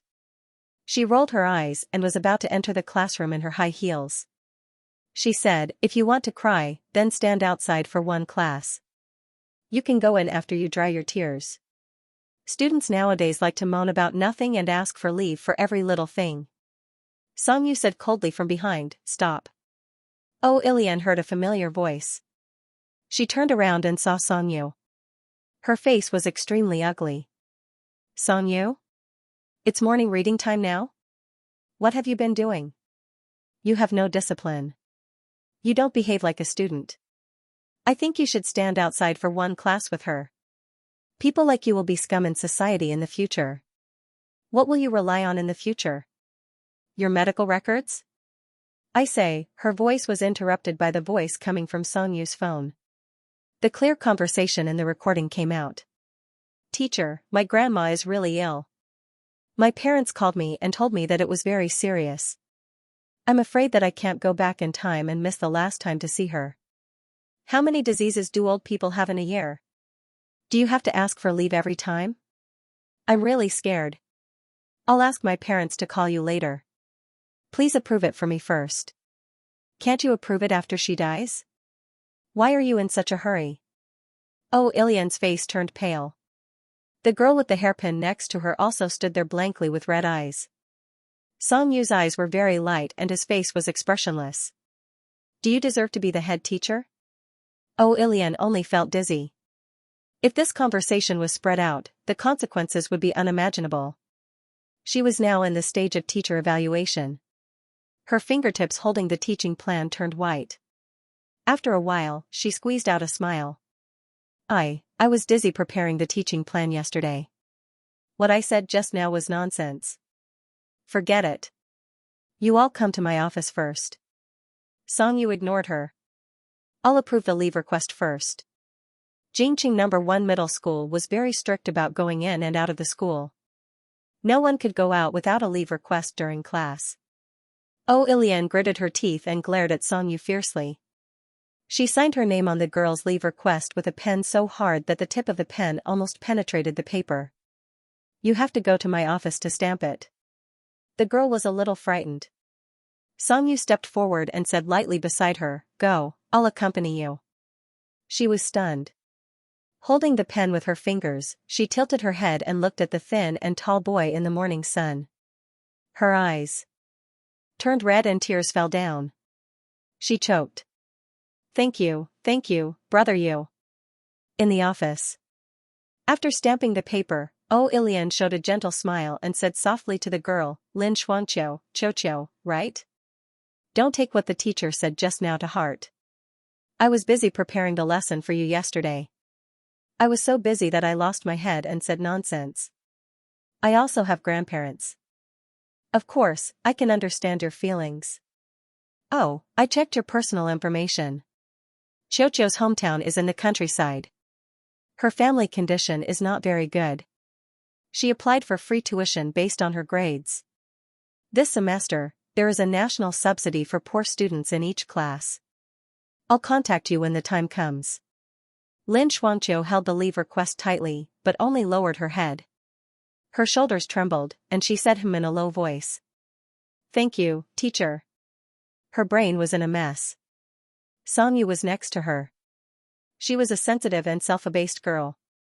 She was so embarrassed that she wanted to find a hole to hide in. But she had already got the leave request. Nothing was more important than her worry for her grandmother. She almost ran out of the office. After Lin Shuangqiu left, Oh, Ilian threw the pen on the table. She was obviously angry. She couldn't smile at Xianxia, but she still suppressed her anger. I've approved the leave request. I just said something wrong. I'm also a human being. There are always times when my tongue is loose. don't hold it. My words hurt Lin Xianxia. I've given her the compensation. What else do you want? Song Yu said lightly, originally, I stayed in this class to annoy you. But I found that you were the one who annoyed me. It was probably the first time in Ilian's life that she was ridiculed by a student like this. She smashed the broken pot and said angrily, Song Yu. If you don't like me, then get out. Class 1 can't accommodate a god like you. So what if you release this recording? No matter how much public opinion there is, number 1 middle school won't fire me. With her qualifications, it was impossible to say that she didn't have any connections. She was able to enter a provincial key high school and was a class teacher. However, Song Yu was in Jing City, so he was not afraid of comparing background. He smiled at Ilian, okay, I'll watch. Ilian's cold eyes almost poked a hole in his body. After a long time, she sneered, Song Yu, I'll teach you a lesson. It's good for young people to have a sense of justice, but many things are not as simple as what the textbooks say. When you go out into society, you'll understand in some of my practices. Song Yu put on a fake smile, oh. After returning to his seat, Song Yu sent the recording to the headmaster. A recording was far from enough.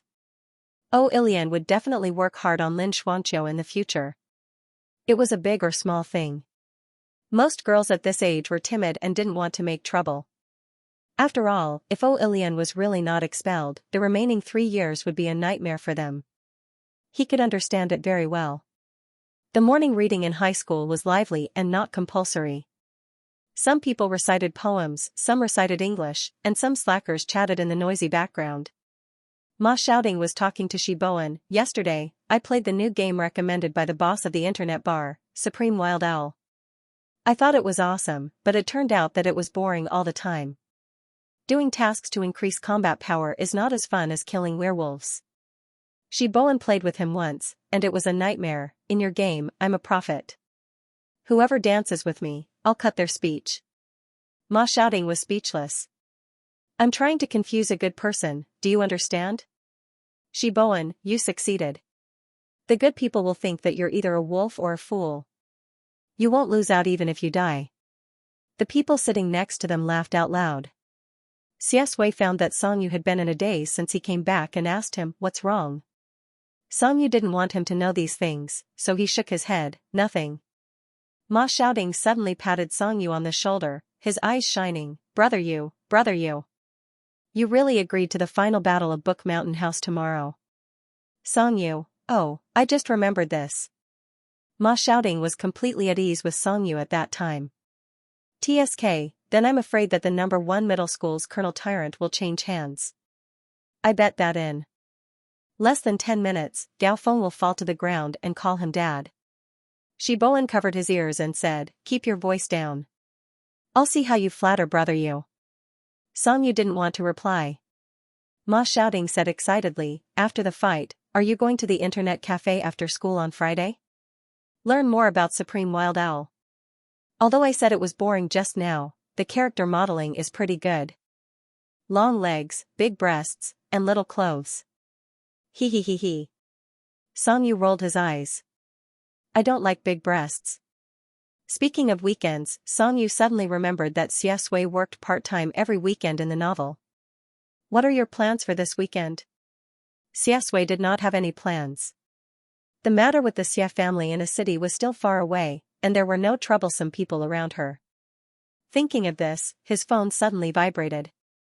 He put down the spinning pen, lowered his eyes, and looked at the message indifferently. A stranger.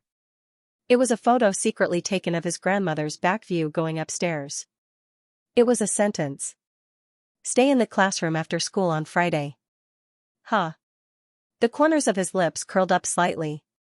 Song Yu was still asking, I'll go home on Saturday, and then we'll go to the library to study together.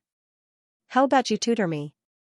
Xianxia deleted the message, tilted her head and stared at Song Yu with her dark eyes, and smiled, do I have any reward?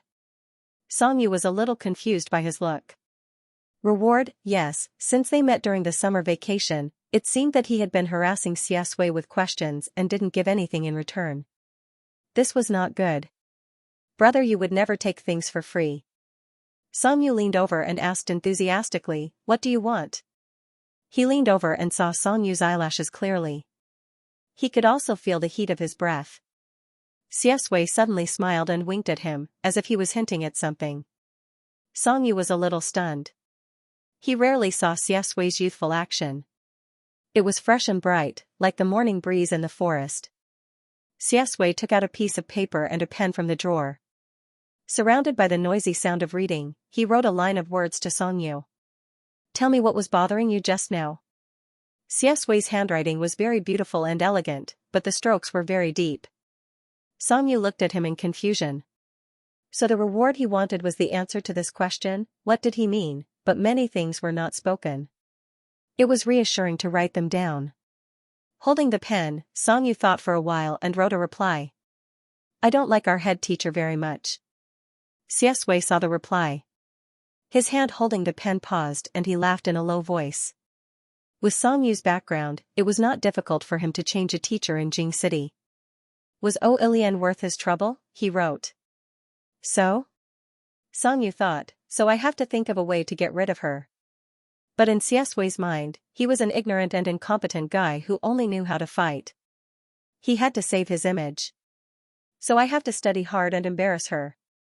However, his note was intercepted by the language teacher when he was halfway through passing it around. The language teacher came to supervise the morning reading. Xiaxue was a top student. The average score of Class 1 depended on him. Naturally, he was the focus of every teacher. As soon as she entered the classroom, she saw Songyu passing notes to harass Xiaxue. The language teacher frowned and walked over slowly. He grumbled in dissatisfaction, early reading. How can it be considered early reading if you don't read it out loud? What are you passing on? Let me see." When the teacher entered the classroom, the whole class quieted down. They put down their textbooks and looked over. No, nothing. How could Songyu let him see the bad things about their homeroom teacher on the paper? His expression changed and he subconsciously tore at the paper. As a result, half of the paper was torn off. The language teacher held the last half and read aloud, "So I have to study hard and slap her face?" The whole class burst into laughter. Songyu, the language teacher, was stunned. She didn't expect Songyu to have such awareness. "Whose face are you trying to slap?" Songyu's expression stiffened slightly. Xiaxue, who was next to him, had already helped him out. She raised her hand and said with a smile, "Slap my face." The language teacher's eyes widened slightly. Of course, he didn't believe it. She wasn't he. However, it was a matter between students. At this age, everyone wanted to save face. He didn't force Songyu to hand over the rest of the paper. He frowned and scolded, "Don't pass notes during the morning reading. Deskmates are together all day long. What else is there to say?" The rest of the class couldn't help but laugh. Songyu, after the teacher left, Ma shouting couldn't stop laughing. Then she asked Songyu from behind, "Brother Yu, there are only a few weeks left until the monthly exam. Have you already declared war on God Xia?" Songyu glared at her. "Yes." She Bowen used a pen as a microphone and moved closer to Xiaxue. "God Xia, what do you think about the challenge from the top student of a city?" Xiaxue smiled. "It's my honor." Ma shouting applauded. "My brother Yu is awesome. He's a top student and a top student in Jing City." Songyu was really a bad student and a fake top student. He flew into a rage out of humiliation. "Shut up." The monthly exam was a very important thing for Songyu in high school. He had to give an explanation to his parents in a city. If he scored 350 again, his parents would think that he was ignorant and incompetent in Jing City. It would be better for him to go back and be at ease under their watch. After the morning reading, Songyu realized that he had forgotten to bring his homework when he was collecting it. The language class representative was the girl who asked him about the definition domain last time. She was beautiful and gentle. "I can wait for you. Do you want to go back and get it now? There should be enough time." Songyu lived in the teacher's apartment and it took at least half an hour to go back and forth. He remembered that the homework was only 300 words. It was better to write one now. Thank you, class representative. I'll write another one. What's the content? It was the first time that the language class representative communicated with him.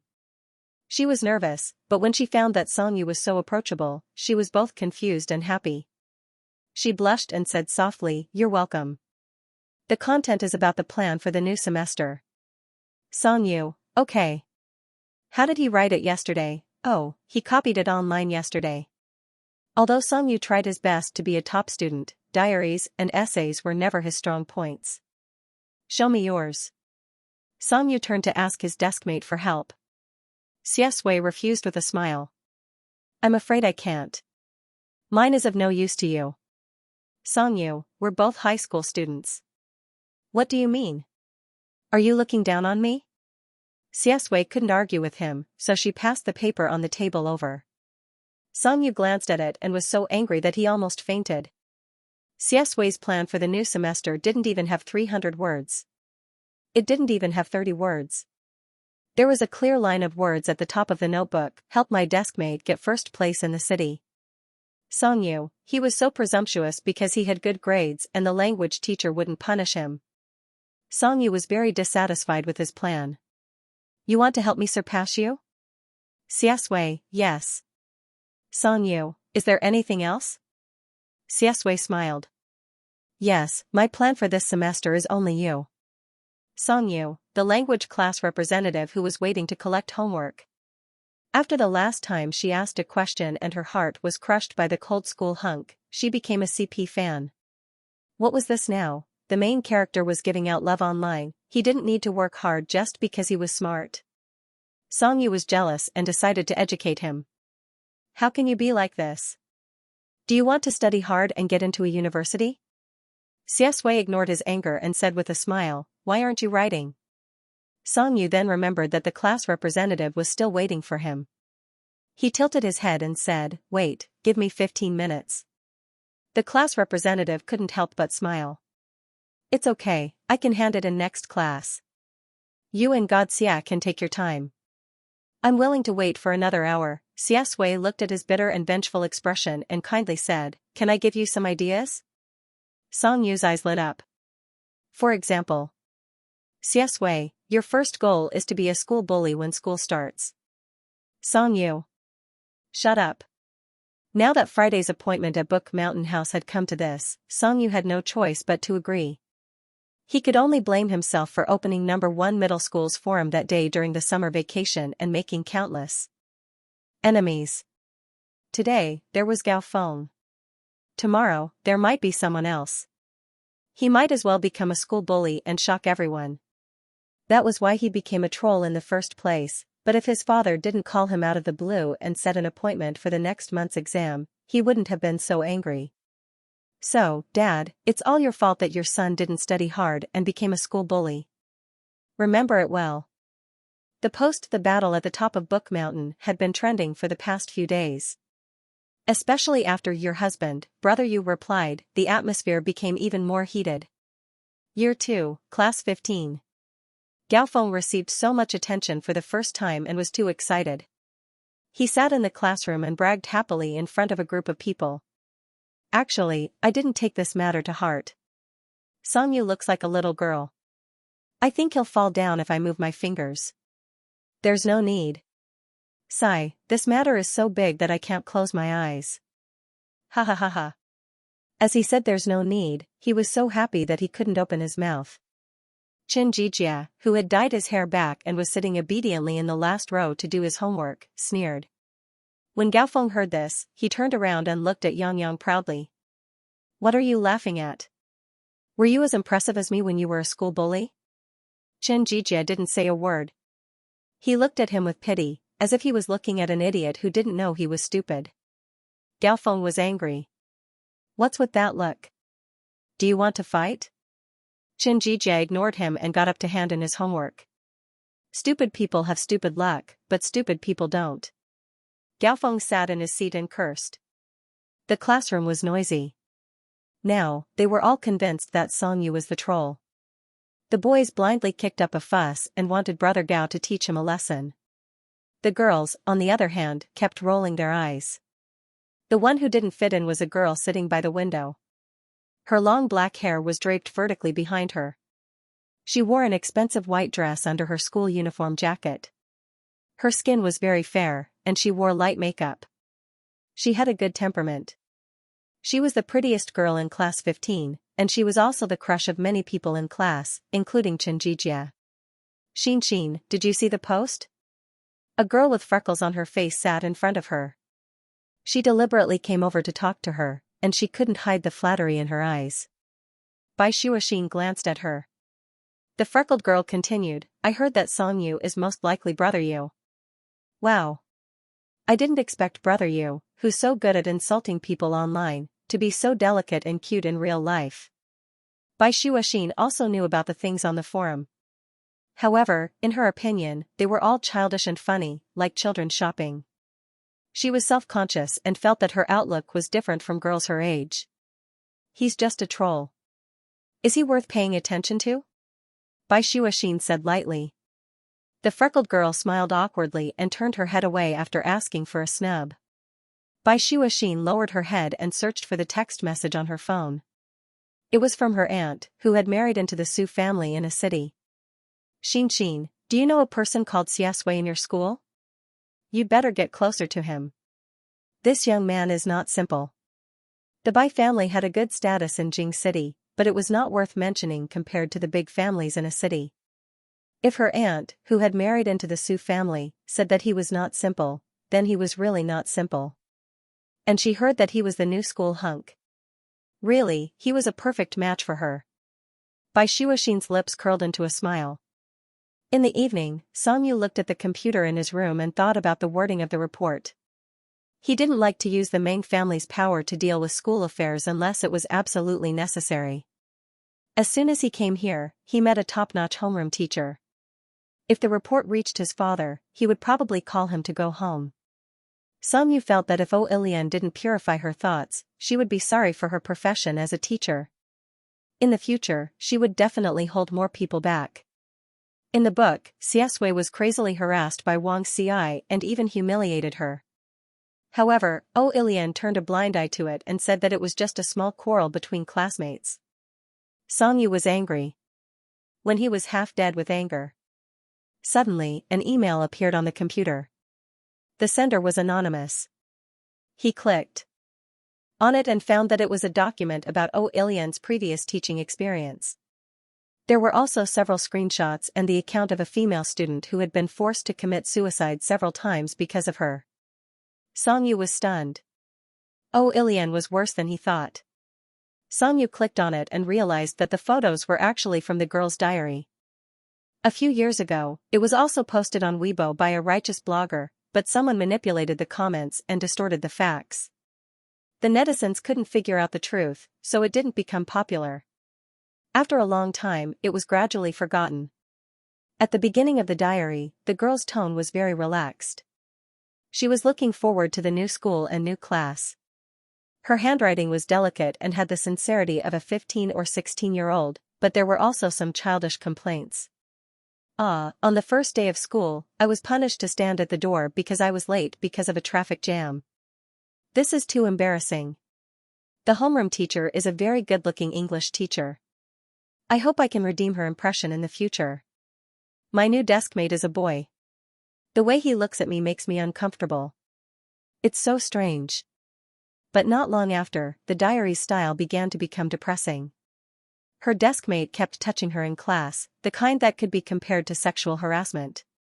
And the people sitting in front and behind her didn't even bother. They secretly recorded the class and even posted it online. The title of the video was "Look at how coquettish the new transfer student is." The diary frequently used words like disgusting all day, really want to vomit, and what should I do? She was incoherent.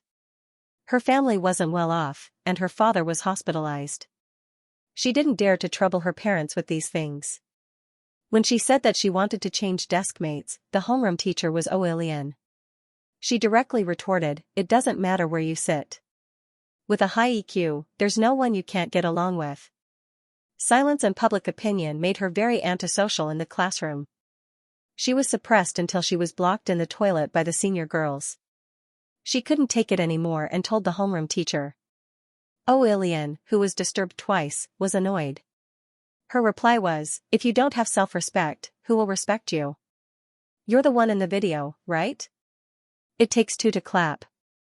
If you didn't condone him, would he be so presumptuous? These words were like a basin of cold water poured over her. She went back to her seat and cried. A kind girl in the class couldn't stand it anymore and accompanied her to the principal to talk about it. After the principal talked to Oh Ilian played the video of her being sexually harassed by her deskmate in front of the whole class. She played it over and over again, saying hypocritically, some jokes between deskmates shouldn't be made, such as this. It was like 1,000 cuts. The rest of the diary was messy, as if she was too sad to write. Her family finally realized that something was wrong with her. However, that man had a powerful background and was not someone an ordinary family could afford to offend. Her mother cried and didn't sleep for a few days out, but she had no choice but to transfer the transfer procedures. Later, when the matter spread to the internet, the man's family repeatedly spent money to suppress it and even found people to distort the truth, but it didn't cause any waves. After reading it, Songyu only had one thought, I killed Oh Ilian. He was so angry that his hands were trembling on the keyboard.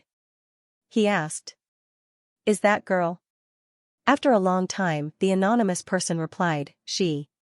At first, Songyu wanted to make a big deal out of what happened a few years ago and make it a hot search, so that Oh Ilian's reputation would be ruined. However, upholding justice in such a way might tear open the scab that had already formed on the victim's wound, which would be a secondary injury to the girl. Songyu asked him. The sender replied. You can think of me as a kind stranger. A kind stranger? Why did the sender send him this information when he wanted to deal with Oh Ilian? Did the sender know his identity? As if to dispel his concerns, that person sent another message. I've been paying attention to Oh Ilian and investigating you. I hope you can do her justice. Thank you. Songyu frowned. The sender had been paying attention to Oh Ilian for a long time, so he knew he didn't get along with her, so he knew his identity was not simple. It seemed to make sense, but he felt strange. Are you from Jing City No. 1 Middle School? Teacher or student? But there was no reply from the sender. Songyu took a deep breath and sent the information to the principal. Then he called Meng Guang. This kind of thing didn't depend on public opinion. It could only be reported anonymously to the education department. Oh Ilian was so arrogant. She must have someone backing her. Meng Guang was drunk when he received the call. Hello, Yu, what happened? Songyu said, come on, cousin. It's time for us to punish evil and promote good. Meng Guang said, what? Songyu said, I want to report my form teacher. Meng Guang laughed while holding the phone. Your high school life is quite interesting. First, you report your classmates, then you report your teacher. Ha ha ha. Songyu rolled her eyes. She thought of Wang Xi, Oh Ilian, and Gao Feng, whom she had met at school. Yes, I'll report anyone. Meng Guang was so amused that he laughed out loud. He was quite fierce. Songyu calmed down and said, you will know how bad our form teacher is when you read the information. He forwarded all the emails to Meng Guang. After Meng Guang read them, he was even angrier than him. He was so angry that he slammed the table and scolded Oh Ilian for a long time. Songyu lowered his eyes and listened. He was a little lost in thought. He thought of the experience in Xiaxui's book. What about Xiaxui in the book? Faced with Wang Xi's harassment, he was such a proud person. How depressed would he feel? Would he also feel disgusted and confused? He just wanted to study hard and let Grandma Chen live a better life. However, life was full of malice. Meng Guang rushed to deal with this matter. After hanging up the phone, Songyu felt very upset. He stared at the phone screen for a long time. He wanted to talk to Xiaxui, but he didn't know what to say.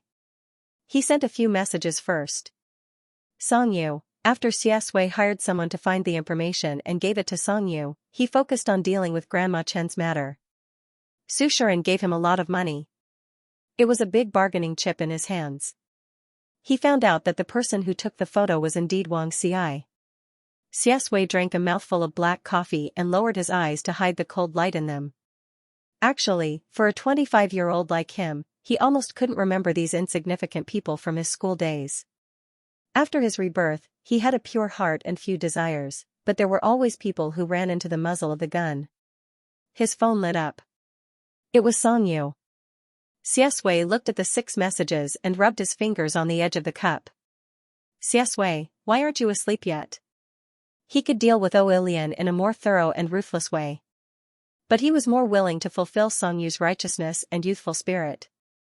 Songyu lay on the bed with his phone and scratched his head. Songyu, I can't sleep. Xiaxue, why? Songyu just wanted to chat with him.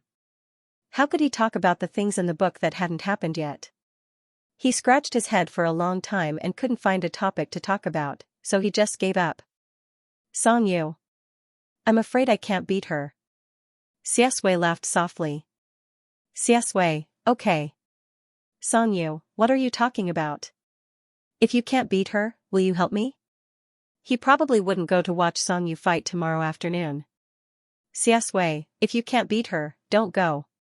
Songyu, no, it's already like this. I've already said my tough words. How can I give up halfway? Xiaxue, then the important thing is to participate. He actually didn't like this child fighting.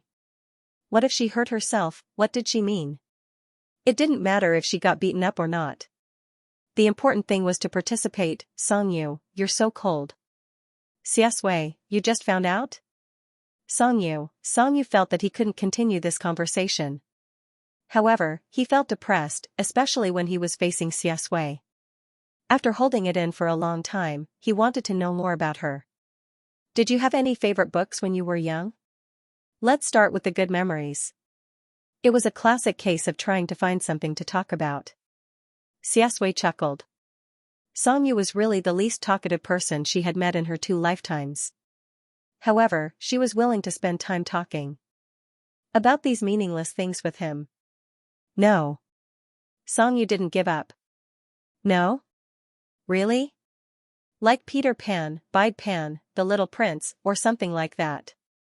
Xiaxue. Or something like that for children's enlightenment? Songyu, the words for children's enlightenment made him choke on the rest of his speech. Holding the phone, Songyu gritted his teeth and typed the last line. I'm going to sleep. I'm going to be a school bully tomorrow.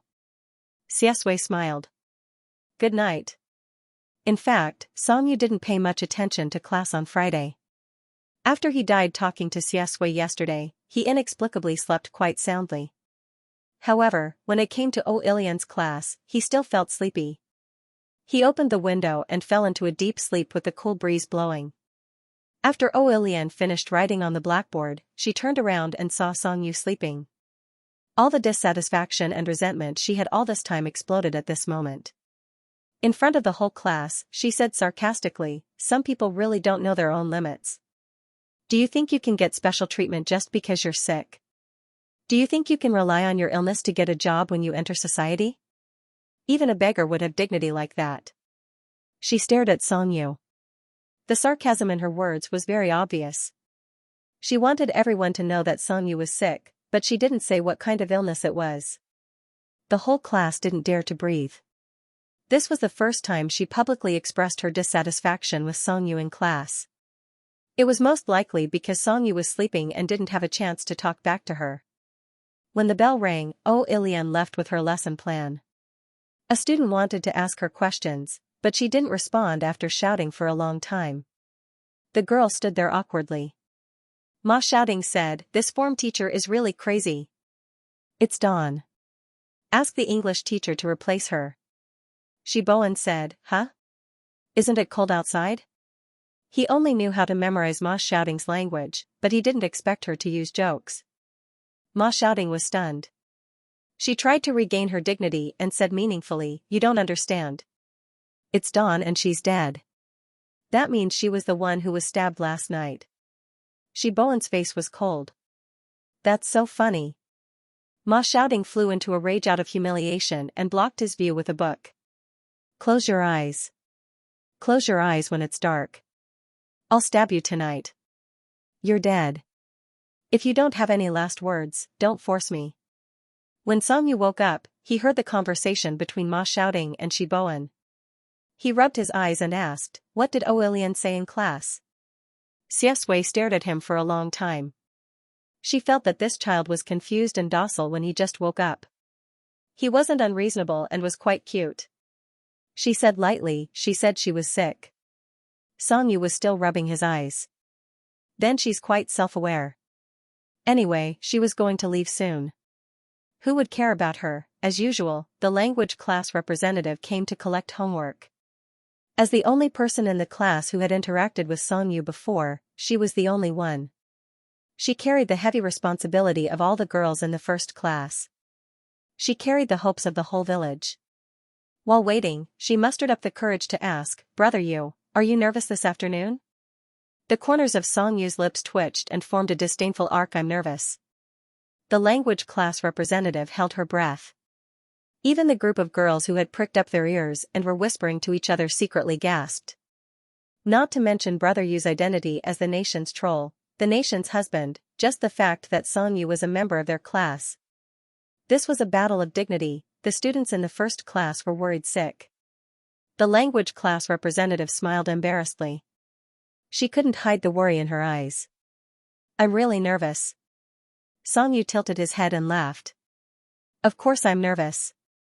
I'm going to have a son in the afternoon. As a first-time father, I don't have much experience in raising children." After a moment of shock.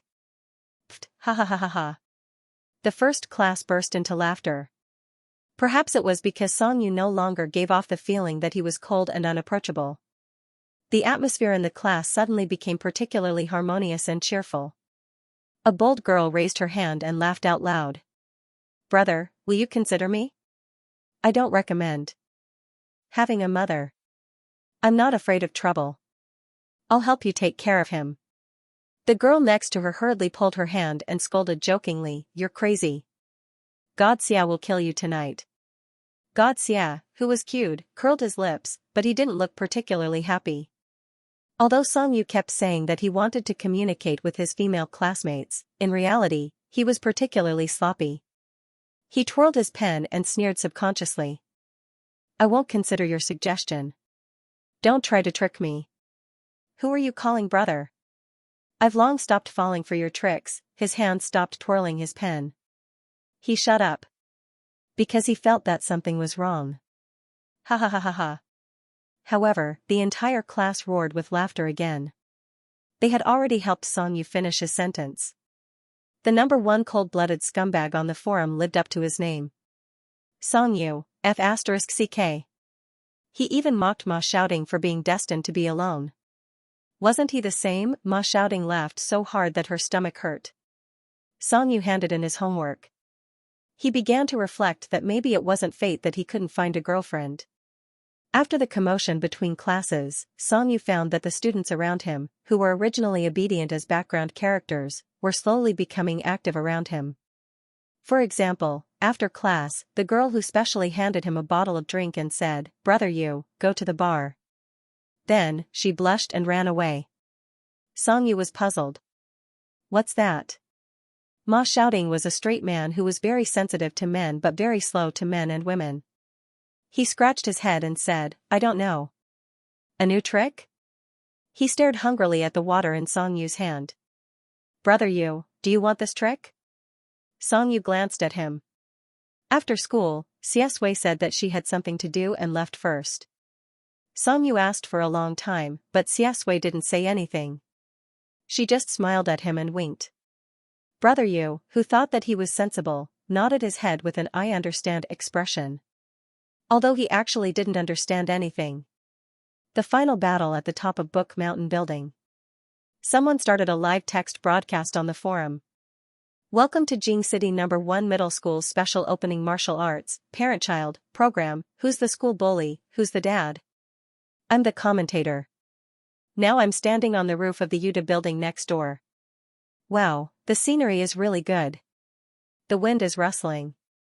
It feels like a sword competition on Mount Hua. Loudspeakers in place. Lighting in place. Fangirls roar for me." The lower floors were very respectful.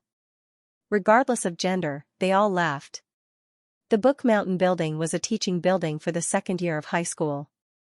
It had a rooftop and was regarded as a sacred place for couples to confess their love. Many people came to watch. But after all, it was a holiday on Friday. Most people chose to catch the bus home and read the Post. If there was a competition, there must be a winner and a loser. If there was a winner and a loser, there would be a competition. The building was filled with joy. I bet a pack of spicy sticks that Brother You will win. If Brother You wins, I'll donate a building to the school. I'll give a Maserati to the principal. I bet my husband Brother You will win with the first kiss that I've treasured for many years. Awesome. I want it too. I bet Brother You will win. If I'm right, a girl in the building will give me the virginity that I've treasured for 17 years. 66666666666. The bets were getting more and more perverted. A group of boys started to give their virginity to Brother You. The commentator stopped them in time. Please give me back the green post. I remember all the names of those who gave Brother You their first kiss, virginity, cars, and houses. Don't go back on your words. The atmosphere in the Post was surprisingly cheerful. Song Yu didn't know any of this. Ma Shouting and his group of underlings followed behind Song Yu, acting as a front. They surrounded Song Yu like he was the boss of the underworld. Song Yu, who originally wanted to fight quietly and leave, was speechless. There were many people scattered in the corridor. The rooftop was very empty. The clear blue sky was so blue that it was transparent. The wind blew Song Yu's school uniform, and his hair was a little messy. The young man's pupils were shallow. He was rushing back to do his homework. He was a little impatient and looked like he was looking for a beating. Gao Feng coughed. He thought of the matter on the forum and decided to show his strength first. He smeared and threw the cigarette that he didn't light to show off on the ground. Then he stepped on it with his foot and grabbed his collar. He said in a very arrogant tone, "You're that." Wait, what was Song Yu's online username again? The underling saw his awkwardness. He hurriedly said, "Your husband Brother You." Your husband Brother You. Gaofeng was speechless. What kind of F***king name was this? He definitely wouldn't say the full name, but saying Brother You or husband would kill him. There were 5 words in a name, but 4 of them were difficult to say. This was a F***king genius name. Song Yu saw that they still hadn't figured it out after a week of guessing. He sneered and said indifferently, "Yes, that's right. I'm your husband Brother You." Gaofeng was speechless. The entire rooftop was speechless. A group of strong men who were taken advantage of for no reason. The girls in the corridor were secretly looking at them. Aha! The commentator, Big K, held a pair of binoculars and explained to everyone on the forum. After school on Friday, Xianxia stayed in the classroom for a while. That person sent her a message and guided her to an old teaching building in a remote corner of the campus. In the old teaching building, there was a classroom that had been abandoned for a long time. It was now used as a storage room, and there were many tables and chairs in a mess. As soon as he pushed the door open, there was a very unpleasant smell of decay. There were cobwebs in the corner of the wall, and there was a thick layer of dust.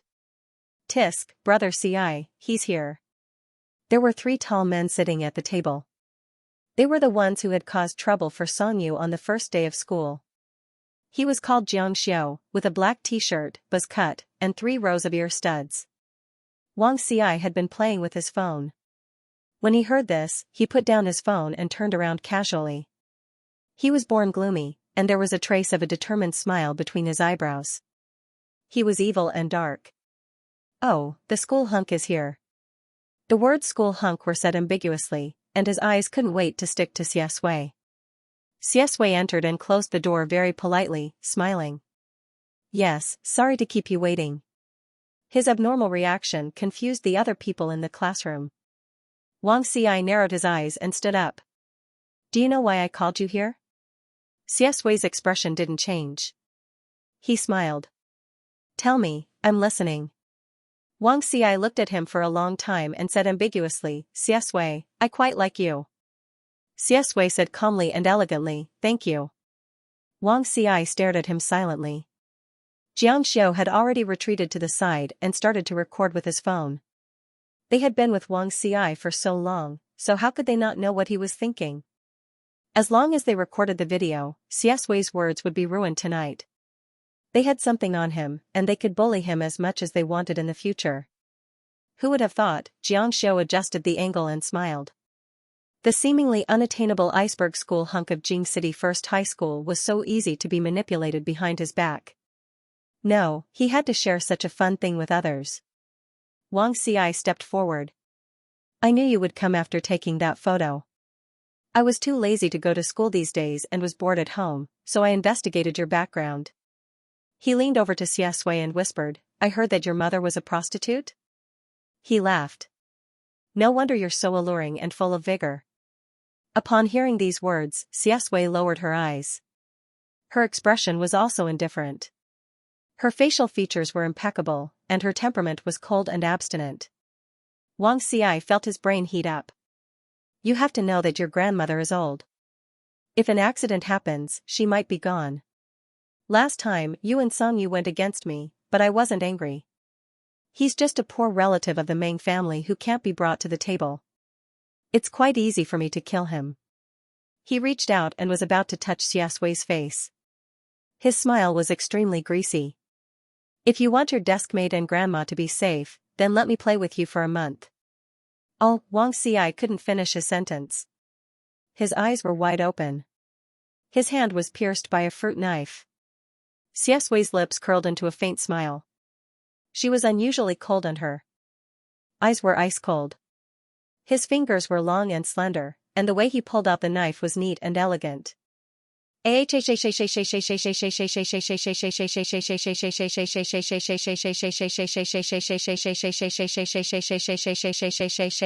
A moment later, Wang Ci's scream rang out in the classroom. Xiaosui threw the knife away, picked up the table next to him, and hit the screaming Wang Ci on the head. He fell to the ground. Wang Ci clenched his hands. His eyes were about to pop out, but he was in so much pain that he was delirious. He rolled on the ground and spoke intermittently. Xiaosui, you want to die. Xiaosui said indifferently, you should be glad that I don't have a gun in my hand now. This scene developed so quickly that the others couldn't react in time. Xiaosui had already strode forward, snatched the phone from Xianxia, and pressed the pause button. He smiled. His voice was understated, but it made people's scalps tingle. Just record this much. Xianxia was dumbfounded. Xiaosui wanted to transfer the video to himself for backup, but he didn't expect to see the interface of Xianxia's text message to Songyu when he clicked on it. He could even memorize Songyu's phone number, so he wouldn't mistake it. Xianxia took a few photos of him and Wang Ci from behind. From this angle, it looked like Wang Ci was up to no good, and he was about to be bullied. The text message was also full of malice. Did you see it? The consequences of offending brother Ci. Xiaosui's fingers paused. After a long time, he chuckled and threw the phone to Xianxia. You did a good thing. On the rooftop of Book Mountain Building. Gaofeng flew into a rage out of humiliation. F***ck, you took advantage of me. After Songyu finished speaking, he was also stunned. Who wanted to be his husband? Can you not talk so much nonsense? A math paper, an English paper, and a diary were all waiting for him. Gaofeng was waiting for this opportunity to be in the limelight. How could he let this fight go so easily? He moved his wrists. What's the hurry? I've fought so many times, and this is the first time so many people are watching. There are so many people in the corridor, so I can't be perfunctory. Since you brought people, and I brought people, why don't we be polite first?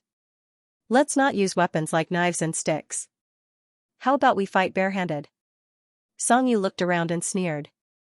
I remember that I came up to be your father. He took a step forward. I think that as long as you call me father, it will be over. Gaofeng was very angry at his disrespectful attitude. He said viciously, in your dreams. Songyu, oh, do you want to bet? Gaofeng's eyes widened. Songyu had already walked forward.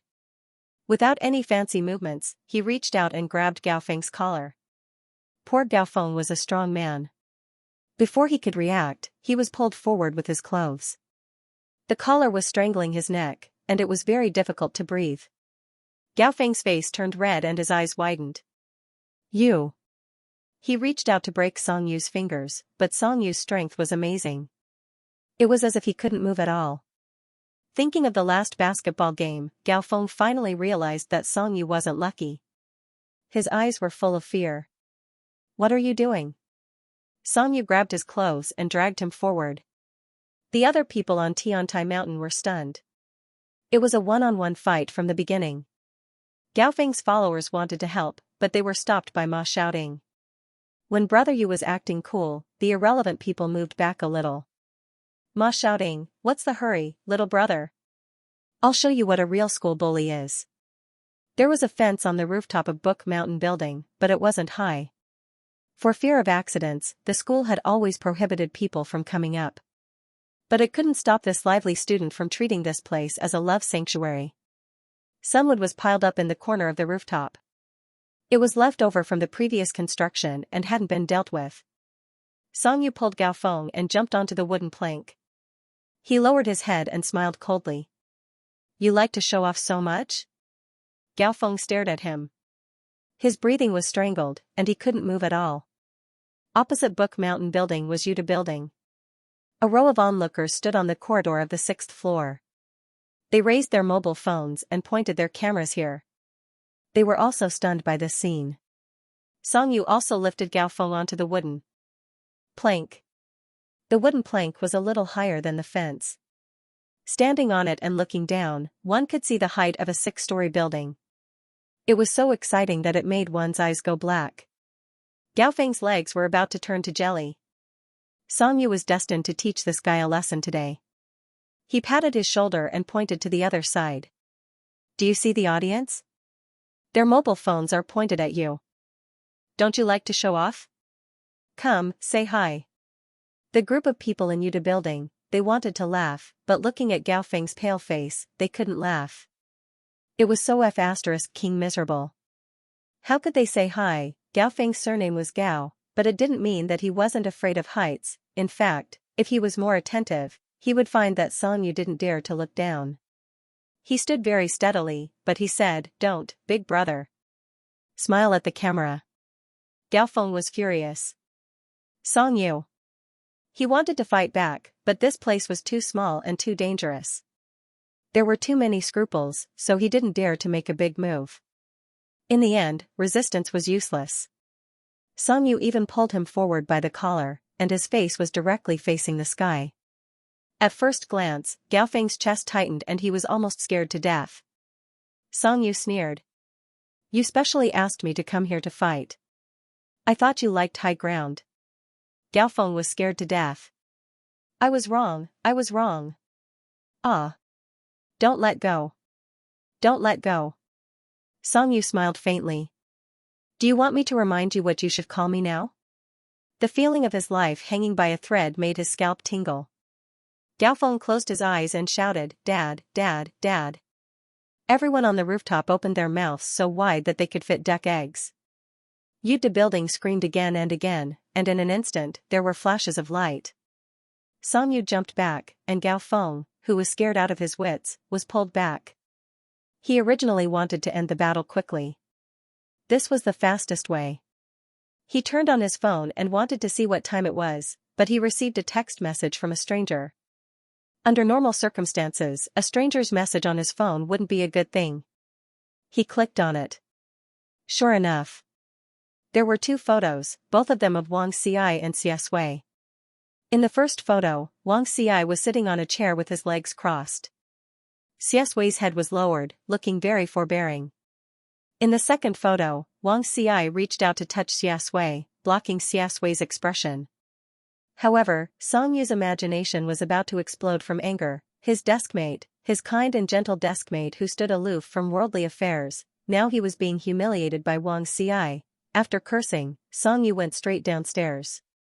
But he didn't expect that Gao Feng, who was pretending to be his son, would turn hostile as soon as he came to his senses. After losing face in front of the whole school, he was ashamed and angry. He went up and directly hugged Song Yu's leg, wanting to pull him to the ground and fight. I'm not done with you today. Get lost. Songyu didn't have time to pay attention to him now. He mercilessly kicked him away. Gaofeng clutched his stomach and rolled on the ground. He roared at his underlings, "What are you waiting for?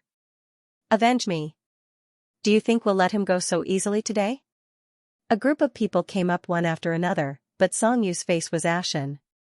He didn't even turn his head. He took care of a group of people. His movements were ruthless and cool, without any hesitation. He was wearing a white shirt and black pants. Even his hair was not messed up. The girls in the corridor screamed, but this handsome guy who could take on 10 people by himself didn't have time to pay attention to them. He hurried down the stairs. The post-duel at the peak of Book Mountain caused another wave of commotion. Sorry, Big K almost dropped his phone just now. Let me review some of the content just now. Songyu grabbed Gaofeng, and Gaofeng called him daddy. Later, Gaofeng refused to accept it and went to challenge Songyu. Gaofeng was beaten up. Gaofeng's underlings couldn't stand it anymore and ganged up on Songyu. Gaofeng's underlings were beaten up again. Replies. Am I F** king blind? How can a weakling like Songyu be such a ruthless character? Ah, I can testify. And he admitted it. He admitted that he's brother you. He's gone now. He's gone so handsome. I'm so happy. Boo-hoo. Am I the only one who cares about those who gave their virginity to me?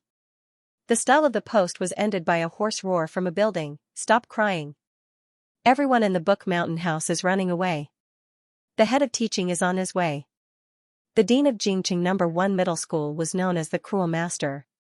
He was cold and ruthless. If you were caught by him, you wouldn't be able to escape. Of course, the worst thing was that he would call your parents to the school for the slightest mistake. If your parents weren't in the area, he would call your parents for 3 hours. The girls in Book Mountain House gasped. They put away their phones and ran down the stairs. But the dean was ruthless. He took the key and locked the door. He held a loudspeaker and roared. You bunch of bastards upstairs. I've locked the iron door. Don't even think about running away. You're not going home on Friday? You're here to fight? Heh, call your parents and ask them to come and bail you out. I'll let you go. Everyone in the building, boo-hoo. Songyu ran to the 2nd floor, and the head of teaching came. His voice was especially loud, and every word could be heard clearly. Songyu had a headache when he heard that the parents were being called. He frowned. What kind of nonsense was this? A few girls were squeezing in the same corridor as him. Seeing how irritated he was, he stuttered, You, if you're in a hurry, you can jump down from the window of the classroom on the far left. The biggest problem was solved. Songyu tilted her head to look at the girl and smiled happily. Thank you. He was born good-looking, with the kind of clean, transparent, and high-spirited appearance of a teenager. When he smiled, his eyes were like falling stars, and the narrow and dark corridor also brightened up. No need to thank me. The girls' faces flushed red as they tried to suppress their joy. They followed him out and stood in the corridor on the 2nd floor, leaning half of their bodies out. She looked at the young man's figure as he jumped down from the window. His movements were smooth, cool, and handsome. Ah! However, their screams were accompanied by the dean's exasperated roars through the loudspeaker. The one who jumped out of the window over there, do you think I'm blind? You're looking down on me. Which class are you from? Tell me your name. Songyu had already jumped onto the lawn. Ignoring the dean's loudspeaker, he ran south according to his memory of the building. The dean flew into a rage. You're finished. If I don't catch you today, my surname isn't Tian. Songyu was young and energetic. He had long legs, so he shook him off in a short while. Finally, he saw the teaching building. He took a shortcut, so it didn't lead to the main entrance. However, it was enough. The abandoned classroom was on the 1st floor, and one of the windows was facing his direction. Next to it was a wall covered with creepers. Songyu was very anxious. He didn't care about anything else and climbed to the edge of the window first. Then, he used his hands to hit the window frantically. Xiaxue. Xiaxue. Are you in there? Xiaxue sat on the table to wait for Songyu. The classroom was full of people on the ground. He added a few more stabs. Wang Xi's hand was probably crippled. In fact, he was no stranger to this classroom. There were many things in Jing City that he had forgotten over the years. He needed to go to a specific place to recall them bit by bit. For example, on the wall at the back door of the middle school, the scarlet handwriting was shocking. It was a reflection of the dark and humiliating years. For example, in this room. In his previous life, he was also blocked by Wang Xi here. Wang Xi's request was even more excessive. However, at that time, his hand was injured during the summer vacation. He wasn't as stable as he was now in a fight. Wang Xi and his group fell to the ground. His whole body was broken, and his school uniform was stained with blood. Thick dust and dim light. He was full of nausea and nausea. The door was locked. He also jumped out of this window. However, at that time, he was too confused and collapsed. When he jumped out of the window, the feeling of weightlessness made him think that suicide might be a good choice. What a lonely and desperate 15-year-old. Xiaxue heard the sound of Songyu hitting the wall. She came to her senses and suppressed her anger. She jumped down from the table, went to the window, and opened it. Xiaxue. Songyu was about to break in through the window. He didn't expect that it was Xiaxue who opened the window for him. His eyes suddenly lit up. The wind outside blew away the oppressive and decaying smell in the classroom. Songyu smelled like laundry detergent. It was fresh and distinct. Xiaxue was a little stunned for a moment. She saw him squatting on the window with the glorious sunset behind him. She also saw the dean of teaching, who was blowing a loudspeaker and cursing. Noisy world, real youth. Songyu looked at him in a daze and imagined. He was so angry that he jumped in through the window. Where is that idiot Wang Xi? I'm going to beat him up so badly that even his mother won't recognize him. Xiaxue came to her senses and pulled him with a smile. It's okay. I've solved it. Indeed, if Xiaxue wasn't injured, 10 Wang Xi wouldn't be enough to beat him. But Songyu was still angry. Suddenly, he saw the blood on Xiaxue's hand. His eyes widened. F***ck, why are you bleeding? Does it hurt? It was someone else's blood. What did he hurt? But looking at Songyu's anxious and worried look, Xiaxue's eyelashes trembled. She forced a pale smile and suppressed her exhaustion for a long time. She said in a hoarse voice. It hurts. Songyu was too lazy to leave Wang Xi's idiot side. He said anxiously, then let's go to the infirmary first. The dean of teaching rushed over, panting. He didn't see Songyu, but this was the only building in the corner of the school. The dean of teaching held the loudspeaker and roared outside, do you think I can't do anything if you hide inside? Come out or not? If you don't come out, I'll lock the door. I'll let you stay inside for the whole night. Songyu cursed secretly. Xiaxue looked at him with a smile. Don't you want to be caught by him? Songyu, this person knows how to call his parents. Xiaxue, did he see your face? Songyu was very confident about this. He puffed out his chest. No, I snuck out. I only left him with a handsome back view. Xiaxue held back her laughter. Then let's just jump over the wall. He picked up the school uniform jacket on the table, took a step with his long legs, and jumped out of the window. Songyu gritted his teeth in hatred. He glanced at Wang Xi, who was groaning on the ground. Are you going to let him go just like that? Xiaxue reached out to him and smiled. If you want to deal with him, of course I'll accompany you. Songyu was definitely still worried about his injury. However, you look more like a hooligan than me when you jump out of the window. Xiaxue smiled. Talent. After jumping out of the window with him, Songyu realized that something was wrong. Hey, didn't you say it hurt? Why does it look like you're fine? Xiaxue smiled. Wasn't it easy to act as an injured person? His face was pale, and he let out a muffled groan after taking 2 steps. Songyu's expression changed, and he walked over to support him. Xiaxue hooked her arm around Songyu's waist.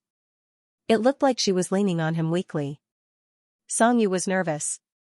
"Are you okay?" Xiaosui acted coquettishly and whispered in his ear, "It hurts a little." This child's waist was so thin. Xiaosui whispered into his ear. Her voice was a little nasal, and her breath was slightly warm. Xianxu's skin was inexplicably sensitive. He turned his head to the side uncomfortably, but his eyes were still staring at Xiaosui's face worriedly. He whispered, "If it's really painful, lean on me. I'll help you over." Xiaosui stared at his face. Her throat was burning. She laughed softly and said, "Okay." She was so gullible. How did she have the guts to come to his side? There weren't many people in the infirmary on Friday nights. Xiaosui wasn't injured at all. The doctor looked at him for a long time and only saw a small bruise on his arm. When he applied medicine, he muttered, "How did you get hit? Don't tell me you went to fight. At your age, you don't learn good things, but bad things." Xianxia looked left and right and actively suggested, "Teacher, do you want to take a look at him again? I think it's definitely more than this." Xiaosui was such a patient person. She was in so much pain that she leaned on him. How could it be that simple? The doctor rolled his eyes and ignored him. Xiaosui held back her laughter and said to Xianxia, "Do you want me to take you home later?" Xianxia was stunned. Take him home? In fact, there was no need. He just needed to make a call and someone would come to pick him up. Moreover, he promised the system that he wouldn't expose his identity, although the system was useless and disappeared for several months. He didn't know what kind of news it would give him when it came back. Speaking of which, Xiaosui seemed to have never asked about his family background. If he didn't say anything, she wouldn't ask. She was really too considerate. Xianxia said, "No, I'll take you home. You're injured." While the doctor was applying medicine, Xianxia sat on the chair and sent a message to his grandmother. He said that he had something to do at school and might be home later. Grandmother Meng was very worried and directly called him. Xianxia could only take his phone and go outside to talk in a low voice. On the other side of the phone, the old lady complained softly, "Why are you delayed by something? Tonight, your cousin, your uncle, and aunt are all here. It's rare that everyone is here. Grandma wanted to have dinner together as a family." Xianxia felt a little guilty. "I'm sorry, Grandma." Grandmother Meng loved him from the bottom of her heart, so she couldn't bear to scold him. She only said, "It's okay. I'll get someone to pick you up when you're done with you."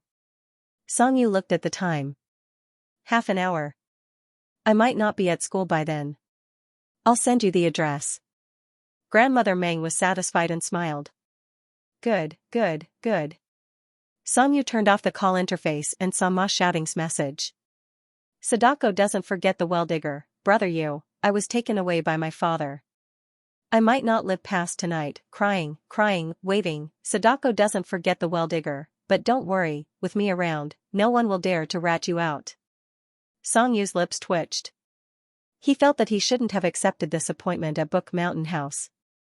If he hadn't accepted it, he might have been able to accompany Xiaosui to deal with Wang Xi. That way, he probably wouldn't have gotten hurt. Holding the phone, Xianxia stood at the door. He tilted his head and looked at Xiaosui in the infirmary. Under the cold white light, the young man's eyebrows were slightly furrowed. His lips were pursed into a straight line, his eyes were half closed, and his expression was indifferent. However, Xianxia inexplicably saw a hint of fragility. He applied the medicine. The doctor instructed him to take note of some things. Xianxia went out with him. After thinking for a long time, he still said with some dissatisfaction, "Why didn't you tell me that you were going to find Wang Xi?" Xiaosui tilted his head and looked at him with his dark eyes. He smiled and said, "You were already nervous enough. I was afraid that you would overthink." Xianxia was confused. "Why would I be nervous?" Xiaosui raised his eyebrows. "Who told me last night that he couldn't sleep because he was afraid that he couldn't beat him?" "Oh, that." Xianxia explained, "That's just something I made up because I wanted to chat with you." "Who's afraid of him?" After saying that, Xianxia was speechless. What was he saying? Xiaosui laughed and said meaningfully, "You want to chat with me?" Xianxia explained again, "I was bored and wanted to chat with someone." Don't think too much. Xiaxue held back his laughter. Next time, you can call me directly.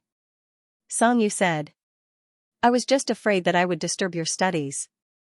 Xiaxue was too lazy to expose him. His eyes fell on his face and he said with a faint smile, there's a post on the forum. Did you read it? You also use the forum? Songyu was stunned when he heard about the forum. In his heart, Xiaxue was a genius who stood at the top of the pyramid when he was a student. He didn't care about the common populace. Xiaxue said with a smile, I didn't use it at first. Last time, someone sent me a link and asked me to see how many fangirls he had. So, I downloaded it. Songyu said. Oh. Xiaxue lowered his voice and said in a very understated tone, the title of the post is very interesting. The future is like the sea, and Suiyu is at peace. Songyu stopped in his tracks. He froze on the spot. F***ck, that CP post that he wished he could block every time he saw it, Xiaxue clicked on it and read it. Did he know that the Sui and Suiyu was referring to him? Xiaxue stood under the street lamp. His peach blossom eyes were naturally fickle, but his gaze gave people a feeling of deep affection and gentleness. He curled his lips and said, actually, their analysis is right. I added that sentence at the last minute because I wanted to say it to you. Songyu couldn't say a word. Xiaxue smiled. The post said that we're a match made in heaven. Combined with what you said last time, your inexplicable approach and show of goodwill are all with ulterior motives. Now, you've saved me time and time again and are deliberately looking for topics to talk about. He asked softly, Songyu, I almost thought that you liked me? Songyu, his ears quickly turned red. It wasn't because he was shy, but because he was angry, like my ass. No. Don't always look at those strange things, okay? There's no friendship in this world that doesn't ask for anything in return. How many times have I told you the reason? Why don't you believe me? Asking is being kind. Xiaxue wasn't surprised either. Just now, when he casually tried to fish for information, he had a hidden meaning. In the past, he didn't seriously think about the purpose of Songyu's approach because he felt that it wasn't necessary. Now, he began to realize that this child was special to him and finally became more serious. From Songyu's reaction, he roughly knew the answer he wanted. There was a purpose. But this purpose might be unexpectedly simple. Songyu grabbed his hair irritably and suddenly felt wronged. So, Xiaxue still didn't completely believe him. She felt that he had an ulterior motive for approaching him. She even thought that he coveted his looks like those scumbags. Inexplicably, he felt that his sincerity had been misplaced and that he had been betrayed. The more Songyu thought about it, the angrier he became. Fine. Everything you do has ulterior motives. I won't bother you in the future, okay? After saying that, Songyu turned and walked away. His long legs strode forward, obviously suppressing his anger. Xiaxue, he had gone too far. Looking at Songyu's angry back, Xiaxue felt a little helpless.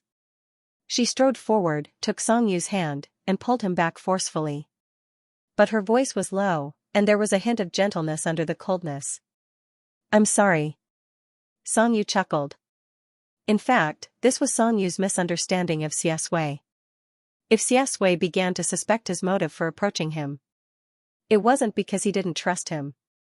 On the contrary, he began to care. In his previous life, Xiaxue didn't think that anyone could come to him and scheme against him when he was reborn as a 15-year-old. He was used to observing people's expressions and keeping a low profile. He could see through many people at a glance, so his suspicions were unnecessary. However, of course, he couldn't say these things to Songyu. Xiaxue remembered his image in Songyu's eyes and froze for a moment. His eyelashes trembled slightly, and his skin looked even paler under the moonlight. He looked a little helpless and smiled embarrassedly. Sorry, it's the first time someone has been so nice to me. I'm not used to it. Songyu was still angry, but when he remembered that he was still injured, he suppressed his anger. When he heard this again, he froze. He recalled the embarrassing situation Xiaxue faced when they first met, and the disbelief and fear in Xiaxue's eyes when she took the medicine from him. The fear of kindness. These days, they got along more and more naturally. It made him almost ignore the inferiority and vulnerability hidden in Xiaosui's bones. Songyu lowered his head and looked at Xiaosui's hand that was grabbing his wrist. He used a lot of strength, and it hurt a little. His school uniform was rolled up, revealing the faint light blue blood vessels on his arm. Xiaosui said softly, "I'm sorry, don't be angry. I won't ask this question again in the future." After lowering his voice, he sounded like he was acting coquettishly, which made his ears tingle. Songyu, okay. He was out of breath. However, Songyu still felt that he needed to clarify. I'll explain for the last time. You're the first person of the same age that I met in Jing City. I feel that we're very fated. Moreover, I love you very much and want to treat you well. It's that simple. You can just think of me as a great philanthropist who spreads love and justice. Didn't I mention the Bide Pan yesterday? Oh, in your eyes, it's a children's enlightenment book. You can think of me as the Bide Pan. I'm righteous and kind. My purpose is to make you happy. Do you understand? What kind of messy explanation was this? However, Xiaosui laughed. His voice was mixed with the night wind, low and gentle. Okay, I'll remember. My Bide Pan. Songyu felt that his attitude was good and wanted to force him to admit his mistake. However, his cell phone suddenly rang, interrupting his thoughts. He looked at the caller ID. It was Oh Ilian. He decisively refused to answer. However, Oh Ilian seemed to be ruthless and kept calling. Songyu could guess what it was about. It must be about Wang Ci. He didn't refuse and answered the call. What's the matter? On the other side of the phone, Oh Ilian's voice was full of anger. Is Xiaosui next to you? Songyu, take a guess. Oh Ilian was very irritated and her words could be said to be cold. I called his home phone. His grandmother said she didn't come back. I called his phone, but it was turned off. You're the only one left. Can you find him? Find him and ask him to come to my office immediately. If he's late, he won't have to come to class next Monday. Songyu was so angry that he laughed. Since when was it Oh Ilian's turn to give him orders? However, she didn't know that she was about to die and was about to leave. Songyu decided to teach her one last lesson. He smiled at the phone. He's here. He'll be there soon. Buy one get one free. I'll come too. He put away his phone and said to Xiaosui, let's go. I'll avenge you. Outside the office. Oh Ilian hung up the phone. Her face was filled with fear and panic again. After resting outside for a long time, she walked in again in her high heels. A woman was sitting in the office. Her makeup was exquisite. She was wearing a long dress and holding a bag in her hand. She sat on the chair with a cold expression. She was Wang Ci's mother. Oh Ilian smiled ingratiatingly. Mrs. Wang, I've already called that student to come over. You can ask him whatever you want. Wang Ci's mother was angry. My son is still lying in the hospital. If the driver didn't wait for him at the door and came in to look for him, he would have been locked up in that small shabby house for the whole night. Ask what? What else do I have to ask? He's so vicious at such a young age. I think he should go to jail for a few years. Oh Ilian could only smile in the face of Wang Ci's mother's anger. She didn't dare to offend the Wang family. She echoed, yes, yes, yes, you're right. The dean was very dissatisfied. He knew Xiaosui. She was the best student in her year. How could she appear in that place inexplicably? Something was wrong. However, he was the one who almost locked her up.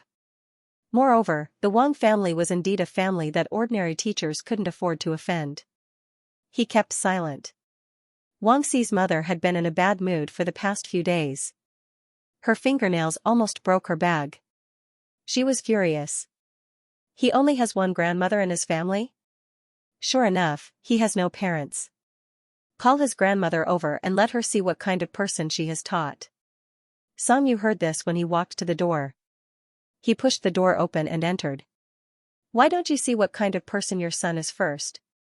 The teenager's voice was cold and mocking. She saw that it was Song Yu. Oh, Ilian's face darkened. However, a vicious thought arose in her mind. Song Yu's thorns would be removed completely when he met the Wang family. Society had to teach him how to behave.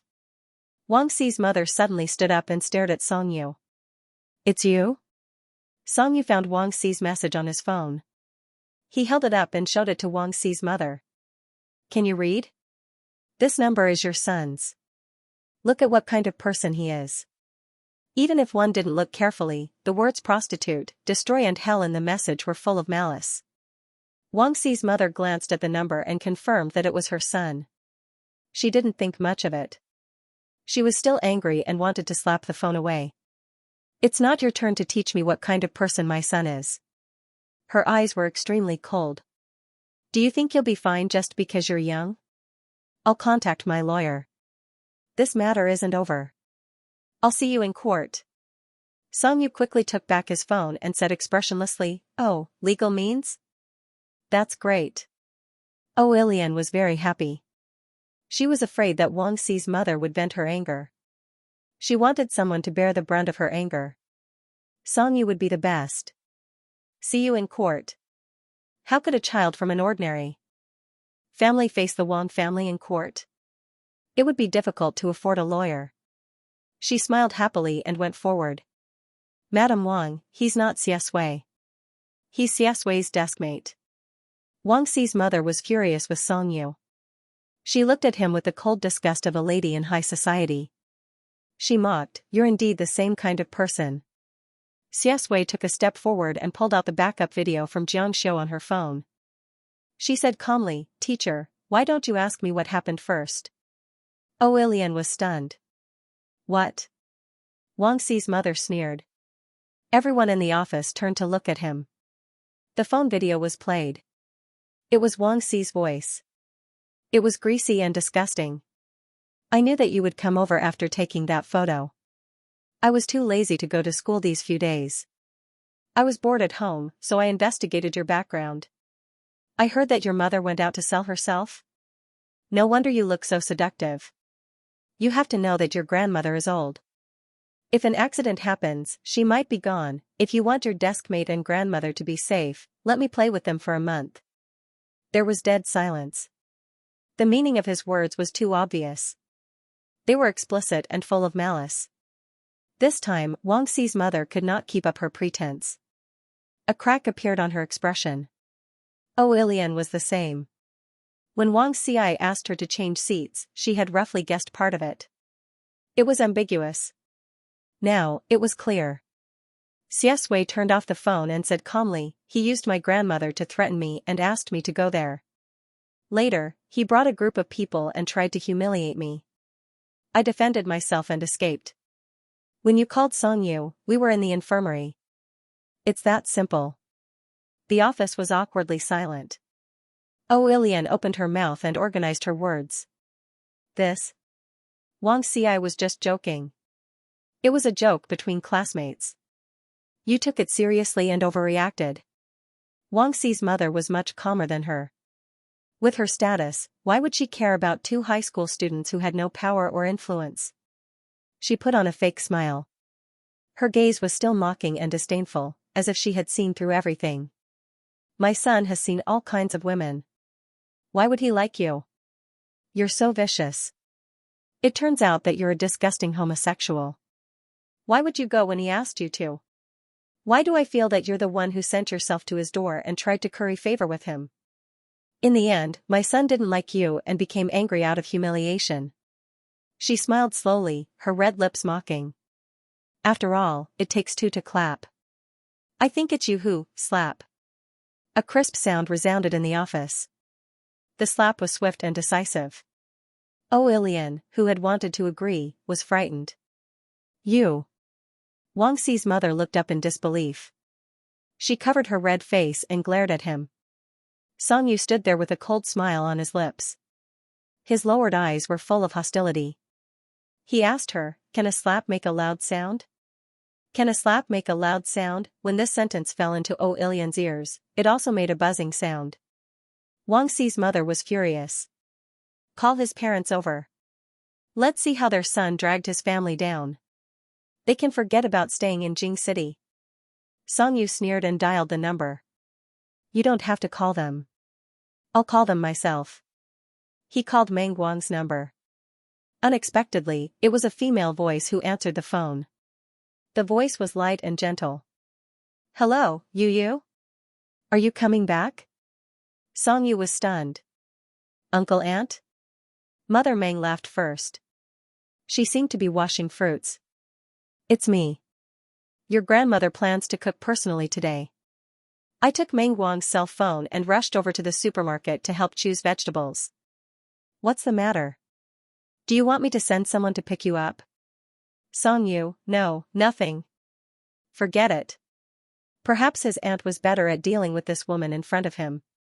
He lowered his eyes. Aunt, can you come to number 1 middle school? Mother Meng paused and asked with a smile, Jingqing number 1 middle school? Song Yu nodded and looked at O Ilian and Wang Xi's mother. He said calmly, yes, I'm in some trouble. The teacher wants to call my parents. Call your parents? Mother Meng was obviously confused. The sound of fruit being put on a platter came from the other side of the phone. At this time, the servant came over and said something. After a few words, Mother Meng picked up the phone again and said in a serious tone, Okay, Yu, wait. I'll drive over right away. Wang Xi's mother stood aside with cold eyes. The slap she got from Song Yu just now was like a thorn stuck in her throat. However, she couldn't fight back like a shrew because of her status. She was happy to see Song Yu's parents come over. Things between adults should be solved in an adult way. Song Yu would regret it for the rest of his life. A child at this age had to see the cruelty of society before he knew how to kneel down and beg for mercy. Wang Xi's mother sat down calmly and said with a cold smile, You called your aunt? Don't you have a mother? As expected, you're also a bunch of good-for-nothings. Uneducated people always mix together. My son is really unlucky to have met the two of you. O Ilian felt that the anger in her heart, which had been suppressed by Song Yu these days, was suddenly relieved. Song Yu was under the special care of the principal because of his illness. She was also the head teacher, so she couldn't do anything. She had been swallowing her anger in front of Song Yu.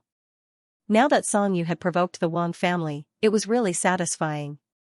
She frowned hypocritically and persuaded, Song Yu, let's not talk about what happened to Wang Xi first. Hasn't anyone taught you not to hit people for so many years? Hurry up and apologize to Mrs. Wang. When Song Yu was in a bad mood, every word he said was hard to swallow. He glanced at her and said, Did I hit people? Oh, Ilian's face turned red. You're still scolding people. With the Wang family behind her, she had confidence. She simply said what she wanted to say. Anyway, the fiercer she scolded now, the happier Wang Xi's mother would be. She pointed at his nose angrily. Do you really think you're very powerful? Did he really think he was something? You're so good at fighting and scolding people. Why are you still in school? When your parents come, they'll take you away. I've eaten more salt than you've eaten rice. After so many years, I've seen all kinds of students. People like you can only show off in school. Once you step out into society, let's see who will look up to you. I tried to persuade you nicely, but you just had to listen. You refused a toast only to be forced to drink a forfeit. People like you are despicable. Every word was loud and clear, echoing in the office. The dean, who had been silent all this while, could not take it anymore. He stepped forward and said, Teacher O, don't you think it's a little too much for you to say this to a student? O Ilian was scolding him enthusiastically and had a natural sense of superiority. Teacher Tian, you don't understand. People like him are hopeless. I should have scolded him harshly so that he would remember. When Song Yu heard this, his expression did not change. He treated her words as nonsense. On her delicate and cold face, her pupils were cold. She raised her head and looked at O Ilian. Have you said these words to many students?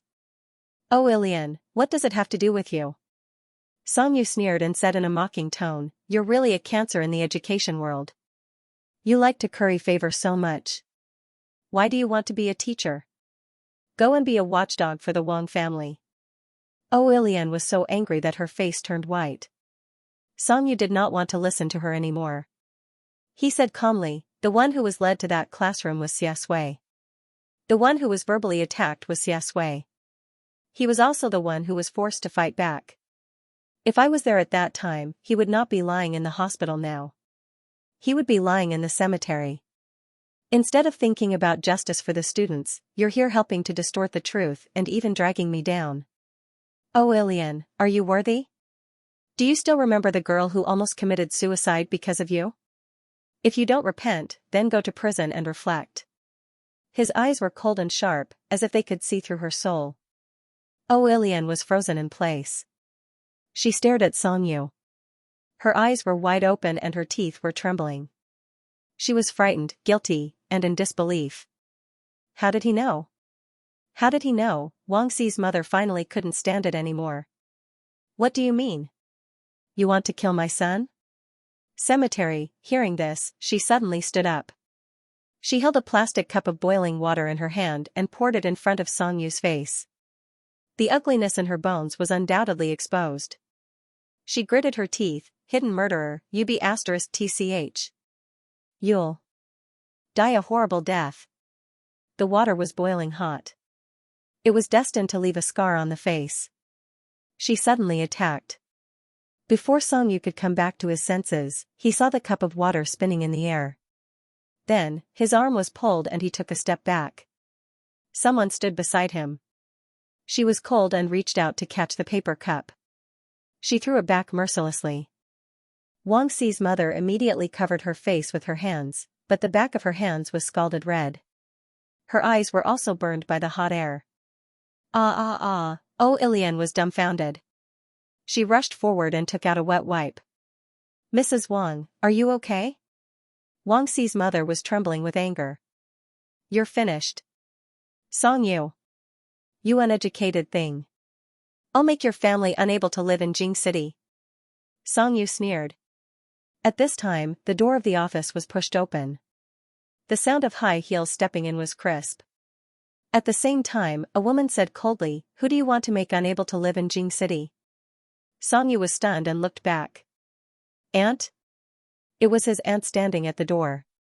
Oh Ilian heard the voice and felt happy. Songyu's family came? That's great. She felt a deep pleasure of revenge in her heart.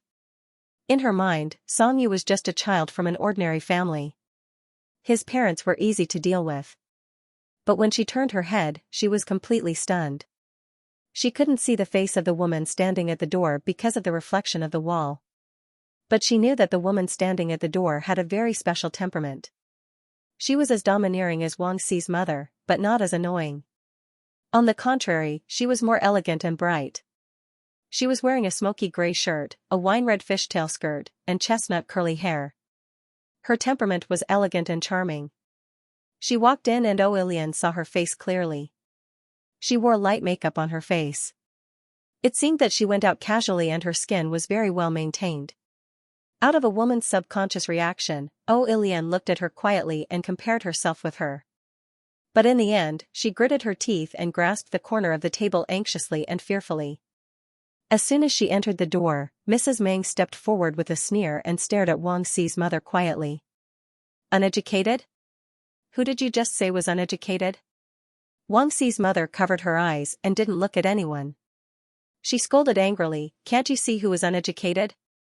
Your bastard nephew of a murderer, slap. She slapped Wang Xi's mother in the face. After all, the water didn't really enter her eyes. Wang Xi's mother was shocked and angry. She glared and raised her head, but she didn't say a word. The color on her face faded completely. Her anger and resentment had turned into shock. She froze and stared at the woman in front of her. After a long time, she squeezed out a trembling voice from her throat, when, Yuan? Mrs. Meng, when Yuan, also saw who it was. The smile in her eyes didn't diminish. She mocked and said sarcastically, I was wondering who was so capable to make my family unable to survive in Jing City. It turns out that it was you, Wu Xinmei. Her lipstick was very bright, but her words were very harsh. Uneducated? Do you deserve to say these words? Wang Xi's mother felt that she had been slapped hard. But in front of Wen Yuan, she couldn't say anything. Wen Yuan's life was simply to compare with her. She was born a rich and famous lady. Later, she married into the Meng family, which was well matched in terms of social status. Her life was smooth. She just didn't expect that Song Yu's aunt was actually Wen Yuan. Wen Yuan curled her lower lip. She drugged him, climbed into his bed, and became a mistress. She married an old man who was 20 years older than her and climbed into the Wang family. Did she really think of herself as someone important? The more Wen Yuan said, the colder her eyes became. You crossed the social class to be a joke to us. Who gave you the nerve to call my nephew a bastard? There was silence in the office. Song Yu was confused by the secrets of the upper-class society in Jing City. Although he knew that his uncle was gentle, and his cousin was irritable like his aunt, he didn't expect that his aunt could be so fierce. Oh, Ilian was also dumbfounded. Looking at the aggressive woman in front of her, she felt all kinds of emotions, such as inferiority complex, fear and even inferiority. You are Song Yu's aunt. Wen Ting's cold gaze swept over Oh Ilian, sizing her up from head to toe. She could almost see through Oh Ilian's nature at a glance. She laughed mockingly. Yes, I'm here to pick up my nephew. I heard he was left in the office. What happened? Tell me. Oh, Ilian's face was pale. Her lips trembled, and she couldn't speak. From Wang Xi's mother's reaction, she could tell that the woman in front of her was not simple. She couldn't afford to offend her at all. So Song Yu, she panicked and almost fainted. But staring at Wen Yuan, she forced a smile and said with a pale face, actually, Song Yu didn't do anything. I misunderstood him. I want to apologize to Song Yu for wasting so much time. She raised her hand and seemed to wipe the tears from the corners of her eyes. She looked at Song Yu and said in a trembling voice, the teacher was too anxious just now. After all, we are classmates and have to spend 3 years together. Wang Xi is still in the hospital, so he didn't choose his words carefully and said something wrong. I hope that Song Yu won't take it to heart. Song Yu's mouth twitched. He couldn't be bothered with her. Anyway, he had always treated Oh Ilian's words as nonsense. Wen Yuan tapped the table. I just want to know what happened today. Oh Ilian's face was pale. She stood there helplessly. Beside her, Wang Xi's mother, who had been splashed with water and slapped twice, was in a sorry state. Her initial arrogance was gone. She was so angry that her whole body trembled. But she gritted her teeth and didn't say anything. Wen Yuan glanced at her. She flicked her long hair and took a step forward. Facing the head of teaching, who had been invisible from the start to the end, she said very politely, hello, teacher. I am Song Yu's aunt. I hope that you can tell me what happened this afternoon. Thank you. Seeing that things had developed to this point, the head of teaching sighed softly in his heart. He had just received news that there was a fight at Book Mountain House. He didn't expect it to be related to this.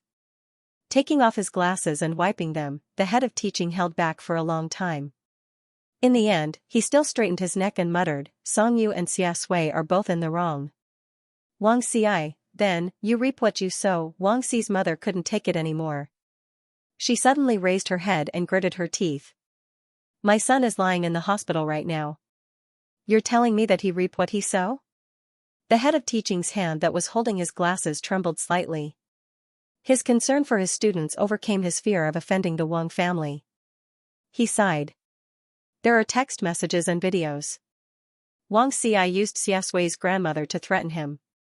He lured him to an abandoned classroom and brought people to bully him. Xia Sui injured Wang Xi and escaped. It was Song Yu who brought him to the infirmary. That's how the matter started. Wen Yuan sneered and turned to look at Wang Xi's mother. Her face was pale and her eyes were filled with resentment. The Wang family really has a lot of weirdos. Last time, one of them was sent to the police station, and now there's another one? Wang Xi's mother had always been envious, jealous, and afraid of Wen Yuan. However, when it came to her son, she refused to give in. She gritted her teeth. Get your facts straight. The one in the hospital right now is my son. She pointed at Song Yu and Xia Sui. Nothing happened to them. Wen Yuan ignored her. She walked to Song Yu's side in her high heels. The aura on her body suddenly became gentle. She smiled. Yu, do you and your friends still have the evidence? Song Yu tilted his head and looked at Xiaxue. Xiaxue took out her phone very naturally. She finished watching the video expressionlessly. Wen Yuan suppressed her anger and took a deep breath. She turned to Wang Xi's mother and said, "Just watch. Wang Xi is still underage. Even if he doesn't go to jail, I'll send him to the detention center. This kind of scum shouldn't appear in a pure place like the school." Wang Xi's mother was completely flustered at this moment. The last time Wang Beidan was arrested for drug abuse, the Wang family had been avoiding the limelight during this period of time. They didn't dare to cause trouble. At this juncture, her son was targeted by the Meng family. She thought of the things Wang Xi had done under her doting. Regret and fear crept into her heart. She only had this one son. He was the only person she could rely on in the Wang family. No. This matter is just a child's play. Wen Yuan. Enough. Don't harp on it. Wen Yuan smiled. Aren't you the one who's harping on it? You insist on detaining Yu and calling the parents. Alright, the parents are here. Are you satisfied? Are you satisfied? Every word was like a knife stabbing into her heart. It was as if she had fallen into an ice cellar. Wang Xi's mother's eyes were filled with extreme regret. She was furious and her eyes were red. Thinking of everything that had happened today, she turned around and slapped Oilian. Her eyes were red as she shouted angrily, "It's you.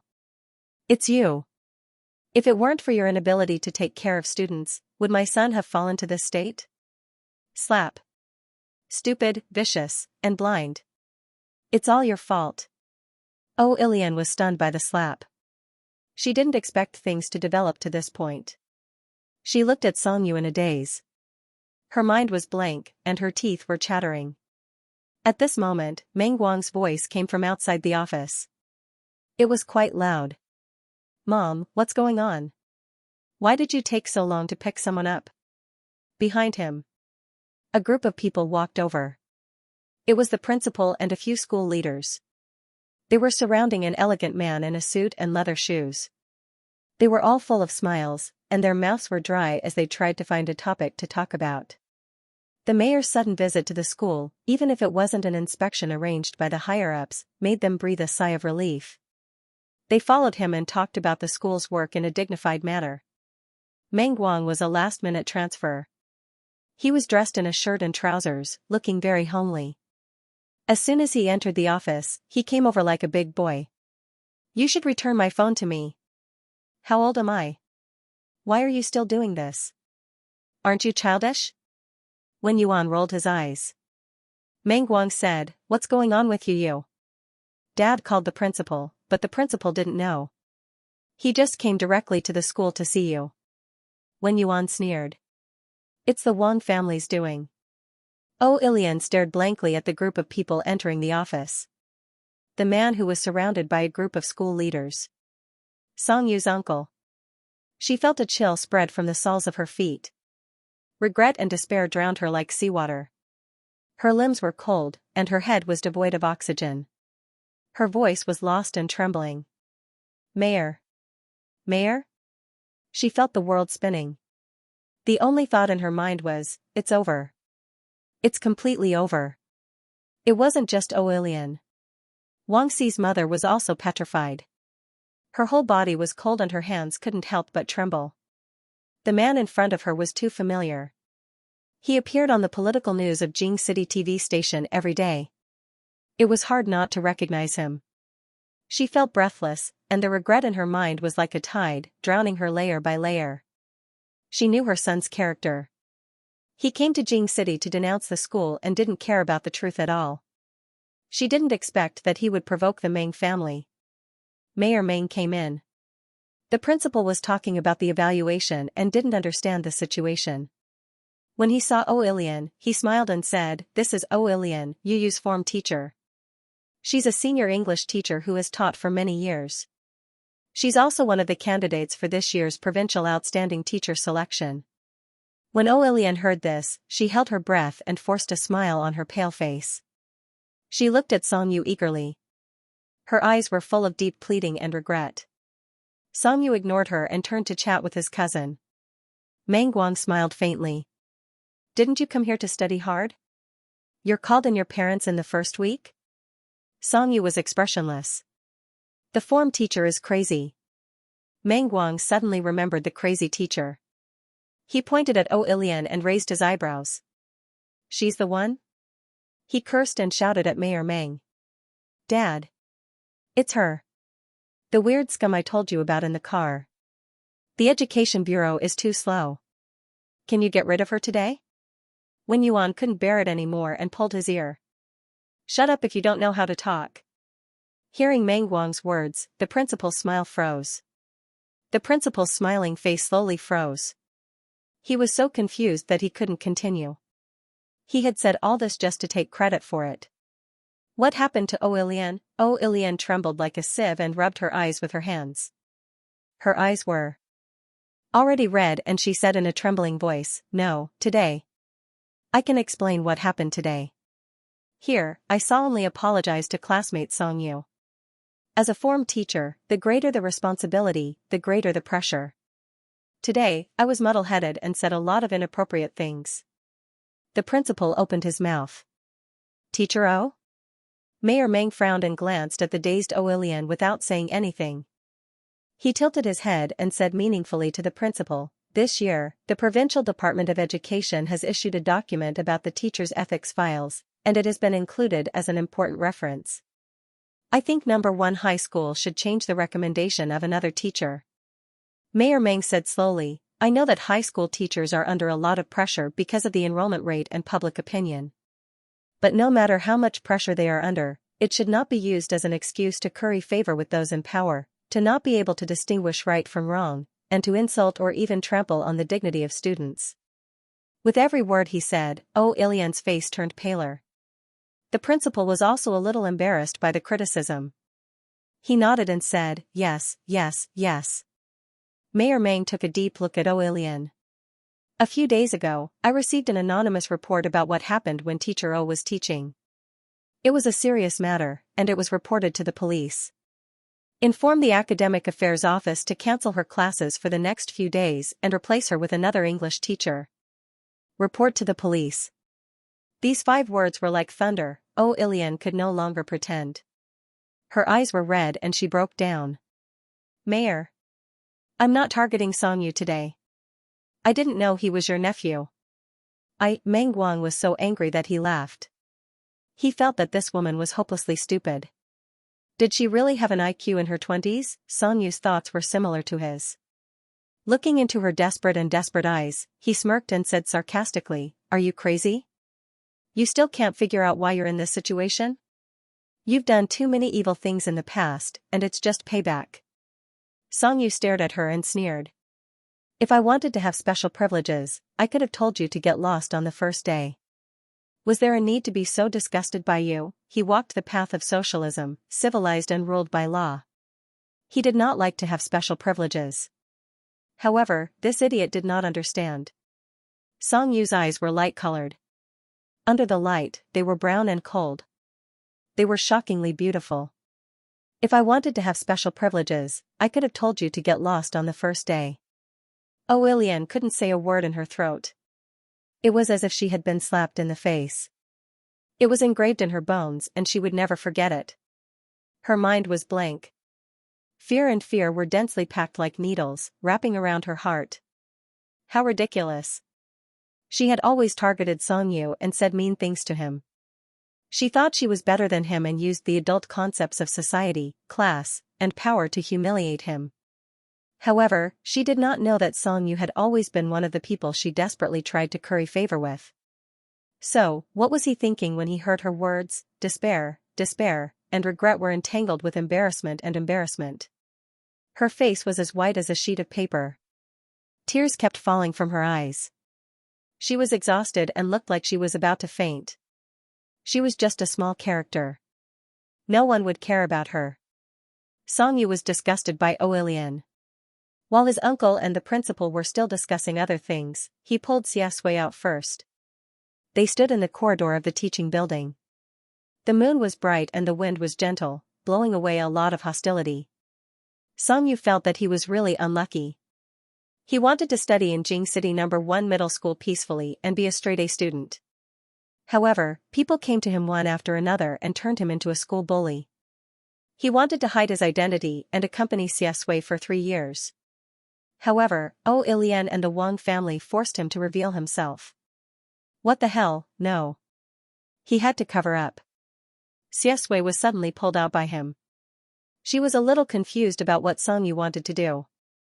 Being pulled to a corner, she naturally took a step back and leaned against the railing. She looked down at him quietly. Songyu wanted to say something but stopped. He frowned and thought hard about how to say it. The more he thought about it, the angrier he became. Later, his face was so cold that it looked like he wanted to kill someone. This expression. Did he ask me out to fight? Xiaxue curled her lower lip. However, looking at Songyu's hesitation and irritation, and thinking a little bit about what happened today, she almost figured out all his thoughts. Did Songyu think that in his eyes, she had always been a hardworking student from an ordinary family? Xiaxue felt that it was interesting and deliberately teased him. She slowly withdrew her arm that was pulled by the corner of his clothes. The moonlight was slightly cold. The young man's face was hidden in the shadows and his expression could not be seen clearly. However, there was always an inexplicable atmosphere between the two, which alienated them a little. Songyu was stunned for a few seconds. Then he immediately raised his head and looked at Xiaxue. He hurriedly said, "My family is actually in a city. My parents are running a small business. When I came to Jing City to study, I failed to enter high school because my grades were too bad. So I came to rely on my uncle. So in fact, my family is not as powerful as you think. You don't have to worry too much." Although he was not afraid of the system, he always felt that revealing his true identity would be a trap in the future. The Song family was running a small business. He really dared to say that. Xiaxue still could not bear to see him in a dilemma. She smiled and her eyes were dark. "You called me out just to tell me this?" Songyu opened his mouth and wanted to say something. Suddenly, he thought of something. Wait, no. In fact, when he thought about it carefully, a city, the Meng family, and his uncle were all obvious keywords. Based on Xiaxue's methods in the book, she would find out after returning to the Xia family. So there was no need to hide it. Songyu, damn. System, come back quickly. I'm done. After a long silence, he gave up. Yes, I'm afraid that you will think that I'm a pervert. You will think that the gap between us is too big, so you won't play with me anymore and will distance yourself from me. Xiaxue smiled and commented, "You have a lot of inner drama." Songyu widened his eyes and asked, "Then why did you slap my hand just now? And your face was cold?" Oh, he was pretending. Xiaxue did not talk about this matter and only said, "I won't." Songyu, what? Xiaxue, I won't distance myself from you. After saying that, he felt that it was funny, but he still patiently smiled and said softly, "You are unique when you come to my side. No label in the world can cover up your uniqueness. Family background, appearance, and past can't. You are only you, Songyu. With hope and light, you came to my 15-year-old bide pan." However, Songyu did not think about the meaning in his tone at all. He had completely forgotten about the system now and confessed his inner thoughts to Xiaxue. "I didn't say my identity because I felt that it was too stupid. I kept mentioning that my uncle is the mayor all day long. It's asking for a beating. Look at Wang Xi. He's so arrogant, but he's the only one in class. Some people rush to curry favor with him, but most people don't dare to come into contact with him." Songyu looked up. His light-colored eyes reflected the starlight, clear and bright, and continued speaking. "Actually, I just want to quietly study and accompany you through these 3 years. I study hard and improve seriously. I have strict or kind teachers, enthusiastic or shy classmates, simple and happy. Accompany you through these 3 years. These words melted in his chest like honey. He experienced the sweetness and heat that he hadn't felt in a long time. It burned his heart. Xianxia's lips curled up, and her eyes were full of smiles. Then, of course, I'll do as you wish. And not just for 3 years. After Xianxia finished speaking, he calmed down. He didn't know if the Qin family's top student would transfer over after what happened to the Wang family, but who cares? With him around, scum can retreat. After dealing with Ilian's matter and explaining it clearly, Xianxia sat in the car on the way home, and his entire body relaxed. Wen Yuan sat in the front passenger seat. He tilted his head and asked with a smile, Yu, was that your desk mate just now? He's really good looking. I've seen so many people, but I've never seen anyone with a better temperament than this child. If he's a friend, you can ask him to come over next time. I quite like this child. Since he had already spoken, there was no need to hide his identity. Xianxia said, then, I'll ask him. He leaned against the car seat. He was bored anyway, so he planned to directly send a message to ask. However, after editing for a long time, he deleted, and changed it. Meng Guang watched from the side and clicked his tongue twice. You're asking your friend to come over to play. It's like asking your girlfriend to meet your parents. Why are you thinking so much? There are too many reasons to ask him out to play. Do you want to come over to my house to play games tomorrow? How straightforward. Wen Yuan scolded him. What game? Don't lead you astray. Xianxia was also unhappy. He was used to pretending to be a top student in school, and he couldn't change his character at home. What game? Is it difficult to do homework? Thus, he edited the message. It was simple and sincere. Do you want to come over to my house to do homework tomorrow? Meng Guang. Meng Guang clutched his chest and didn't dare to look anymore. He felt as if his soul had been attacked. His cousin's message was as pure and innocent as a primary school student's. It made him feel like an old beast who had been tainted by society. Xianxia held his phone for a long time, thinking that Xianxia would probably reject him, right? After all, every time he invited Xianxia to the apartment for a meal, she would always reject him. Moreover, her rejection was usually less than 3 words. After a while, Xianxia replied with a message. Okay. Sure enough, she didn't say more than 3 words, but she actually agreed. Xianxia was stunned. Then, he couldn't help but smile. Okay, I'll send you the address. See you tomorrow morning. Meng Guang looked at his expression and thought of his youth that he couldn't go back to. He said sourly, I'm just asking a classmate to do homework. You make it sound like you're asking the school bell out. Do you have to be so happy? Wen Yuan rolled her eyes in the front passenger seat. She ran her hands through her long hair and said coldly, you can keep your rubbish thoughts to yourself. Don't say them out loud and harm your cousin. If you mess around, I'll break your legs. Mayor Meng, who was driving, couldn't help but laugh.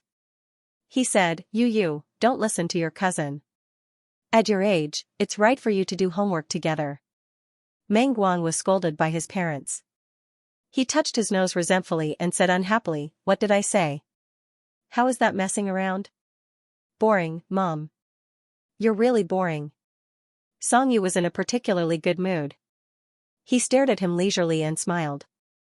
He said meaningfully, I didn't manage to ask the school bell out, but I did manage to ask the school bell out. Meng Guang was no longer angry. Instead, he became interested. Amazing. He continued to ask. But your deskmate is indeed quite good-looking. What about you? Did you become the school belle? The school belle and the class belle? He can't have all 3, right? Oh, no, you went to be the top student. Xianxia, sorry to disturb you. Instead of becoming the school hunk and class hunk, you became the school bully. Of course, he did not dare to say these things in front of his uncle and aunt. He avoided the important points and dwelled on the trivial ones. He answered Meng Guang's first question. Although I'm on par with Xianxia, I don't like to be in the limelight. The girls in school haven't noticed me yet, so I haven't been rated as the best. Meng Guang was amused. Then their eyesight is really bad. How about this, I'll judge you as the most handsome man in the city, and let my dad be the official witness to help you get back some face. Xianxia couldn't stop laughing. Although it's true to its name, it's still not very good. Everyone in the car laughed. On the way to the city center, the neon lights flashed outside the window. It was warm and pleasant. After returning home, the whole family had a joyous meal together. After dinner, Grandmother Meng asked about her life during the first week of school. Xianxia got stuck in his shell and then stumbled. He described his high school life as a combination of classrooms and an apartment. In any case, it was just hard work. It was simple and fulfilling. If it weren't for the fact that his family knew about his grades, he might have established the image of a conscientious top student. He went upstairs to his room. Xianxia finished a paper. He lay on his bed and played with his phone. First, he went to harass Xiaxia. "What homework do you have left to do?" The other side replied very quickly. "Look at you, I've already finished." Xianxia was dumbfounded. He typed furiously. "You've already finished? You've already finished it on Friday night? Then why did you come to my house to do homework?" "Xiaxia. To tutor you. To complete my goal for the new semester." Xiaxia's goal for the new semester. To help her deskmate win first place in the city. Xianxia, why did he feel a little touched in his heart? Okay, he would do his best to win first place. Otherwise, he would be letting down Xiaxia's trust and effort, after he logged out. Xianxia glanced at it and felt a twinge of conscience. For the first time, he clicked on Ma Xiaoting's gloomy profile picture of Sadako and took the initiative to send him a message. "Your husband, brother you?" A question mark was enough to express his concern. It was neither rude nor awkward. It was perfect. Probably because straight men all had similar thoughts. Ma Xiaoting didn't know what was going on in his brain. He read Xianxia's deep concern behind the question mark at a glance. He first whined and then sobbed. "Sadako, don't forget well digger, thank you, brother you QWQ I'm fine QWQ I survived my father's attack QWQ, he finally knew how to use a big button." He felt very novel and proud. He insisted on using 3 buttons in one sentence. "Your husband, brother you, speak properly." "Sadako, don't forget well digger, QWQ, your husband, brother you," Ma Xiaoting quivered. His style finally returned to normal. "Sadako, don't forget well digger. But I think you might be in trouble. Although I told them to shut up and not to rat you out, I still think you might be in trouble. But someone was recording your fight. Now, the video has probably been circulated on the forum. The dean might investigate you. Brother you, be careful." Candle, regarding the dean of teaching. Xianxia wasn't worried about this. After what happened to Wang Xi and Oilian, Master Miju would definitely have a headache. He wouldn't be able to divert his attention to them. Thinking of the forum, Xianxia frowned. He logged in and went to take a look. Today's fight between Book Mountain House and Gao Feng had already attracted a lot of attention. After this fight, basically the entire forum knew that he was the person behind the ID "Your husband, brother you." All kinds of proud posts about Yang and confessions of fangirls floated on the homepage. In the past, he was a virtual troll. Now, he was a handsome and strong school bully. Suddenly, the forum exploded. There were a lot of people shouting through the air. "Brothers who wanted to fight brother you and beat him up, come and get a number. Brothers who say that brother you is ugly, short, and weak, come, post a photo. Sisters upstairs, why are you so polite? Tisk, I'll just shout, stupid troll, come out and get beaten up." Of course, there was also a group of people who were like this. "Brother you won. What about those who gave their virginity, first kiss, car, and house? I've already anonymously told the principal that he will receive a Maserati within 3 days. You guys can do as you see fit. No, brother, sister, cry, I'm good for nothing. I have to give my first time to my wife, cry, you're good for nothing? It's okay. Give me your virginity. I'll use your back." This is a student forum. I suggest that the moderator ban the above posts for a week. Return the green sky to my forum. Song Yu's mouth twitched. He hurriedly glanced at the posts floating on the forum and didn't pay much attention to them. This time, he came back because he was a little curious about the post that Xiaxia mentioned. The future is like the sea. Suiyu is at peace. Why did the name sound so crazy? Song Yu's fingers paused on the screen for a long time. In the end, he gritted his teeth and clicked on it. The main post's declaration was especially awesome. My husband, brother Yu. I found you a husband. Are you happy? Bared teeth, laugh, laugh, laugh, Song Yu, I don't like it, sister. He had seen it once, but he still felt suffocated. When he looked at it now. Forget it. He would look at it next time. He didn't intend to accept these messy things for the time being. Song Yu put down his phone and went to sleep. This morning, the sky was not as clear as it was a few days ago. It was overcast and looked like it was going to rain. Song Yu slept until 9 o'clock. When he woke up, he was still a little sleepy.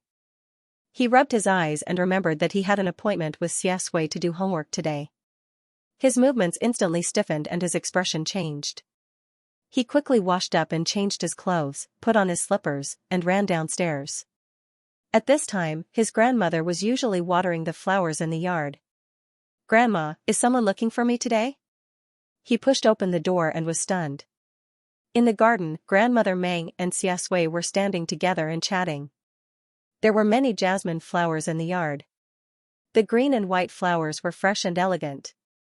Xiaxia was wearing a shirt. His sleeves were rolled up, revealing half of his arm.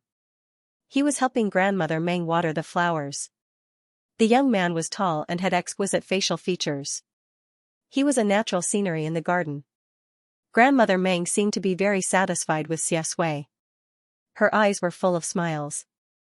She said, "You're Yu's deskmate. I might have to trouble you to take care of Yu for the next year. He's not in good health. I'm always worried that something will happen to him at school. Sigh, it's all because I was soft-hearted and couldn't persuade him to stay in school." Xiaxia was stunned. He tilted his head and asked, "Not in good health? What illness is it?" To him in his previous life, Song Yu was just a stranger who had some interactions with him. In his vague impression, he vaguely remembered that he was not in good health. However, he didn't pay much attention to it. After all, at that time, the Song family was in decline. They were developing overseas and gradually faded out of the top circle of a city. A sick third young master Song was not worthy of his attention. He was the head of the Xia family at that time. Xiaxia frowned slightly.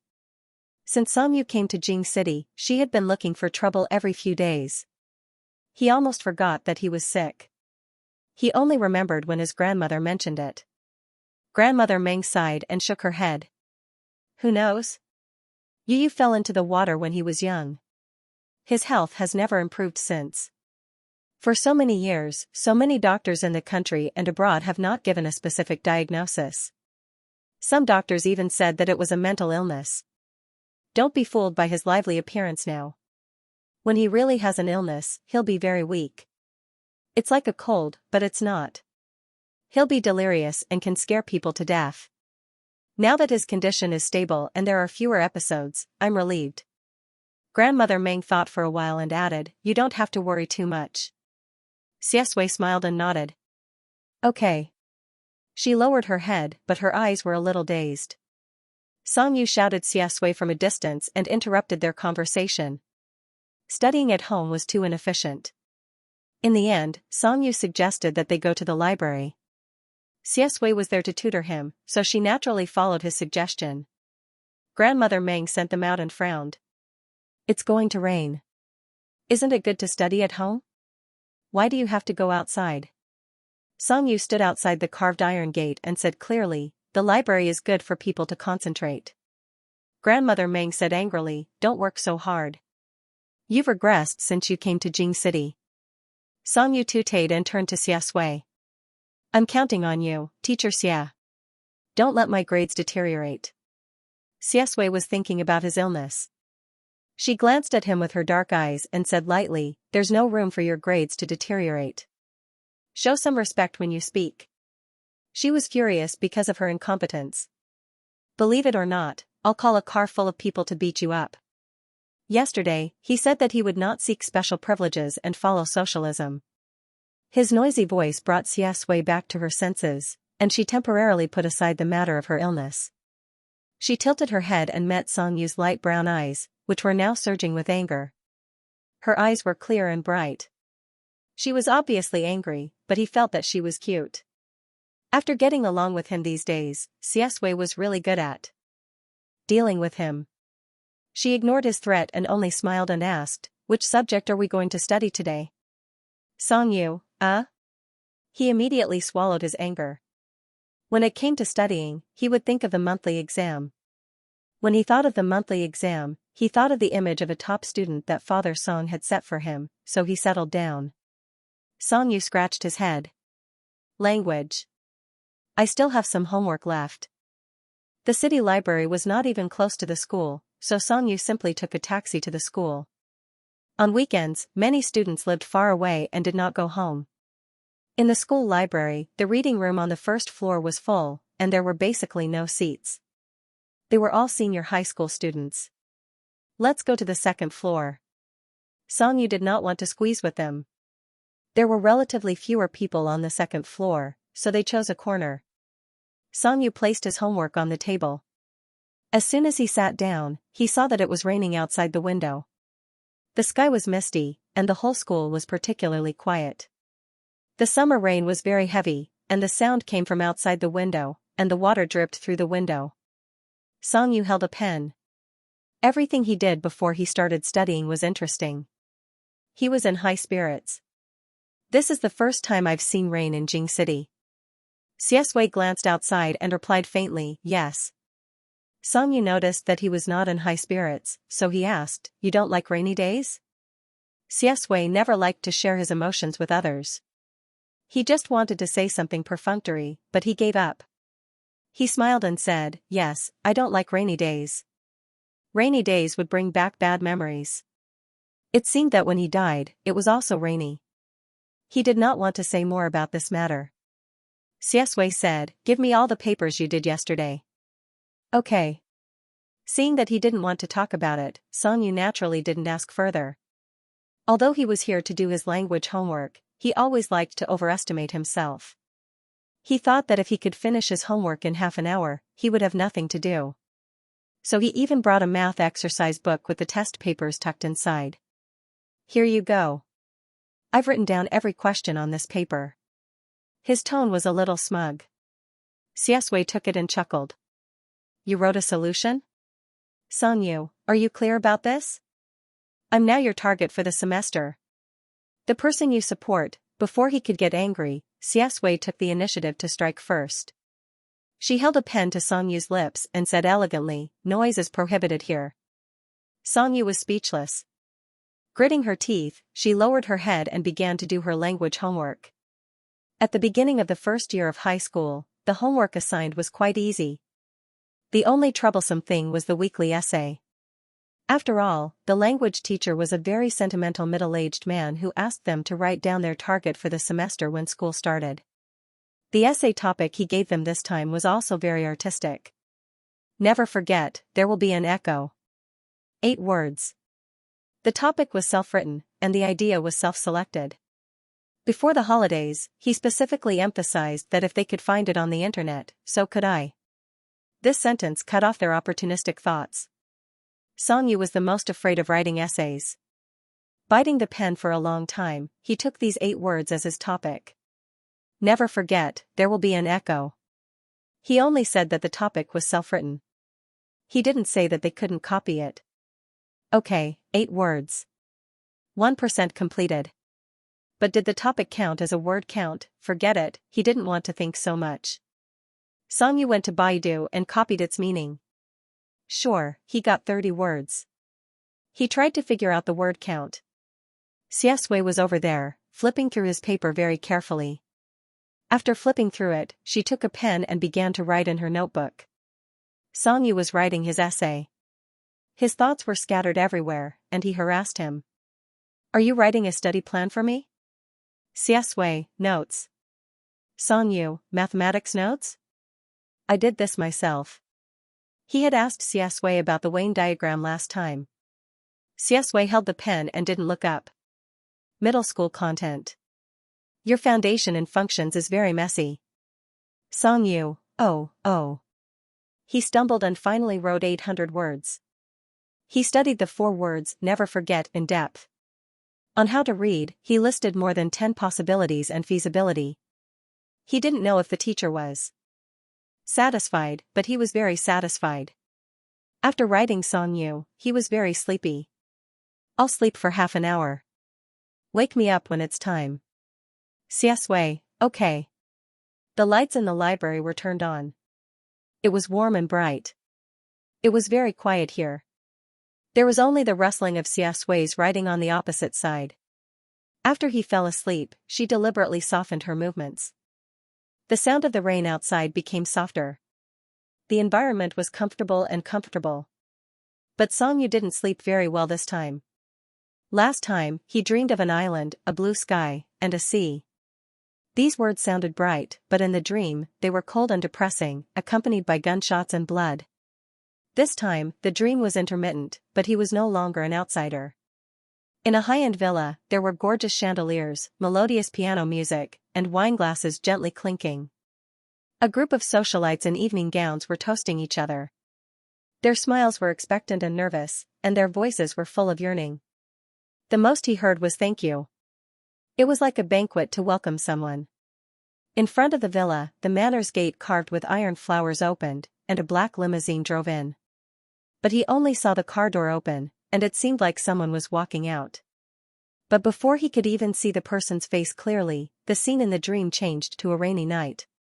The rain was pouring down, and the whole sky was hanging low, pressing down heavily. A young man stumbled out of an apartment. His school uniform was splattered with bright red blood. Just like his red eyes, fierce and crazy. After taking a few steps, the young man's footsteps slowed down.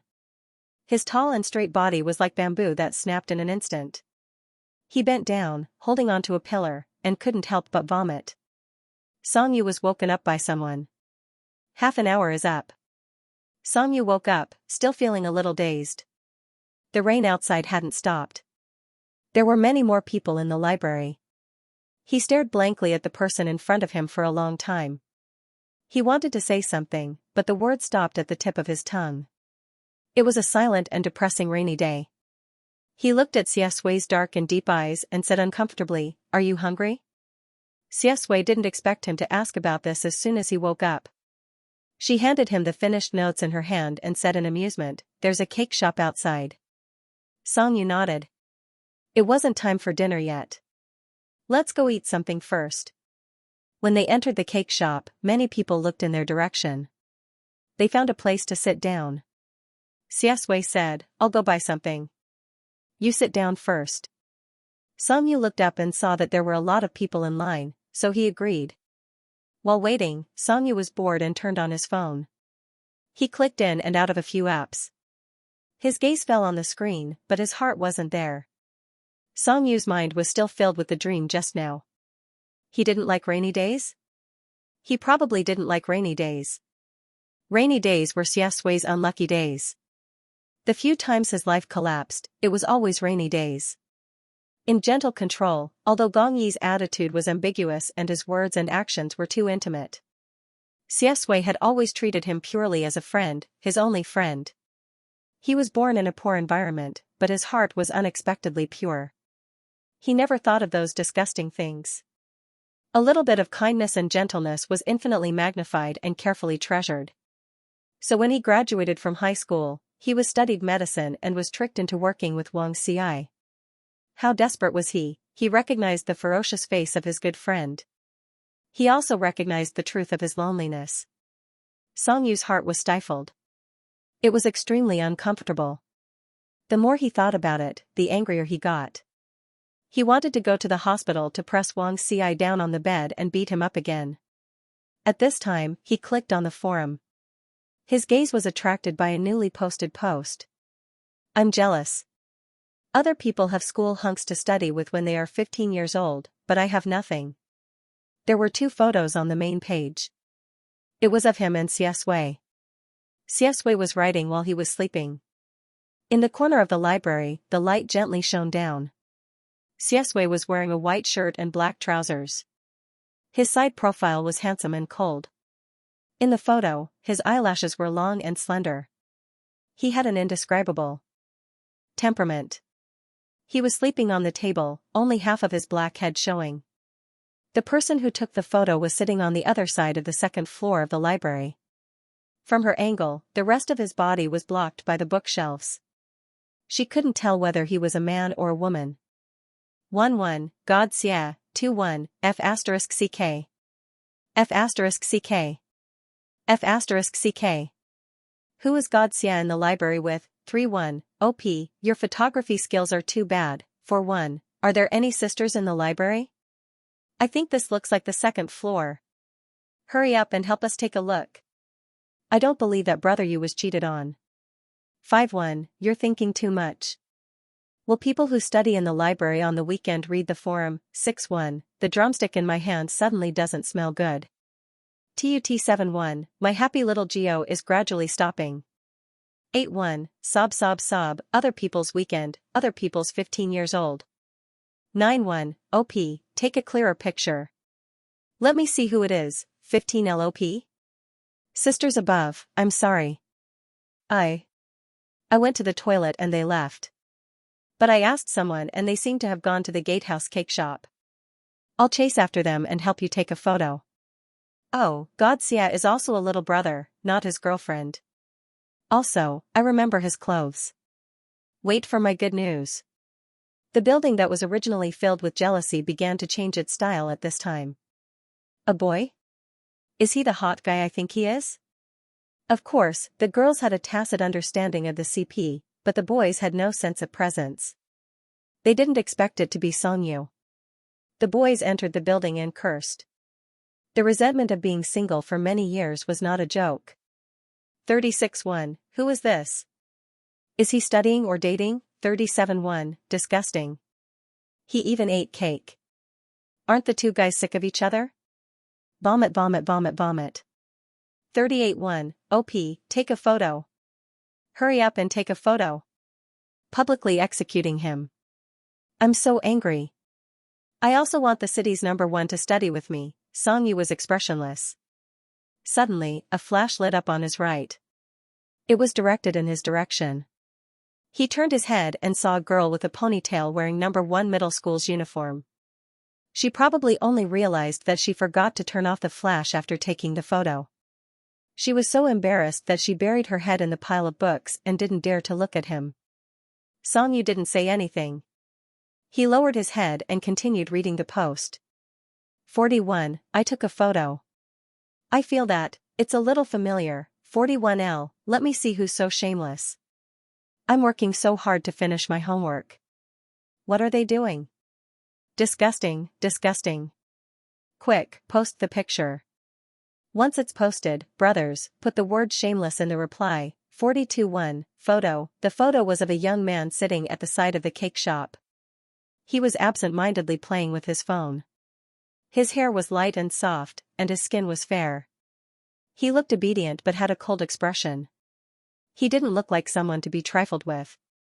At the same time. 43-1, your husband brother you. For a moment, the lively post was silent. Then, the forum was in an uproar. The screen was full of ha ha ha ha ha ha ha ha ha ha ha ha ha ha ha and brother you is so handsome. At this moment, someone touched Q41L's brother. The photo is out. Brother 41L, say something. It's the ID Longbow not afraid of long. 57-1, Longbow not afraid of long, handsome. 58-1, Longbow not afraid of long, who wouldn't praise him for being handsome? Every word seemed to come from trembling hands. The replies below were very uniform. There was a row. Embarrassing. Songyu raised his head and looked at the girl opposite him. She was looking at him with an enigmatic smile, but when she met his gaze, she immediately lowered her head and raised the English book in her hand to cover her face. Was there a point? Songyu pursed his lips and ignored her. His gaze fell on the post again. After the 41L post owner was ridiculed by the group, someone found the main topic. After all, they were in front of the main character, so they didn't dare to be too crazy. They suppressed the ecstasy and excitement in their hearts and typed a line of words, asking in a lively and romantic manner. Brother Yu, are you and Xianxia studying together? Are you preparing for the monthly exam?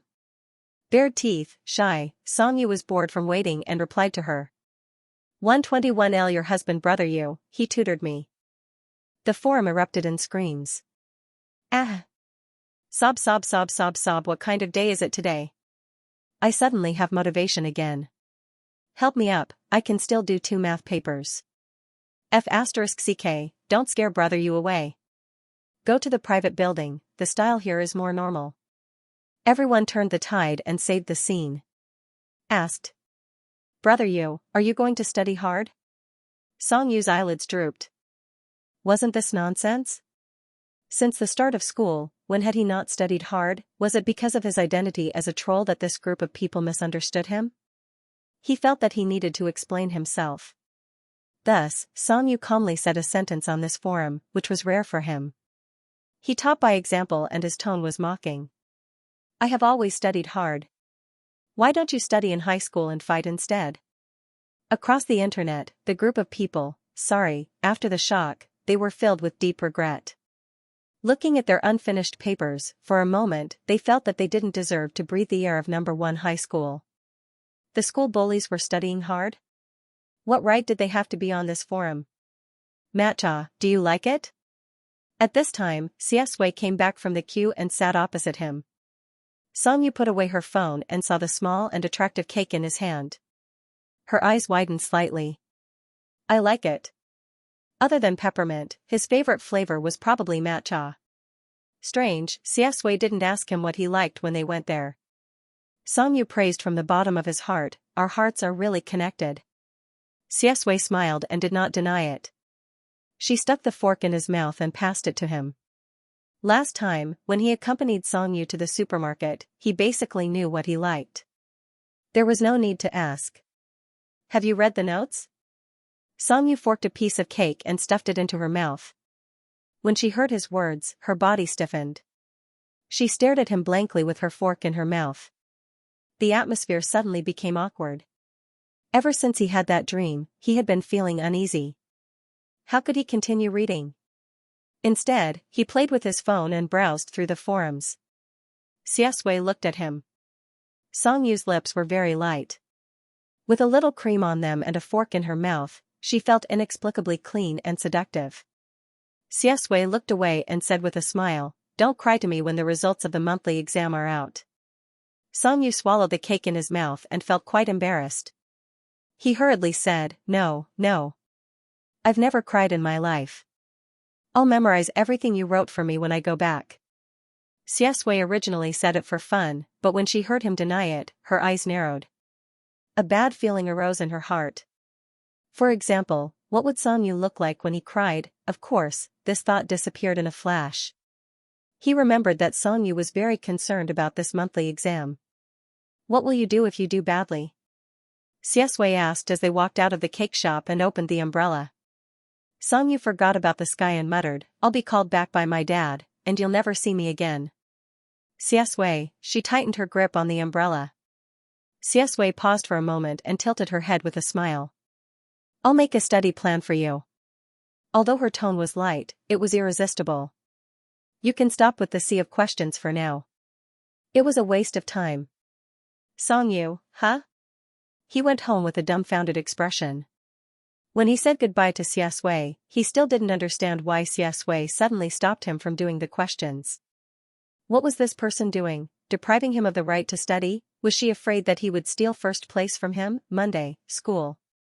After the morning reading time, the language class representative came to collect homework. Xianxia finally found out the girl's name. She was called Xianxia. Her name was quite poetic. When they were about to receive their group, Ma shouting shook his desk behind him. Brother Yu. What did you write in the essay?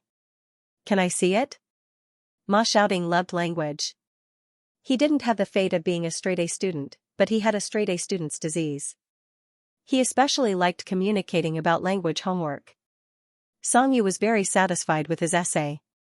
It was both deep and broad. It was simply a masterpiece. He took out his essay book and threw it behind him. He even warned him proudly, "You're only allowed to admire it. You're not allowed to use it for reference." "Okay, okay, okay." Ma Xiaoting opened it excitedly. When he saw the title, he was stunned for a moment. After reading the full text, he was already listless. His voice was trembling. Brother. Brother you, why do I feel that you're a little off topic? Did you not listen to Old Wang in class? Old Wang was their language teacher. Song Yu frowned. Isn't it just those 8 words? I slept for a while in language class that day and didn't listen to what he said in the beginning. Ma Xiaoting wailed and lamented, Brother you. These 8 words were randomly picked by Old Wang. It's just a literary topic.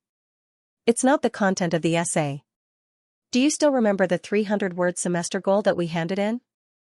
Old Wang said, if you never forget it, there will be an echo. There will be rewards for persevering. The content of the essay is for us to talk about how we plan to achieve the goal. Song Yu, Ma Xiaoting, this time, it's linked to the previous one. It can be written in a diary. The theme is how to strive towards the goal. This question of yours has deviated to the moon. Song Yu, damn, why didn't anyone tell him about this? He tilted his head and saw Xiaxia sleeping. He leaned over and immediately poked his arm with a pen. Xiaxia, Xiaxia, Xiaxia, wake up. It's time to collect homework. Did you finish your essay yesterday? Xiaxia was deskmate with Song Yu. He had almost made up for all the sleep that he had not slept in his previous life. However, he was not very sleepy. When he was woken up, his black eyes were especially clear when he opened his eyes. However, his voice was slightly hoarse and nasal. Yes, I did. Song Yu was eager to verify. What did you write? He tried to recall. Xiaxia supported his arm and sat up. He said slowly, you. Song Yu was dumbfounded. Did the 3 of them have the same assignment? You wrote about me? That's off topic. It's not off topic. Xiaxia's voice had a hint of a smile. He had just woken up and sounded lazy and low. He stared at Song Yu and said naturally, my goal for the new semester is you. I can't forget you. It's not off topic. Song Yu, after Ma Xiaoting heard this, she concluded, that's right. God Xia is already sitting at the top of the school. He doesn't need a plan at all. His goal last time was to help brother you with your studies. There's nothing wrong with writing about you. Xianxia received their group at this time. When he heard Ma Xiaoting's words, he laughed. What do you mean who wrote who? She was wearing her school uniform. Her hair was tied into a ponytail, and some strands of hair fell around her ears. She looked youthful and pretty. Her skin was fair and rosy, and there were 2 small dimples at the corners of her mouth. She was holding a pile of paper in her arms. She looked quiet and scholarly. Ma Xiaoting blushed strangely and stammered, unable to speak. Shi Bowen helped to explain. Nothing. God Xia wrote about brother you. Jiang Chunyan's eyes lit up. The class representative's temperament changed completely. What essay? Ma Xiaoting's boyish heart couldn't be more obvious. He scratched his head and was still willing to say a few more words in front of the girl he liked. He coughed and blushed. What essay could it be? It's just last week's homework. Brother you, are you like this? Song Yu couldn't take it anymore. That's enough. Shut up. Xiaxia laughed at the side. Jiang Chunyan's hands trembled slightly as he held the homework. Did she get it for real? He handed in the homework and returned to his seat. Jiang Chunyan held his pen and thought for a long time. He turned his head and said to his deskmate, I'm going to the forum to write a novel. Her deskmate was a short-haired and chubby girl. After class, she opened a bag of potato chips and stuffed them into her mouth. She said vaguely, write what? Domineering CEO? Jiang Chunyan pursed his lips and smiled meaningfully. No, cold and aloof school hunk. Her deskmate? You're crazy. You dare to use God Xia as your model? Jiang Chunyan was immersed in his own fantasy. He cupped his face and said, not only that, I also want to write about brother you. The last time I went to ask about the definition domain, I felt that God Xia looked at me like I was an idiot. It made me feel so ashamed that I wanted to crawl into the ground. But did you know that when he looked at brother you just now, his gaze wasn't like that. When he looked at him, there was a gentle wind in his eyes. Her deskmate, 666, gentle wind? There was wind in his eyes? He must be blind. Most importantly, if he dared to write about brother you, he must be tired of living. Do you want to eat some potato chips to calm down? Xianxia couldn't wait any longer. He took out his notebook and the wall, and the corners of his lips couldn't help but curl up. I can't calm down. I've even thought of a name. It's just, you're my unforgettable thought. Her deskmate. You must not be remembered by brother you. Xianxia puffed out his chest and said confidently, if I send it to the special building, brother you will never see it. The first lesson on Monday was English. When the new English teacher came in, the whole class was silent for a few seconds. He was a man in his 30s or 40s. His hair was already a little thin, and he was wearing a suit. He held a thermos in one hand and a lesson plan in the other. He wore a pair of glasses and looked gentle and refined. He briefly explained himself. His surname was Qing, and he would take over the first class in the future and become the form teacher. He wasn't clear about Oilian's matter and only mentioned it vaguely. The new English teacher and form teacher seemed to have a very good temper. He was humorous and his speech was fluent. Everyone was especially serious during the first lesson. After class, Teacher Qing said, there are 45 people in our class, right? A girl in the first row shook her head. 48. Some students didn't come. Teacher Qing adjusted his glasses and made a note on the roster. He said, 45. The 3 students who didn't come won't come in the future. Ma Shouting's eyes widened. This, Wang Xi dropped out? Mr. Cheng's words were like a stone that stirred up 1,000 ripples and exploded in class 1. Everyone was afraid of Wang Xi. After all, there were only a few top aristocratic families in Jing City. Their parents were only a little rich, but they weren't as rich as the Wang family. Moreover, when they were students, most people were not so eager to curry favor with others out of utilitarian motives. Wang Xi only showed up a few times in the first week of school, but the arrogance and viciousness he showed made them uncomfortable. It was a good thing for him to transfer to another class. Everyone secretly breathed a sigh of relief. Song Yu faintly twitched his mouth and didn't say anything. It was good that Wang Xi left. It would be best if he didn't see him in Jing City in the next 3 years. Mr. Qing didn't say much about Wang Xi. He just directed 2 tall students to move the desks of the first group away. Looking at the seats in the class, he sighed, after the monthly exam, we'll rearrange the seats. If you sit like this, you won't have to worry about not being able to find someone to talk to in class. The whole class burst into laughter. Mr. Qing glared at them, I've just transferred to Jing City No. 1 Middle School and I'll take over your class. This is the first monthly exam and it concerns my reputation. Don't make me lose face. If you fail the exam, I'll make you pay for it. After the class, everyone liked the new head teacher very much. The atmosphere in the class was relaxed and they got along with each other casually. A boy raised his hand and smiled brightly, Mr. Qing, if we do well in the exam, will we be rewarded? Mr. Qing sorted out the lesson plan, adjusted his glasses and said slowly, if the average score of the class is in the top 3 of the grade, we'll have a class team building. Oh, okay. The whole class began to shout and hoot. Mr. Qing, I want to eat hot pot. Mr. Qing, I suggest an outing. Someone sneered, primary school students? Outing? Mr. Qing, let's go to KTV. The exam hadn't started yet, but everyone began to excitedly put forward their opinions. Mr. Qing patted the teaching plan on the podium and said angrily, be quiet. How can you compete with other classes when you're shouting and hooting? The average score is the lowest. Everyone, run 3 laps on the playground. 3 laps on the playground. All of a sudden, many people began to wail. Before the new homeroom teacher left, he suddenly looked at the name list again and said, Student Song Yu, come to my office. Song Yu, who was Studying the study plan Xiaxue gave him? Why did she cue him again? He would know the reason when he got to the office. The new homeroom teacher pointed to the seat next to him with a pleasant expression. Don't be nervous. Sit down. I just want to ask you if you have encountered any trouble in the past few days of school.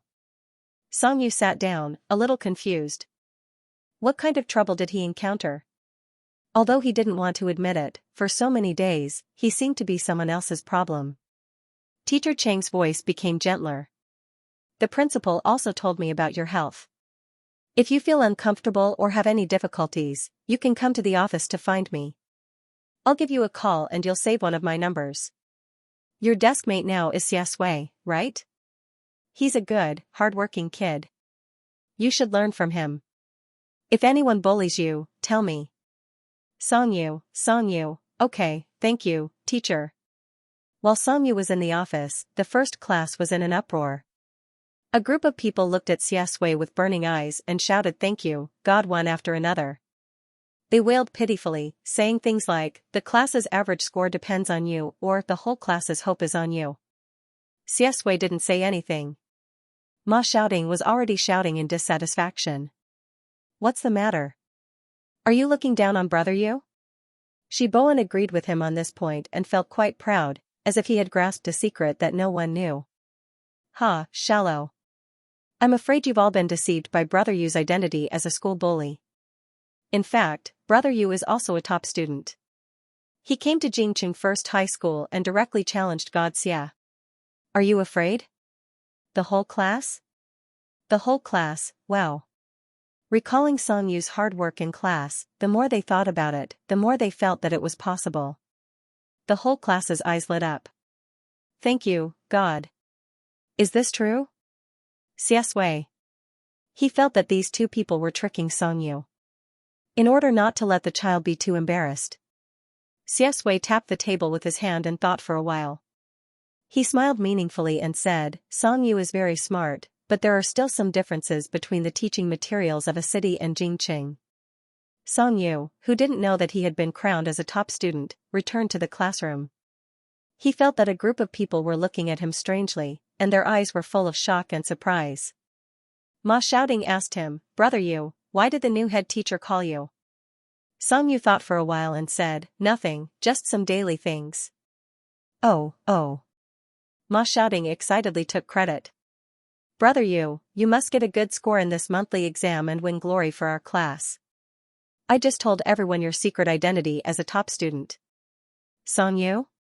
He suddenly turned around with his eyes wide open and his face full of disbelief. What did you say? Ma Shouting didn't know that he was going to die. Yang said proudly, your identity as a top student in a city is close to 800 points.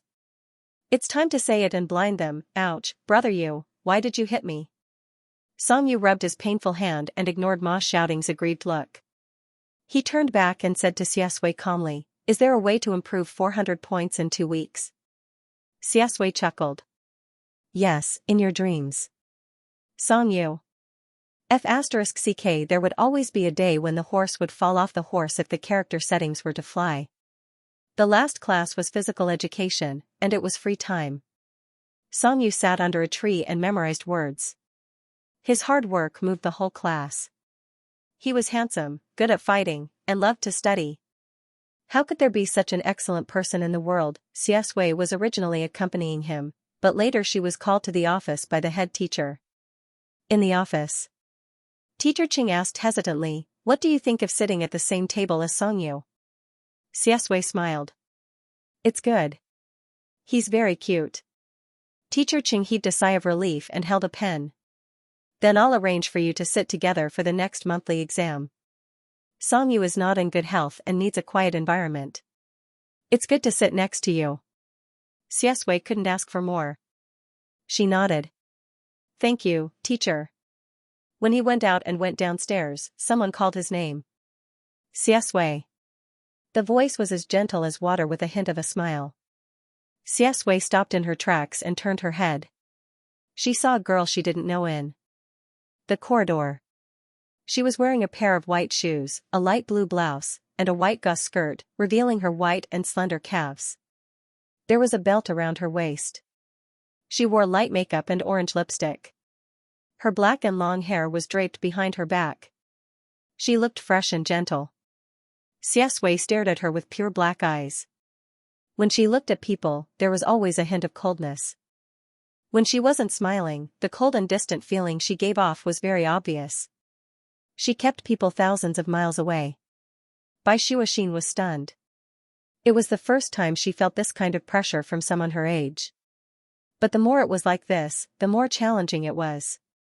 He hadn't returned to a city yet, and this was the best time for her. She was very confident in her appearance. She took a step forward with a surprised and smiling expression on her face. There was also a hint of shyness. "You're Xianxia, right? I heard my deskmate talk about you." Xianxia looked at her, but his gaze was still cold. Bai Shuoxin's eyelashes fluttered like a small fan. She whispered, "God Xia, speaking of which, I have to apologize to you. It's Xianxia from our class. I don't know if he went to make trouble for you, but this matter happened because of me. I'm sorry to have caused you trouble." She reached out and handed him a pen. Can I have your contact information?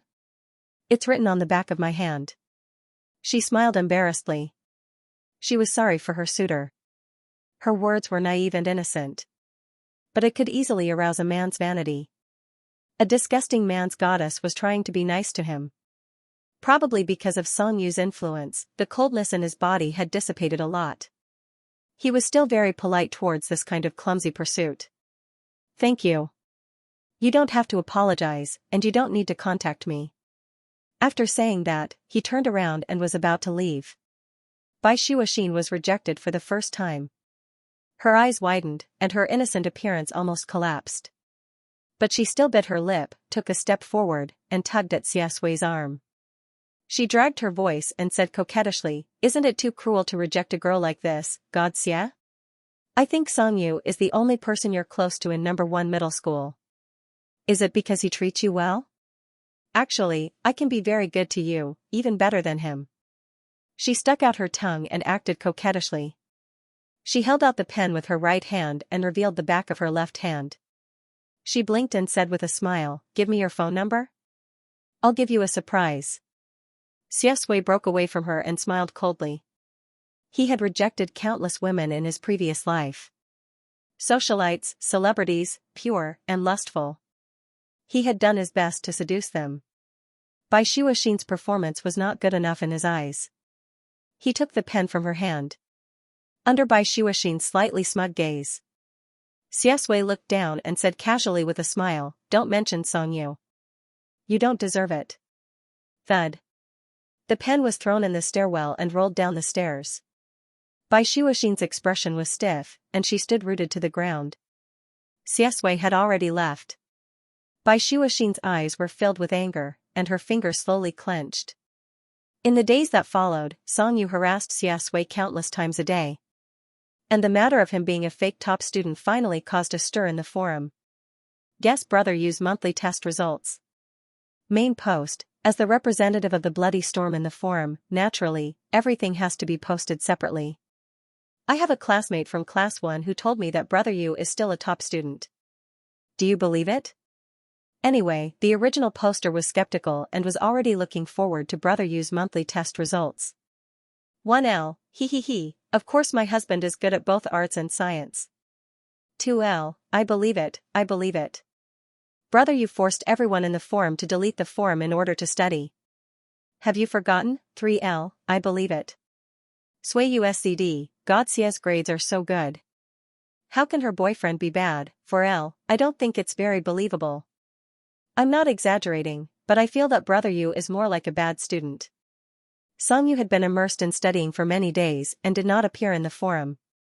After class, the traffic on the forum increased, and the haters who had disappeared for a period of time reappeared. 34L, believe it. You guys can just brag that he's good at fighting. Don't insult the word top student. Even if he's destined to be a construction worker in the future, don't take advantage of people who work hard to study. 35L, I haven't been here for a few days, and my identity as a troll has been cleared? Scolding people and fighting. This kind of youth, TSK, is blind to admire the girls in our school.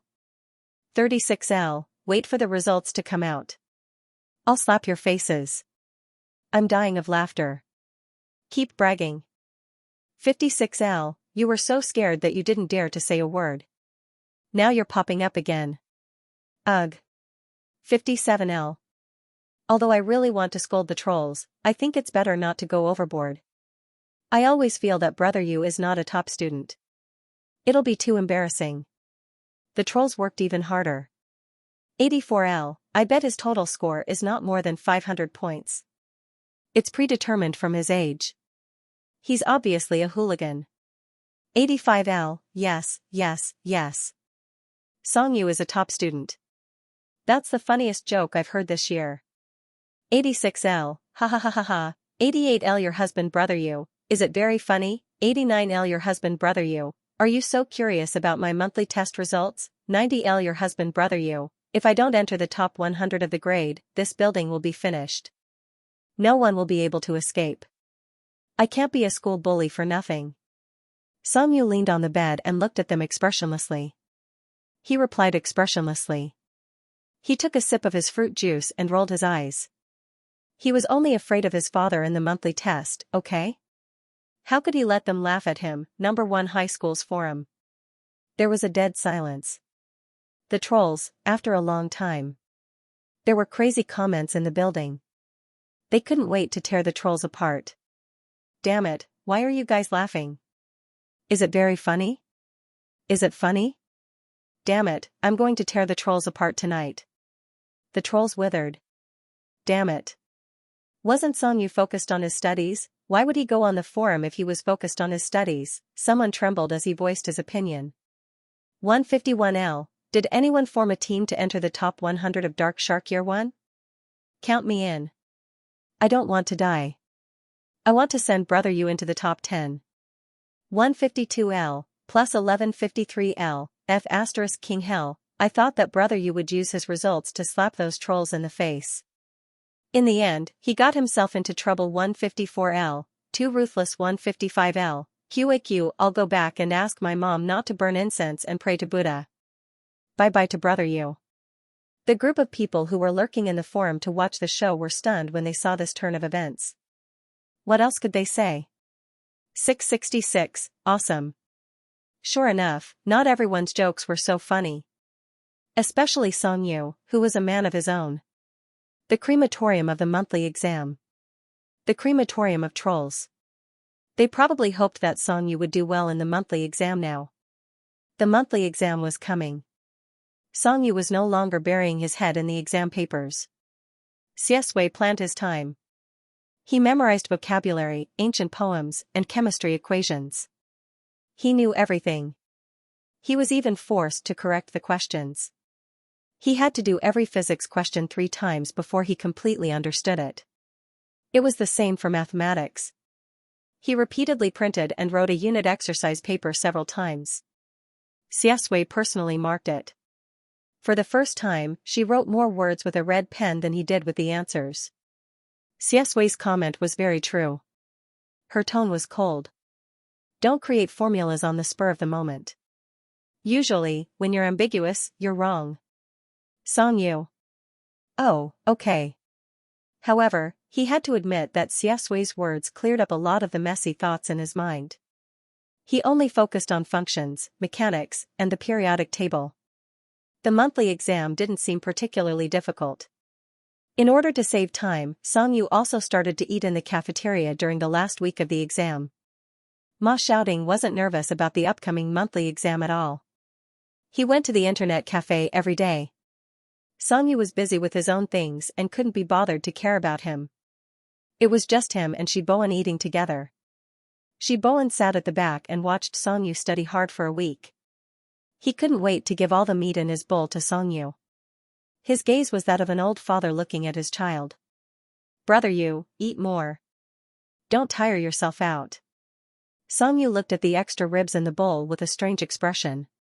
He looked at him strangely, but didn't say anything. Shiboan sighed in his heart. He was lucky enough to read Songyu's test papers and understood that. There was a big difference between the teaching materials in a city and in Jing City. Brother Yu's top 100 was a little uncertain. It depended on how God Xia taught him. Brother Yu, you're studying so hard. Are you planning to get into a university? Shi Bowen tried to sound him out. Song Yu ate a mouthful of vegetables and thought for a moment. A university was actually the school that Xie Sui went to in the original novel. It was also the school where he met the scumbag who used him as a substitute. However, Wang Xi had left, and nothing had happened to Grandma Chen in her third year of high school. It was hard to say what would happen later because of the butterfly effect. Give it a try. Song Yu didn't have high expectations of entering a university. He felt that he had transmigrated just for Xie Sui. He was chewing rice. Song Yu's brain was a little tired after studying for a long time. He suddenly thought of something, but it was fleeting and he couldn't catch it. At this time, there was a small commotion in the cafeteria. Shi Bowen looked up and was stunned. He whispered to Song Yu, "Brother Yu, it seems that she's the campus belle of number 1 middle school." Song Yu swallowed the rice and looked up. He saw a girl coming in from the entrance. She was particularly eye-catching when everyone was wearing their school uniforms. She was probably a pure girl. Her black hair reached her waist, and she was wearing an expensive sleeveless white dress. She ignored everyone's gaze and walked towards them. Shi Bowen opened his mouth wide and was almost scared out of his wits. The people next to him whispered. "Is that Bai Xuexin? Doesn't she always have a chauffeur and never come to the cafeteria? Hey, she's going that way. Looking for someone? Who is it that's so lucky?" Song Yu just glanced at her and continued to eat. Until a figure sat opposite him. The girl said in a gentle tone with a smile. "Hello, my name is Bai Xuexin." Song Yu's love interest had long become a student. He looked at her indifferently and replied in a straightforward manner, "Oh, you can sit down. There's no one over there." Shi Bowen, after that, he focused on eating and ignored her. Bai Xuexin took a deep breath and forced a smile. She had been good-looking since she was a child. She knew how to make use of her looks and her personality to attract boys. She was very annoyed. How did Xie Sui get along with such an impolite and uneducated person? However, she still pretended to be good. She tapped the table with her finger and said in a coquettish tone, feeling angry and amused. "Brother Yu, can you take a look at me? I came here specifically to see you." Song Yu was very normal to his classmates. He suggested, "Since you've seen me, do you want to do something else? This is the cafeteria. You can eat." Bai Xuexin. Bai Xuexin was furious. Shi Bowen swallowed his saliva and tugged at Song Yu's sleeve under the table. He whispered, "Brother Yu, she might like you. Don't be so harsh. I think she's going crazy." Song Yu was full. He casually picked up the leftover rice with his chopsticks and sneered. Come on, he could tell from her eyes that she definitely didn't like him. Her motive was unclear. However, he still gave Shi Bowen face. He looked up and asked her. "What's the matter?"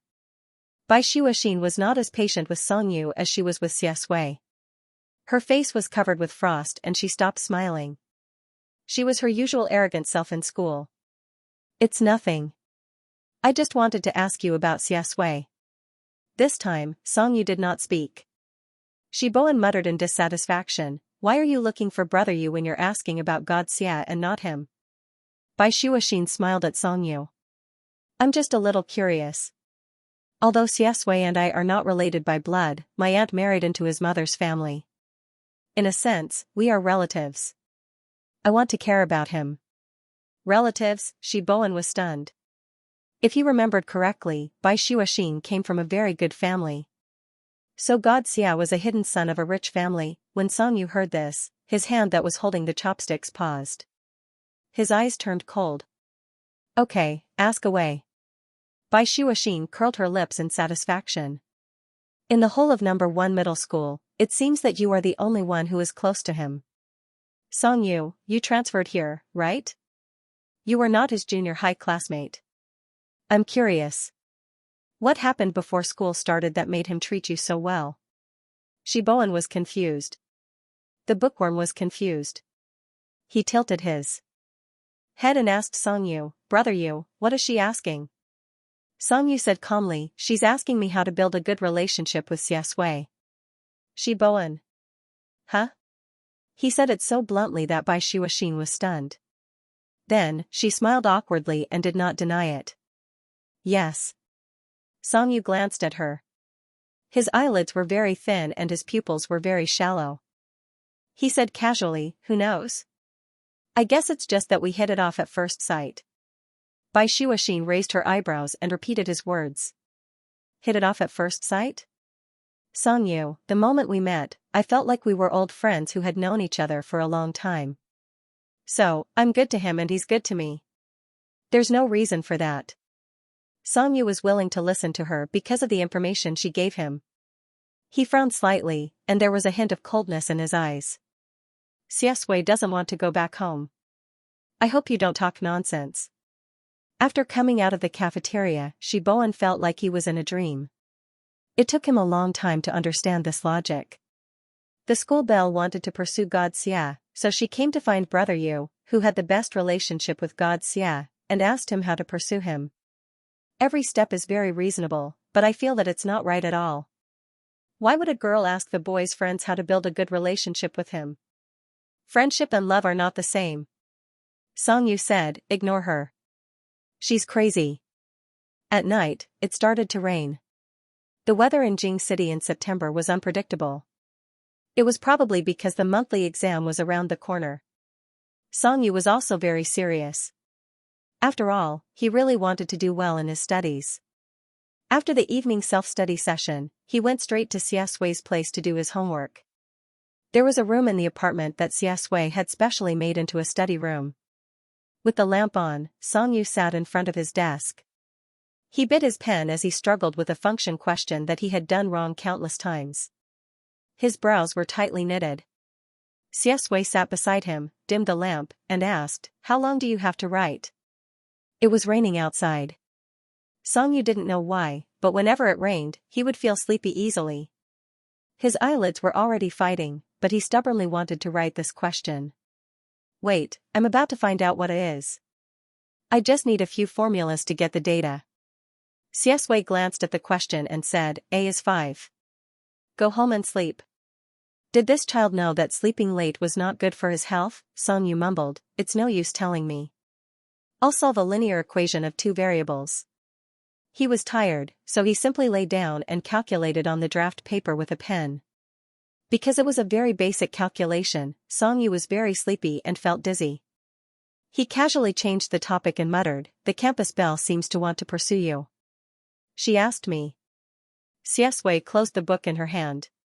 She didn't care at all, but she still answered him. She said lightly, "Really?" The sound of the rain seemed to be the best lullaby. Songyu's vision gradually became blurred, his writing began to become a little crooked, and his voice became lower and lower. It was as if he was talking to himself. "Yes, I think she's crazy. What else can she do to pursue a person? She just has to be good to him. Whether she can pursue him or not is another matter. But at least she has to do this. Also, why did she ask me? I'm not pursuing you." Xiaxue felt a little itchy in her throat. She wanted to laugh and said softly, "Yes, you're not pursuing me." Songyu's eyes opened and closed. At the end of the linear equation of 2 variables, he crookedly found a 5. The mental power that supported him was suddenly gone. He lay down on the table and fell asleep with satisfaction. The light of the table lamp was warm. It shone on the young man's face. His skin was delicate and milky white, and his eyelashes cast shadows. His breathing was deep and shallow, and his sleeping face was quiet and obedient. It was raining outside, and the weather was slowly turning to autumn. Xiaxue put down the book and looked outside. The gloomy night and endless rain. It was obviously a very annoying weather, but at this moment, his heart was unusually soft. He tilted his head and leaned close to Songyu's ear. He smiled and whispered, "You?" The young man didn't answer him. Xiaxue lowered her eyes. There seemed to be a smile in her dark eyes, like a river of stars. Her cold voice was lowered, and there was a kind of gentleness that blended into the night. You didn't pursue me. I pursued you. Even from the beginning, he had guessed wrong about the cause and effect of that woman. It wasn't that Songyu was good to him that he liked Songyu. It was because he liked Songyu that he allowed her to be good to him. It was probably love at first sight. It was uncomfortable to sleep on the table, so Xiaxue carried him to the bed. Songyu, who was asleep, was not as flamboyant as he was during the day. His eyelashes drooped like small fans, and his breathing was light. When he was picked up, he still reacted a little and struggled with his arms. But he was too sleepy.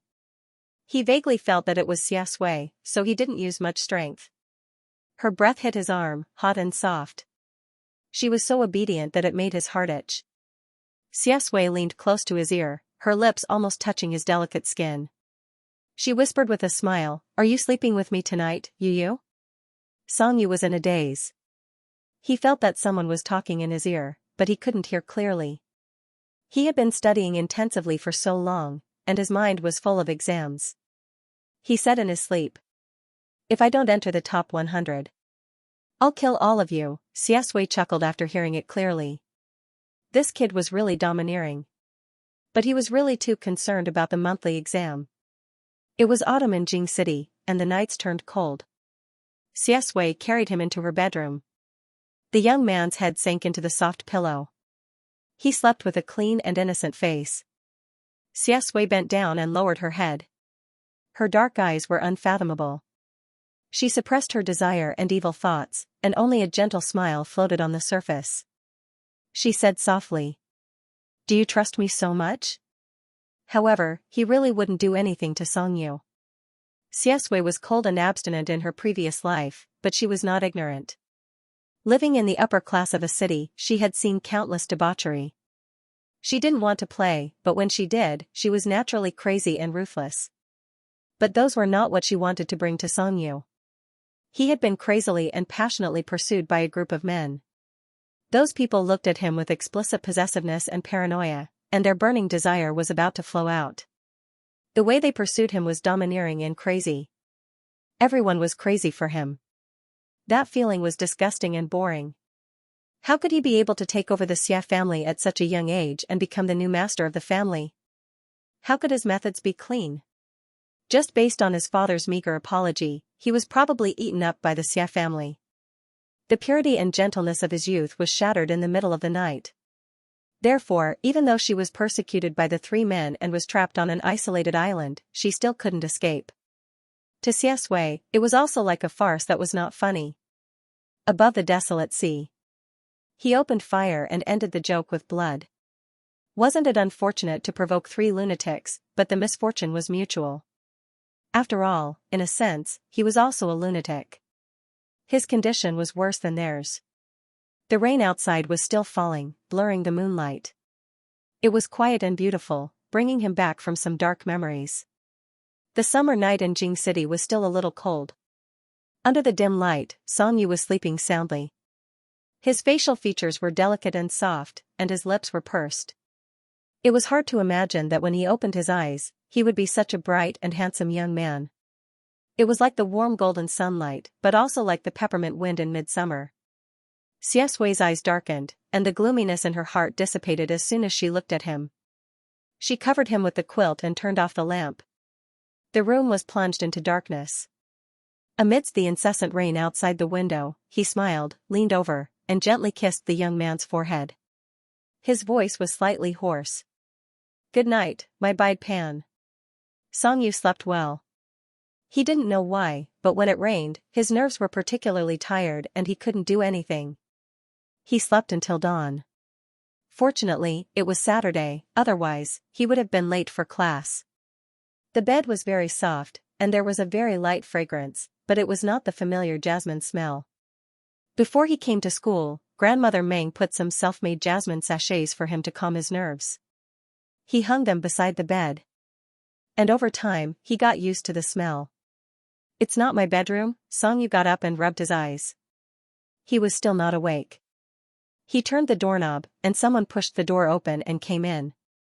Xiaxue was dressed in a white t-shirt and black trousers. She said in a very natural tone, since you're awake, let's go out for breakfast. Songyu looked at her in a daze. His light-colored pupils were a little dazed, and the corners of his eyes were slightly red. He looked like he had just woken up. He didn't understand the situation. Xiaxue paused for a few seconds, stared at him, and asked with a smile, "You're addicted to sleeping in my bed and don't want to come down?" Songyu, he understood the situation. He almost lifted the quilt and jumped out of bed. He put on his shoes and quickly ran to the toilet. His mind couldn't calm down. In the end, he found that Xiaxue had already prepared a set of toiletries for him. There was a towel, a toothbrush, toothpaste, and a cup. He brushed his teeth and washed his face with mixed feelings. He sat at the table and looked at the porridge and fried dough sticks in front of him. Songyu held a spoon and hesitated for a long time before asking directly, "So I fell asleep while doing math questions yesterday? Were you the one who sent me to bed?" Xiaxue said lightly, "No, you were very obedient after you fell asleep. You sleepwalked to bed yourself." Songyu, he knew that he had asked a stupid question, so he ignored the sarcasm in his tone. Songyu swallowed a mouthful of porridge and asked again, "Where did you sleep last night?" "The sofa." How did you sleep?" Xiaxue looked up and smiled. "It wasn't very good. So how do you want to make it up to me?" Songyu was strangely silent for a moment. He felt a little awkward. Then, he had a flash of inspiration and thought of a fair idea. "Do you want to sleep at my place tonight? I'll let you sleep on my bed, and then I'll sleep on the sofa?" How was he so smart? He gave himself a thumbs up. Xiaxue looked at him with her dark eyes for a long time and said, "Let's eat." Songyu took Xiaxue's bed yesterday and even forced her to sleep on the sofa. He felt very guilty and tried to struggle. "My bed is very soft and comfortable. I can allow you to sleep on it for one night. Are you sure you don't want to try it?" Xiaxue chuckled. "I don't want to sleep on your bed." She added in her heart, "I want to sleep with you." However, Songyu wouldn't know about these thoughts for a long time. Songyu. Oh. The monthly exam was around the corner. Of course, he had to study hard on the weekend.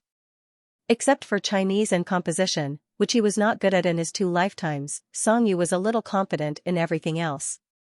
The whole school was watching his progress with trepidation. Ma Xiaoding specially created a small group of 4 people. It was called Jing City First High School's Top Student Communication Group.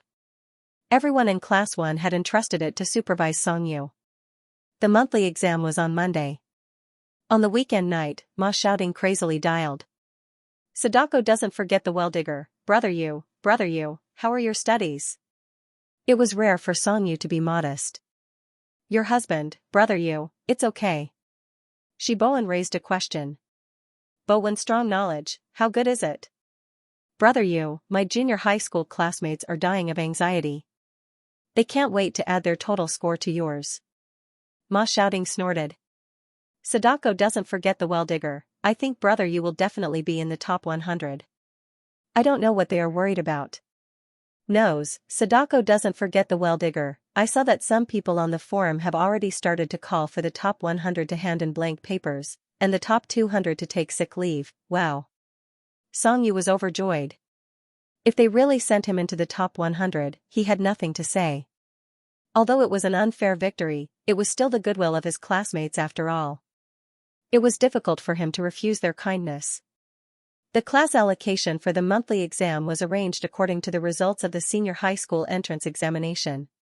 Xiaxue was in the first class in the city, and Songyu was in the last class because he had transferred here. He did not have any grades, so he was in the last class. Ma Xiaoding leaned against the seating chart and sighed. "Brother you, the gap between you and God Xia is a little big. One is in the first class, and the other is in the last class." Songyu bit the soy milk straw and sat in his seat. He raised his eyebrows and smiled. "What's the big deal? Next time, we will be in the same exam hall." He hit the chair at the same table with his hand. "Isn't that right, Xiaxue?" Xiaxue looked at him and smiled. "Well, if you want me to hand in a few blank papers, I will do as you say." Ma Xiaoding and Shiboan could not stop laughing. Songyu angrily put the soy milk on the table. You wrote all of them. Who are you looking down on? The bell rang for the end of the evening self-study session. Everyone began to walk to the exam hall. Songyu's classroom was in another building, and it was the most remote classroom on the top floor. As soon as they entered, the first thing they saw were a few delinquents with messy school uniforms and pirate bangs. They sat next to each other, chewing betel nuts and looking sloppy. Songyu's seat was still in the last class. He sat in his seat and looked down. He found that the table was densely covered with notes. He looked to the side and saw that the wall was also covered with notes. However, they were all left from the last exam and had nothing to do with this exam, so he was not afraid of being caught. However, Songyu still found them an eyesore. He took an eraser and wiped the pencil marks on the table clean. While he was seriously wiping the table, the person in front of him came. It was a very thin boy. He was very short and surprisingly thin. He wore thick square glasses and his school bag was as heavy as a snail's shell. His shoulders were hunched and he looked very cramped. At first glance, he was the kind of boy who was silent and did not have much of a presence in the class. After Songyu finished wiping, he put the eraser aside and simply went to sleep while it was still early. However, just as he was about to fall asleep, the sound of a chair moving was heard. Someone walked over, but it did not affect his sleep. Hey, little classmate. It was a sloppy and unfriendly tone. The delinquent's words were not directed at Songyu, but at the boy in front of Songyu. Take care of me during the exam later.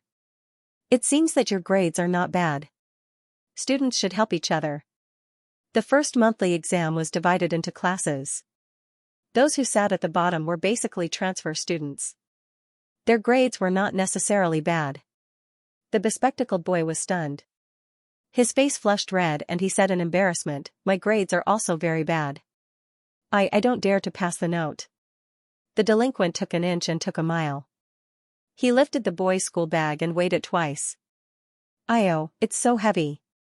You still say that you don't know how to study? Could it be that there's something shameful in it? The bespectacled boy was scared and angry. He wanted to snatch it, but his head was pressed down and he could not take a step forward. The delinquent took a step back, opened the school bag, and directly poured the things on the ground. Books fell to the ground, followed by a cup, a key, and a stationery box. His face was full of mockery. He poured one side and sneered. Good students are different from us. When he was done, he casually stepped on the book with his foot. The delinquent threw the school bag to the angry bespectacled boy. He half threatened and half mocked him. How old are you and you're still afraid of exams? I told you to pass the note. If I don't receive it, don't think about taking the next exam. The bespectacled boy was so angry that his whole body trembled. Tears welled up in his eyes. Why you're too much. The delinquent was proud of Yang. He sat on the table and put his feet heavily on Songyu's table. He was extremely arrogant. I'm too much. You tell the teacher. Let's see who's the unlucky one in the end. Songyu, who was sleeping uneasily, was finally awakened by a loud noise. Songyu slept a little late last night. Now he was woken up and was in a very bad mood. So when he opened his eyes, he was cold and irritated. He looked at the person who woke him up with a sharp gaze. The gangster also noticed it. He tilted his head to look at Songyu and narrowed his eyes slightly. Seeing that Songyu was dressed properly in her school uniform and had a delicate and thin appearance, the corners of her mouth suddenly curled up. She retracted her leg and stood up, saying with bad intentions, Hey, transfer student, I have something to discuss with you. Songyu rubbed his eyebrows with his hand and looked gloomy. The classmate in front of him had red eyes like a rabbit. He was sniffing and crying. He was squatting down to pick up the books. Most of the students in the last classroom were ignorant and incompetent teenagers. They couldn't afford to offend them, so they pretended not to see them. The gangster skipped classes and surfed the internet all year round. He was addicted to games and didn't pay attention to the outside world. Naturally, he didn't know that there was a new school bully in Jing City First Middle School, nor did he know Songyu. He just thought that he was easy to bully. He leaned over and put his hand on Songyu's desk. He snorted and said, "Take care of me in the exam later. You can pass me every question you write, or we can just exchange the papers. You don't look like a fool. You should know what I mean." Songyu twitched the corner of his mouth and raised his head slightly. His eyes were mocking and his voice was cold. "But I think you look like a fool." The gangster was stunned and his face suddenly darkened. He was angry and reached out to grab Songyu's collar. "You don't need to take the exam." Songyu grabbed his wrist and forcefully pulled him forward. Then, she kicked his knee, causing him to kneel on the ground. The gangster widened his eyes and couldn't move. Songyu pressed his head expressionlessly and pointed to the books and stationery on the ground with his other hand. He said in a cold voice, "Pick them up and wipe them clean. If you miss one, I'll twist your head off." His movements were too domineering and handsome. The group of people in the classroom who were angry but didn't dare to speak were stunned. The sunlight fell on the young man's light-colored hair through the glass. He looked clean and imposing. Someone in the classroom recognized him. "Brother Yu." Suddenly there were more whispers. "That's Brother Yu? Damn, is the real person really that handsome?" The little boy who was sobbing was stunned. Behind his thick glasses, his eyes were as red as a rabbit's as he looked at Songyu. The hoodlum kneeled on the ground and felt his knees fall apart. He knew that he had provoked a troublemaker. His prestige was gone and he was scared witless. His hands trembled as he picked up all the books on the ground, wiped them clean on his clothes, and returned them to the others. Like a stray dog, he limped back to his seat with the help of the table. Everyone in the classroom sucked in a breath of cold air and sighed in their hearts at how terrifying Brother Yu was. The little boy held the stationery box in his hand and said timidly, "Thank you." Songyu's sleepiness was almost gone. He rubbed his eyes and said, "No need. Punishing evil and promoting good is what a school bully should do." When the gangster returned, he was so angry that his chair creaked. He had been restless the whole time. Songyu raised his eyes, his gaze as sharp as a knife. All of a sudden, the other side fell silent. Turning his head, Songyu slowly added, "And maintaining discipline." The whole class was speechless. "You school bullies are really busy." The bell rang and the invigilator walked in. The first subject was Chinese. The invigilator knew what was going on in the last examination room, so he turned a blind eye. As long as they didn't go too far, the invigilator didn't care about their paper. But today was different.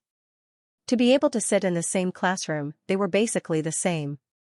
With Songyu here, they didn't even dare to cheat. The invigilator sat on the podium and played with his phone.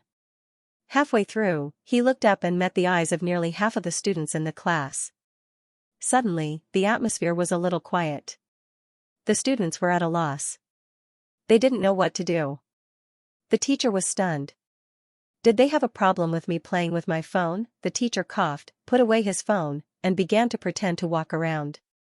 She walked back and forth, her gaze attracted by Songyu in the last row. After all, in the whole classroom, this quiet and handsome young man was the only one who stood out from the rest. She stood next to Songyu and looked at his reading comprehension and ancient poetry writing. He had gotten all the marks he deserved. The teacher smiled and nodded in satisfaction. This movement was a signal in the eyes of everyone in the class. They silently had a guess in their hearts. Damn, Brother Yu is really a straight A student. The Chinese essay was probably the most annoying thing for Songyu in his 2 lifetimes. The moment he handed in his paper, he felt refreshed. At noon, he went back to the apartment with Xianxia. Songyu said, "I think I should be able to get into the top 100 of the grade this time, if the essay didn't deviate from the topic." Xianxia smiled. "That's great." Songyu was in high spirits. "Let me check the multiple choice questions with you. Is it AAD?" Xianxia glanced at him. "Throw it away after the exam and prepare for the next one." Songyu had a bad feeling and widened his eyes. Damn. I didn't choose all the wrong questions, did I? Xianxia held back her laughter and said calmly, "It's okay. It's just 12 points. Songyu stood where she was, her expression as if the sky had fallen and the earth had cracked. Her mood immediately became very dejected. After all, he had worked so hard for so long and failed the first Chinese paper. In an instant, his whole body deflated like a deflated balloon. Xianxia, you're sad? Songyu stammered and didn't say anything. Xianxia smiled and said, I'm just scaring you. It's AAD. Not a single question is wrong. Really? Songyu suddenly looked up. His light brown eyes were overjoyed. When he realized what had happened, he was especially angry. Why are you scaring me? How can you joke about the results? Xianxia looked at him with a smile. Have you learned your lesson? Songyu, what? Xianxia, don't check the answers with others after the exam. Songyu, indeed. After checking the answers, the sudden sense of loss and depression was really uncomfortable. Songyu didn't check the answers with Xianxia for the next few papers. The monthly exam went smoothly. With Xianxia helping him to circle the key points and focus on a few knowledge points, mathematics and physics weren't that difficult. Even the last question was a similar question that he had done before. The answers were the same. A equals 5. The last paper of the exam was English. The moment he handed in the papers, Songyu felt as if he had been reborn. Although the results weren't out yet, this month's exam was finally over. Moreover, he was confident that he would get a good result. Number 1 middle school was famous for its fast marking speed. The results of the monthly exam would probably be out the day after tomorrow. After the exam, it was the evening self-study session. Songyu began to toss a coin. It was like psychological sustenance. Heads was good, tails was bad. If he tossed tails, then there was a problem with the coin and he had to change it. After Ma Xiaoting finished the English exam, she was scared out of her wits. She rolled her eyes and said, Li Hua again for the English essay. This Li Hua goes shopping, eating, and doing activities with his male classmates every day. Is he gay? Shi Bowen laughed beside her. The essay this time was easy, right? Ma Xiaoting asked Songyu, Brother Yu, how's your English? Songyu tossed another coin. It was heads. His luck was pretty good. He smiled and said slowly, when it comes to exams, 30% of it is fate, 70% depends on hard work, and the remaining 140% depends on the teacher's mood. Ma Xiaoting, Shi Bowen's eyes lit up. He asked Songyu, Brother Yu, I heard that you taught a lesson to a delinquent during the exam? You maintained the discipline of the exam hall? There's a post on the forum that praises you to the skies. You're righteous and handsome. You're not a school bully, you're the nation's husband. Songyu retracted his hand and smiled brightly. Really? I'll go back and take a look. After he went back, he first called his family.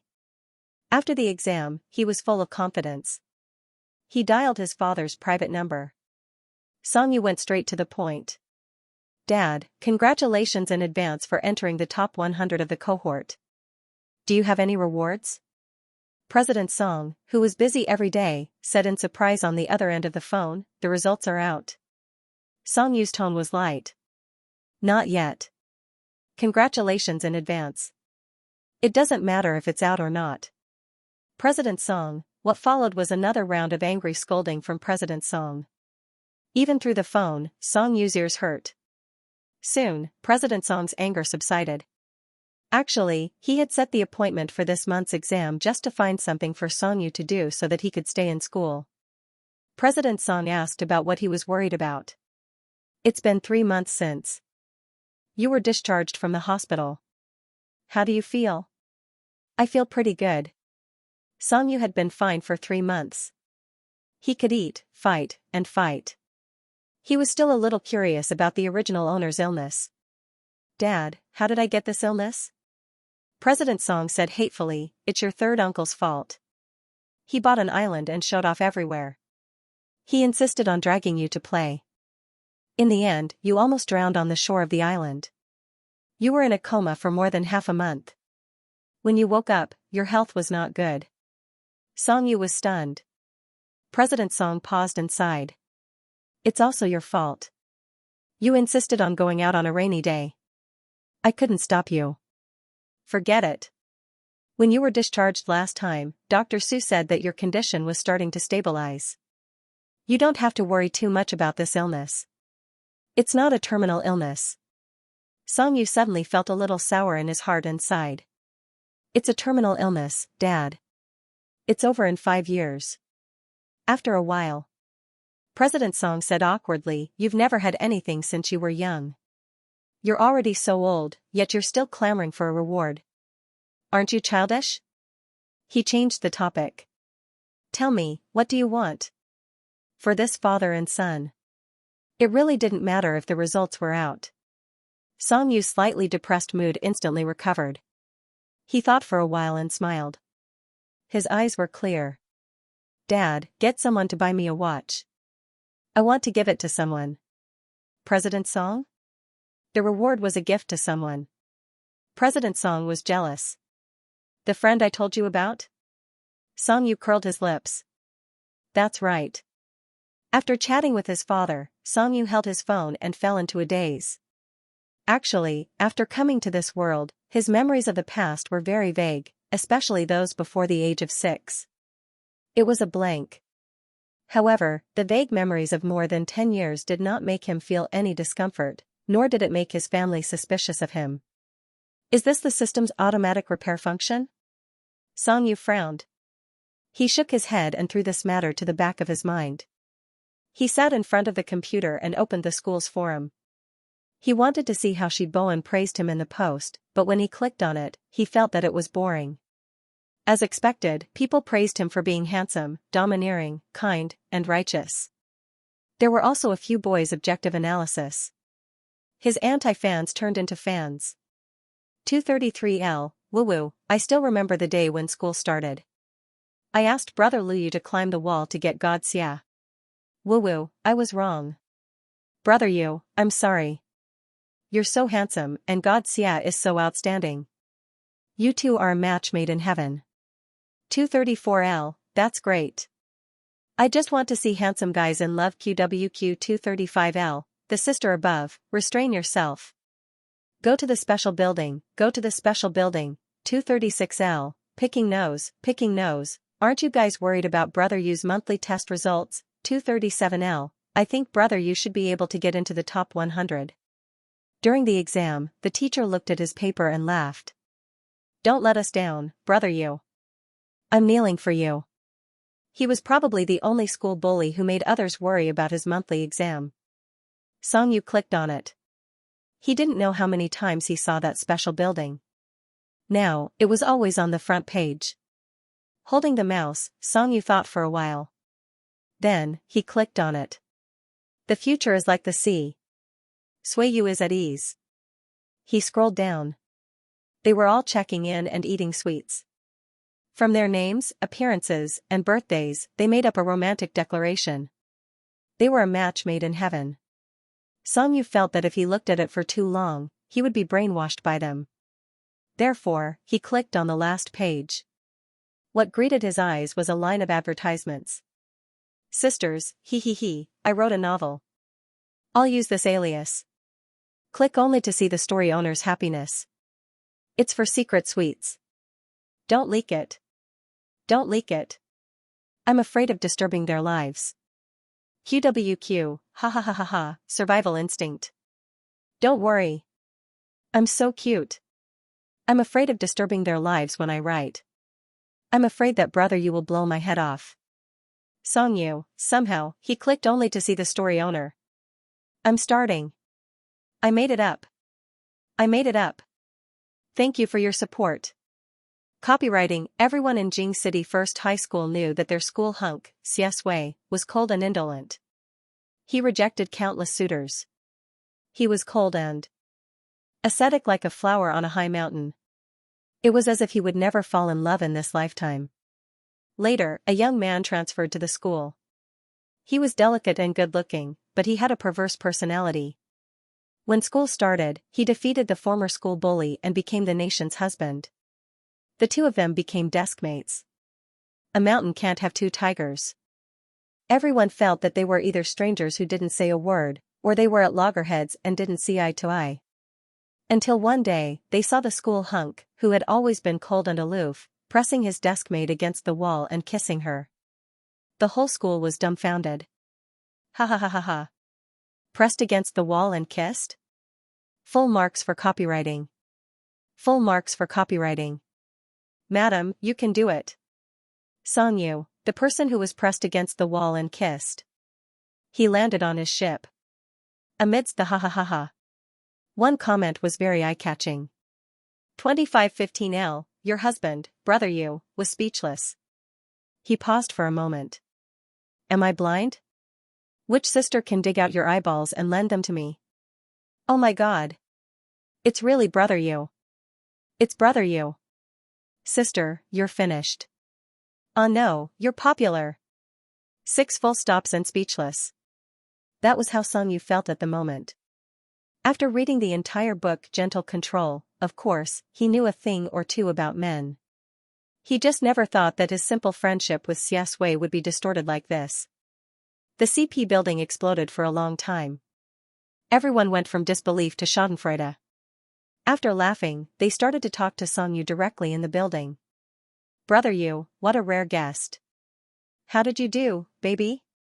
Do you know that we were worried sick about your results a while ago? I was just afraid that you and God Xia would be at the top and bottom of the rankings. That would be too cruel. How did you do, brother Yu? Don't be too far away from God Xia on the rankings. As the person involved, Songyu didn't feel much after being speechless. After all, he knew that he was straight, so there was nothing to be afraid of. He lowered his eyelids and casually scrolled through. When he saw someone asking about his results, his attention was immediately diverted. Your husband, brother Yu, not bad. He changed the topic too quickly. The group of girls in the building, who were on tenterhooks, instantly let out a long sigh of relief. After the awkwardness, they invested a lot of enthusiasm into Songyu's results. After all, in the past few days, his results alone had caused a lot of bloodshed on the forum. In the past, those who were waiting to see him make a fool of himself were praying to Buddha. The entire forum was nervous and excited, praying for him to get good results. He was the only one in the history of number 1 high school. Brother Yu, can you enter the top 100? I heard that God Xia is tutoring you one-on-one. There won't be a problem, brother Yu. Don't disappoint God Xia. Songyu was in a good mood after the exam. The night was gentle. He frowned slightly and replied. I won't disappoint him.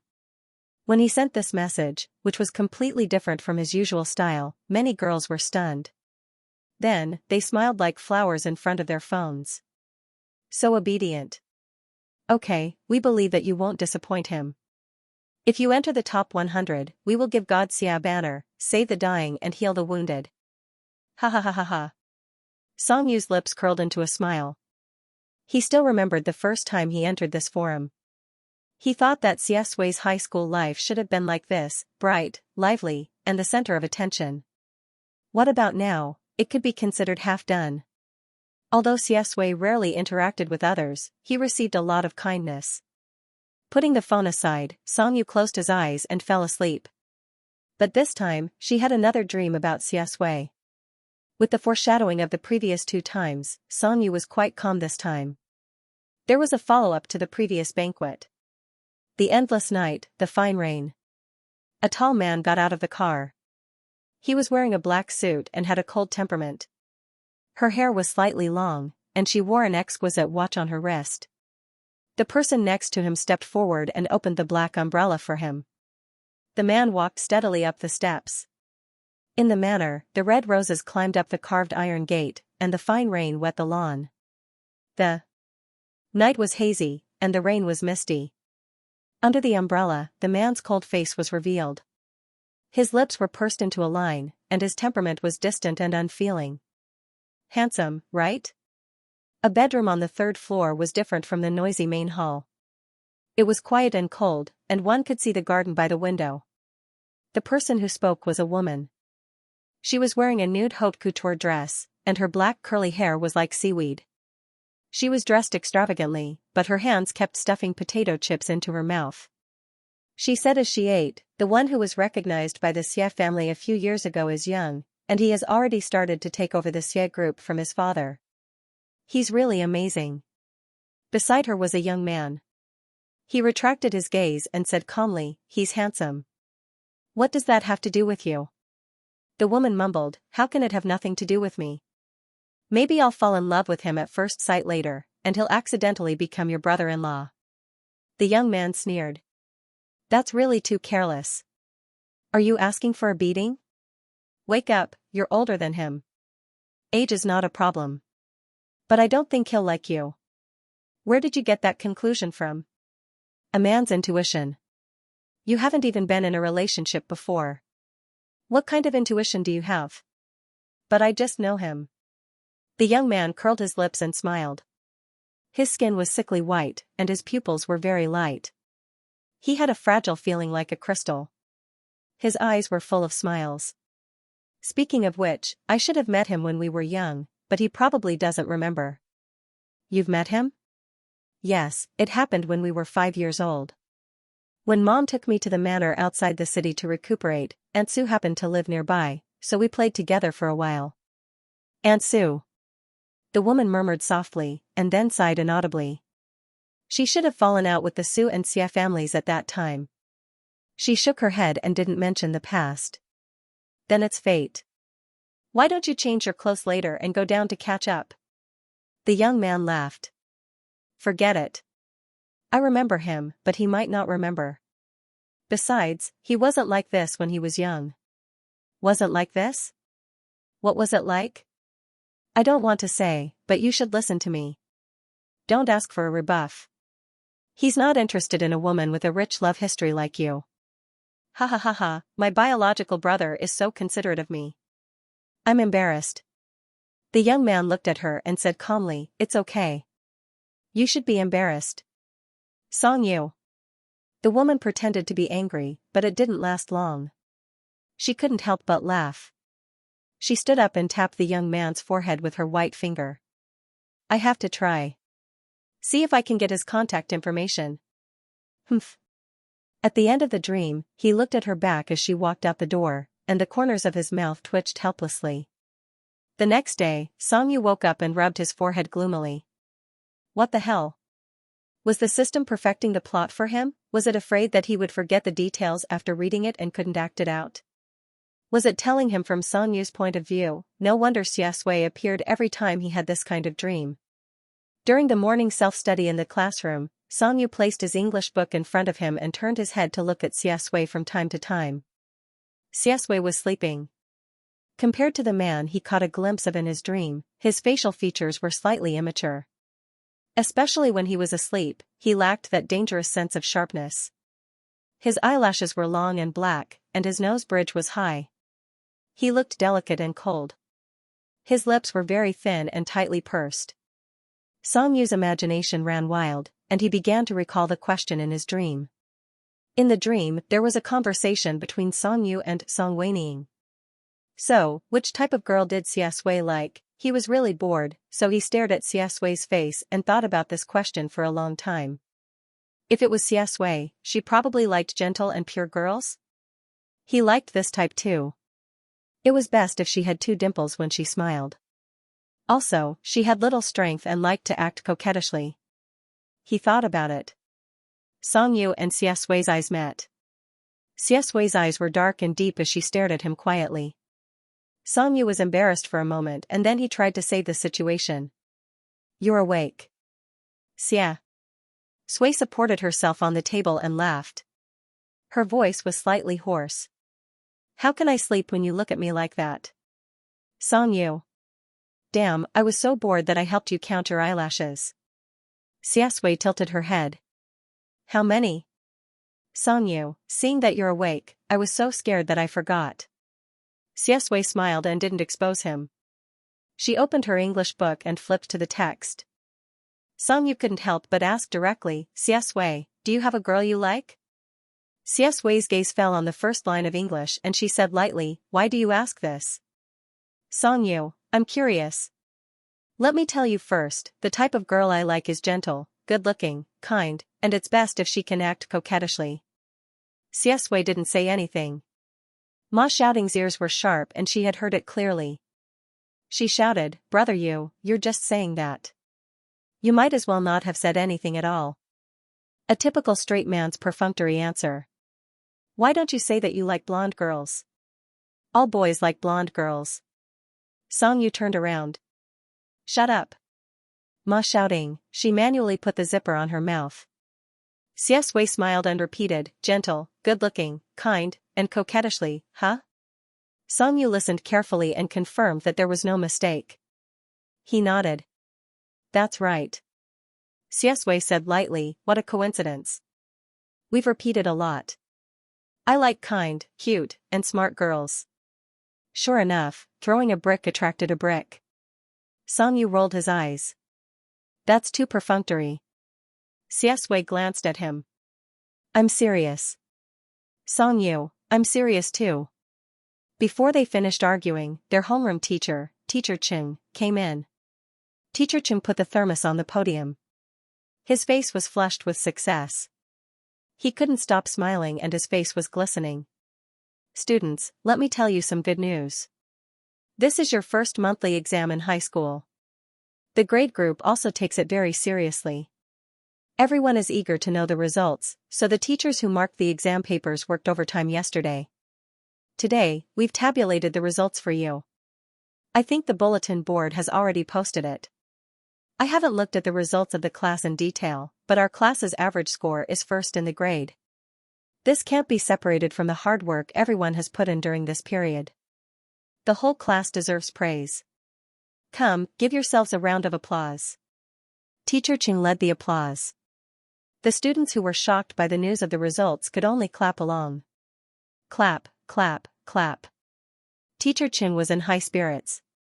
Class monitor, create a class group later.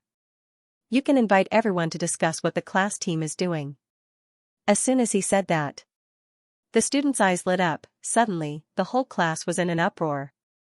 The applause was much more enthusiastic than before. Songyu's mood was all on the news of the results. He was absent-minded for the entire class. When the class was about to end, he took out the coin from yesterday and began to secretly flip it again. Heads was good. Tails was bad. The bell rang. He flipped his hand. Heads of the coin. Go, go, go, go. Songyu pulled Xiaxue and ran out. With such good luck, they might be in the top 10 of the grade. The bulletin board was below the teaching building. It was surrounded by a group of people, but when they saw them, they consciously made way for them. Xiaxue walked behind them calmly. Compared to herself, she wanted to see Songyu more. Songyu stood under the bulletin board and looked up. Sure enough, the first place was Xiaxue. Full score 750. Total score 748. Hisses and whispers could be heard around them. God Xia is really worthy of being called God Xia. Is this a score that a human can get? Except for language, they all got full marks. Songyu was much calmer than the people next to him. He had to admit that he was the main character. Xiaxue didn't care about his score at all.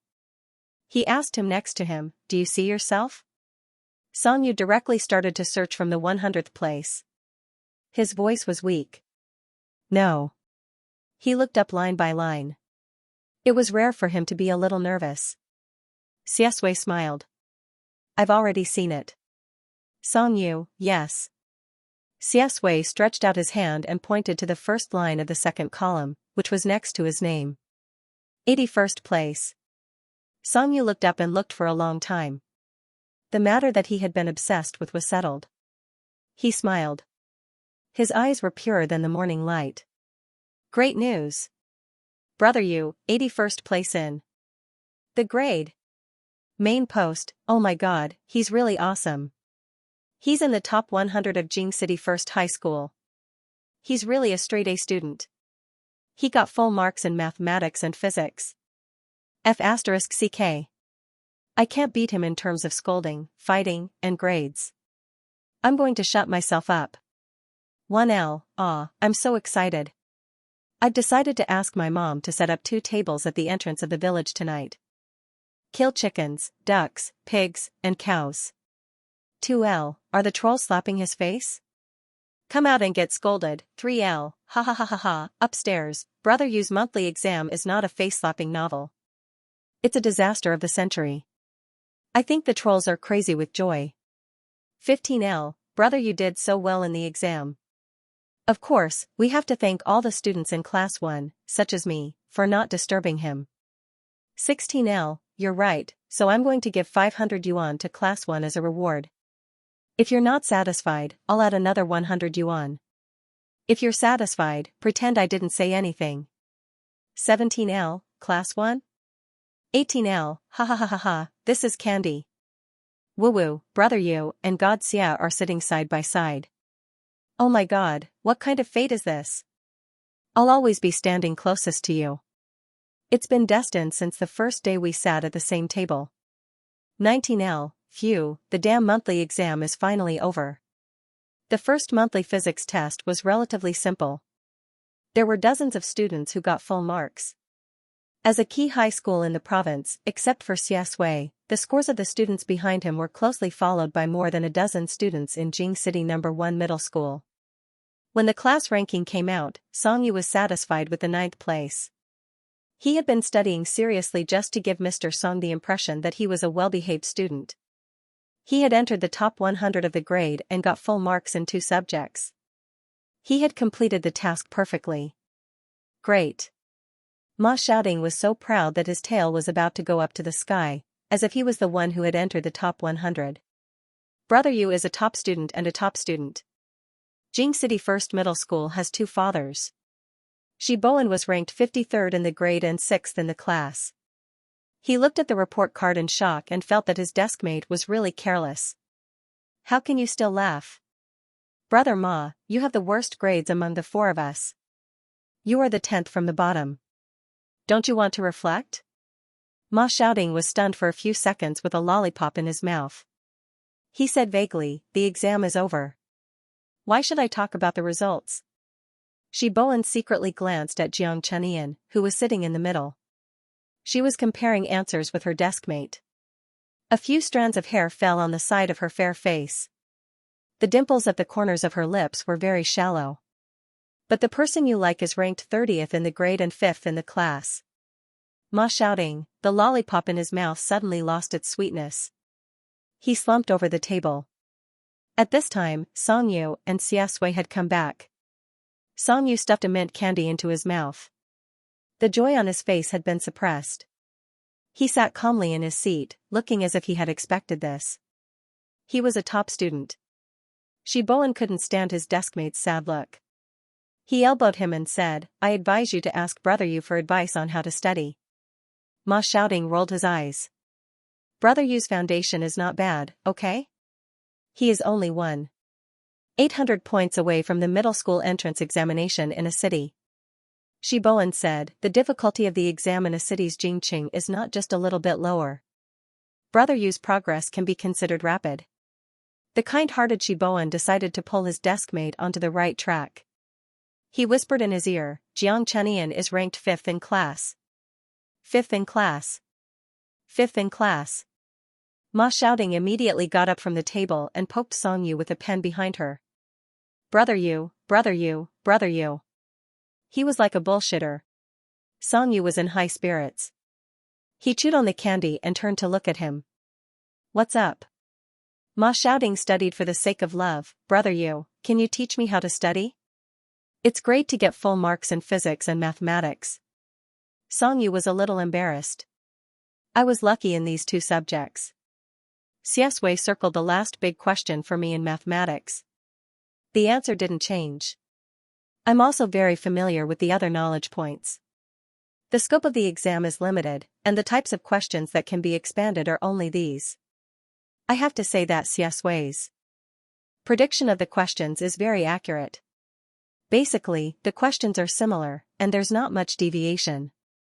The more he spoke, the more moved he became. Songyu took out a mint candy from his pocket and handed it over to him. Thank you, my dear deskmate. Xiaxue didn't like sweet things before. Since she met Songyu, she began to try mint candy. He smiled and took the light blue candy, saying, Don't be so mushy. You can remove the word deskmate. Ma Xiaoding, he asked Xiaxue bitterly and regretfully, thank God. Can you help me circle the key points next time? Xiaxue was tearing the candy wrapper. The key points that I gave to Songyu may not be suitable for you. Ma Xiaoding was shameless for the sake of love. It's suitable. It's suitable. Songyu sneered and said, suitable my ass. Sleep in class and go to the internet cafe after class. Study hard for a week first. Ma shouting, QWQ, the class bell rang. It was the math class. The math teacher directly put the answers on the PowerPoint and pinched the small microphone beside his mouth. He said very happily, this time, there are only 4 students in the grade who scored full marks. There are 2 in our class. Here, I would like to praise Xianxia and Songyu.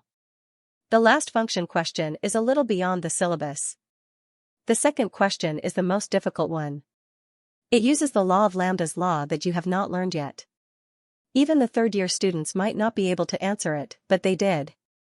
The steps are exactly the same. When he said that, the whole class was stunned for a few seconds. Then, they began to laugh and jeer. The math teacher said the other 2 students scored full marks because their math teacher was the one who set the questions. Teacher Zhang taught similar questions before, but only 2 of them were able to answer them. This shows that the 2 students in our class are really very outstanding. Ahem, alright, let's not talk about it anymore.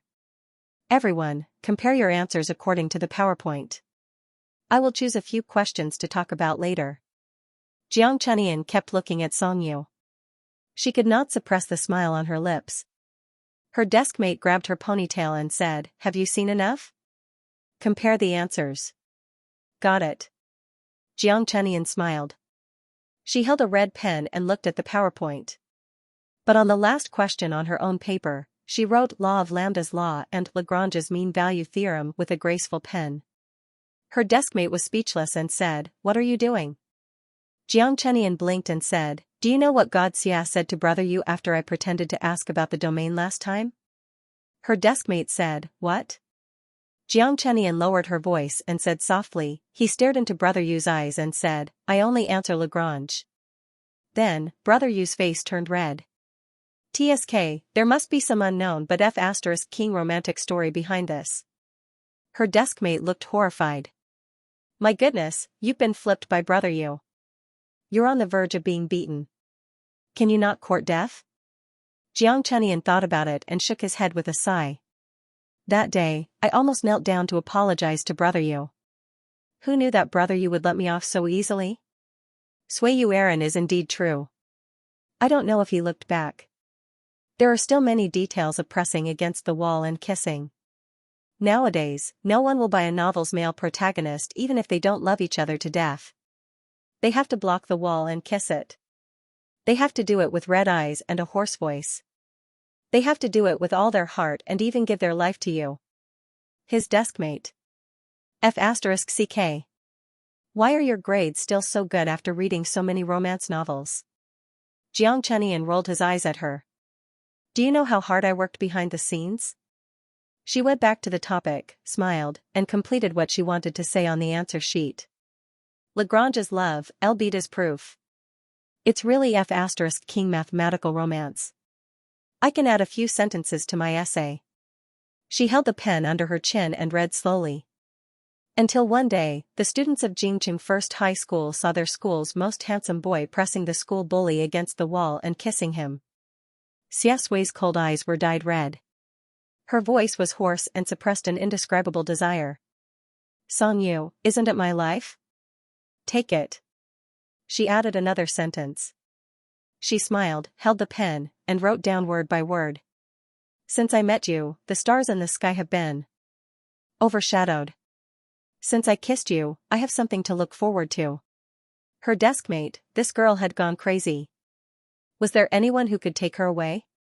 Her deskmate gave up and sighed. You'll get your retribution. She was sure. Jiang Chenian just smiled and threw the pen away. I'm lying. I won't write anymore. Brother, you already found out. It's better to restrain yourself. You can play and make trouble, but don't joke about your life. The last class was the class of the head teacher. He asked them where they wanted to go for team building. In the end, everyone decided to go to the KTV. The time was set for Friday night on Linqing Street. The end of the monthly exam was a relief for Songyu. In addition, a group of people in the class were clamoring for him to go, so he agreed. Since he agreed, he naturally asked Xiaxue to go. On the way back to the apartment after the evening self-study class, Songyu pretended to ask casually, "When is your birthday?" Xiaxue raised her eyebrows and asked with a smile, "Do you want to give me a present?" Songyu choked and then said, "You're so boring." Xiaxue, it's still early. I think it's winter. He didn't celebrate his birthday often. Songyu, okay. He remembered that the watch he asked for from Mr. Song could come in handy. Songyu recalled the whispers of the people around him when he was looking at the bulletin board today.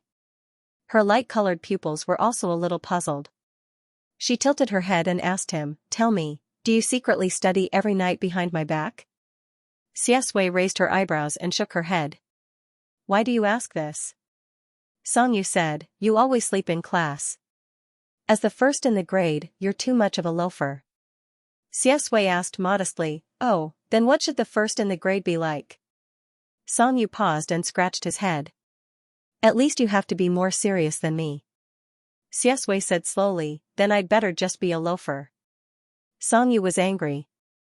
"Are you looking down on hard-working players like us?" But before Xiaxue could answer, he calmed down first. Thinking back to the original work, Xiaxue was still the first in the grade in that kind of environment. Even if she had the plot armor, it was really amazing. Songyu sighed. "They call you God Xia, and I don't think they're wrong. You're really like an immortal, unpredictable in all aspects." Xiaxue felt that this topic was a little interesting. In all aspects? Songyu said, "Yes, I think what they said is reasonable. Your character, IQ, and all kinds of mysterious and unpredictable things can't be guessed. But I know that you're a very good person deep down." Xiaxue chuckled. "That's too exaggerated." Songyu, ah? Xiaxue thought of the rumors about him in a city that he had never cared about in his previous life. But now that he heard Songyu talking next to him, he suddenly became a little interested. "What did others say about me?" Songyu recalled the building he saw yesterday. After a strange silence, he began to piece together the pieces. "They said that your IQ is extremely high, your family background is a mystery, you're unreasonable, cold, and abstinent. You're a flower that can't be broken." Speaking of which, he was curious. How did they guess his family background? Xiaxue chuckled softly, and it was particularly pleasant to hear.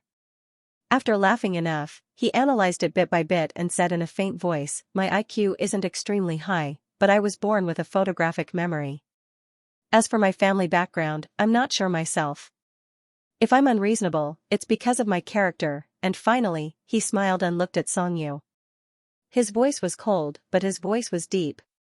"Actually, I can't help it." Songyu stared into his eyes and was slightly stunned. Xiaxue lowered his head slightly and looked into his eyes. They only had each other in their eyes. It was dark and deep like the Milky Way. The moonlight flowed through his cold facial features. The curve of the corners of his lips softened, and his smile became a little more real. Xiaxue said, "What they said is false. If you want to understand me, you don't have to climb the mountain. I'll come to your side myself." Songyu opened his mouth. He felt that his heart was beating a little fast, but he didn't know why it was beating so fast. His face was slightly hot, and he took a step back. His mind was in a mess, and he said embarrassedly, "No, no, no, no. You'd better stay on the mountain. I can't raise you." Xiaxue was already satisfied that he could force him to this point. He started to blush, and it wasn't because he was angry. He had improved a lot. He stood up straight and chuckled. "Then I'll raise you." End of chapter 47. Don't forget to subscribe, like, and share the video to support the channel.